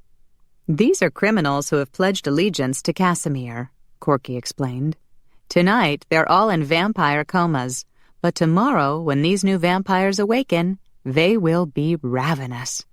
In the room next door, we have 30 mortals under our control. Tomorrow night, just after sunset, there will be a wild feeding frenzy. I'll be here, of course, to record it all. Corky grinned. You will see death and carnage tomorrow, my dear friends. The mortal world will soon bow to Casimir. He will rule the world, and I will be his queen. Emma punched a button, and the recording ended. We've studied this recording, trying to figure out the location, but there were no street signs, no signs of any kind. The land appears to be flat, but other than that, it could be a warehouse in any town. Angus turned to Marielle. We'll be counting on you to sense the deaths as quickly as possible so we can teleport in and stop their killing spree. Marielle nodded. Just knowing that it's a warehouse will help me find the right place. Connor will teleport you there, Angus continued, and as soon as he confirms you're in the right place, the rest of us will follow using his tracking device. I can understand why I didn't sense their location tonight, Marielle said. I was searching for death and horror, and it didn't happen there. Those people volunteered and were put into comas. She was interrupted by loud shouting in the hallway. On a monitor, Sean Whalen could be seen in the hallway, slamming his fists into walls. Not taking the news very well, Angus muttered. Emma opened the door, and the vamps filed out into the hallway. Connor took Marielle by the hand and led her out. Damn you! Damn you all! Sean bellowed at them, his face red with rage. Marielle winced. Her prayer had gone unheeded. It's not their fault, Shanna said quietly. Of course it's their damned fault, Sean pointed a finger at Roman. I'll kill you for this. Roman's eyes narrowed, and his fists clenched. No, Shanna cried. Roman saved me. I would have died if he hadn't transformed me. You wouldn't have been at risk if you'd never married him. Sean spun around, and his gaze landed on Connor. His eyes blazed with hatred. You're the one, you bloody bastard. You're the one who brought the angel of death here. I'll kill you, too. Marielle stepped forward to take responsibility, but Connor held her back. Go ahead, old man. Try to kill me. I'll be doing Shanna a favor, getting rid of you. Connor, no, Shanna whispered. Sean pointed a finger at Connor. I would be doing the whole world a favor by getting rid of you. Connor's jaw shifted. It was my fault. Marielle lifted her chin. I'm the angel of death. Sean's face grew pale. Connor moved Marielle out in front. Why do you not greet her properly, old man? Shake hands with her. Sean stepped back. Marielle pulled away from Connor's grasp and frowned at him. That's not funny. She turned to Sean. I am deeply sorry for what happened to your daughter. I would never knowingly harm any living being. That's true, Shanna said. Marielle was unconscious at the time. I was the one who touched her. Sean glared at them all, then turned to Angus. I hear there will be a battle tomorrow night. You will take me. Angus sighed. It's too dangerous. I don't give a damn, Sean shouted. His hands fisted. I have to kill some vampires. I have to avenge my daughter. If you don't take me with you, I'll start killing you all instead. Connor scoffed. Just try it. Angus lifted a hand. Enough. We will take you tomorrow night, Waylon. But be warned, the fighting will be fierce unto the death. Sean nodded. I'm counting on it. Come with me, Connor whispered to Marielle, then dragged her down the hallway to a side exit. What's wrong? Everything, he grumbled. He pushed open the door and led her toward a garden area. He released her and paced toward a gazebo. He turned abruptly. I do not want you at the battle tomorrow night. She stiffened. I have to go. I'm the one who can sense death. Aye, but as soon as the others arrive and the battle begins, I want you to leave. I'll ask Emma to teleport you back here to safety. But I've been practicing self-defense. It may not be enough. He walked toward her, his eyes full of pain. I cannot put you in danger like that. I love you too much. She swallowed hard. Defeating the malcontents and Casimir will prove I deserve to be reinstated in heaven. If I run away before the battle even begins, how can I be deemed worthy? If I risk nothing, how can I gain anything? His jaw shifted. I'll get you back to heaven, one way or another. No, I was the one who disobeyed. I have to be the one to earn my way back. He ran a hand through his hair. I cannot bear the thought of you being hurt. I understand. I feel the same way about you. If anything happens to you, I'll be fine, lass. I've fought many a battle. She groaned. I know. But you died in one, remember? I did not die. I was mortally wounded. His jaw shifted.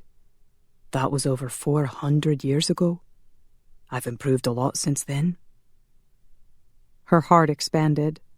She loved this man so much. She walked up to him and placed her hands on his face. I'm going with you tomorrow, and I'm not leaving you alone to face the enemy. He took her hands and kissed them. Then I want you to keep this with you. He slid the dagger out of his knee sock and placed it in her hands. She eyed the dagger with dismay. Connor, I'd rather not. I know, but I want you to have it, and I want you to use it if you have to. Otherwise, I cannot let you go with me. The dagger felt cold and foreign in her hands. She wanted to refuse it, but she needed to be at the battle so she could help protect Connor and prove herself worthy of heaven. All right.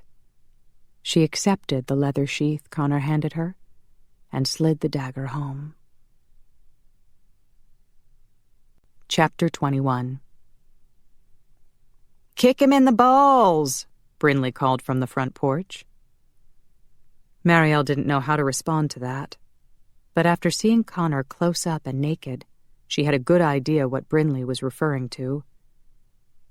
It was her 6th night on Earth, about 30 minutes after sunset, and she was practicing her self-defense maneuvers in the clearing in front of the cabin. It is an effective strategy, Connor said quietly beside her. If one of the malcontents gets his hands on you, knee him in the groin, then plunge the dagger through his heart. She winced. She didn't want to tell Connor she had no intention of killing anyone. Could she make it through the night by simply defending herself with blasts of air? Somehow she had to. How could she be welcomed back to heaven if she ended a life? "Can you sense them yet?" Connor asked. She closed her eyes and reached out. Deaths in hospitals, deaths in traffic accidents, a few murders. No horrendous mass murder in a warehouse. No, not yet. Connor patted her shoulder. "Do not worry. Most likely they are west of us and still in their death sleep." She nodded. Upon awakening, Connor had immediately downed a bottle of blood. Then he'd started strapping on his weapons. A claymore on his back, a dagger in each sock, more knives and wooden stakes in his sporran, along with an automatic pistol loaded with silver bullets. He'd given her a belt to wear that had a leather sheath connected to it. The sheathed dagger was hidden underneath her hooded sweatshirt jacket. Meanwhile, vamps and shifters were gathering at Romatek. Angus had called and reported they were ready to move out. Sean Whalen had arrived, armed to the teeth. While they waited for the sun to set over the malcontents, Connor insisted Marielle practice. She was happy to stay busy. Otherwise, she would worry too much. "Take me with you," Brinley shouted for the third time. Connor groaned. "I told you no. You're not trained for battle." "There's a full moon tonight," Brinley continued. "I have to shift anyway. Phil's going, and 3 of his boys from school. Carlos is even letting the tiger shifter go. Why can't I go too?" Connor glared at her. "They've been trained for battle? You have not?" "I can take down an elk in 60 seconds. "I can only teleport one, and it has to be Marielle." "Then tell another vamp to get his dead ass over here so he can teleport me," Brinley snapped. "If you let me go, I'll stay close to Marielle and help keep her safe." That was obviously the right thing to say to Connor, for he pulled his cell phone out of his sporran and made a call. "Brinley," Marielle said, "this isn't your fight. You don't have to. I want to." Brinley gave her a sad smile. "You deserve all the help you can get." Connor dropped the phone back into his sporran. "Phineas is coming. He'll take you to Romatek to join up with the others." Brinley nodded. "Thank you." "Hello?" A voice shouted from inside the cabin. Phineas peeked out the front door. "There you are." He stepped out onto the porch. Like Connor, he had a sword strapped to his back. Around his hips, he wore a belt with a gun holster and several sheaths containing knives. He looked Brinley over and smiled. "So is it true that you'll need to take off your clothes before shifting?" She jabbed him in the chest so hard he stumbled back a step. He rubbed his chest. "What the hell was that?" Brinley glared at him. "That's the stake that a malcontent puts through your heart while you're watching me strip, you moron." Connor chuckled. "She has a good point." Yeah, Phineas muttered, like I want to watch a perfectly good woman turn into a dog. Brinley whipped back a hand to slap him, but Phineas caught her wrist. "I'm faster than you, wolfy girl." She narrowed her eyes. "I have a nasty bite." "So do I." He pulled her into his arms and waved at Connor. "See you later, dude." He vanished, taking Brinley with him. "That was interesting," Marielle said. "Aye." Connor gathered her in his arms. "We're alone now." She embraced him, resting her head on his chest. She felt him rubbing his chin against her hair. "Marielle, I've asked Emma to keep an eye on you. You'll be stationed outside the warehouse to catch anyone who escapes. Some of the newly turned vampires may try to run away. They will not have learned how to teleport yet." "I want to be with you." He shook his head. "We'll be fighting hand to hand inside the warehouse. Your blasting power would not be helpful there. You would be hitting our side as much as the malcontents." She swallowed hard. "I hate to be separated from you." "'Tis for the best. Your job is to find the malcontents. After that, Let us do our job." She nodded. He kissed her on the mouth, a long, fierce kiss that left her knees weak and her thoughts reeling. Was this a farewell kiss in case something happened to him? Please, God, please protect him. He released her and removed his phone from his sporran. "Try again. Can you sense them now?" She closed her eyes and reached out. Deaths rolled past her. Death caused by illness. Death caused by accidents. She stiffened. Memphis, Tennessee. Screams of sheer terror. 30 people dying all at once. In a warehouse. "I have it." He quickly made the call. "Angus, we're going. Give us 10 seconds. He dropped the phone in his sporran and grabbed her. She felt a cold stab on her brow as he rushed inside her mind and pounced on the destination. Everything went black. They landed on a dark street, dimly lit by a street lamp on each end. All the street lamps closer by had been broken. On the right, the street was lined with abandoned stores, the glass fronts smashed and partially boarded up. On the left, a giant warehouse loomed, the same one they'd seen on the news report. There was no one in sight, but screams filled the air. Dozens of vamps materialized around them, using Connor's tracking device as their beacon. Some came alone, others brought shifters or mortals with them. Marielle recognized Shanna's father as he arrived with Roman. Sean Whalen pushed away and drew his weapons, a huge pistol and a long, sharp dagger. The vamps unsheathed their swords. Robbie led a group silently around to the back of the warehouse. Emma dashed up to Marielle. "This way," she whispered. "We have to guard the shifters." Marielle gave Connor one last look as she was led away. "May God bless you and keep you." He nodded as if he had heard her, then turned to follow Angus into the warehouse. Her blood ran cold at the sound of their tremendous war cry, followed by gunshots and the clashing of swords. "Hurry!" Emma dragged her across the street where the shifters had gathered in an alley between 2 abandoned stores. "There could be malcontent guards roaming the area," Emma told her. "I'll watch the other end of this alley. You watch this one. Don't let anyone near till the shifters are ready." Marielle caught a glimpse of the shifters stripping, then turned her back to stand guard. She shuddered as the sound of the battle in the warehouse grew even louder. Amid the din of gunfire and swords clashing, a scream rent the air. She winced. It had sounded so human. She hoped the mortals wouldn't die, or the vamps, or Connor. Her heart constricted with a sharp pang. She couldn't bear to lose him. "There's one! Get her!" a man shouted at the end of the street. She spotted 2 men just before they vanished. Malcontents. Before she could shout a warning, they reappeared right in front of her. They pounced, but she sent them flying backwards so hard they crashed into the warehouse. Her hands shook, and her heart thundered in her ears. Good heavens, that had been close. A tremendous roar sounded behind her. She spun around. "Ugh!" Her heart lurched. A huge Kodiak bear was standing on its hind legs, growling at her. She stumbled to the side and bumped into a broken sidewalk curb.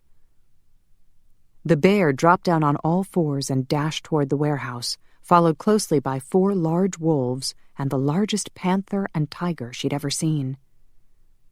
The bear and panther attacked the 2 malcontents she'd thrown against the warehouse, ripping their heads off. The 2 vampires turned to dust.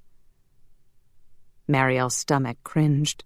The shifters charged into the warehouse, and soon after, more screams pierced the air. "Good work," Emma patted Marielle on the back. A lone wolf trotted to the other side of the alley and sat there on its haunches. "Brinley?" Marielle whispered. The wolf looked at her, then bared its teeth and growled. Startled, Marielle stepped back. "Damn!" Emma pulled a knife and threw it, spinning through the air right past Marielle. Marielle whirled around just in time to see the knife thud into a malcontent's heart and turn him to dust. The knife clattered onto the sidewalk. "That was close," Emma muttered. "Thanks, Brinley." Marielle pressed a hand against her pounding heart. Her stomach felt twisted and queasy. "Are you all right, dear?" Emma asked. "I could teleport you to Romatech in a flash." She shook her head. "I'm not leaving Connor." "Oh." Emma's eyes took on a speculative look as she leaned over to retrieve her knife. She straightened with a jerk. "Here they come." A swarm of newly turned, frantic vampires burst out the front door, screaming and hissing. Marielle hit them with an air blast that sent them crashing into one another and the warehouse. Emma dashed toward them, a stake in each hand. She turned 4 of them to dust before the vampires could even scramble to their feet. Brinley leaped on them, ripping and tearing into their bodies till they turned to dust. More vampires escaped. Marielle couldn't blast them without hitting Emma and Brinley. She recognized Shanna's father exiting the warehouse, shouting and slashing away at the vampires. A malcontent broke loose from the crowd and ran down the street. Marielle knocked him down with a blast of air. "I'll kill you!" Sean Whalen raced after him. The vampire jumped to his feet. Sean fired, but his pistol only made a clicking noise. He tossed the gun down and charged at the vampire with his dagger. The vampire grabbed Sean's arm, and the two locked in a struggle, falling onto the ground and rolling about. "Oh, God, no," Marielle breathed as she moved closer. The vampire overpowered Sean, knocked him flat onto the street, wrenched the dagger from his hand, and plunged it into his torso. Marielle gasped. "No!" She couldn't let Shanna's father die. The vampire's fangs shot out, and he sank them into Sean's neck. Marielle couldn't blast him away without also hitting Sean. She looked around frantically. Emma and Brinley were busy killing vampires by the warehouse door, and Sean's attacker was lying on top of him, draining him dry. She had to do it. Tears filled her eyes as she pulled the dagger from her belt. "God, forgive me." She estimated where the vampire's heart would be, then plunged the dagger into his back. He turned to dust. She stepped back, and a wave of nausea hit her. The dagger tumbled onto the street with a clatter. "What are you doing here, Marielle?" She spun around and saw Zachriel walking toward her. "Is Buniel here? Can he heal this man?" She motioned toward Shanna's father. Zachriel looked at Sean Whalen, then at the small battle that Emma and Brinley waged, and shook his head. "There will be no healers here tonight. Only deliverers." She swallowed hard at the bile in her throat. "What about the humans inside?" "All 30 are dead." Zachriel gave her an annoyed look. "Do you really think this is the way back to heaven?" She stepped back and stumbled over the dagger she'd dropped. Oh, God, what had she done? "Zach—" She turned toward him. He was gone. "Help me," Sean wheezed. Blood oozed from his stomach wound and the open gash on his neck. He reached out a trembling hand. "I'm sorry," she whispered, her eyes filling with tears. She couldn't even hold his hand without killing him. His hand fell limp onto the hard pavement.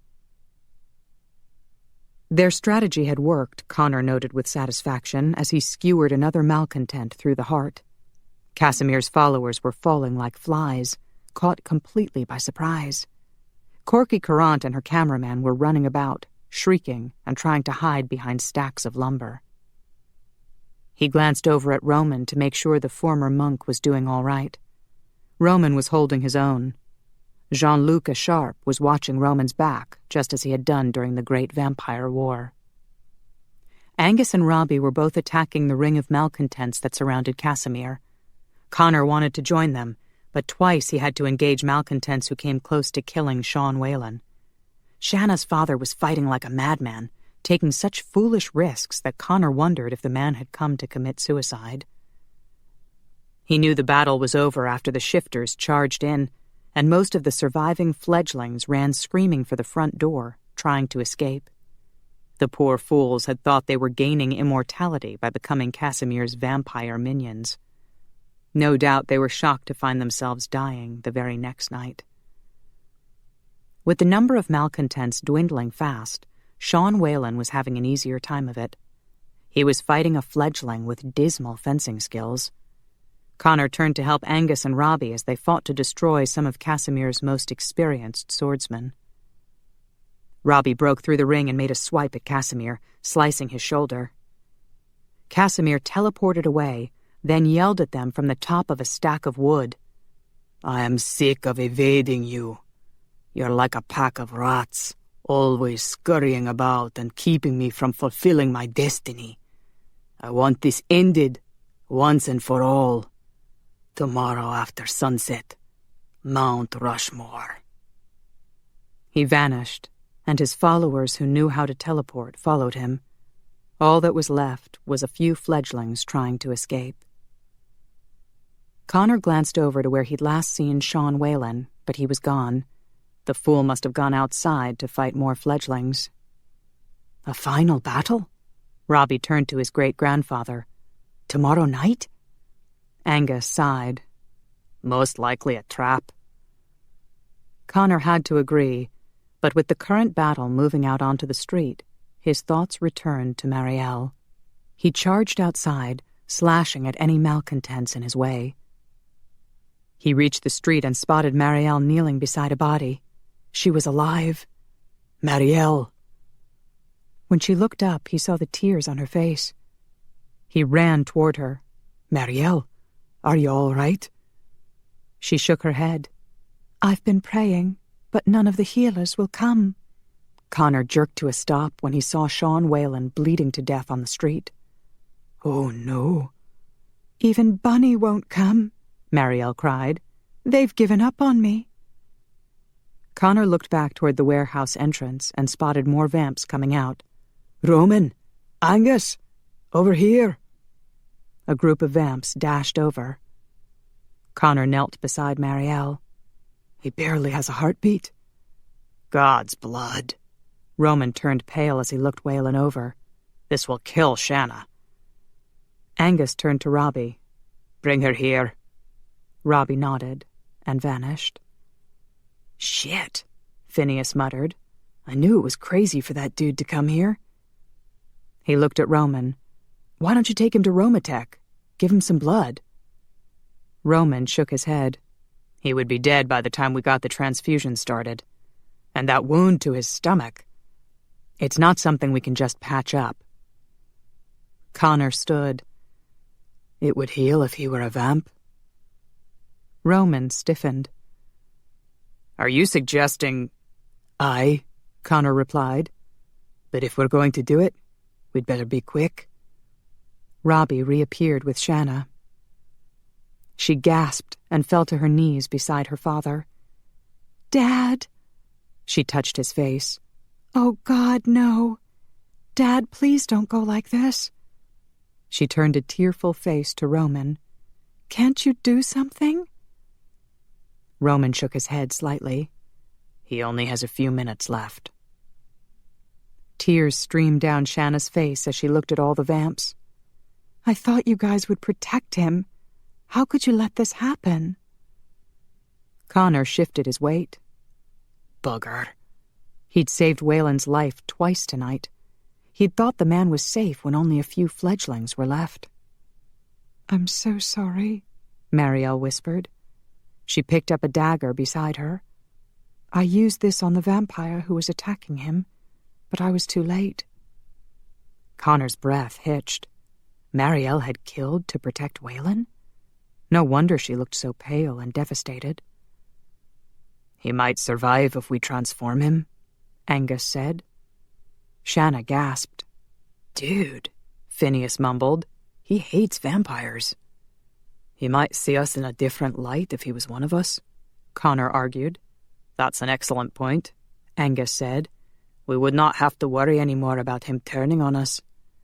Unless he gets so pissed by waking up undead that he kills us all, Phineas grumbled.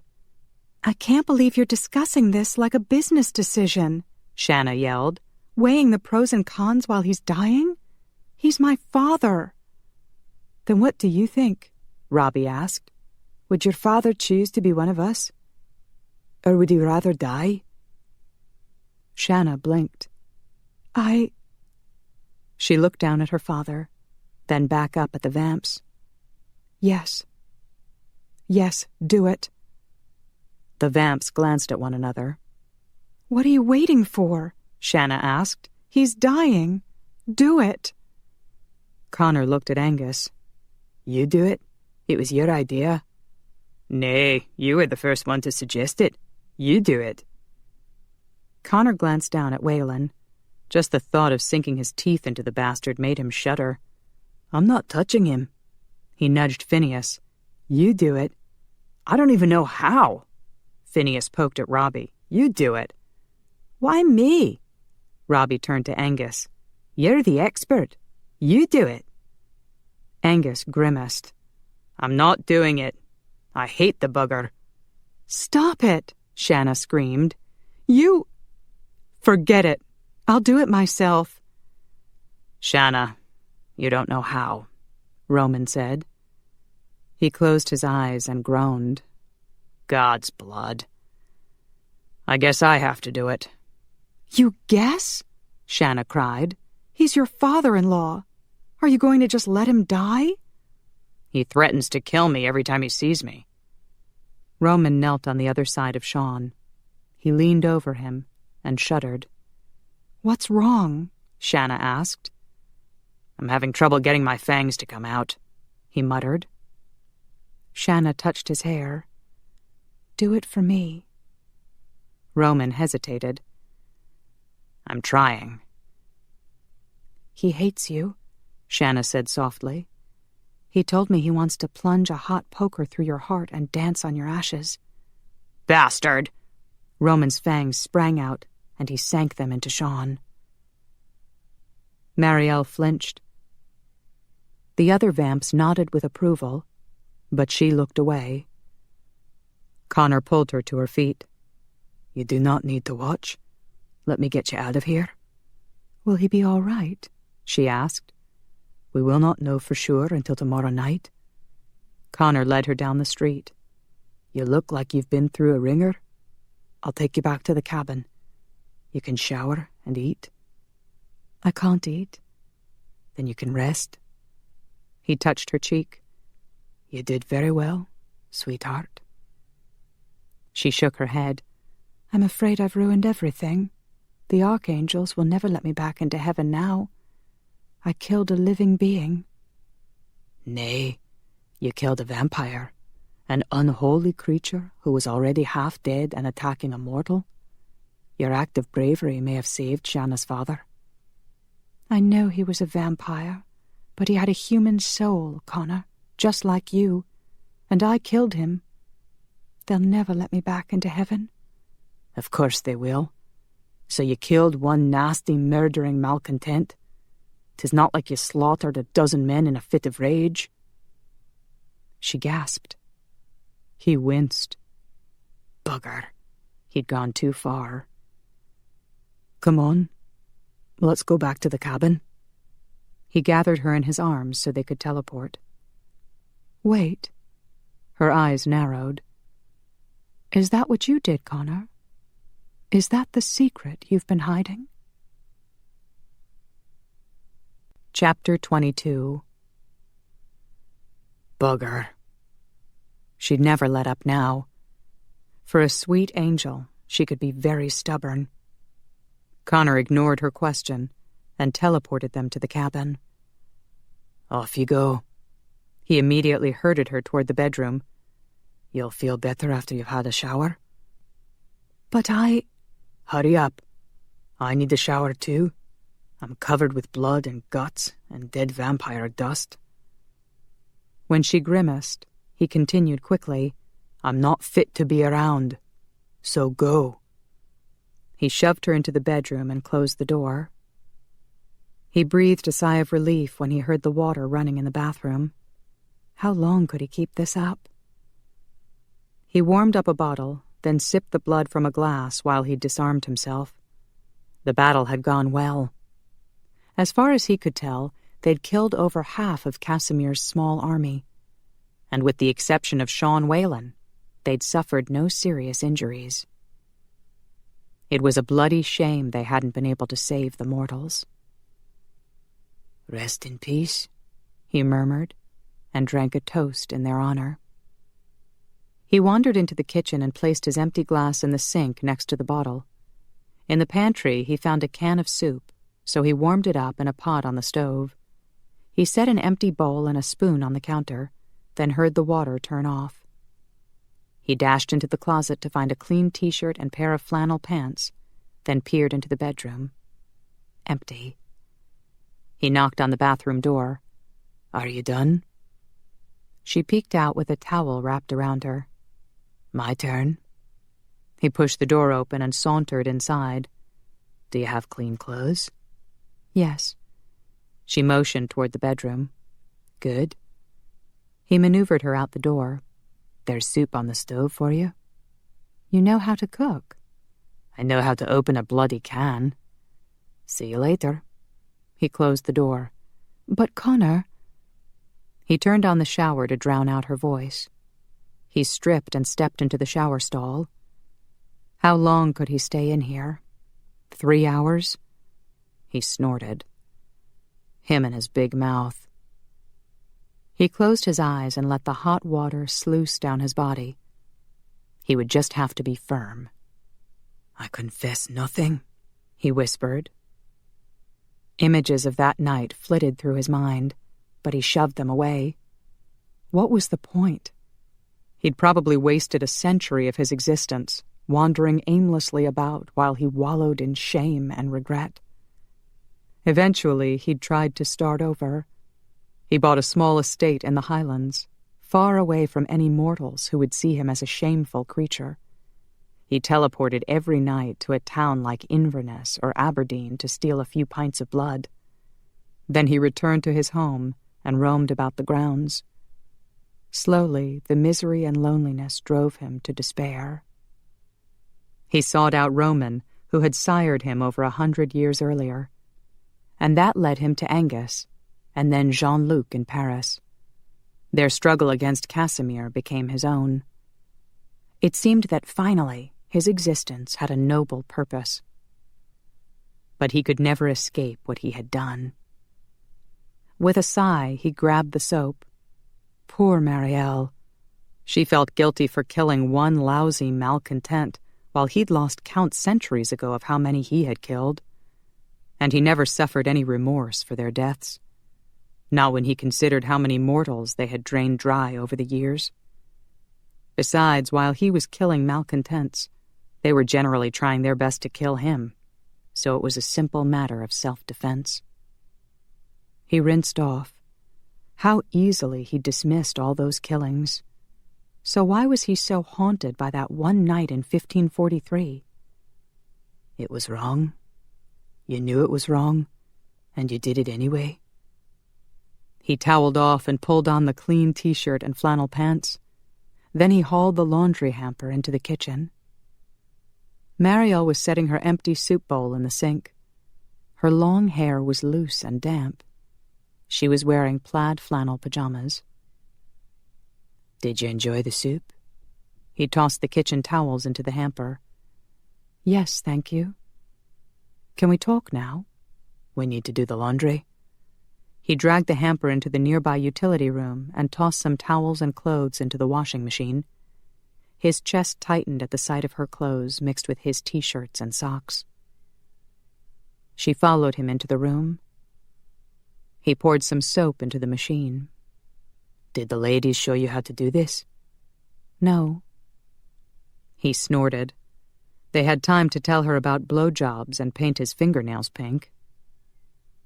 "You turn the knob here. Then..." He froze when she leaned forward to watch, resting a hand against the machine. Nothing happened. "Then?" She gave him a questioning look. Her touch no longer made something work? You push the button here. He started the machine. What had happened to take away her magical touch? Was the demon right when he said the longer she stayed on Earth, the more human she would become? Bugger. What if she ran out of time before he could get her back to heaven? A part of him didn't want her to go, but a bigger part cringed at the thought of failing her. He'd failed everyone else in the past. "Can we talk now?" she asked. Nay, we need to load the dishwasher. He padded into the kitchen and took his time rinsing everything in the sink before stacking it into the machine. He even scrubbed the pot he'd warmed the soup in. When he closed the dishwasher, she was waiting there, holding a mop. She offered it to him. "Do you want to clean the floors now? And sweep the porch? I think the antlers on the moose head need polishing." Are you mocking me now? She leaned the mop against the kitchen cabinets. "I want to talk. I'm sure you know what I want to talk about." And I'm sure you know I do not want to talk about it. She tilted her head, studying him a moment. "Fine." She turned and went into the bedroom. He exhaled with relief. Was it really going to be that easy? Less than a minute later, she exited the bedroom, carrying a blanket. She'd added a jacket over her pajamas and fuzzy slippers on her feet. No, it wasn't going to be easy. He folded his arms across his chest. Are you going somewhere? "I'd like to go back to the meadow where we made love last night. You can teleport us there, right?" I suppose I could. "Good. You owe me a blowjob." What? She gave him an impatient look. "You said you didn't get to taste me or make me come with your mouth. I assume that offer still stands?" His groin tightened. He ran a hand through his damp hair. The clever minx was learning very quickly how to be human. This is your strategy, then? To trick me into talking? I'm not going if that's what you're up to. She shrugged. "Fine. I guess you don't want a blowjob either." Seconds ticked by. I'll get my shoes. A minute later, they arrived at the green meadow nestled in the midst of forested mountains. Marielle spread the blanket on the ground, kicked off her shoes, then stretched out, gazing up at the stars. Do you have any idea how beautiful you are? He asked softly. She propped herself up on her elbows. "Aren't you going to lie down?" He sighed and kicked at the ground. I'm not worthy of you. You know that. You've already figured out the terrible things I've done. I've done terrible things too. I healed a child who grew up to become a serial killer. And tonight, I ended a life. In order to save another man's life? And you healed that child out of compassion? Your heart has always been good. Whereas mine... He turned away. "Are you ashamed? Is that why you refuse to talk about it?" He snorted. Shame and remorse weigh heavy on my soul, but they do not prevent me from living my life. They did not stop me from falling for you. Then why are you reluctant to talk to me? He swallowed hard. I'm afraid. Of being punished? Of going to hell? Nay. He turned to her. I'm afraid of losing your love, your respect. I could bear anything but that. She remained silent for a while. "I believe I've been insulted." How? You must think my love for you is very small, shallow and undependable. He stiffened. I did not say that. Then try me. Give me a chance to prove myself. And a chance for me to lose you? You won't lose me. She patted the blanket beside her.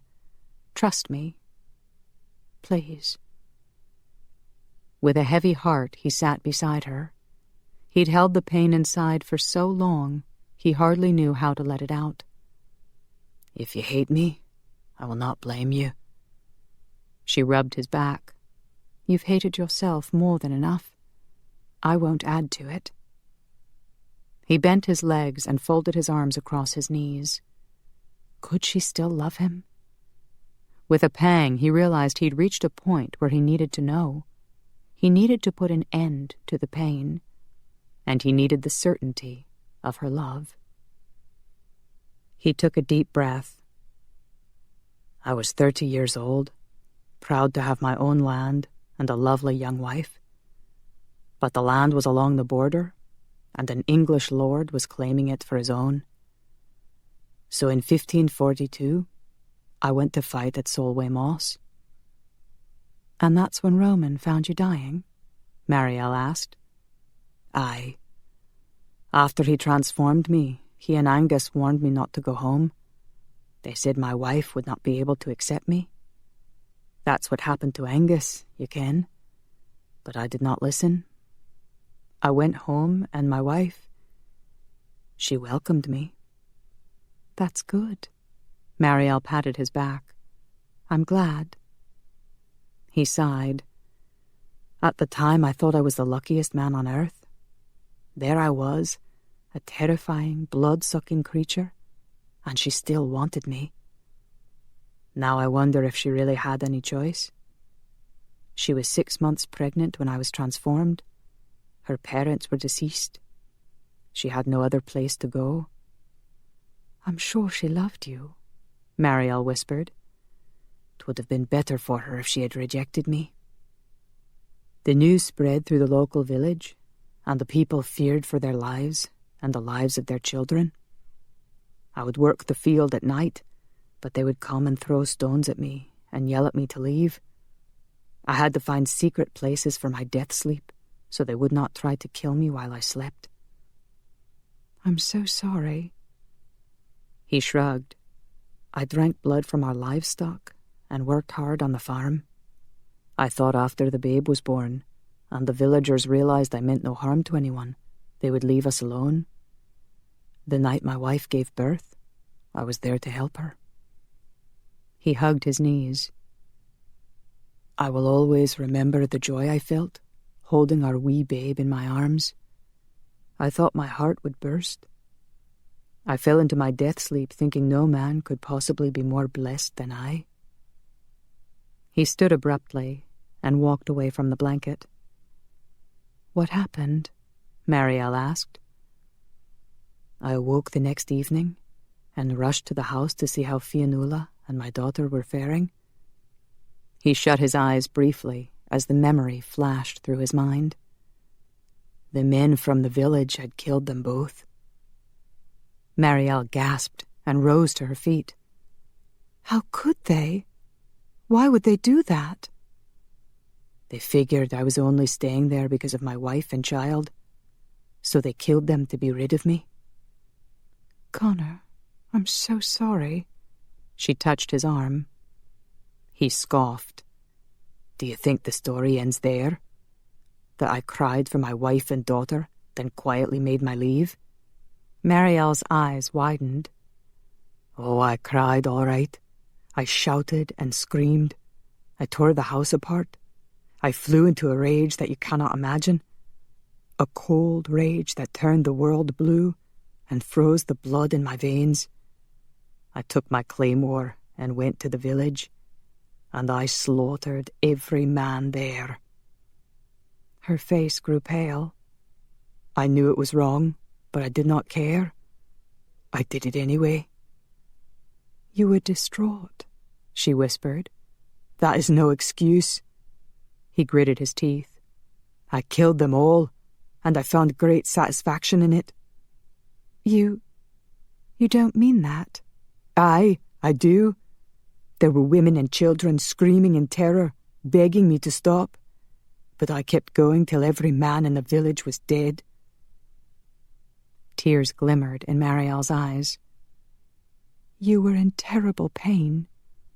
Love can do terrible things, He rubbed his brow. My wife died because she loved me. Then I took her love and the innocent love of a wee babe and twisted it into an ugly rampage for revenge. I doomed my soul. A tear ran down Marielle's cheek. I'm so sorry for all the pain you've endured. What about the pain my wife and child endured? What about the widows and orphans I left behind? After a few nights, I realized the true impact of my crime. Women and children slowly starving to death because of me. I would go hunting every night and bring them a deer or a handful of rabbits, and they screamed in terror whenever I came. Eventually they all left, running away from the nightmare I had foisted upon them. He sighed. The village disappeared. There's nothing there now but empty fields, and the grave where I laid my wife and daughter. I am truly sorry, she whispered. For everyone. He tilted his head back and gazed at the stars. His heart felt lighter just for sharing the secret of his crime, but his punishment was about to begin.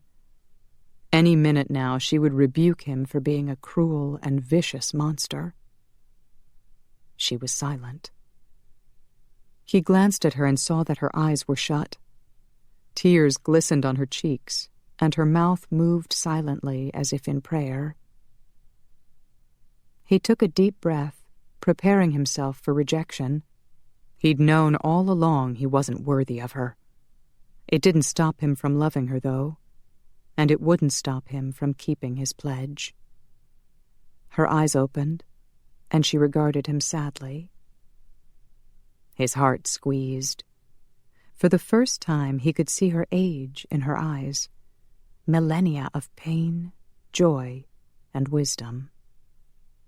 I want to be clear on this, she said softly. I never want to hear you say again that your soul is doomed. Do you think you are God, that you can make such a judgment? He blinked. But I am doomed. Even the demon said I was on his list. A demon will say everyone is on his list, but he is not God either. The decision is not his. Connor swallowed hard. You're not appalled by what I did? I am constantly appalled by what humans do, and constantly amazed. She sighed. Why should I point out the seriousness of your transgression when you already know it? You have great remorse for what you did. You should ask our Heavenly Father to forgive you, and then begin your life anew. I do not deserve it. She smiled. You can feel that way, but he still loves you. I love you, Connor Buchanan. I will always love you. His heart stuttered. You cannot mean that. She made a face. Oh, you're right. I changed my mind. I hate your guts now. What? She swatted his shoulder. When I say I love you, you should accept it. If you don't, then you're calling me a liar.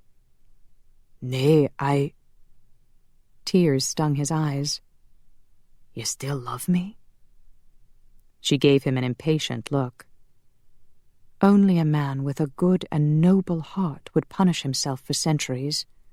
Your wife and daughter would not be pleased to see you wallowing in misery. I'm not wallowing, he grumbled. I fought a battle earlier tonight. You've kept a black pit of suffering in you for so long, you have trouble accepting love when it falls in your lap. It's time to stop the suffering. You have a woman here who loves you. She crossed her arms with a huff. And I'm getting really tired of waiting for my blowjob. He laughed. She gave him one of her radiant smiles. That's more like it. You have centuries ahead of you, Connor Buchanan. They should be filled with love and laughter. He pulled her into his arms and buried his face in her hair, his tears mingling with her damp hair. You are the light in my darkness. I love you more than I can say. Will you become one with me? She whispered. He leaned back. We cannot. I want to. She caressed his cheek, wiping his tears away. If I ever make it back to heaven, I want to know that I gave you everything I have. But what if it soils your... She touched his mouth. I've come to realize that joining with you could never be a soiling of our love, but a celebration of it. His heart swelled, and he squeezed her hand. I like the way you think. She smiled. I thought you would. Marielle jolted when she felt his tongue against her private parts. Good heavens! She clutched the blanket in her fists. Connor was amazing her with his speed and determination. In a frenzy of movement, he had undressed her and himself in just a few seconds. Then, in a whirlwind of sensation, he'd tumbled her down on the blanket and kissed her all over. Her nipples were red and hard from his suckling. Her heart pounded from the wild things he'd done with his fingers. Still reeling from that climax, she'd watched him kiss his way up her bare legs to her thighs. And then, his tongue. Good heavens, the things this man did with his tongue. She gasped. She moaned. She cried out for mercy, and he kept going, kept taking her higher and higher. She was spiraling toward the heavens, flying without wings. She screamed, but instead of plummeting to earth, she landed in his arms. Oh, Connor! She gasped for air. Her heart thundered, and her body rocked with spasms. He leaned over her, smiling. No speaking in tongues. She smiled back. Magnifique. Wrap your legs around me. She did as he asked, then jolted when she felt him pressing against her. And the two shall become one. You didn't want your blowjob? I want inside you. Now. Oh. He looked at her closely. Did you change your mind? No. She gasped when he nudged at her. Her grip tightened on his shoulders. Am I hurting you? She shook her head. No. It's just strange. As an angel, I never even noticed this sort of thing. It seemed so unimportant. But now it seems like a really big thing. Aye, it is. She searched his eyes and saw so much love and tenderness there. I love you. I love you too. He rested his brow against hers. He plunged into her. She gasped. He gasped too, their breaths intermingling. You're inside me, she whispered, then hugged him tight with her arms and legs. Even her inner core squeezed tightly around him. He groaned. The small amount of pain she had felt faded away. The discomfort of feeling overly stretched melted away. She smiled. And the two shall become one. She patted his back. I'm comfortable with you now. Thank you. Comfortable? He propped himself up on his elbows and frowned at her. You're not excited? Excited? Aye. I'm so excited I'm about to explode. Oh, of course. That was how a man spilled his seed inside a woman. You can finish up whenever you like.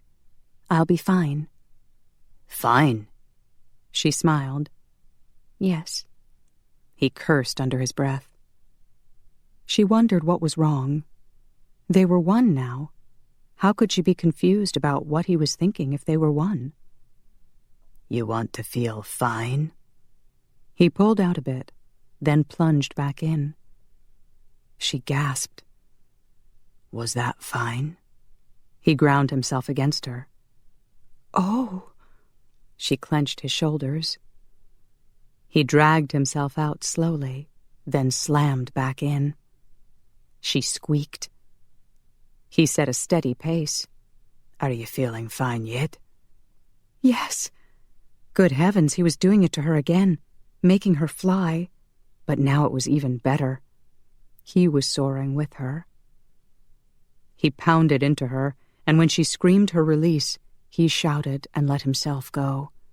The feel of him climaxing inside her made her own release go on and on. He collapsed beside her, breathing heavily. She smiled, gazing at the stars overhead. She'd done it.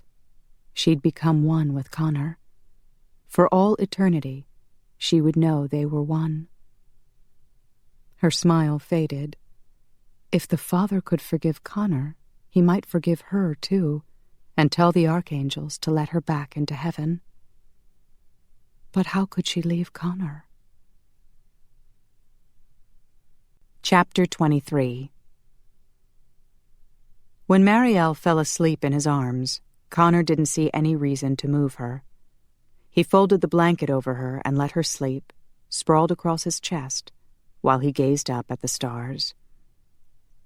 It was a miracle she still loved him, and a part of him wanted to hold on to her forever. But it was her heart's desire to return home to heaven, and he had sworn to help her. He wouldn't break his pledge. He was haunted, though, by the thought that time was running out. If she became too human, would the archangels accept her back? After a few hours, she stirred. They gathered up their clothes, and he teleported them back to the cabin. There were 3 missed calls on his cell phone and an angry text from Angus. "Where the hell are you?" Connor warmed up another bottle of blood and made the call. "Where the hell have you been?" Angus demanded. "You missed our strategy meeting for tomorrow night." I had to guard Marielle. You could have brought her with you. And you should have answered your damned phone. We were worried something had happened to you. How is Shanna's father? Connor asked, attempting to change the subject. He's in a vampire coma, but his wounds appear to be healing. We'll know for sure tomorrow night if he's going to make the transition. Did everyone make it through the battle all right? Aye, just a few cuts and scrapes that will heal in death sleep, Angus answered. I ripped my kilt, and when I tried to order a new one online, they said it would be 3 months before I could get it. 3 months? Connor had never heard of it taking so long. Aye, apparently there's been a sudden rush on kilts. 43 orders from some town in New York. Connor grinned. The lad from the ice cream shop must have told a few friends, and the news had spread. Anyway, I want you and Marielle here tomorrow after sunset, Angus ordered. Everyone's gathering here at Romatech. We'll have some time to prepare before the sun sets at Mount Rushmore. You think it's a trap? Connor asked. Aye. So we'll be arriving in 2 different groups. If the first group is trapped, the second group should be able to set things straight. Makes sense to me. See you tomorrow. Connor rang off. He settled on the couch next to Marielle. We know where to find Casimir tomorrow. You could stay here. I want to be with you. He brushed her hair back over her shoulders. I hate to put you at risk. I have to be there when Casimir and the malcontents are defeated. She rested her head on his shoulder. I don't think it's a coincidence that Casimir asked you all to come to Mount Rushmore. I lost my wings near there. I believe I will get them back at the same place. He groaned inwardly. Then she was hoping to leave him tomorrow night. He was sorely tempted to beg her to stay with him. But how could he? How could he expect her to give up an eternity in heaven for the short life of a mortal? If he truly loved her, he would let her go. Not again, Marielle grumbled when Connor handed her a dagger. Aye, you're not going without a weapon? He strapped a belt around her waist. It was Marielle's 7th day on Earth, the day humans called Friday. Just before dawn, the ladies had brought Brinley to the cabin as usual, and she had guarded the cabin during the day. Just after sunset, Connor had emerged from the closet and guzzled down a bottle of blood. Now he was arming himself and Marielle before teleporting to Romatech. "I want to go too," Brinley announced. "I kicked ass last night." Connor gave her a worried look. "Can you shift again tonight?" "Yes, I can shift for 3 nights at the time of a full moon. Tell Phineas to get his tight ass over here and pick me up." Connor arched a brow. "I'll pass your message on to him." He grabbed onto Marielle. "Let's go." "Don't forget about me," Brinley shouted. "I'll kick Phineas's ass if he doesn't." Everything went black, and Brinley's shouts faded away. Marielle stumbled when they arrived on the grounds at Romatech. "Come." Connor led her through the side entrance. So many vamps were arriving, the McKay security office and hallway were jammed. "Once you're fully armed, go to the cafeteria," Angus shouted. Marielle accompanied Connor to the cafeteria. He introduced her to other vamps along the way: Jack, Zoltan, Mikhail, Keo, and a man Connor referred to as Russell, the new guy. They had come from Eastern Europe, Russia, and Japan, and Connor explained how they'd spent hours teleporting west and following the moon in order to be at Romatech at the correct time. Then he introduced her to Jean-Luc, Dougal, J.L., Rafferty, and Colbert. They lived in Texas, California, and Louisiana, so they had spent the night at Romatech. Connor was introducing her to the cat shifters, Carlos and Rajiv, when she spotted Phineas and waved him over. "Yo, what's up?" Phineas did a knuckle pound with Connor. Marielle lifted her fist, and with a grin, Phineas tapped her knuckles softly. "Looking good, Angel." "Brinley wants to fight again," Connor said. "Do you have time to teleport her here?" Marielle tried to remember Brinley's exact words. "She said you should get your tight ass over there and pick her up." Phineas's eyes widened. "Is that what she said?" Connor snorted and gave Marielle a wry look. "I was trying to be accurate," Marielle replied. "I believe those were her exact words." "Tight, huh?" Phineas smirked. His cell phone rang and he pulled it out of his pocket. "That's probably her now." He put the phone up to his ear and deepened the tone of his voice. "Hello, baby. The love doctor is at your service." He jumped. "Oh, hi, Angus. Sir. Yes, sir. I'm right on it." He turned off the phone. "Shit." "What's wrong?" Connor asked. "Stan's emergency button went off in the office." Phineas grumbled, his face showing a hint of red. "I have to see what's going on." He vanished. "Who is Stan?" Marielle asked. She didn't like the worried look on Connor's face. "Stanislav is our mole at the Russian Coven in Brooklyn," Connor explained. "Maybe he knows something about Casimir's plan for tonight." "You still believe it's a trap?" Connor shrugged. "It could be, but Casimir is still in a bad position. He lost over half of his men last night. We have plenty of excellent fighters, so we should not let this chance go by. The bastard needs to be killed once and for all." Marielle nodded. There was no denying the fact that the world would be a much safer place once Casimir was gone. "Oh, there's Roman." As Roman walked into the cafeteria, he was greeted with multiple questions about his wife and father-in-law. Roman raised his hands to quiet down the crowd. "I just left Shanna and her father. He's doing as well as can be expected. His stomach wound is completely healed." "What about his rotten personality?" Jean-Luc asked. Roman snorted. "I'm afraid there's no cure for that." "Is he pissed?" Jack asked. Roman smiled.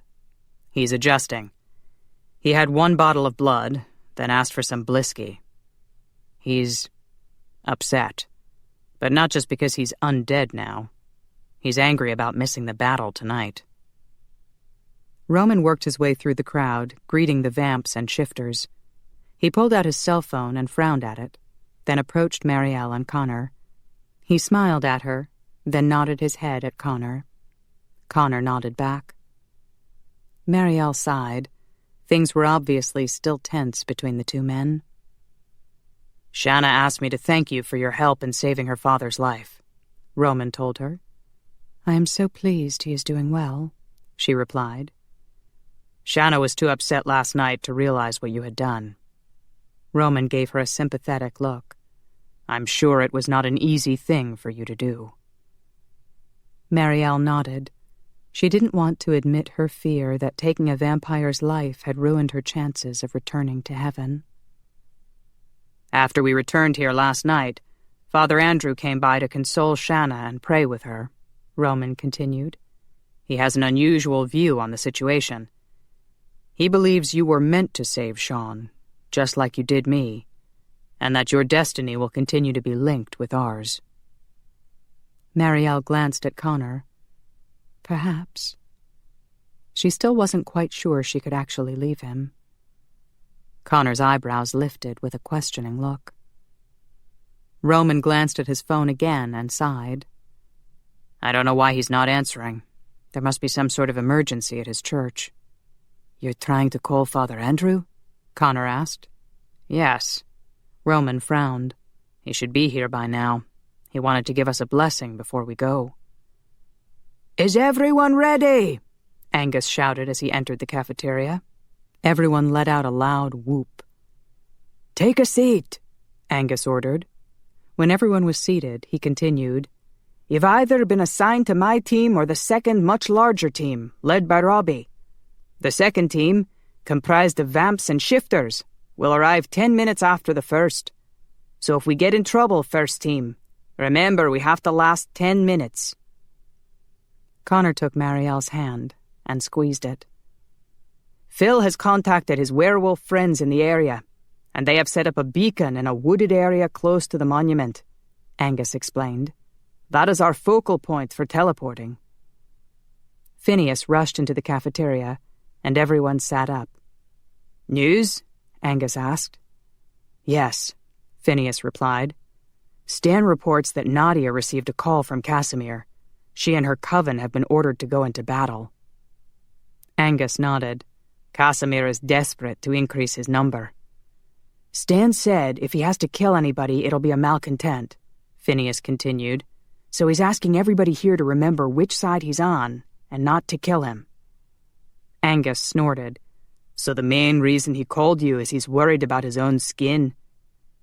Phineas shrugged. Partly. He's also worried about Nadia.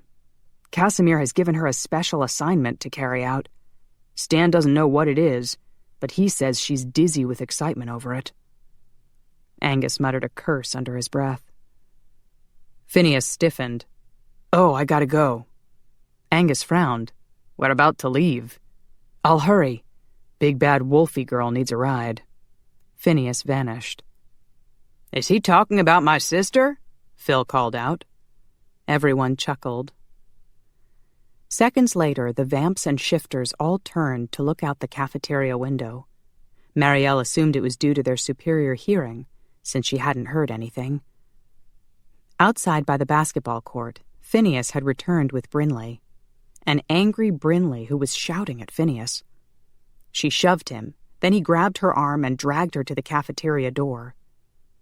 Don't ever leave me waiting like that again, Brinley yelled as Phineas opened the door. Don't ever attack me again. Phineas pushed her inside. Brinley raised a hand to strike him, but he caught her wrist. Snout face, he hissed. Bloodsucker, she growled. Angus cleared his throat. Brinley looked around and saw everyone watching them. Her face turned a shade of pink, but she gave them a big smile. Hi there. I'm ready to fight. We can see that, Angus said dryly. Brinley, you're on Team 2. Phineas, you're Team 1. Phineas nodded and released Brinley's wrist. Be careful, he mumbled. She cast a worried look his direction. You too. A timer went off, its peeping noise filling the cafeteria. Angus punched a button on his wristwatch, then motioned for his wife, Emma, to join him. That's it. The sun has set on Mount Rushmore. Team 1, time to move out. Marielle accompanied Connor to where the first team was gathering. Shanna dashed into the cafeteria and ran to her husband in the first group. "Are you leaving now?" "Yes." Roman embraced her and kissed her brow. "Did Father Andrew make it?" When Shanna shook her head, he looked at Marielle. "Would you say a blessing for us?" "Of course." Marielle nodded, not wanting to admit that she feared her prayers were no longer heeded. Last night, she'd begged in vain for a healer to help Sean Whalen. She cleared her throat. "May the Lord bless us and keep us. May his light shine upon us, and may he return us all safely to our loved ones." Everyone mumbled an amen. Some crossed themselves. Marielle hugged Connor tight. "Please be careful."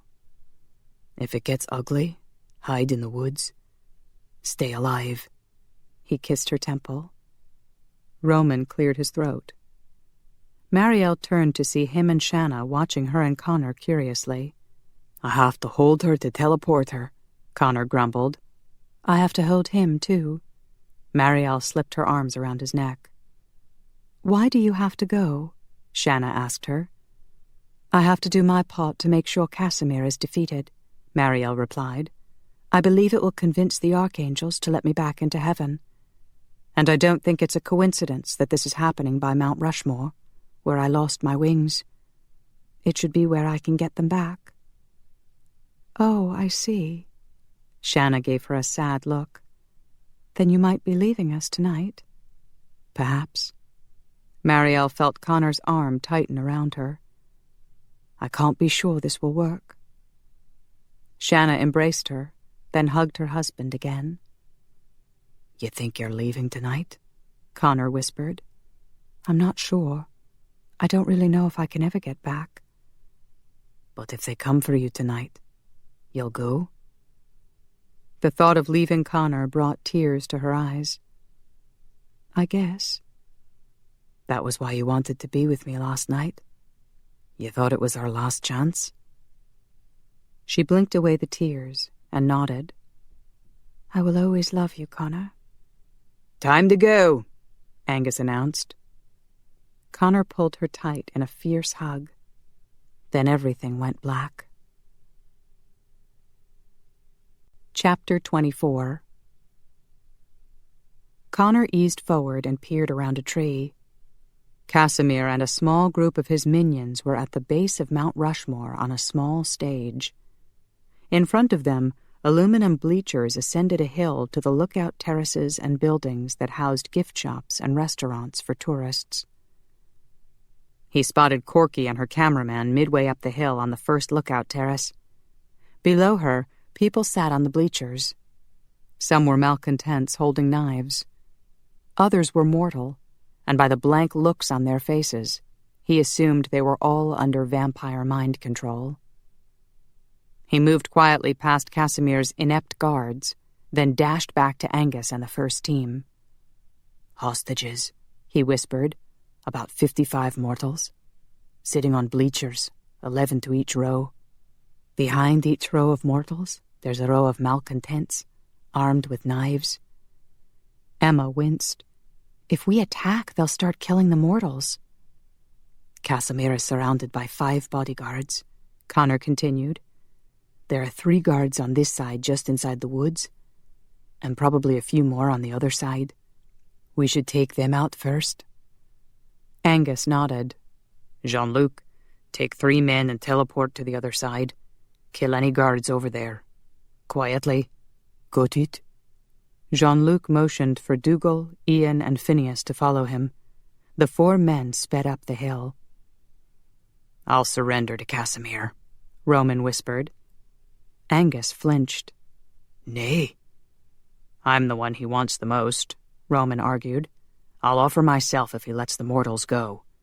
It'll buy us some time till the second team arrives, and if we can get the hostages released, then our guys can attack." Angus sighed. "We'll do that as a last resort. First, let's get rid of the guards." "I'll show you where they are," Connor whispered as he pulled a dagger from the sheath beneath his knee sock. He weaved through the woods back toward the monument.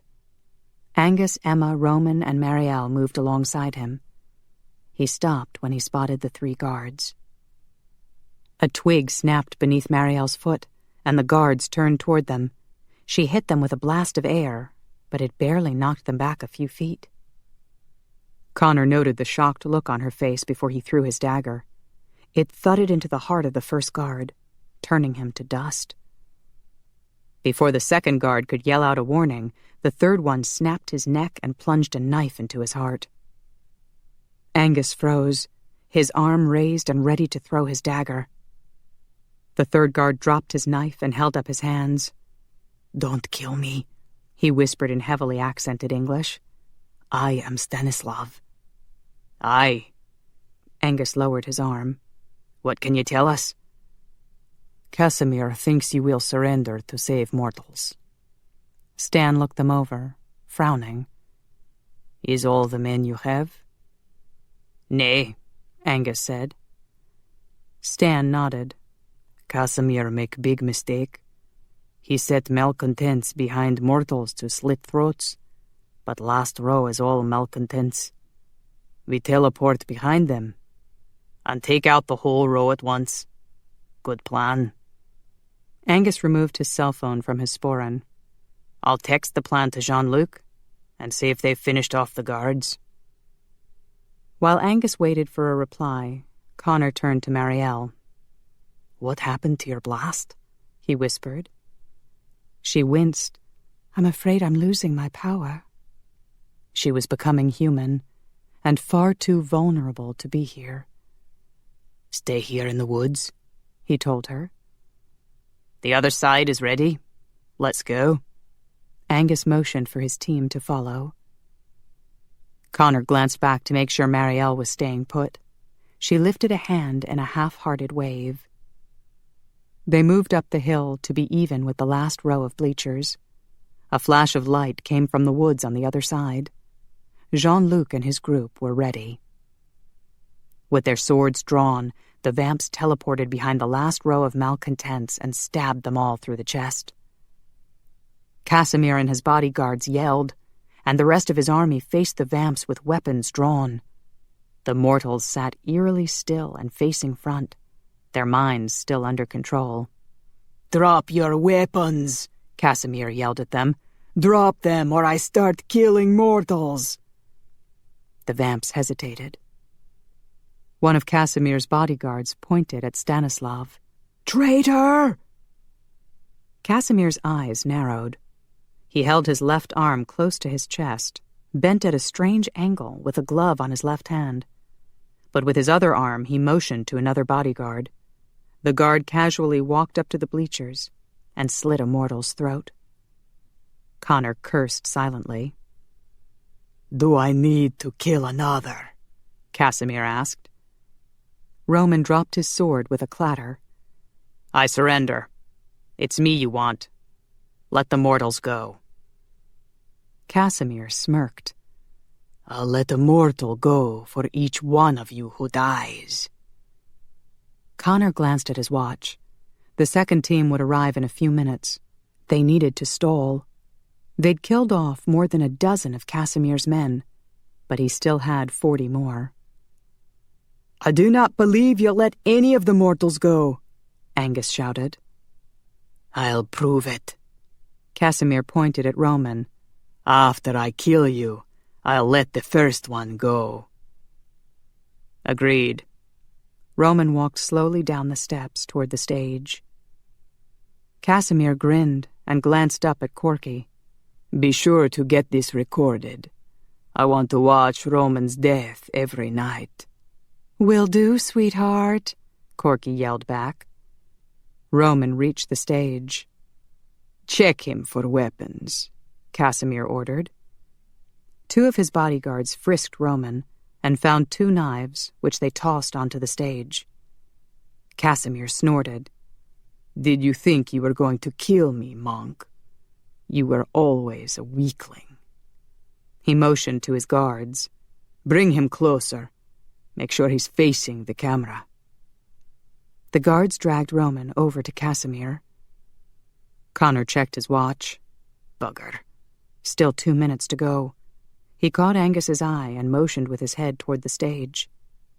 Angus nodded. Connor teleported to the stage along with Angus, and they killed 2 bodyguards. Casimir clutched Roman with his gloved hand and moved Roman in front of him as a shield. Kill 3 mortals. 3 malcontents in the bleachers slit the throats of their captives. The remaining mortals still sat there, expressionless. Drop your weapons, or I'll kill 3 more, Casimir shouted. Connor and Angus tossed their swords on the stage. A group of malcontents ran up onto the stage. Some grabbed their swords and took their weapons, while others seized them and pinned their arms behind their backs. Casimir smiled. Angus and Connor, thank you for joining us. Now I can record myself killing you when I'm done with Roman. With his good arm, he put a knife to Roman's throat. Are you recording, Corky? Corky screamed as her cameraman suddenly fell off the balcony and plummeted 20 feet to the next level. Connor spotted Marielle slipping back behind a tree. She must have blasted enough air to make the cameraman fall. Corky levitated down to her fallen cameraman. "You stupid fool." She whipped out a knife and stabbed him, turning him to dust. "How dare you fail our king?" She picked up the camera and grinned.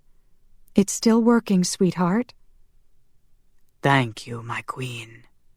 Casimir glanced at Angus when a beeping sound came from his watch. What is that? The sound of your final defeat, Angus replied. With a loud whooping noise, vamps and shifters erupted from the woods. The malcontents forgot all about slaying their mortal victims when they saw a huge Kodiak bear, 5 wolves, a panther, and a tiger charging toward them. Screams, roars, and the clashing of swords filled the air. Connor ripped Roman from Casimir's grasp. Casimir jumped back, flailing his knife. Connor looked about for a weapon. He recalled the sword he'd left at the top of the monument, but that was too far away. Empty-handed, he jumped at Casimir, but the coward vanished. Damn it! Connor ducked when a malcontent took a swing at him with his sword. On the bleachers, the mortals came to and began screaming. Casimir's mind control over them had broken when he teleported away.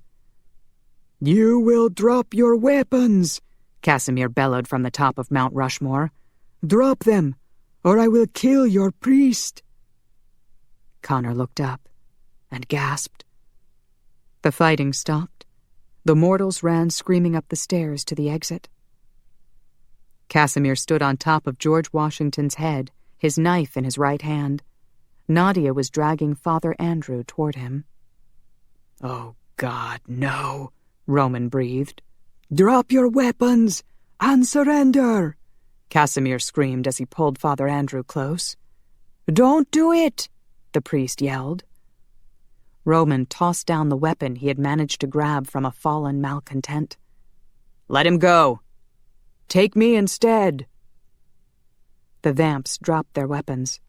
The malcontents pointed their swords at them.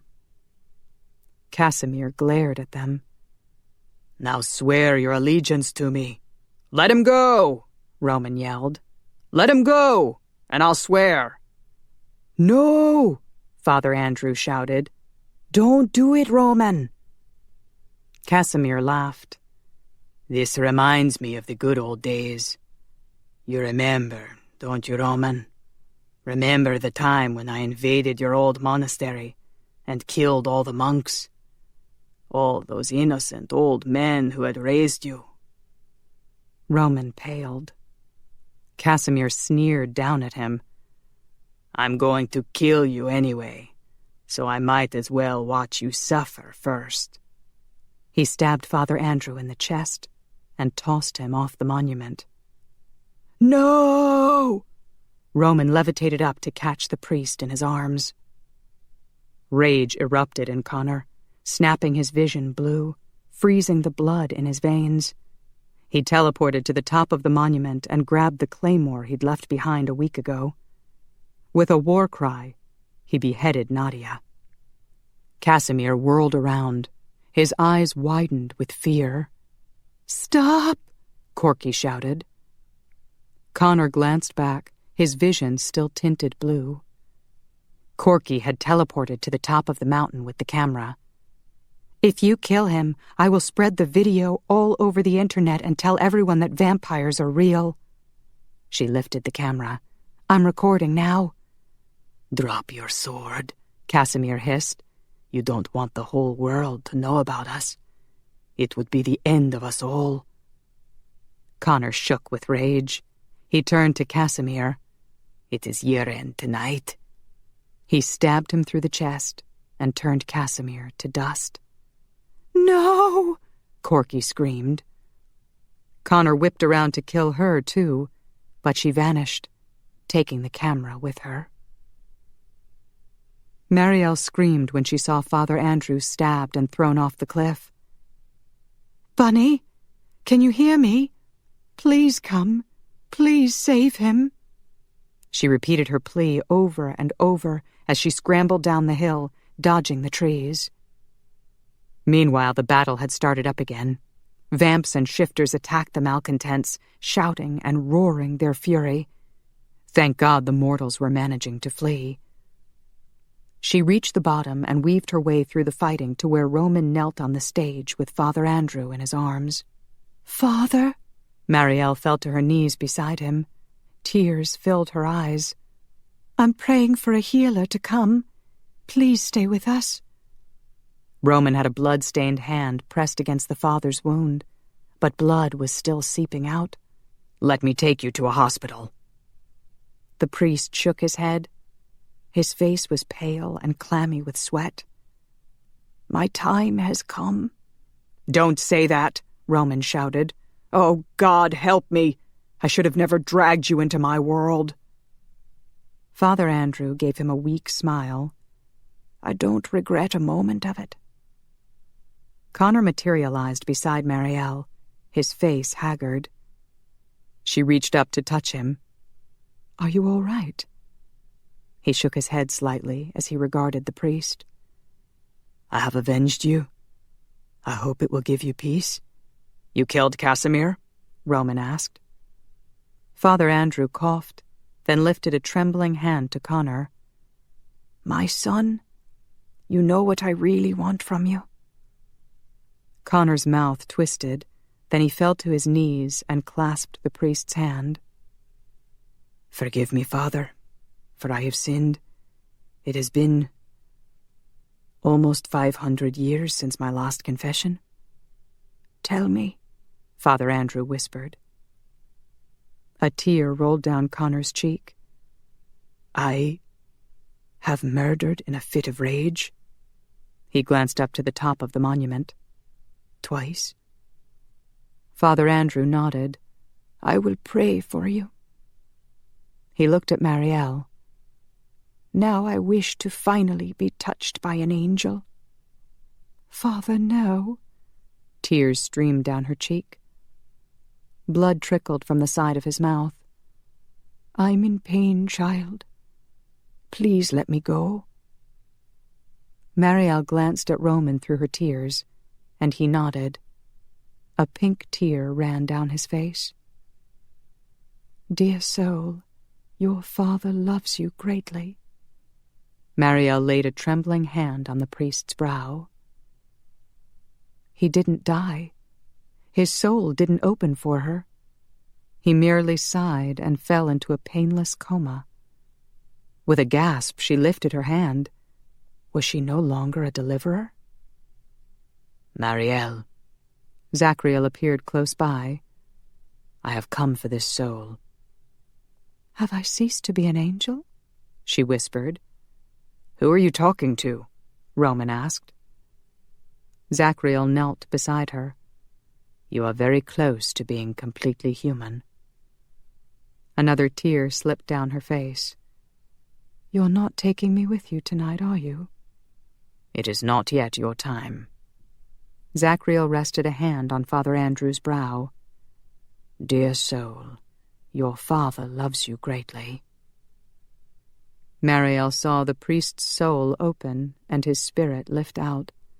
Zachriel stood and moved close to the spiritual form of Father Andrew, who was smiling at her, Connor, and Roman. She stood and bowed to the priest. "God be with you, dear soul." Zachriel wrapped an arm around the priest. "It is time for us to go." "Will I ever be able to go back?" Mariel asked. Zachriel smiled at her sadly. "It is still possible, but only if you really want to." His wings fluttered out, and he vanished, taking Father Andrew's soul with him. "What just happened?" Connor asked. Mariel gazed up at the stars while tears rolled down her face. "Father Andrew is going to heaven." Chapter 25. An hour later, they were all back in the cafeteria at Romatek. Mariel sat quietly in a corner, watching the friends she had made in the 7 nights that she'd been on Earth. They had succeeded in defeating the malcontents, but there was no celebrating. The vamps sipped from bottles of Blisky and Bleer. The shifters indulged in real whiskey and beer. After Connor had teleported her back, he'd hugged her fiercely. "I thought you were leaving." "Not tonight." He slumped into a cafeteria chair. For the last hour, he hadn't moved or spoken a word. At the end of the battle, the vamps and shifters had quietly cleared away all signs of the struggle. Piles of dead vampire dust were swept into the woods. Weapons were gathered and returned to Romatek. Bloodstains were washed away. A group of vamps swept through the area, looking for mortals and wiping their memories of the night's events. Roman had teleported Father Andrew's body back to his church. Now he returned to the cafeteria, his eyes red and swollen. Shanna ran up to embrace him. Her eyes were red and swollen too. "What did you tell the other priests?" Roman sighed. "That he was attacked by a criminal." Shanna nodded. "I suppose that's true." Phineas slammed his Blisky bottle down. "At least we got rid of Casimir once and for all." Heads turned to look at Connor. He remained silent, gazing blindly into space. "Do you think Corky will really do it?" Ian asked. "Do what?" Radinka asked. Ian shifted in his chair. "Corky had a camera. She threatened to expose our existence on the internet if Casimir was killed." "Damn," Gregory muttered. "I'll get a laptop and see if anything has come up." He dashed from the room. Connor's jaw shifted, and he rubbed his brow. Mariel was relieved just to see him move. He'd been motionless for nearly an hour. "Well, I think Connor did the right thing," Phineas mumbled. The room grew silent. "I agree," Brinley said. "Connor had a chance, and he took it.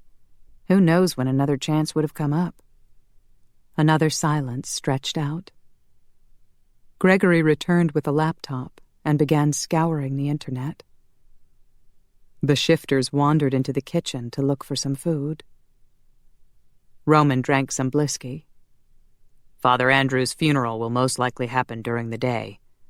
We won't even get to see it." Shanna patted his arm. "We'll have a memorial for him here." Roman stood and lifted his glass. "To Father Andrew. May we remember him always, and may he rest in peace." Everyone stood and lifted his glass to Father Andrew. Then silence pervaded the room once more. "Oh, shit," Gregory muttered, drawing everyone's attention. "Corky posted a video on YouTube." He clicked on it, and Corky's strident voice filled the room. "Here it is, proof positive that vampires are real. See the blue glowing eyes on the vampire with the sword? And see what happens when he kills the other vampire? Dust." Brinley snorted. "No one's going to believe that. No one will even see it." Gregory winced. It's been up 3 minutes, and it already has 1,000 views. If it goes viral, we could be screwed. Connor stood abruptly and exited the glass door into the garden. Marielle followed him. "Connor?" He headed toward the woods. "Connor, please, talk to me." He slowed to a stop. He kept his back to her, but she could see the tension in his stiff spine and clenched fists. "I know you're upset." Do you have any idea what I've done? He spun around to face her. His eyes were filled with pain. I have sentenced all my friends to death. She flinched. "It can't be that bad." It is. For as long as vampires have existed, our first priority has been to keep our existence a secret. He snorted. God, how many times have I preached that to my friends? I would have never believed that I would be the one. She stepped toward him. "We'll figure something out." The world will want to destroy us. Connor's mouth twisted with pain. I have failed my friends. I have failed everyone I have ever known. Her vision blurred with tears. "Connor, please, don't do this to yourself." He squared his shoulders. But I will not fail you. I will get you back to heaven. He vanished. "No!" She ran forward, but he was gone. "Connor? Connor!" She collapsed on the ground, crying. What if she had lost everything? Connor, her wings, her heavenly home? Eventually, she heaved herself to her feet and walked back to the cafeteria. "I am so sick of crying." She wiped her face. She felt old and tired and human. She let herself back into the cafeteria. Everyone was talking about the new problem. Someone had turned on the television, and a news station was reporting on the video. A ticker ran across the bottom of the screen. "Vampires are proven real." Sean Whalen strode into the cafeteria. "Quiet! This is no time to panic." The room grew silent. Sean glared at the television. "What a stupid mess. I'll get a hold of my contacts in the government and get them to declare this whole thing a hoax." "Will they do that?" Roman asked. Sean snorted. "They'll do anything for a price. I may have to let a few key people know that vampires are real, but I'll make it to their advantage to keep the secret." Angus's eyes narrowed. "Why would you help us, Whalen?" He glowered at Angus, then at Roman. "Because I'm one of you now." He turned and marched toward the exit. "I'll start negotiations immediately." "We're coming with you." Angus and Emma dashed after him. Everyone started talking again, but this time there was a hint of hope in the air. Marielle sighed. If only Connor had stayed. The next night, Marielle wandered through the garden at Romatech. Her eyes felt dry as sand from too much crying. Her heart thudded with a constant throb of pain. For the first time in her existence, she understood the pain of mourning. Before, she took souls to heaven, and it was a time of joy and reunion. Now she felt the separation, sharp and severe.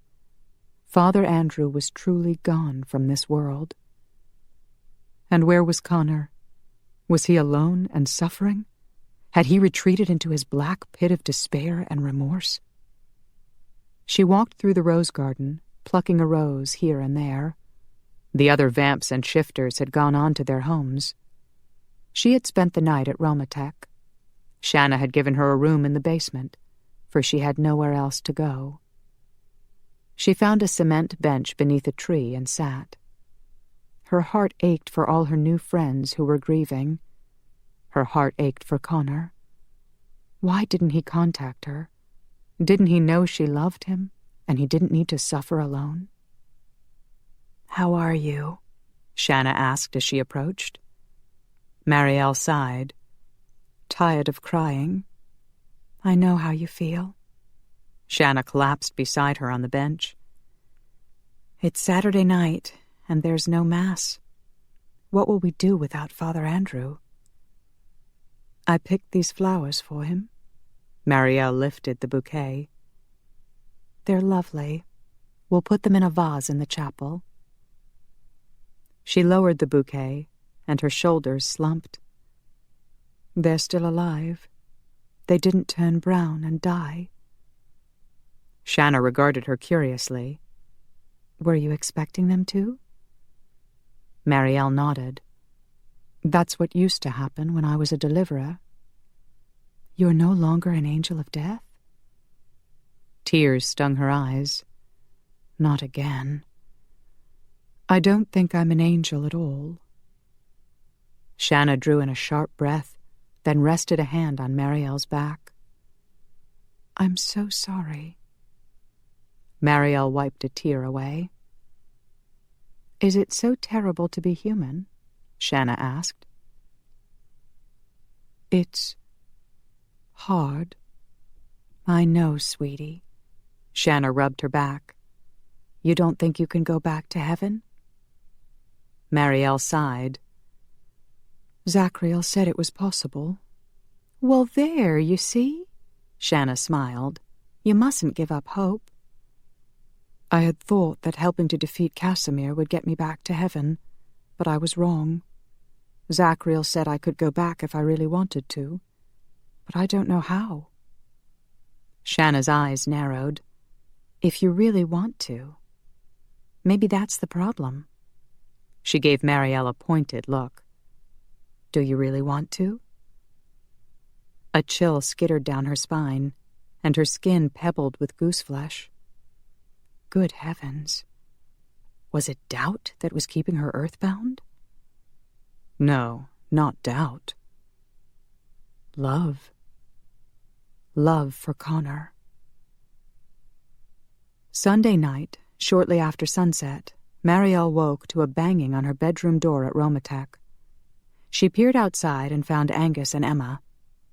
Connor just called, Angus told her. He wants me to take you to him. Oh. Her heart lurched. Dress quickly, Emma said. You need to leave right away. Yes, of course. She shut the door and ran to the bathroom. Connor wanted to see her. She washed her face, brushed her teeth and hair, and tossed on some clean clothes that Shanna had given her. She stuffed her feet into shoes, grabbed her jacket, and ran into the hallway. Good. Angus grabbed her around the waist. I have to teleport you there. Good luck, Emma said with a worried look. Is something wrong? Marielle asked. Angus sighed. It did not sound good on the phone. Hold on to me, lass. She grabbed his shoulders. Where are we going? Connor's home in Scotland, Angus replied. Then everything went black. Chapter 26. Marielle ran across a pasture in the moonlight. Angus had dropped her off by a large house of grey stone. Then he had pointed north. Connor said he would be at the henge. That way, over the hill. Angus gave her a worried look. I'll come back tomorrow night to make sure you're all right. He vanished. Marielle was gasping for air by the time she reached the hill. It was chilly here in Scotland, but the run had warmed her up. She climbed the hill, wading through heather that reached her knees. The blossoms opened and filled her nostrils with a sweet scent. She reached the top of the hill and stopped. It was beautiful. A green meadow stretched out below her, surrounded by mountains. Stars sparkled overhead. In the middle of the meadow, a circle of grey stones stood. She spotted a lone figure in the middle. Connor! He turned toward her. He smiled, although his face looked pale and tense. She ran down the hill to the henge.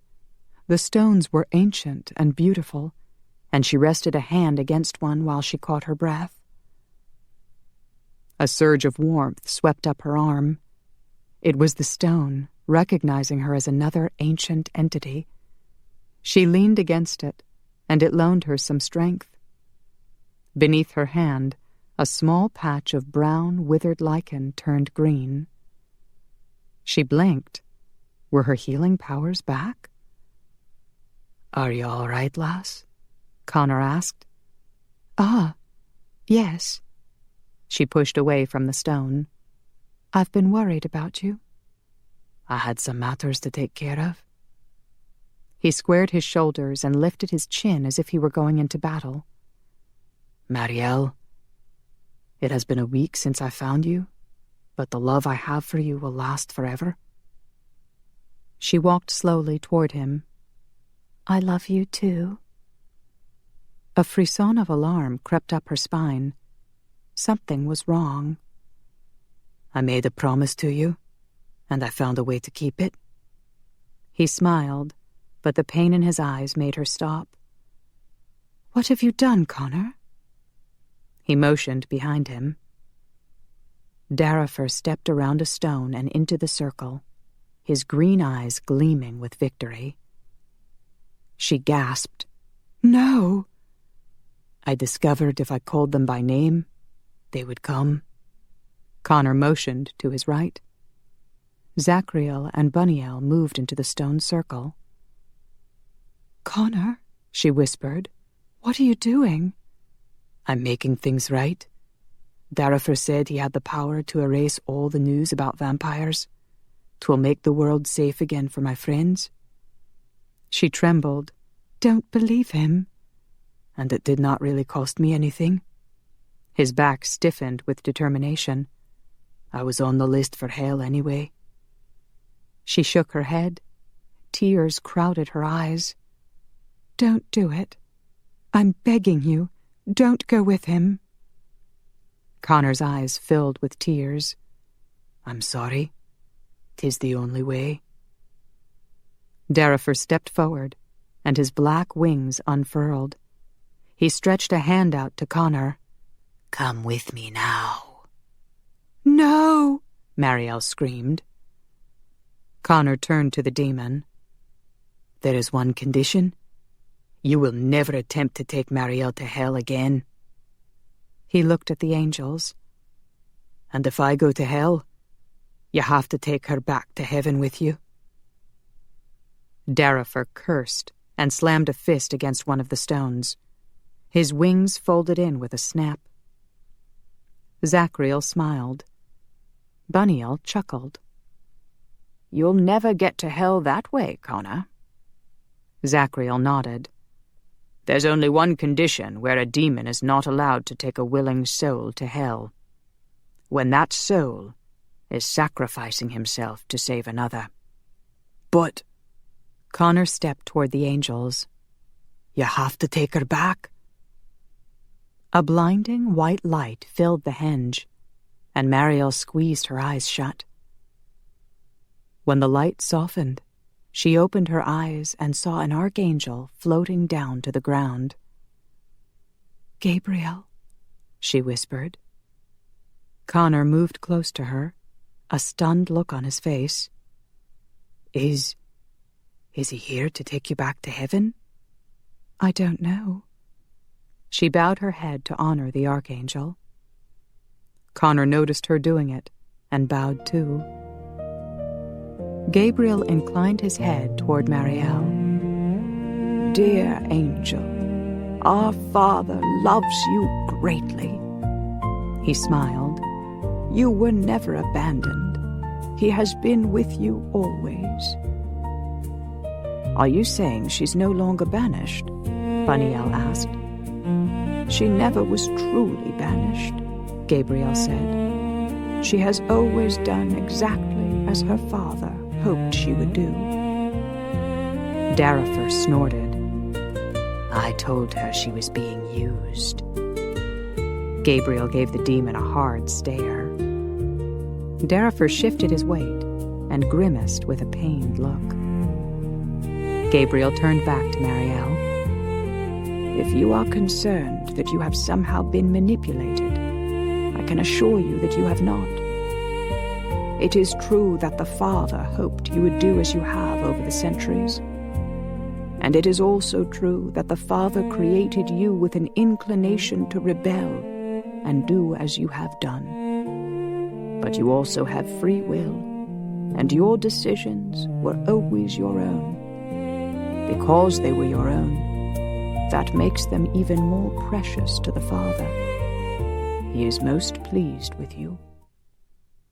Tears slipped down her cheeks. Thank you.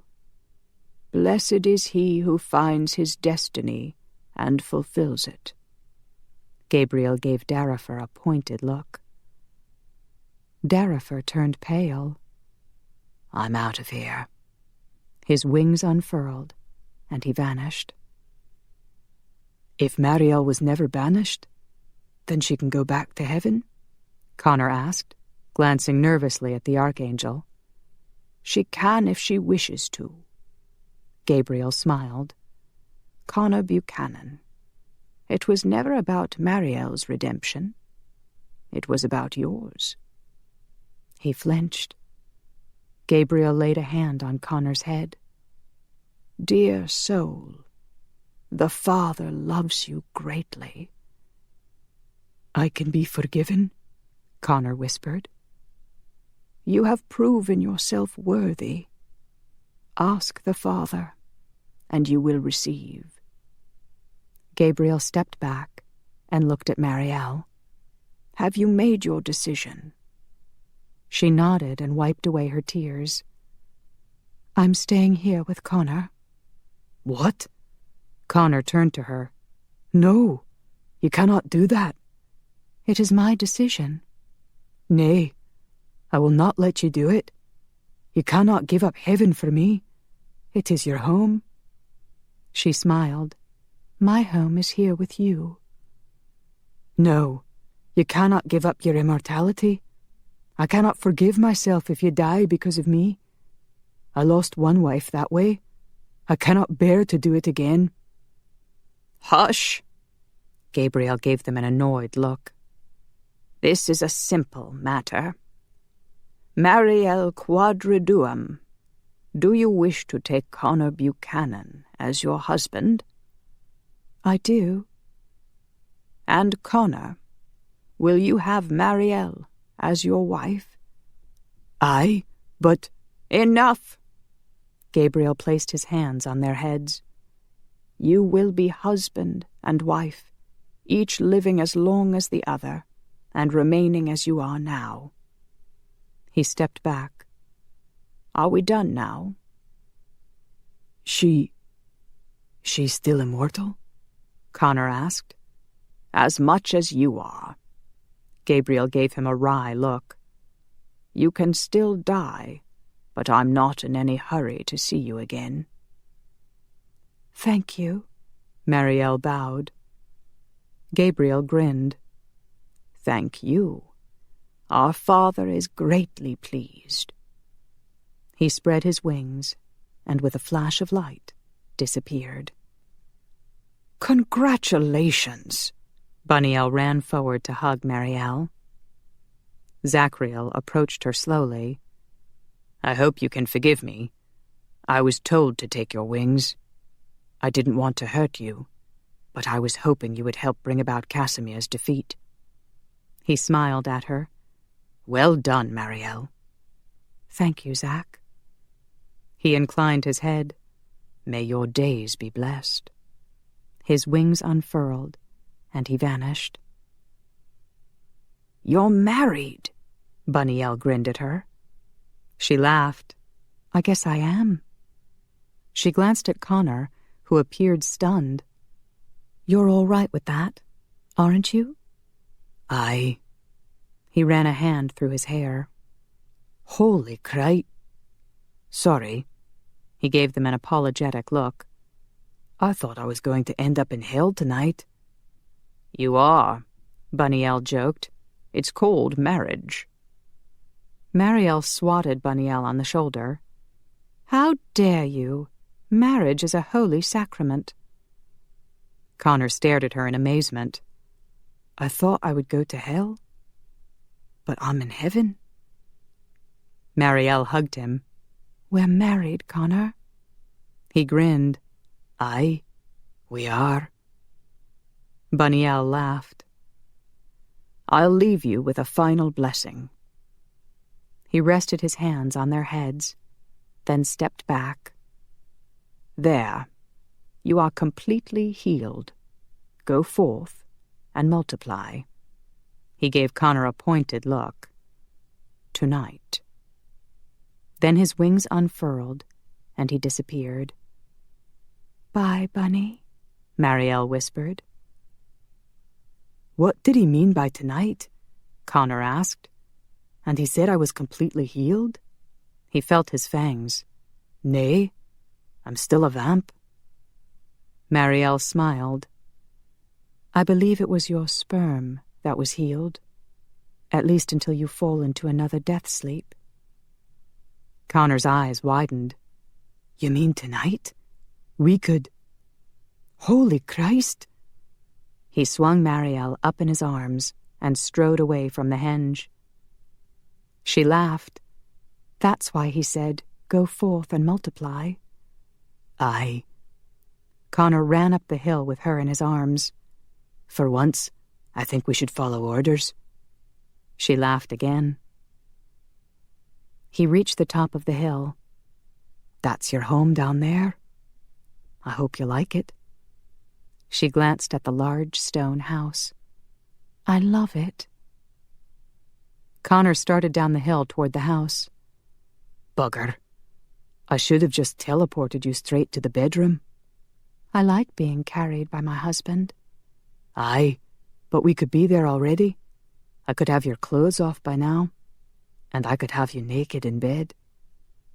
She nodded. I see the 3-step rule is still in effect. What is that? She laughed. I'll tell you later. She kissed his cheek. I love you, Connor Buchanan. He grinned. I love you, Marielle Buchanan.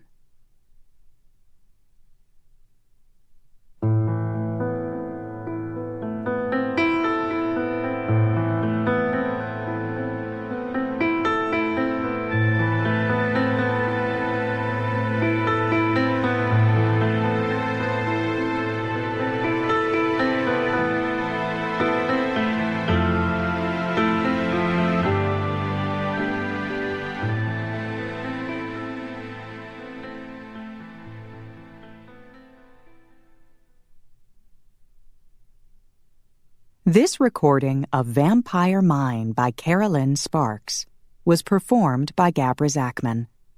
It was produced by John Marshall Media. Executive producer, Karen Jakonski.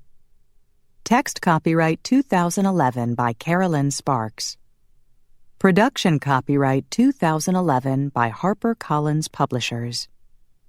We hope you've enjoyed this program from Harper Audio. For more information about the broad range of titles from Harper Audio, Harper Children's Audio, and Cadman, please visit harperaudio.com. Thank you for listening.